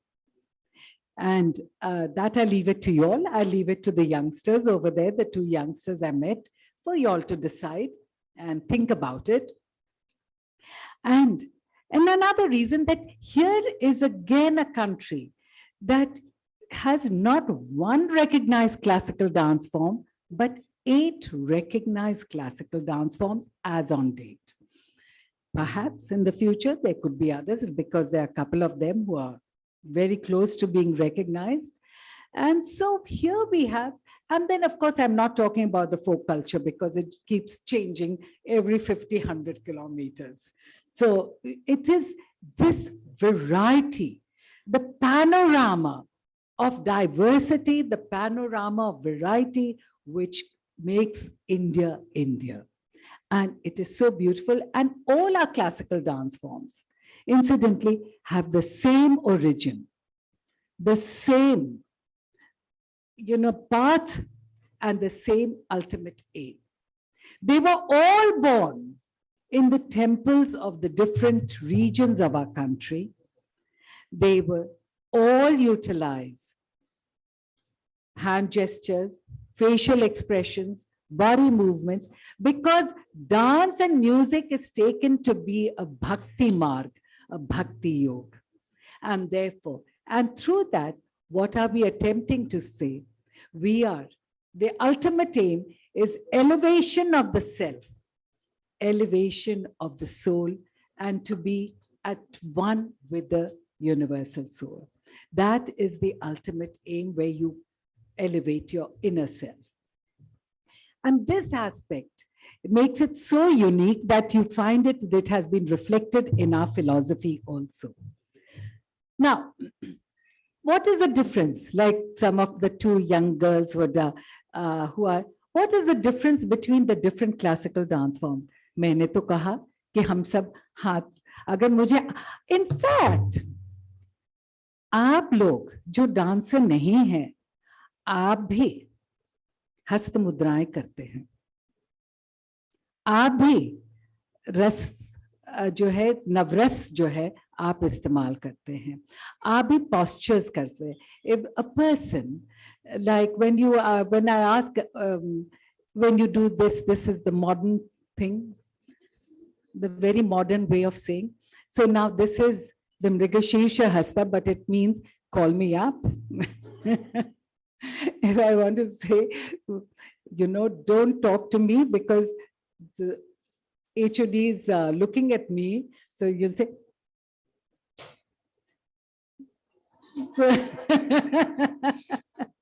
so I'm using all my eye movements and all the ras bhav, etc. So even in normal life, we are, in a way, aren't we artists? Okay, as Shakespeare said, this world is a stage and all of us are just players and actors. So each one of us is an actor. Coming to Kathak. Kathak is, the word is a very Sanskrit word. It comes from the word katha, which is story, kathakar, which is storyteller. And it has its origin in the Indo-Gangetic belt. So the Indo-Gangetic belt is of UP, Delhi, Bihar, Madhya Pradesh, Rajasthan, northern parts of Gujarat and Maharashtra. So this is, and some parts which are now in Pakistan. So this is the large Kathak belt. And who were the Kathaks? They were the Brahmins of the temples. And incidentally, my book is coming out on the 30th of April, IGNCA auditorium, and where I myself was happily surprised to find that it is still a living temple tradition. They are still found to be dancing in the temples of Ayodhya and other places. So it is still a living temple tradition. So who were the Kathaks? Now they were the temple priests who, while narrating stories, the Leelas of gods, went into a state of ecstasy and started dancing using gesticulation and mime. And that is how this whole community came to be known as the Kathak community. And from the Kathak community, the word Kathak dance came about. But the dance was not called Kathak dance to begin with. That is later on the terminology given. So now, and here it is based now, all our classical dance forms, all our art forms are based on the Natya Shastra. Then, or let me say, the Natya Shastra itself just codifies it. What is the Natya Shastra? We don't base ourselves. Natya Shastra was like a good PhD thesis. It is a codification and it is of all aspects. आप लोग doctors हैं यहाँ, आप लोग तो ऐसे dissection करते हैं, dissect करते हैं. So if you start dissecting every aspect of bhav and rasa and movement, that is and codified, that's the Natya Shastra. And in fact, it is also talking about architecture, about a theater architecture, which we think is a modern technology or something, but unfortunately, we are all proved wrong because it was there. Along with the measurements and the placements, everything is there. They've discussed acoustics, they have discussed lights according to moods, everything has been discussed. Excuse me, beta. बच्चे लोग while थोड़े से अगर 1 घंटे के बाद अगर आप लोग सर्व करें आज अभी तक माफी चाहती हूँ। 1 घंटे के बाद। हाँ, थैंक यू सो मच। आपको ज्यादा इंतजार नहीं करवाऊंगी, 1 घंटा ही। So now, so that is the Natya Shastra, and Natya Shastra is just a codification. It's applicable to everyone, including the common life itself. Now, in Kathak, the first basic movement is this. It comes from the Dhyan Mudra of Yoga. This is Dhyan Mudra, and this is another variation of the Dhyan Mudra. This is the basic mudra of Kathak. This is another very typical Kathak movement. And it is that I am just the medium. The Leelas of God, I give it to you. And so from here comes this movement. Here, another very distinct part of it is that the way we wear our ghungroos, 200, 200 tied on a string. This is exactly how it has been depicted in our Shastras, in the Abhinay Darpan, Suswarashcha, Surupashcha, so the whole thing, Nakshatra Devata, Kinkirniya, Kanse Rachita, Eka Ungli Gantram, Bandhiniya, Neela Sutren, Granthi Bhishcha, Dradam Puna, Shata Dwa Shatam. Matlab 100 to 200. This is so that you are tied, it's tied on a thread, 100 to 200 on each ankle bell, and that is what the dancer has to wear. So now, having said that, now in the Margam, which we say Margam, when is the way we present it, that is the same in all dance forms, except that language changes according to the region it comes from. But broadly, the categorization and the approach is the same. Ye hamare liye mandir hai.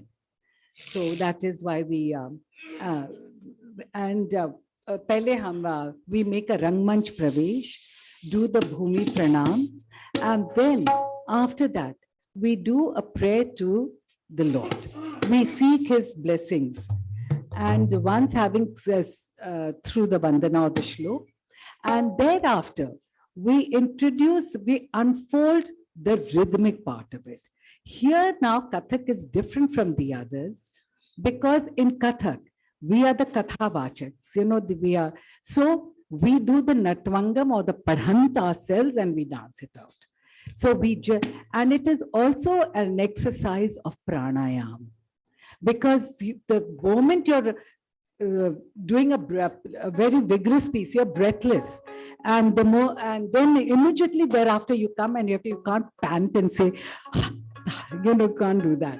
So you have to. So it is a whole exercise of pranayam, and then we go on to further, and then we go into the Abhinay sequences through Gatnikas, Gadbhav, whatever, etc. Pad, Khumri, Dadra, whatever. And then we go into a state of climax. So this is broadly the way we presented the Margam of Kathak. So with these few words, agar aap logon ki ijazat ho,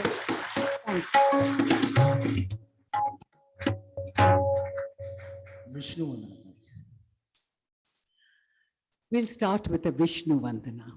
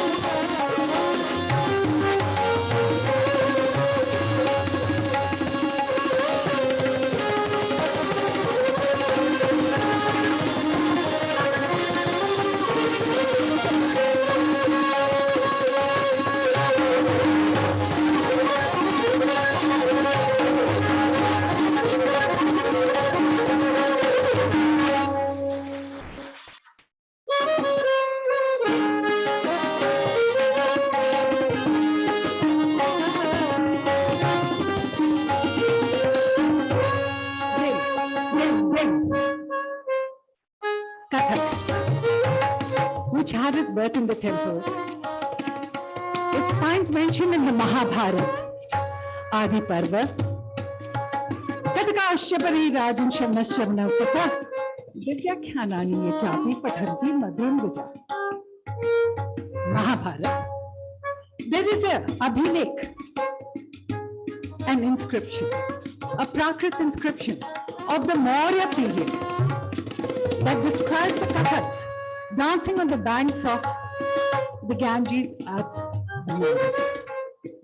And it says,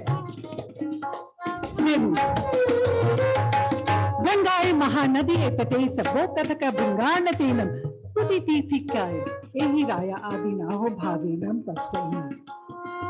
In that tradition, I'll say it out and dance it out.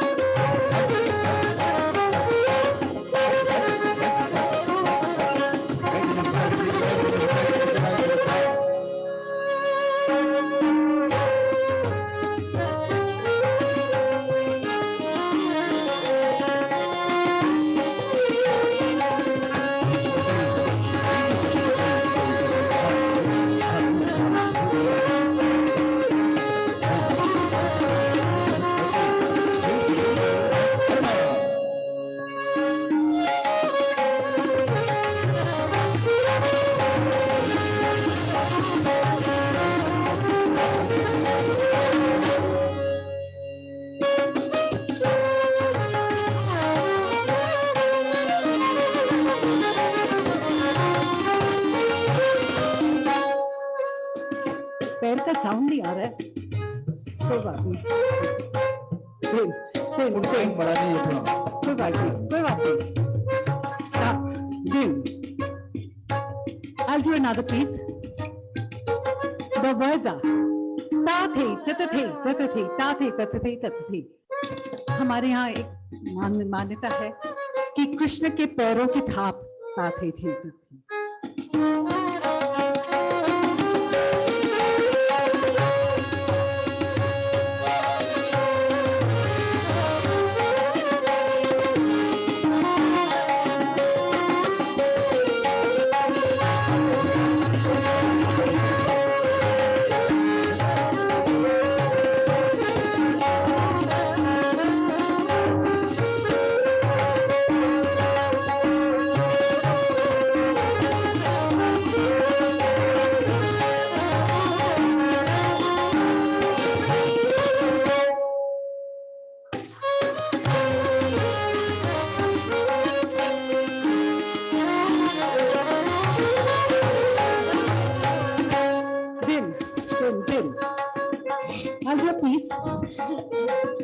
in which the sound of the footwork also tells a story.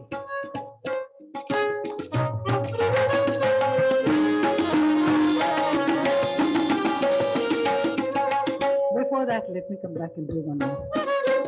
You know, I talked about the two nartaks we had, Krishna and Shiv. Both of them dance to the mridang. One has a damru, the other one the bansuri. This is a piece, a paran. In Kathak, every rhythmic pattern also is telling a story. Katha keh rahi hai. And this is the Harihar paran.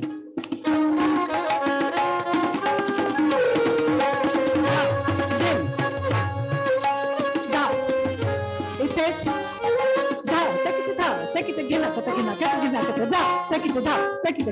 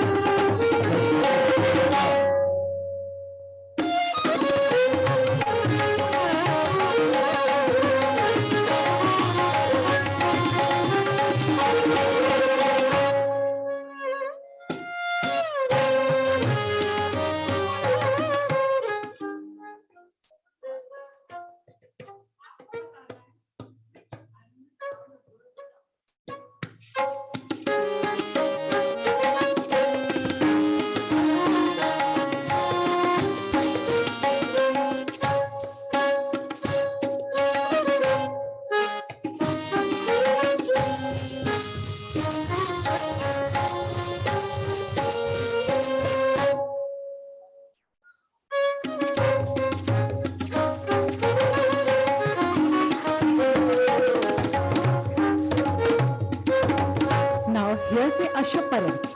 Horse is Ashwa. Pesh Ashwaparan. Bol betu.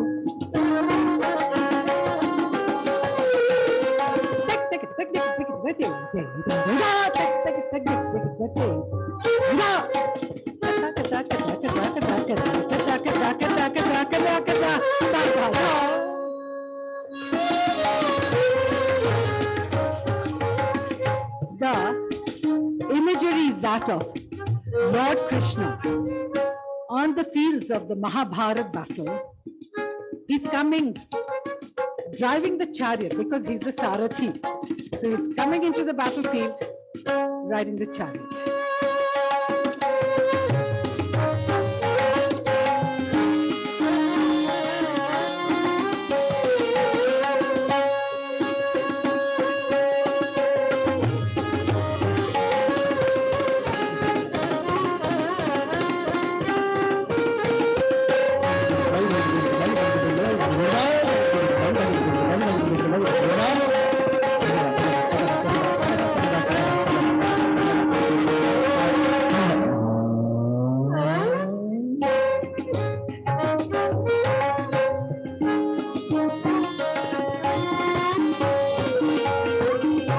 Why should I leave Arjun out?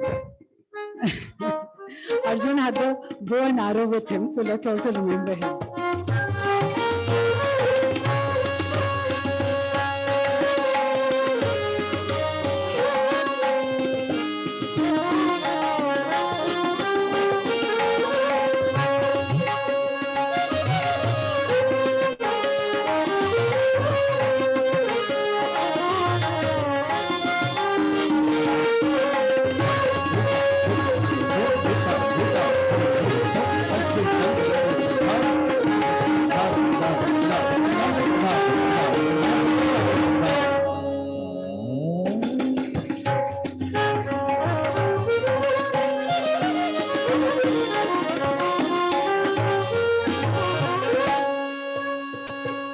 एक और इजाजत है तो एक और तो चलिए just imagine Radha and Krishna singing on the swing, and what happens?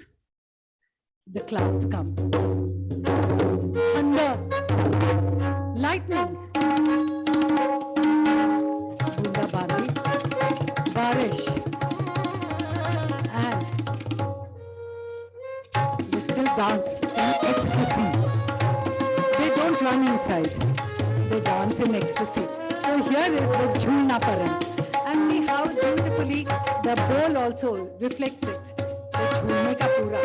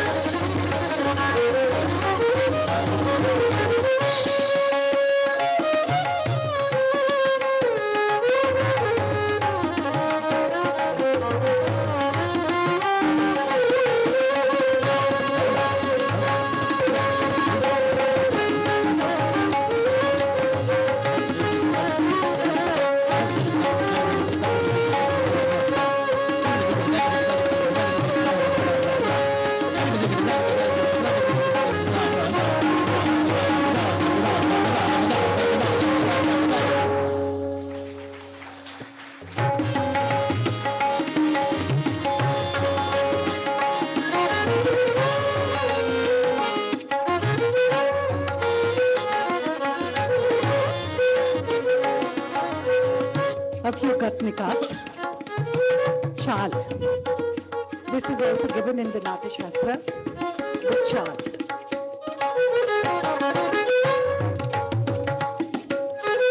A few from the animal kingdom.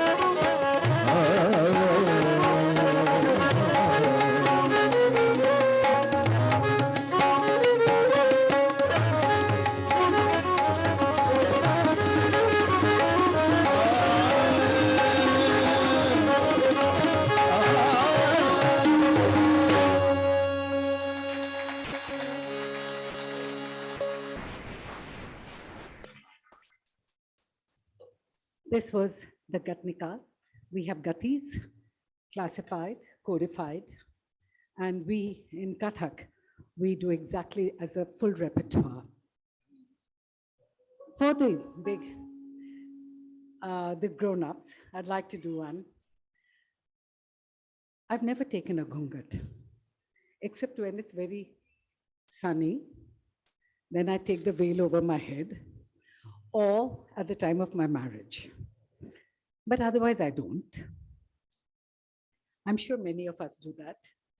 And but I'd like to do the ghungat ki chal, 5 prakar, 5 ways of taking the ghungat, and 5 ways of looking through the ghungat. 5 different glances.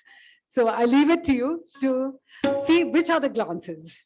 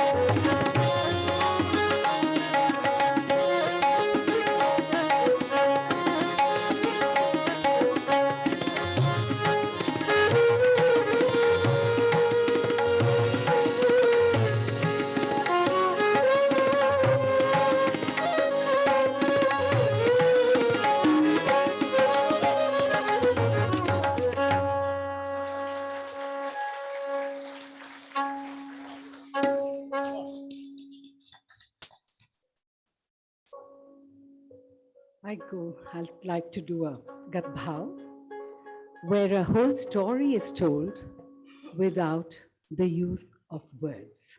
There's no Sahitya, but yet the entire nichor, the essence of the Natya Shastra is there, because I can't otherwise tell a story. So I'm not going to tell you which story it is, but it is going to be either from the Ramayana or the Mahabharata. And I leave it to you to understand it.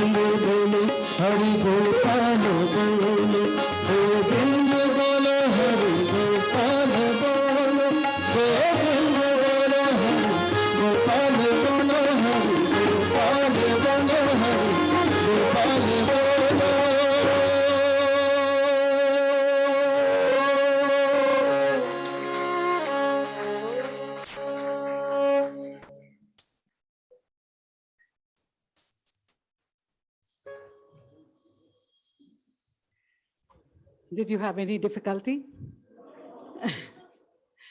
That is a very important part of our Abhinay repertoire, the Gat Bhava. The Gati goes on and the full Abhinay is retold only through the medium of all the hand gestures, facial expressions, mudras, body postures, charis, everything, even the body tells a story. You know, you and I are the modern day Dushasan.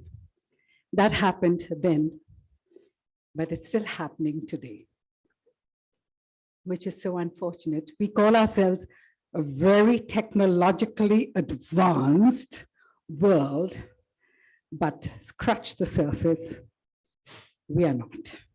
We are the same, prone to baser instincts and everything. But also I said, including myself, including all the little children, we are teaching them to be Dushasans, irrespective of gender, in environmental terms.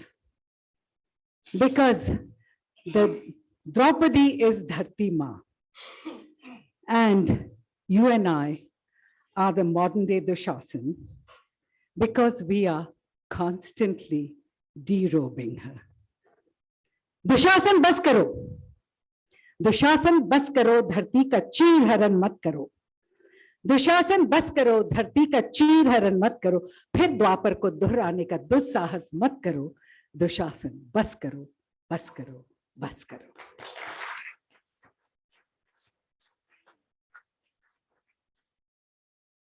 Now, I'd like to do now something with Sahitya. The choice is yours. Should I do a romantic Thumri? But when I say Thumri, it's romantic, but it's Krishna Radha. Or should I do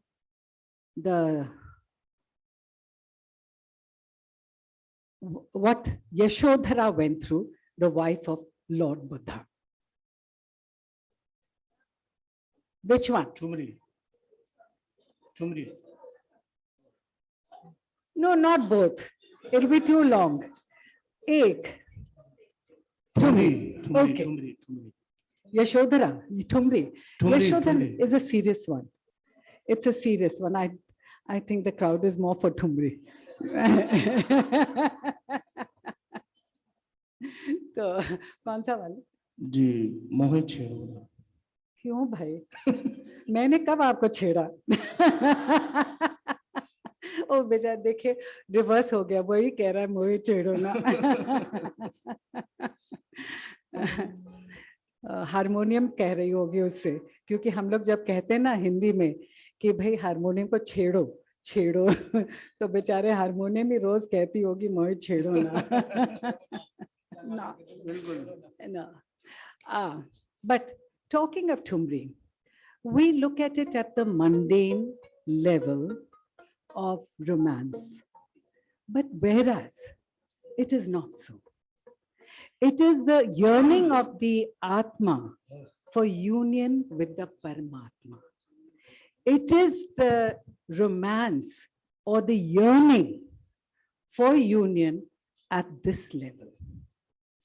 But we are mortals, we take it at this level, whereas in actuality, it is at this level. That is what Thumri is all about. So, but even in this level also, we go through a lot of obstacles. We ask, we plead, we seek, but he plays hide and seek. He's not there when we want him. I don't know why I'm calling him as a man. It could be a woman. Yeah. So whichever way. So, and I could be the man, he could be the woman. So, well, whichever way it is. But it is at that level, but we being mortals, we understand it at this level faster, better. But every incident, everything is actually reflected. It's reflective of that.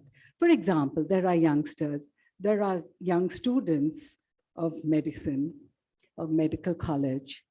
during examination time, I'm sure each one of you must be making a lot of, sometimes he hears your prayers, sometimes he doesn't. And so, and then when he hears the prayers, you're saying, okay, of course, I knew it, it's going to happen. It's no great, you're no great shakes. But sometimes when it doesn't happen, you say to you, why did you, you sort of do all kinds of, say all kinds of things. And that's exactly what happens even at this level. And so that is what I will be showing. Now in Kathak, we have something known as Bhav Batana, which of course I'm not going to do now. But when we sing Mohit Chhero na Nand ke suna huchel, so he says Mohit Chhero na Nand ke suna. But if I reverse the punctuation, it says Mohe Chhero na. One is Mohit Chhero na. One is Mohit Chhero na. She's there. She's watching. And or the other way could be Mohit Chhero na, those youngsters are there. No. Or Mohit Chhero na, what the hell? Or Mohit Chhero na. Or he goes off, Mohit Chhero na. So it depends on how you want to, where the comma comes and how you take it and, in which mood it is. So, Mohe Chhero na Nand ke suna huchel.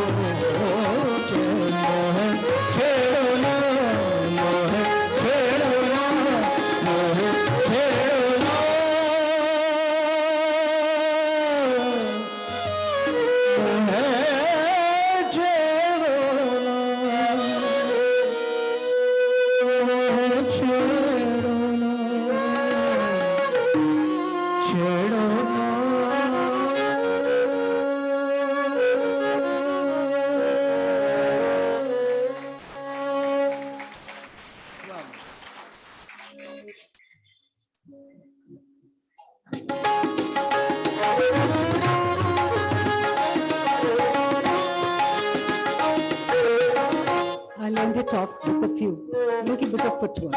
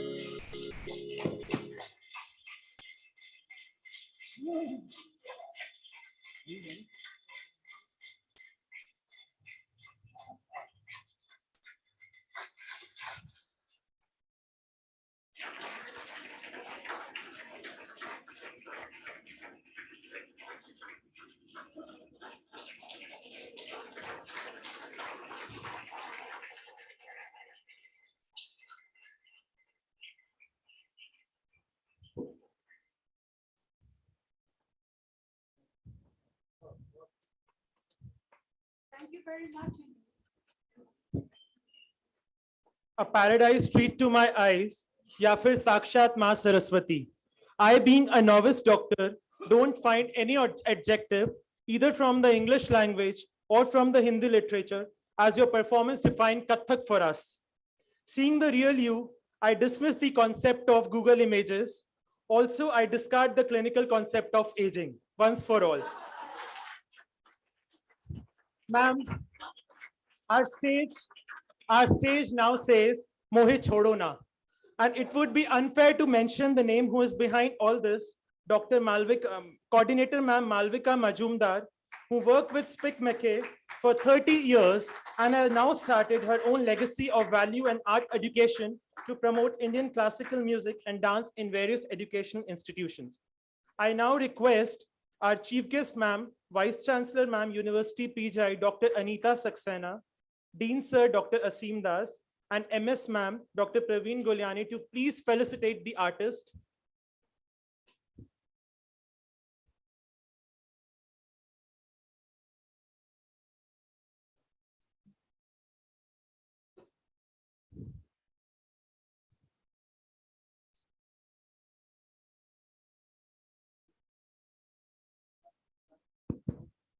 I request the audience to please put a loud applause for the felicitators.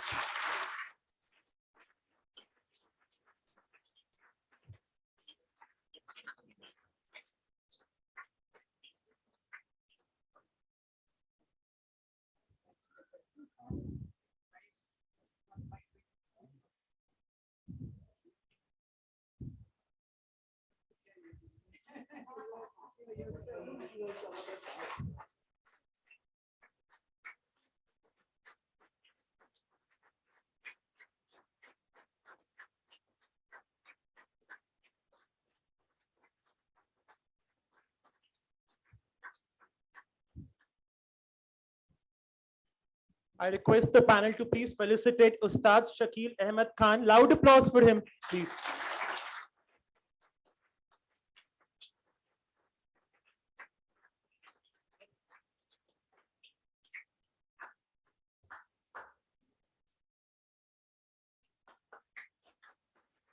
Music composer, vocalist Imran Khan.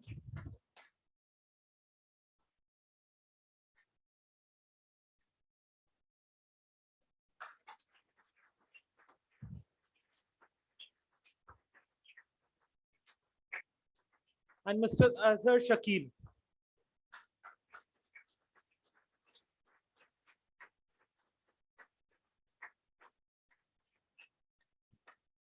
Once again, we thank all the dignitaries for embracing our stage, and thanks a lot. I request all the audience to please put up a standing ovation for the beautiful team.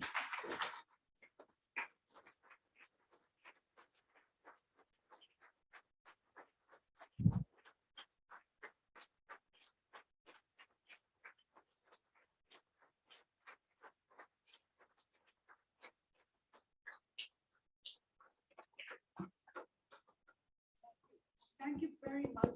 Thank you.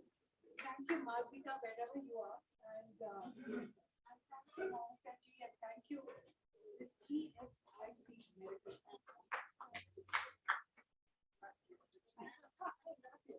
Not at all. In my next job.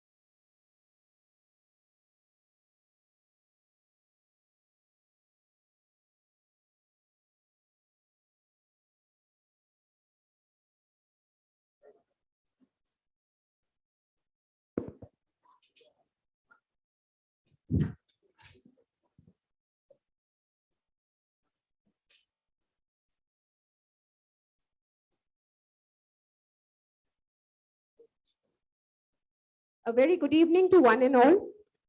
On behalf of the organizers of APICON 2021-22, administration, faculty, staff, and students of ESIC Medical College and Hospital, Faridabad, I welcome all esteemed guests, learned faculty, delegates, and members of this wonderful gathering to the inaugural ceremony of APICON 21-22. Alone, we can do so little. Together, we can do so much. APPI represents the Conference of Physiology and Pharmacology, a double helix on which advancement and innovation in medical research and education rest. So let's embark on this fiesta of knowledge, of old wisdom and new ideas by the auspicious lighting of the lamp. I invite Dr. Anita Saxena, Vice Chancellor, Pandit Bhagwat Dayal University of Sharma University of Health Sciences, Rohtak. Mr. A.K. Sharma, Executive Director, Power Grid, NRI. Ms. Rashna Kumar, HR Head Asia for Whirlpool. Mr. A.K. Mishra, Executive Director, Power Grid, NRI. Dr. A.K. Pandey, Organizing Secretary of APPI, and Dr. Shivani Agarwal, Organizing Secretary of APICON. I request our Dean, Dr. Asim Das, to please accompany Dr. Anita Saxena onto the stage for the auspicious lighting of the lamp. In a universe that started with the illuminated mighty Big Bang, in a culture that forever seeks the light of truth to dispel darkness and despair, let us begin today's auspicious proceedings by this lighting of the lamp of knowledge, illumination, invention, and innovation. Asatoma Satgamay, Tamsoma Jyotirgamay, Mrityorma Amritam Gamay.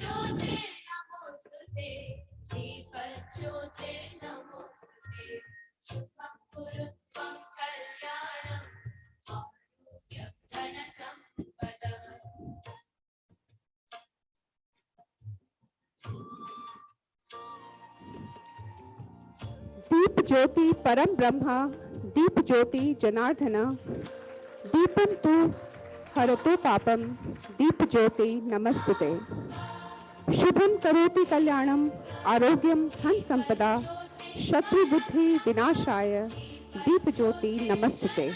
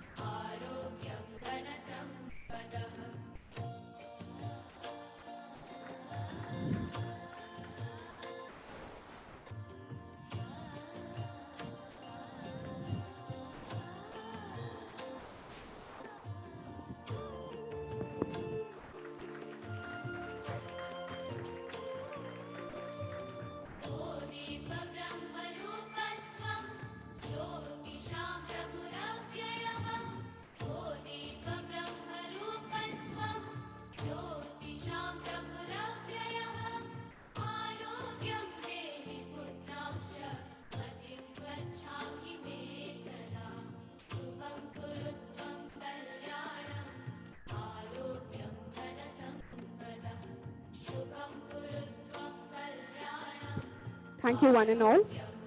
I now invite our esteemed Dean, Dr. Asim Das, to deliver the welcome address.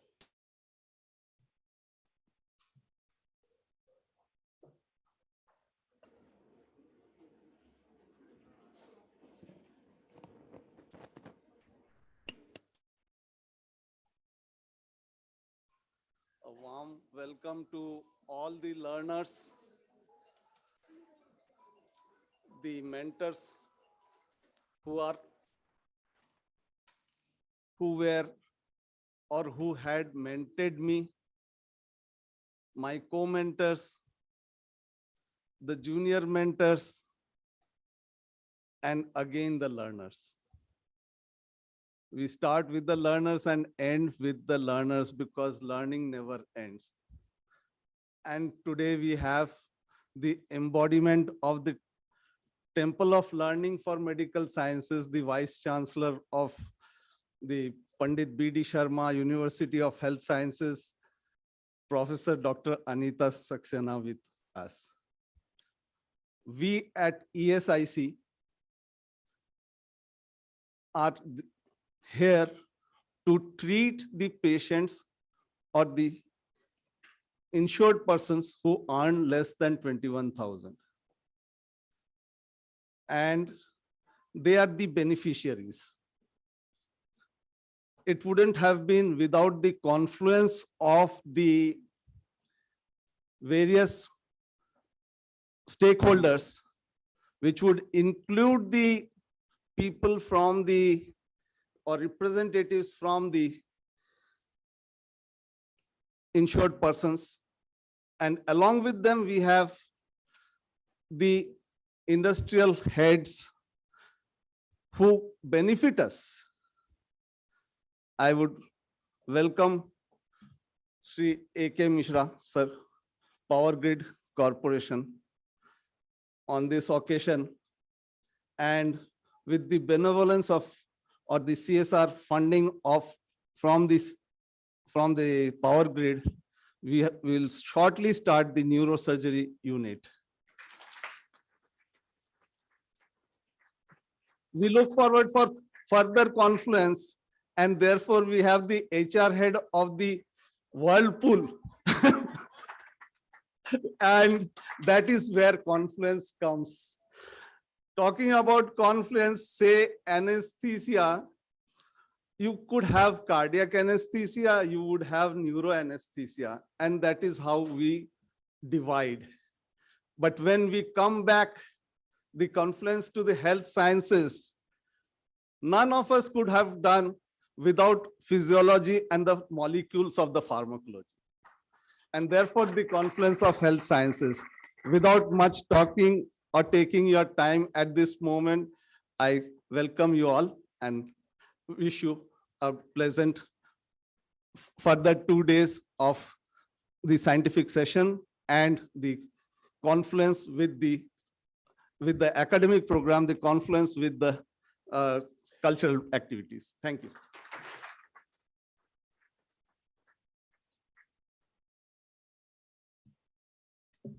Thank you, Dean Sir, for that wonderful address. Today indeed is a day of confluence of art, science, and industry. And on that note, I now invite our esteemed chief guest, Dr. Anita Saxena, ma'am, Vice Chancellor of Pandit B.D. Sharma University of Health Sciences, to share her thoughts and wisdom with this audience.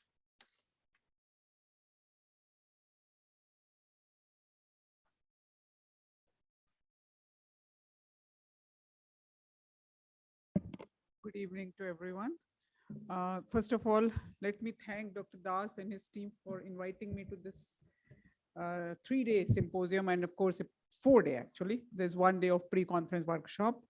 I would like to welcome you all, the delegates and the faculty, on behalf of my university, B.D. Sharma University of Health Sciences at Rohtak, and of course, on my own behalf. I think this holding this conference is really a feather in the cap of this beautiful hospital ESIC, which I had a chance to tour today. And I would say it's quite a performance that over 5 or 6 years, this institute has come up to this level. It's not just a hospital, it is also providing training and teaching to the students. And I believe 125 MBBS students are taking admission every year, which means a large number of students are being trained, and 2 batches have already gone out of this hospital. So it is not only a hospital which is providing state-of-art care facility for the ESI beneficiaries, but it is also a hub for training and teaching of our students for future, for the whole country to get benefit from. Also, I believe they have a number of, I think more than 15 courses in the postgraduate, various disciplines. And now very soon, they're also introducing super specialty courses. And I was fortunate to see the Cath Lab today, which has been inaugurated, I think, a few months ago. And very impressive. In fact, one of the case was going on while I was watching, and being a cardiologist, I obviously had special, interest in that. And I think it's going to be very useful for the cardiovascular disease, which is so prevalent in the community. And I'm sure in the ESI community as well, it's going to be of great help. So I would say that patient care, training, teaching, and then the third aspect, which is research. I think Dr. Pandey told me that they have a lot of funding from ICMR, DBT, WHO, and a lot of other corporate houses where they're able to do good amount of research. And I also think they're starting a PhD program from the current academic year in various subjects, of course, starting with physiology being the core subject today. So all in all, I'm very, very happy that the hospital has done so well in such a short span of time, and I wish them all the best. And coming to Epicon, I think confluence of health sciences is the theme, and Dr. Das narrated confluence of industry. And I think confluence of clinical, paraclinical, preclinical subject is also the theme which should be, advanced as much as possible, because I think we're all working for one person, and that is patient. And since patient is the center of focus for all of us, why should we work in our own compartments? We should come together, we should collaborate. And I think we've just seen the Department of Physiology here has collaborated in all COVID vaccines, which has given so much benefit to our country. We have our own vaccine, which is manufactured in India. So I think this collaboration, this confluence is something that we should look forward to, and this is the way to go forward. Well, again, I wish you all the best. I hope you will enjoy, you have enjoyed, and you will enjoy the scientific feast. Do meet your friends. It's been after a long time that we are seeing face to face, all of us. I'm very happy to see some of my colleagues here who are giving guest lectures. Dr. Deepak is here, Dr. Jarial, and Dr. Gupta. I think Vaiki Gupta is also part of the program. Very happy to see all of them. Please spend some time with them. And of course, enjoy the cultural feast, which you just had one. Thank you very much and wish you all the best.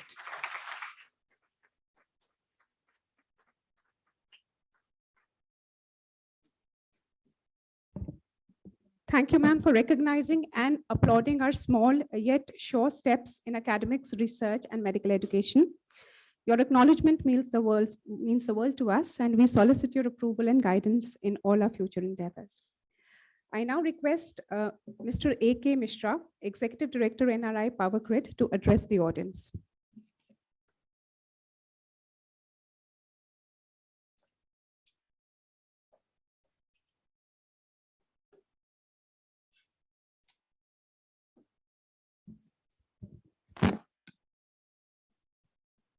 Thank you, madam.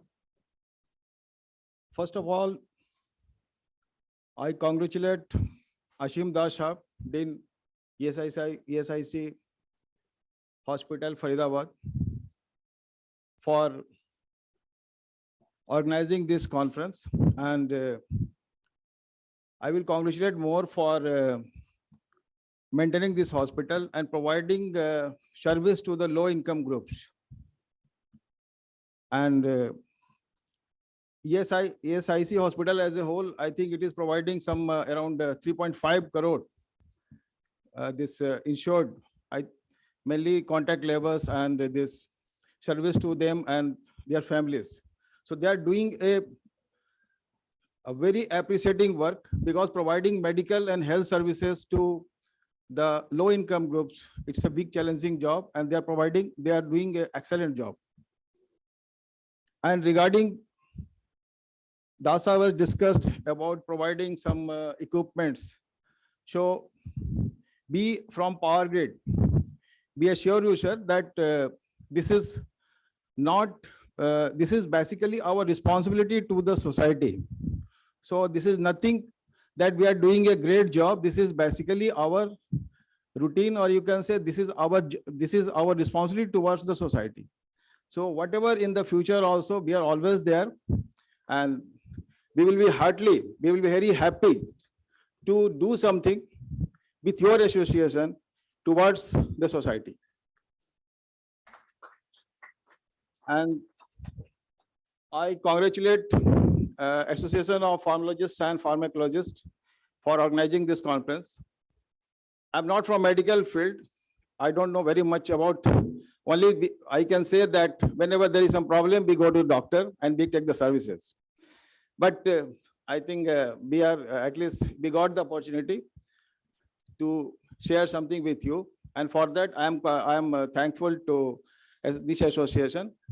And last 2 years, I think we went through a very tough phase.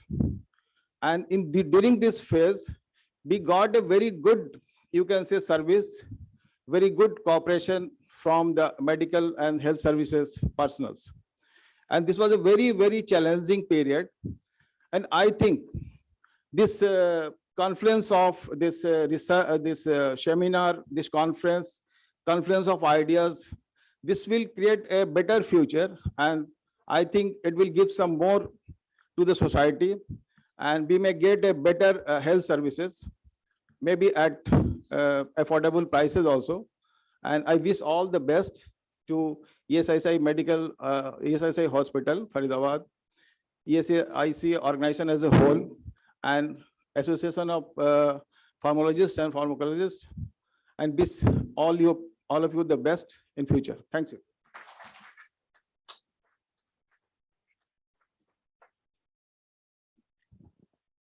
Modesty in the face of magnanimity is a truly remarkable trait and is very humbling.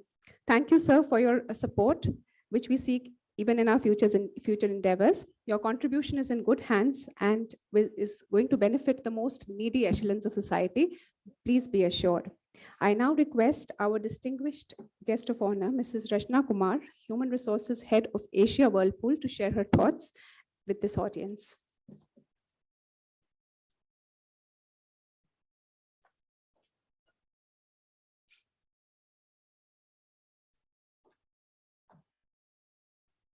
Hi, good evening. I have been spellbound truly. Maybe it's my first visit to one of the ESIC hospitals. And thank you, Dr. Das, and thank you, Dr. Pandey, I guess, and Dr. Sujata here. Absolutely privileged to be here today. I think the inauguration, the mood was very different. The mood was very somber. Dr. Shovna talked about elevation of the soul, right? And in her own way, she was talking about soul getting elevated to meet God. I think what all of you do, what this hospital does, that's actually a very different form of elevating the soul.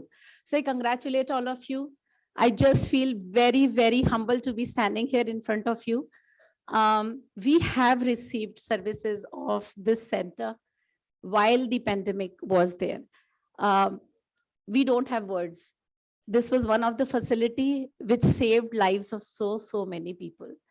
Patients were running, they were running out of oxygen. Private hospitals were not really able to support. And there comes hospital like ESIC here in Faridabad. Congratulations for all the work that you do. And thank you all the doctors and the upcoming doctors here. That's a truly social service that you do for all those people who can't really afford medical services elsewhere. Nothing could have been more precious.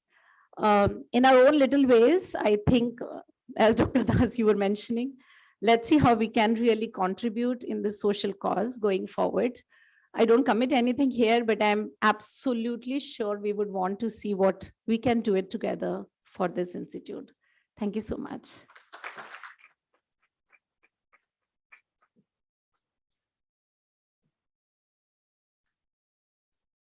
Thank you, ma'am, for your kind and encouraging words and your recognition of our services, especially during the COVID times.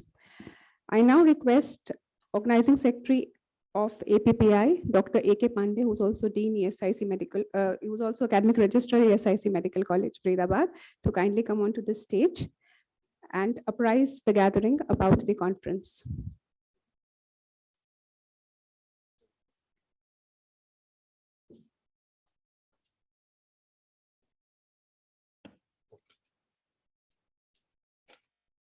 Yeah, good evening, everyone. Let me correct one thing. I am not organizing secretary. I am General Secretary APPI. Dr. Shivani is organizing secretary. And first, before starting, give a big hand for Dr. Shivani's leadership for hosting this event. Thank you everyone joined us from across the country through various virtual platforms, YouTube, Facebook, virtual links, in person. So just I observed around 600 people connected through YouTube, Facebook, links, various, because since yesterday we conducted 8 workshops, and in total we are going to host around 12 symposium, 6 plenary lectures, around 175 other research paper and poster presentation, starting from undergraduate to the professors and director level.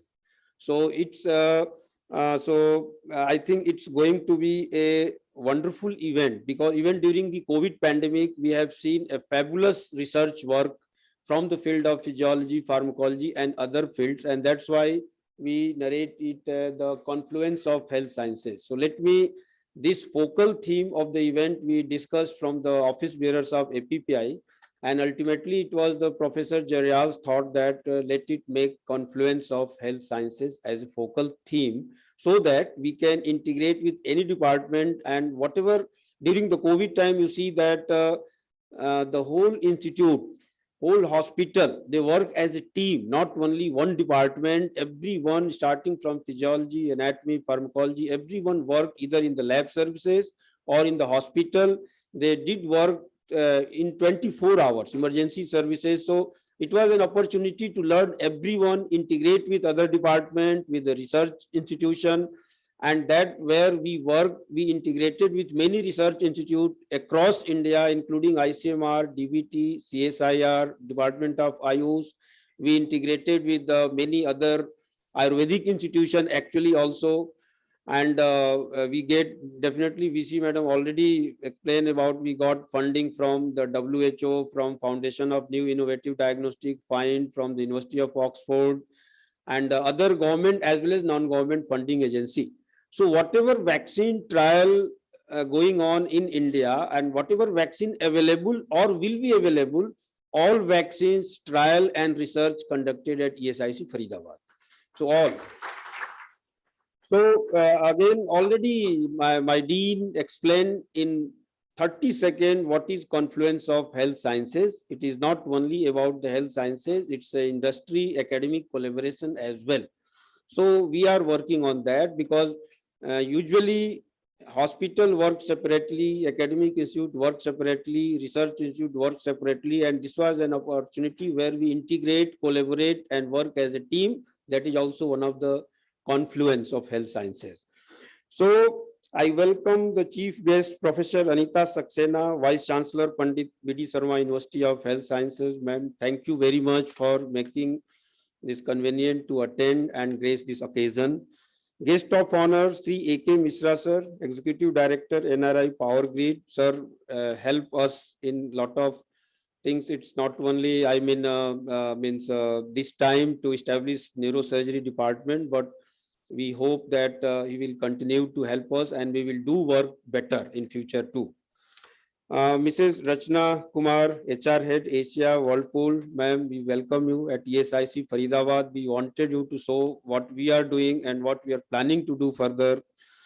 Special thanks to Professor K.K. Deepak. He's the Executive Director of the IJPP, Executive Editor of IJPP, Professor and Head Physiology, AIIMS Delhi.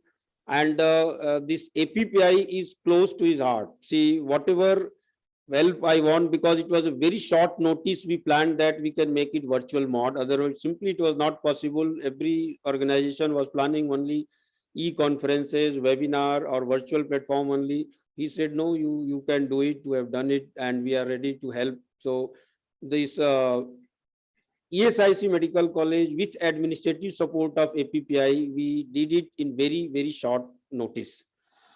Dr. T.R. Raju, sir, he all the way comes from the NIMHANS, Bangalore. And it was actually Dean, sir, talked to him previously 3 days before.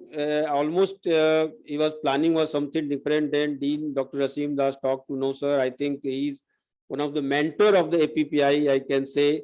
And his presence itself, you can say that even number of physical attendees are less, but you can see all the stalwart physiology, pharmacology are here in the India. So he is one of them. Dr. S.K. Bajpayee, I can say him, he is Dean of the Dean because he was the Dean, Government Medical College, Surat. He is the founder, president of Indian Society of Hypertension, executive member of International Society of Hypertension, and he is one of the member of the drafting committee or guidelines for management of hypertension. So he is Pitama of any of the physiology pharmacology conferences, I can say. So I call because he was my teacher. He was, even me, Dr. Das sir, both worked under sir when he was the dean, and we learned how to host conferences, how to do research work, and how to excel the institution. So that's why he's here.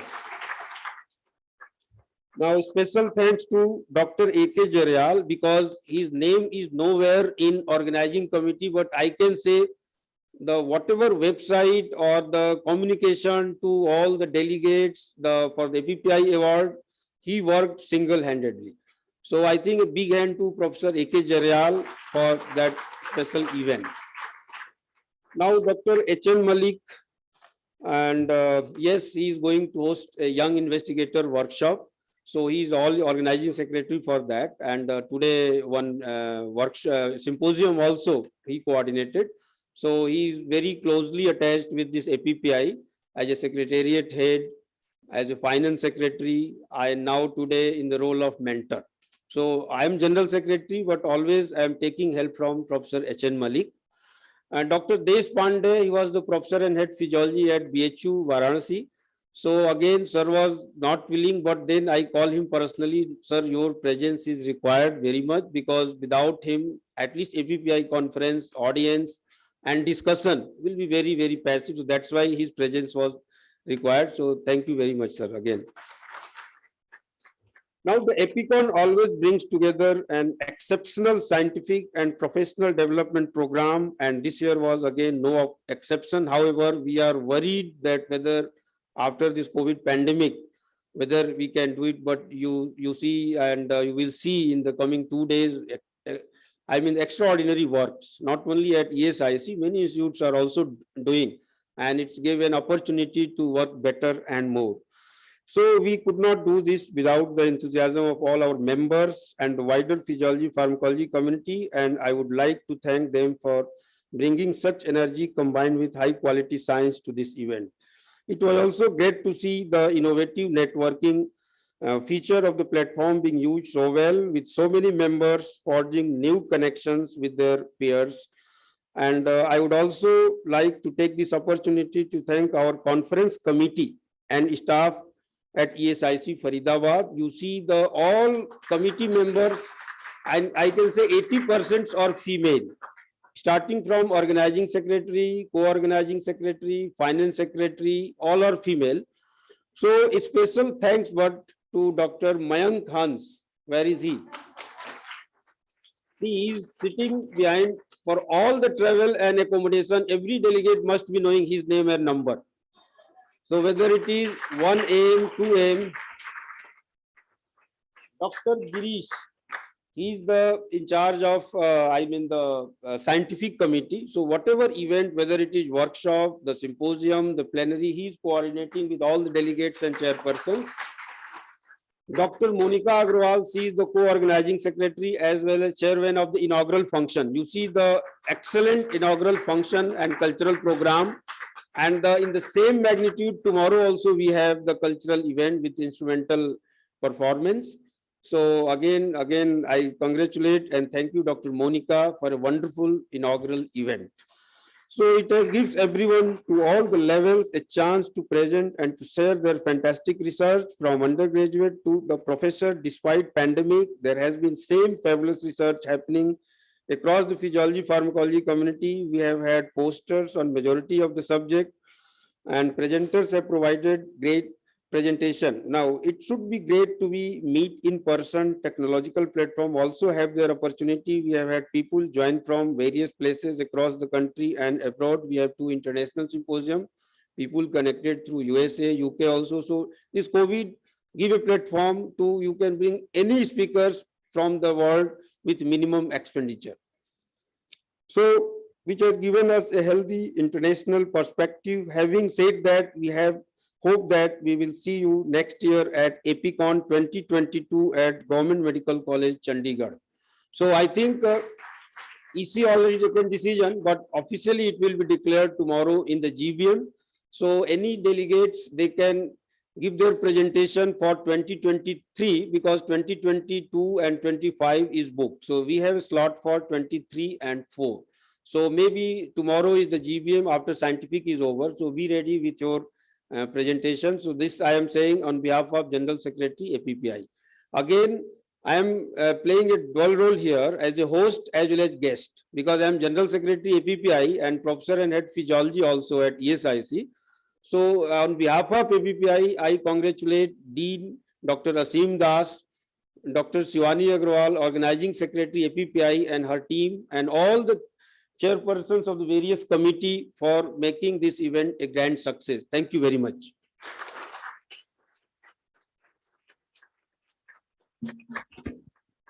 Thank you, sir. It is now time for the release of the e-souvenir. I now invite Dr. Neeta Saxena, Vice Chancellor, Pandit B.D. Sharma University of Health Sciences, Rohtak, Dr. K.K. Deepak, Professor and Head of the Department of Physiology, All India Institute of Medical Sciences, Delhi, and Executive Editor of IJAPP, and Dr. A.K. Pandey, who is the General Secretary of APPI, to kindly do the honors.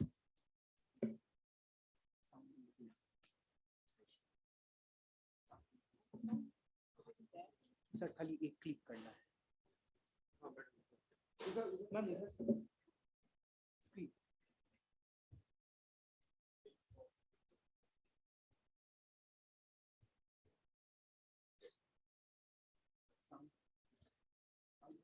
I request Dr. Neeta Saxena to do the honors.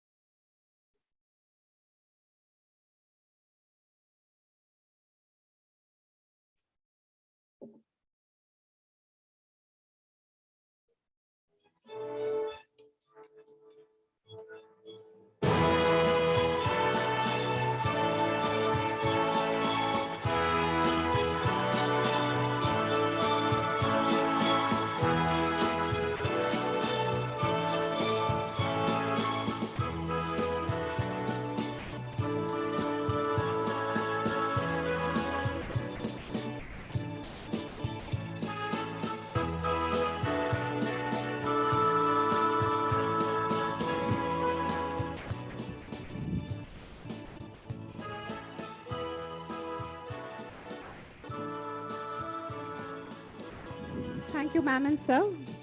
We are grateful to our esteemed dignitaries for gracing this occasion and encouraging us with their presence.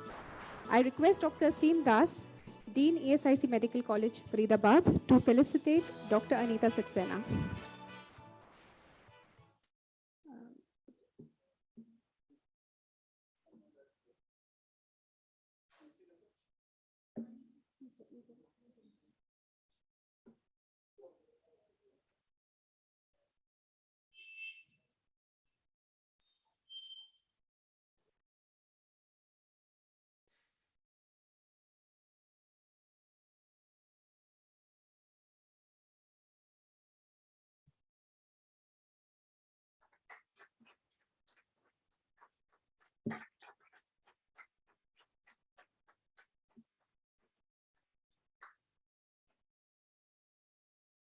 I request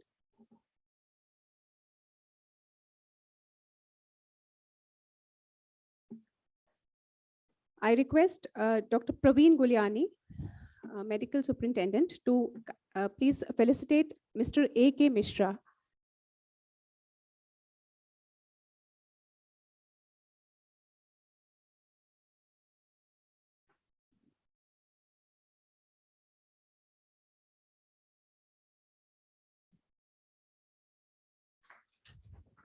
Thank you, sir, for your encouraging presence and your words of praise.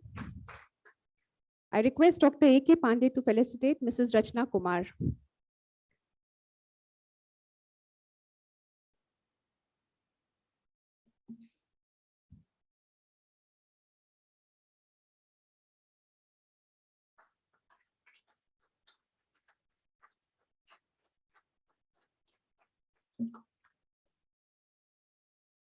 Thank you, sir, and thank you, ma'am. This brings us to the conclusion of today's proceedings and yet to the beginning of an eagerly anticipated two-day scientific extravaganza, both for our delegates and for faculty alike.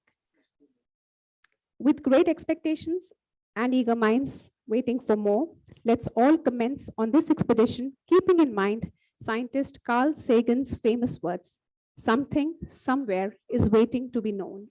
I now request Dr. Shivani Agarwal to deliver the vote of thanks. Ma'am Shivani Agarwal, Organizing Secretary of APICON.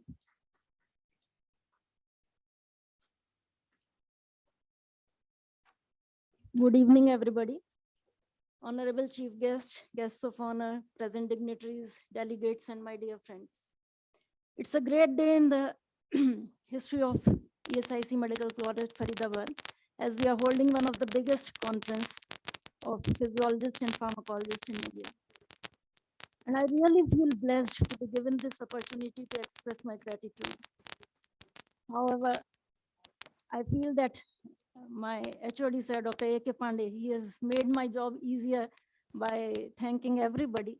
So I will not take much time, but still I would like to thank our guest of honor, Dr. Anita Saxena, Chief Guest Dr. Anita Saxena, and guests of honor for coming at such a short notice and gracing this occasion. And I also express my gratitude to Dean sir for being there wherever, whenever we faced any hurdle. And Dr. A.K. Pandey for his very calm demeanor and a very supportive attitude.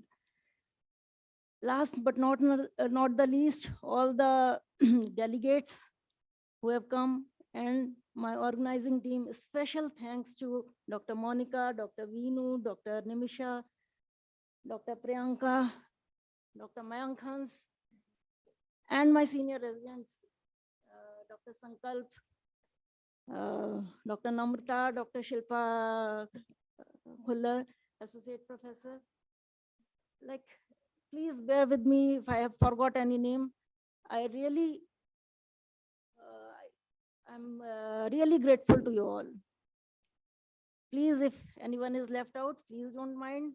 I'm really, really grateful to all of you, all the sponsors, the IT team, the support staff, everybody, the housekeeping staff. Thanks to everybody. Thank you all.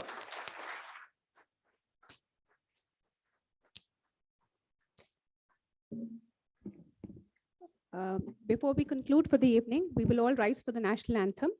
I would like to inform all faculty, guests, and delegates that dinner is arranged at the Arabali Golf Course and transportation is available at the hospital reception in the academic block. So the national anthem, please.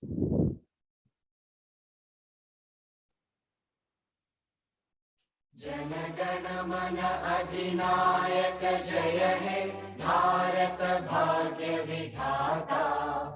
Punjab Sindh Gujarat Maratha, Dravida Uttara Vanga. Vindhya Himachala Yamuna Ganga, Ujjala Jaladhi Taranga.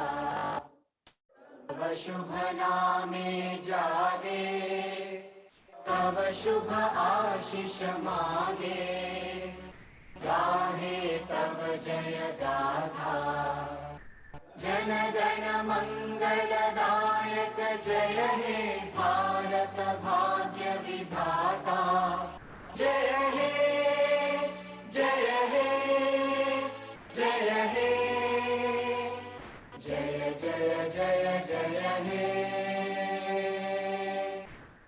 Thank you, one and all. Dinner is organized at Ravli Golf Course for all esteemed guests, faculty, and delegates. Transportation is available at the reception in the academic area.